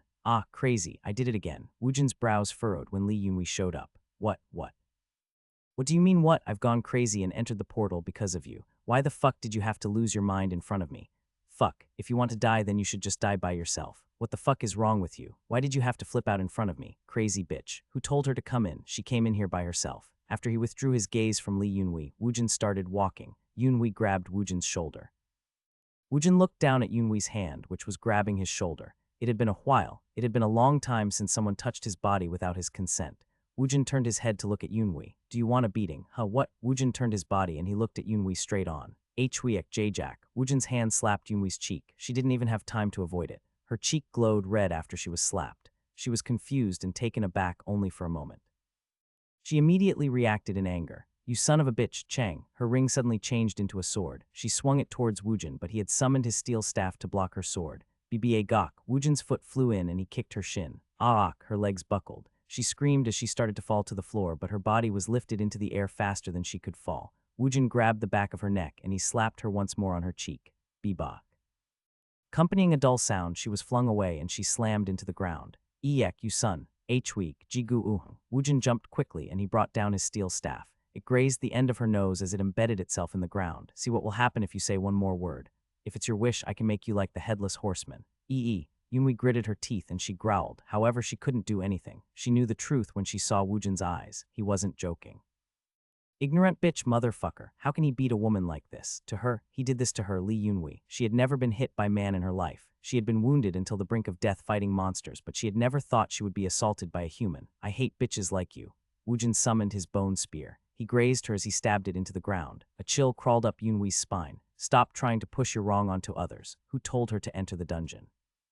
She came in here on her own volition, so how could it be someone else's fault? She basically came here to snatch his EXP away and be carried. You were beaten since you are weak. Don't blame others for not being able to protect you. Woojin summoned a second bone spear, and he pierced the ground on the opposite side. Your soul reeks from it being filled with evil thoughts. Woojin stepped back. Her lips wouldn't open. Li Yunhui bit her lips. She yielded to him. She yielded to him. It made her feel so dirty. Woojin grinned when he saw her growl like a wild animal with a bit in its mouth. It wasn't as if he couldn't kill her. He just didn't want to add such a bitch to his collection of evil spirits. Chwa jajajajak. The bone spears on either side of her grew teeth, and it grew into a jail made out of bones. Woojin turned his back on her. Eek, you crazy bastard. What are you going to do by yourself? This is a 6-star dungeon. As if answering her frantic shout, Woojin extended his arm. A considerable amount of magic exited him at once. Pock. The goblin corpses strewn around the surrounding exploded, and a large quantity of skeletons were summoned. Keek. KKKK. A morbidly strange sound came out of the skeletons, and they swayed after Woojin. Crazy bitch. When did I say I was alone? Kang Woojin, your temper has died down a lot. Bitches like that wouldn't have been able to raise their head in front of him. Whether it was allied warriors, kings, or a priestess, they wouldn't have dared to look up at him. That bastard Sungu. He must be relaxing since it is his day off. Fuck, somehow that makes me vexed. Somehow Sungu's absence felt large today. A soul has to be clear and warm for him, form an attachment. Also, it made it more fun to order one around. Woojin led the skeletons towards the forest. When a large group moves, they leave tracks of their movement. If they are in enemy lines, then one should try to erase one's track to the best of one's ability. It was survival instinct for herbivores to erase the smell and track of their movement by moving carefully. Carnivores chased after the faint traces with stealthy movements. They had the hunting instinct. Kung. 2 trolls stealthily followed the various footprints. The tracks led them to a large cave. The scent was everywhere. There was an intruder right in front of their noses. It was a quarry. The 2 trolls entered the cave. When they entered the dark cave, they saw a human cooking and eating meat over a campfire. Moreover, red eyes were lined up deep within the darkness of the cave. Another one came. Hey guys, go greet the customers. Hwa Ru Rook. The magic spell appeared without any warning. It lit up the cave brightly, and it illuminated the skeleton magicians with red glowing eyes. Several dozen skeletons were illuminated for only 3 seconds. Hwa Ru Rook. Poong. The outgoing magic ripped the trolls' limbs apart as they were flung out of the cave. He had forgotten about it. He had left tracks, but he was someone who didn't care about such things. Bibai, gather the ingredients, P.E. You are going to make me do this again. Hurry up and summon Dulcie. Hurry up and go get it. They are about to die. Bibai had materialized in her girl form. She inflated her cheeks as she pouted, then she trotted out of the cave. The little devils started gathering blood in a bottle from the dying trolls. It hurts a lot, right? I'll punish him for you guys in Master's dream. As the trolls started to lose consciousness, their gazes landed on a human stretching as he stood up. He had a bone grasped in his hand. Since I have a full stomach now, I should start leveling again. He didn't bother to hide his presence, as the forest started to be soaked in madness, as the upper predator felt the killer's instinct. Ku-Wu, ogre, they were one branch of a race descended from the giant race. The inhabitants of the forest ran away just from hearing their booming steps. They were the apex predator of the forest, and everyone was terrified of coming across them. Ogre, there was a loud group chasing after the forest's predators. Cake. The skeleton soldiers ran quickly as they faced off against the goblins and kobolds. Every one of them were cut down. The skeletons opened a path for Woojin. He ran with Bibai hanging on Woojin's head. Skeleton soldiers in black robes followed after him. Bba gak bebuk. He heard a loud noise, and it seemed the advanced unit of skeleton soldiers had encountered an ogre. As the crowded forest road ended, an ogre could be seen in the wide open space. Ogre. It was around 4 meters tall. It wore a primitive garb, and it barely covered its sexual organ. It had hard head, and its headbutts were dangerous. They were descended from the giant race, so their 2 fists were deadly weapons in itself. If it grabs a boulder, then the boulder became a catapult. If it grabbed a tree, then the tree became a large club. It was a ferocious predator of the forest. I've finally found one. It had high EXP and achievement points. This monster also held an incredibly large bloodstone. Kuo, the predator let out a savage howl. The ogre's fear couldn't stop the skeleton soldiers from marching. They were existences that had forgotten about fear. However, the ogre's tyrannical hands had enough strength to demolish the skeleton soldiers. Woojin couldn't match the large cry of the ogre, but he had a way to match its large body. Hey Dulcie. At Woojin's shout, his familiar Dulcie showed up. Pot. A handful of light let out a dim glow like fireflies, and it started to spin dizzily around the surrounding like satellites. The light increased and decreased like the beat of an animal's heart. The light overflowed with vivaciousness. The light was absorbed into the ground. Goo. The ground shook and a pile of earth rose up. The head showed up first, and when it raised its arms and legs out, it let out a roar. Goo. Bibai jumped towards the head of the clay golem Dulcie. Dulcie J. Jing. The golem's head was Bibai's favorite location. Crush them, Dalsi Jing. Go, go, guu. At Wujin's order, Dalsi charged. The golem was taller than the ogre by 1 meter. Kung kung. Every time Dalsi took a step, a clump of dirt with weeds and rocks fell off. Huang quang. Dalsi's fist struck the ogre's face. However, it was a level 1 golem, so it was very weak. It was impossible for the golem to inflict a critical blow. However, the attack was enough to draw the attention of the ogre entirely on Dalsi. Hurrah! Wujin jumped on Dalsi's back and he ran along it. When he leapt, Wujin transformed the warrior's weapon. He held a hammer in his hand. Gua, Dalsi's enormous body hugged the ogre, and the ogre let out strange sound. Then Wujin's hammer dealt a blow to the ogre's head. Jijigu. The ogre swayed from the impact. Wujin landed on the ground, and he rested the hammer on his shoulder. Then he measured the distance he had to travel. Hold on to him tightly, Dalsi. I'm going to hit it one more time. Gua, master. Use your strength a little bit more, Ahung. Blow it away in one blow, Ahung. Uja-cha. He accelerated as he charged, and he used Dalsi's curved back as a jump stand. He added his jump to his momentum, and he jumped much higher than before. Then Wujin's hammer hit the groggy ogre's head again. Kwajik. Sound of its skull breaking reverberated, and the ogre's body started to tilt. It had an incredible thick skin, so most sword couldn't penetrate it. It also had a high resistance, so the skeleton magician's magic would have only tickled it. The current skeleton soldiers and magicians weren't effective against the ogre. If he wasn't a dual class, then he would have had a very hard time defeating this monster. Bibai, go guard the surrounding with Dalsi. All right, Dalsi Jing, let's go for a walk. Why do you keep calling him Dalsi Jing? How can you call our cute Dalsi that? Ah, I guess he is Hooksy now. TLN, Dal equals stone, hook equal earth dirt. I saw it on the TV, Ahung. If you find something cute, you call it with a Jing. TLN, it's a form of baby talk, usually used by adult female to adult male. It's a form of egyo. The TV is ruining you. What did you watch? It was Martian Virus, Ahung. Master should also watch it, Yang. I learned a lot about earthlings through it, Ahung. I'll watch it with you next time. Hurry up and go look around the surrounding. Dalsi Jing. Depart. Ku. Wujin started to dismember the ogre's body since he needed it as ingredients for his medicine. It wasn't that hard of job, so Bibai could do it. However, Wujin decided to personally dismember the monster. I shouldn't have given Sungu the time off. Wujin complained as he cut the ogre's body into pieces. Master, come over here quickly and see this. Why? Wujin put the harvested ingredients into the inventory. Then he approached Bibai, who was yelling urgently. When he approached her, the end of the forest could be seen. The forest ended abruptly. An earthquake, fault, canyon, cliff, there was a separation. Wujin looked down below. It was an endless cliff. About 200 meters in front of him, there was an amazingly large cliff rising 300 meters up from where Wujin stood. Wujin looked from side to side, but the canyon was maintained with a uniform distance separating one side to the other. The shape reminded him of a moat built around a castle to stop the advance of an enemy. He kept walking to the side, but there weren't any roads leading across to the other side. The land resembled a donut shape, and there was a large pillar in the middle. There was also a gap of 200 meters. In Wujin's memories, he had heard of a land with a familiar layout. It's the Terut's Plateau. Wujin's face became serious. It also had another name, the Temple of the Giants. Wujin's gaze went past the very high walls of the canyons to the land beyond it. TLN, I hope the description doesn't confuse you. 300 million. 200 million Wujin forest. Endless pit. Wujin brought a boulder that weighed about the same as him. Try throwing it. Gu. Dalsi used all his might, but it fell way short of reaching the land across the divide. It was possible to throw 200 million across, but it required much more strength to throw something 300 million high. Wait a second. Wujin add 9 skill points to the golem's summon skill. He upped it to 10. Meditation is used to summon the golem's heart, which creates the body. Depending on the summoner's loyalty and trust, the required control is decreased. The summoned being needing control by the summoner may be reformed into a true companion. Possible medium, dirt, boulder, LV20 cancel. Magic consumption, 30, needed control 0, 99 loyalty, 99 trust.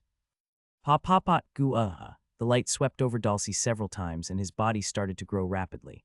His height almost reached 8 meters. Wujin grabbed his neck as he tried to look up at Dalsi. Hey Dalsi, let's go eat some boulders. Gu The dirt making up Dalsi's body fell away. It was like 10 dump trucks pouring dirt at the same time. Wujin jumped away with Bibai in hand as they avoided the dirt. He should have gone to the side and done it. Wiang. At Wujin's criticism, Dalsi's true body or the golem's nucleus trembled. Bibai touched Dalsi in a sweet manner. Are you sad like a stone? Dalsi Jing. I'll send Master to Dreamland at once. Ujju. TLN, exaggerated comical kissing sound. Wiang. Wujin frowned as he looked at the rapidly rotating light. What the hell are you guys doing? Heh. The earthlings played like this for fun. Woojin made a note in his head to see what Martian virus was all about. As he was thinking this, he pointed toward a boulder located off to one side. Dolly, cut it out and go eat a boulder. Wei Yang, the golem's nucleus absorbed the boulder. The boulder shifted and it started to slowly disintegrate. Then it reformed as it rose from the ground. Its height was smaller. It was about 4 meters tall, and its strength couldn't even be compared to the clay golem. Hui Uong, Dulcie threw another boulder. It reached the opposite side, but it fell way short of reaching the top of the cliff. This won't do. If he put the rest of his skill points into the golem summon, will Dulcie have enough power to reach the top? Dulcie's level would naturally rise as they fight alongside each other. It felt like a waste to use all the skill points based on a rash decision.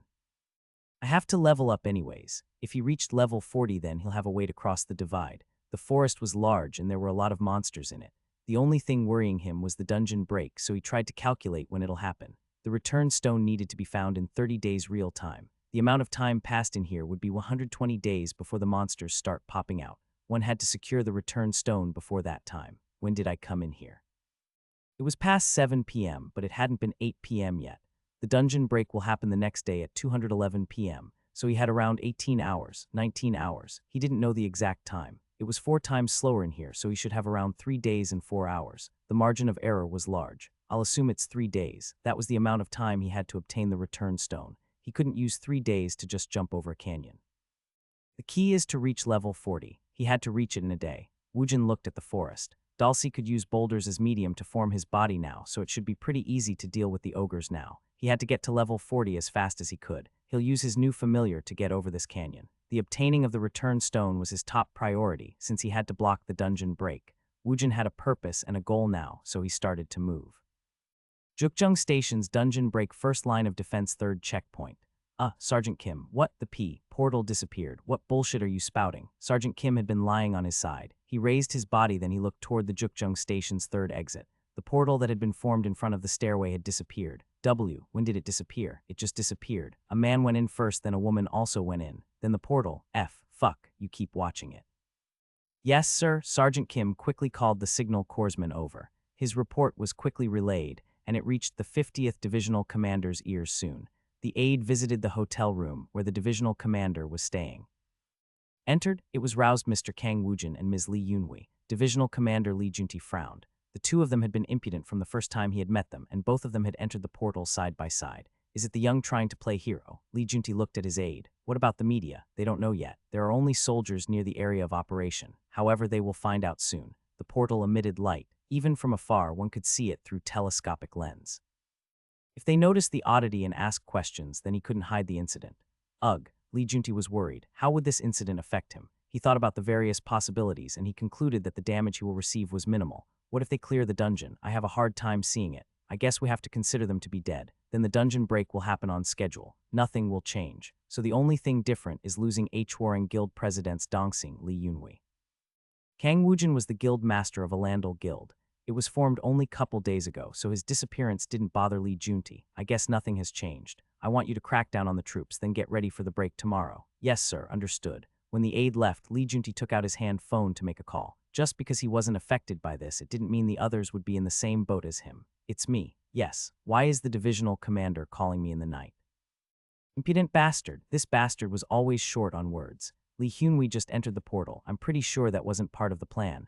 He knew the other's silence was accompanied by a large amount of confusion. Lee Junti secretly smiled. The reporters will start making a hubbub. What should we do? I'll call you again after I assess the situation. Understood. Please suppress the media reports. I'll be heading to Daegu immediately. Lee Junti laughed after he ended the call. This bastard was arrogant because he rose to the seat of president at a young age. Lee Junti was amused by the current situation. The guy manipulated the events, and now his Dongsing's blood was about to be used as a scapegoat. Ready my helicopter? Yes, sir. Lee Songho's cold face was rigid. He picked up his handphone, then he called the Lee Yunwee's vice team leader. Yes, President, you maggots. Where is your team leader? What team leader? Tailed after Mr. Kang Woojin. A vein popped out on Lee Songho's forehead. You son of a bitch. I told you to look after her so that bitch Yunwee won't get into trouble. What? He didn't know why he was being yelled at, so the vice team leader answered in a dazed voice. This made Lee Songho yell louder. You son of a bitch. They said Yumi went into the portal right now. I'm currently heading there. Before I get there, find out what happened. Go right now. Yes, President. Didu. Hoo-ook. Lee Songho took deep breaths to suppress his anger. His face was red and both his eyes were bloodshot. His anger didn't show any signs of abating. At that moment, his hand phone started ringing again. Lee Song-ho frowned when he read the name that popped up on the screen. Why is this old man so good at hearing things? Lee Song-ho pressed the answer button. Yes, Chairman, President Lee, what's happened? It isn't a big incident. What do you mean it isn't a big incident? Your Dongsing went in. Is she perhaps trying to clear the dungeon? Are you really going to put me in an awkward situation like this? How can that be? The money I invested isn't small either. Yunwi acted on her own. It doesn't represent the stance of Hwarang. Kuhum. Let's see what happens tomorrow. The dungeon break will happen on schedule. All right. It is regrettable what happened to your Dongsing. I'm sorry for making you worried. Duk. When the phone call ended, Lee Song-ho's face became red and it looked as if it would explode. You son of a bitch. Regret. Did he say regret? His Dongsing was about to die, yet he only felt regret. Lee Song-ho was about to throw his phone when the phone rang again. DDI ride ding dong. DDI ride ding dong. When he saw the number, Lee Song-ho laughed loudly. I guess he is feeling really impatient. He must have planted many eyes in various places. The information traveled on an LTE level. The official statement to the media wasn't even sent out yet, so how was he able to know and call him so soon? He must have a lot of people in his pocket. Of course, these bastards are experts at such dealings. Lee Song-ho answered the phone. Yes, Congressman Park. Are you trying to play with me? Is Hwarang trying to pull some mischief? We aren't trying to plot any mischief. The dungeon break will happen. After the city is fully demolished, we have to redevelop that place. Do you get what I'm trying to say? Do you realize how much of my money is invested in this? My money? Absolutely. Please don't worry about it. Duk. After the phone call ended, Lee Song-ho didn't have the strength to be mad. He flopped down onto the floor and a dejected laughter leaked out of him. Ha ha, ha, Lee Yunwi. He was merely a rank B, so she was the rouse that had to represent the Hwarang guild instead of him. If she is gone, then the current Hwarang will disappear. The guild master Lee Song-ho of the three great guilds of Korea won't exist. That crazy bitch. She should have appropriately managed her anger. Fuck. He had soothed and humored that rude bitch to come this far, yet she inevitably made an accident. Moreover, it was a suicide. Even if you're going to suicide, you shouldn't have done it during this big deal. Lee Song-goho's cold face hardened. 222222. From a distance, Lee Song-ho heard the rotor of a helicopter, so he stood up from his seat. Lee Song-ho's chest wasn't filled with sadness. It was filled with anger instead. The fact that he lost a rank A roused affected him more than the fact his Dongsing had died. The wings that would have allowed him to achieve his ambitions was broken. The relationship between the siblings had festered too much for him to feel sorrow for his Dongsing. I have to pee. Lee Yunwi looked between the bones, which was as thick as her arm. She looked around her surrounding, but she couldn't see Woojin anywhere. It had already been a while, so he must have covered a lot of distance by now. That psycho bitch. How can he beat a woman like that, especially a pretty girl like me? Yunwi released her anger towards Woojin and she broke off one of bone teeth. She was a rank A physical ability roused. Duk. She didn't have any problems escaping a bone prison of this caliber. Her strength was several times higher than a normal person. They said that bitch was a magician, so why is he so fast? When she thought about Woojin, it automatically brought a surge of nausea. When she broke the second tooth, a hole big enough for a flexible woman to escape opened up. After she got out, she picked up her fallen sword, then she looked around her surrounding. She quickly pulled her pants down to take care of her business. She looked towards the direction Woojin disappeared to, and she could see several dozen footprints on the ground. That gangster bitch. He isn't in the mob, yet he goes around with a posse. She had an illustrious career, but she had never seen a necromancer like him. Still, she had never had the chance to clear a dungeon with other roused. She had always been together with her teammates. When she pulled up her pants, she tilted her head in puzzlement. Is he really going to clear it himself? When she thought of Woojin's overflowing confidence, she was sure he could do it. Moreover, when she recalled the glare he gave her at the end, her body automatically shook. Her pride had been hurt. The humiliation drove her crazy. She had thought she had moved beyond death. However, the extreme fear she had felt and the desire to live had corrected that notion. She felt an unbearable humiliation at having such thoughts. If he wants to kill me, then he can try. Of course, she had no plan on dying. It wasn't as if she couldn't clear this dungeon in the first place. She had chosen not to clear it. Her group stayed in the beginning portion of the dungeon, and they hadn't even attempted the dungeon. She had no idea if it was possible to clear this dungeon or not. If they seriously tried to clear this dungeon, they might have still failed. However, Lee Yunwi was confident she would have been able to. If it wasn't for her Opa's order, her Vermilion team would have been able to clear this dungeon. I'll be the one getting out of here first. She wasn't confident she could face all the monster, but she was confident she could find the return stone and run away with it. She was a rank A swordswoman. She was the shadow hunter Lee Yunwi. TLN, Lee Yunwi and Lee Song-ho are real siblings. Just wanted to clear that up if anyone was confused.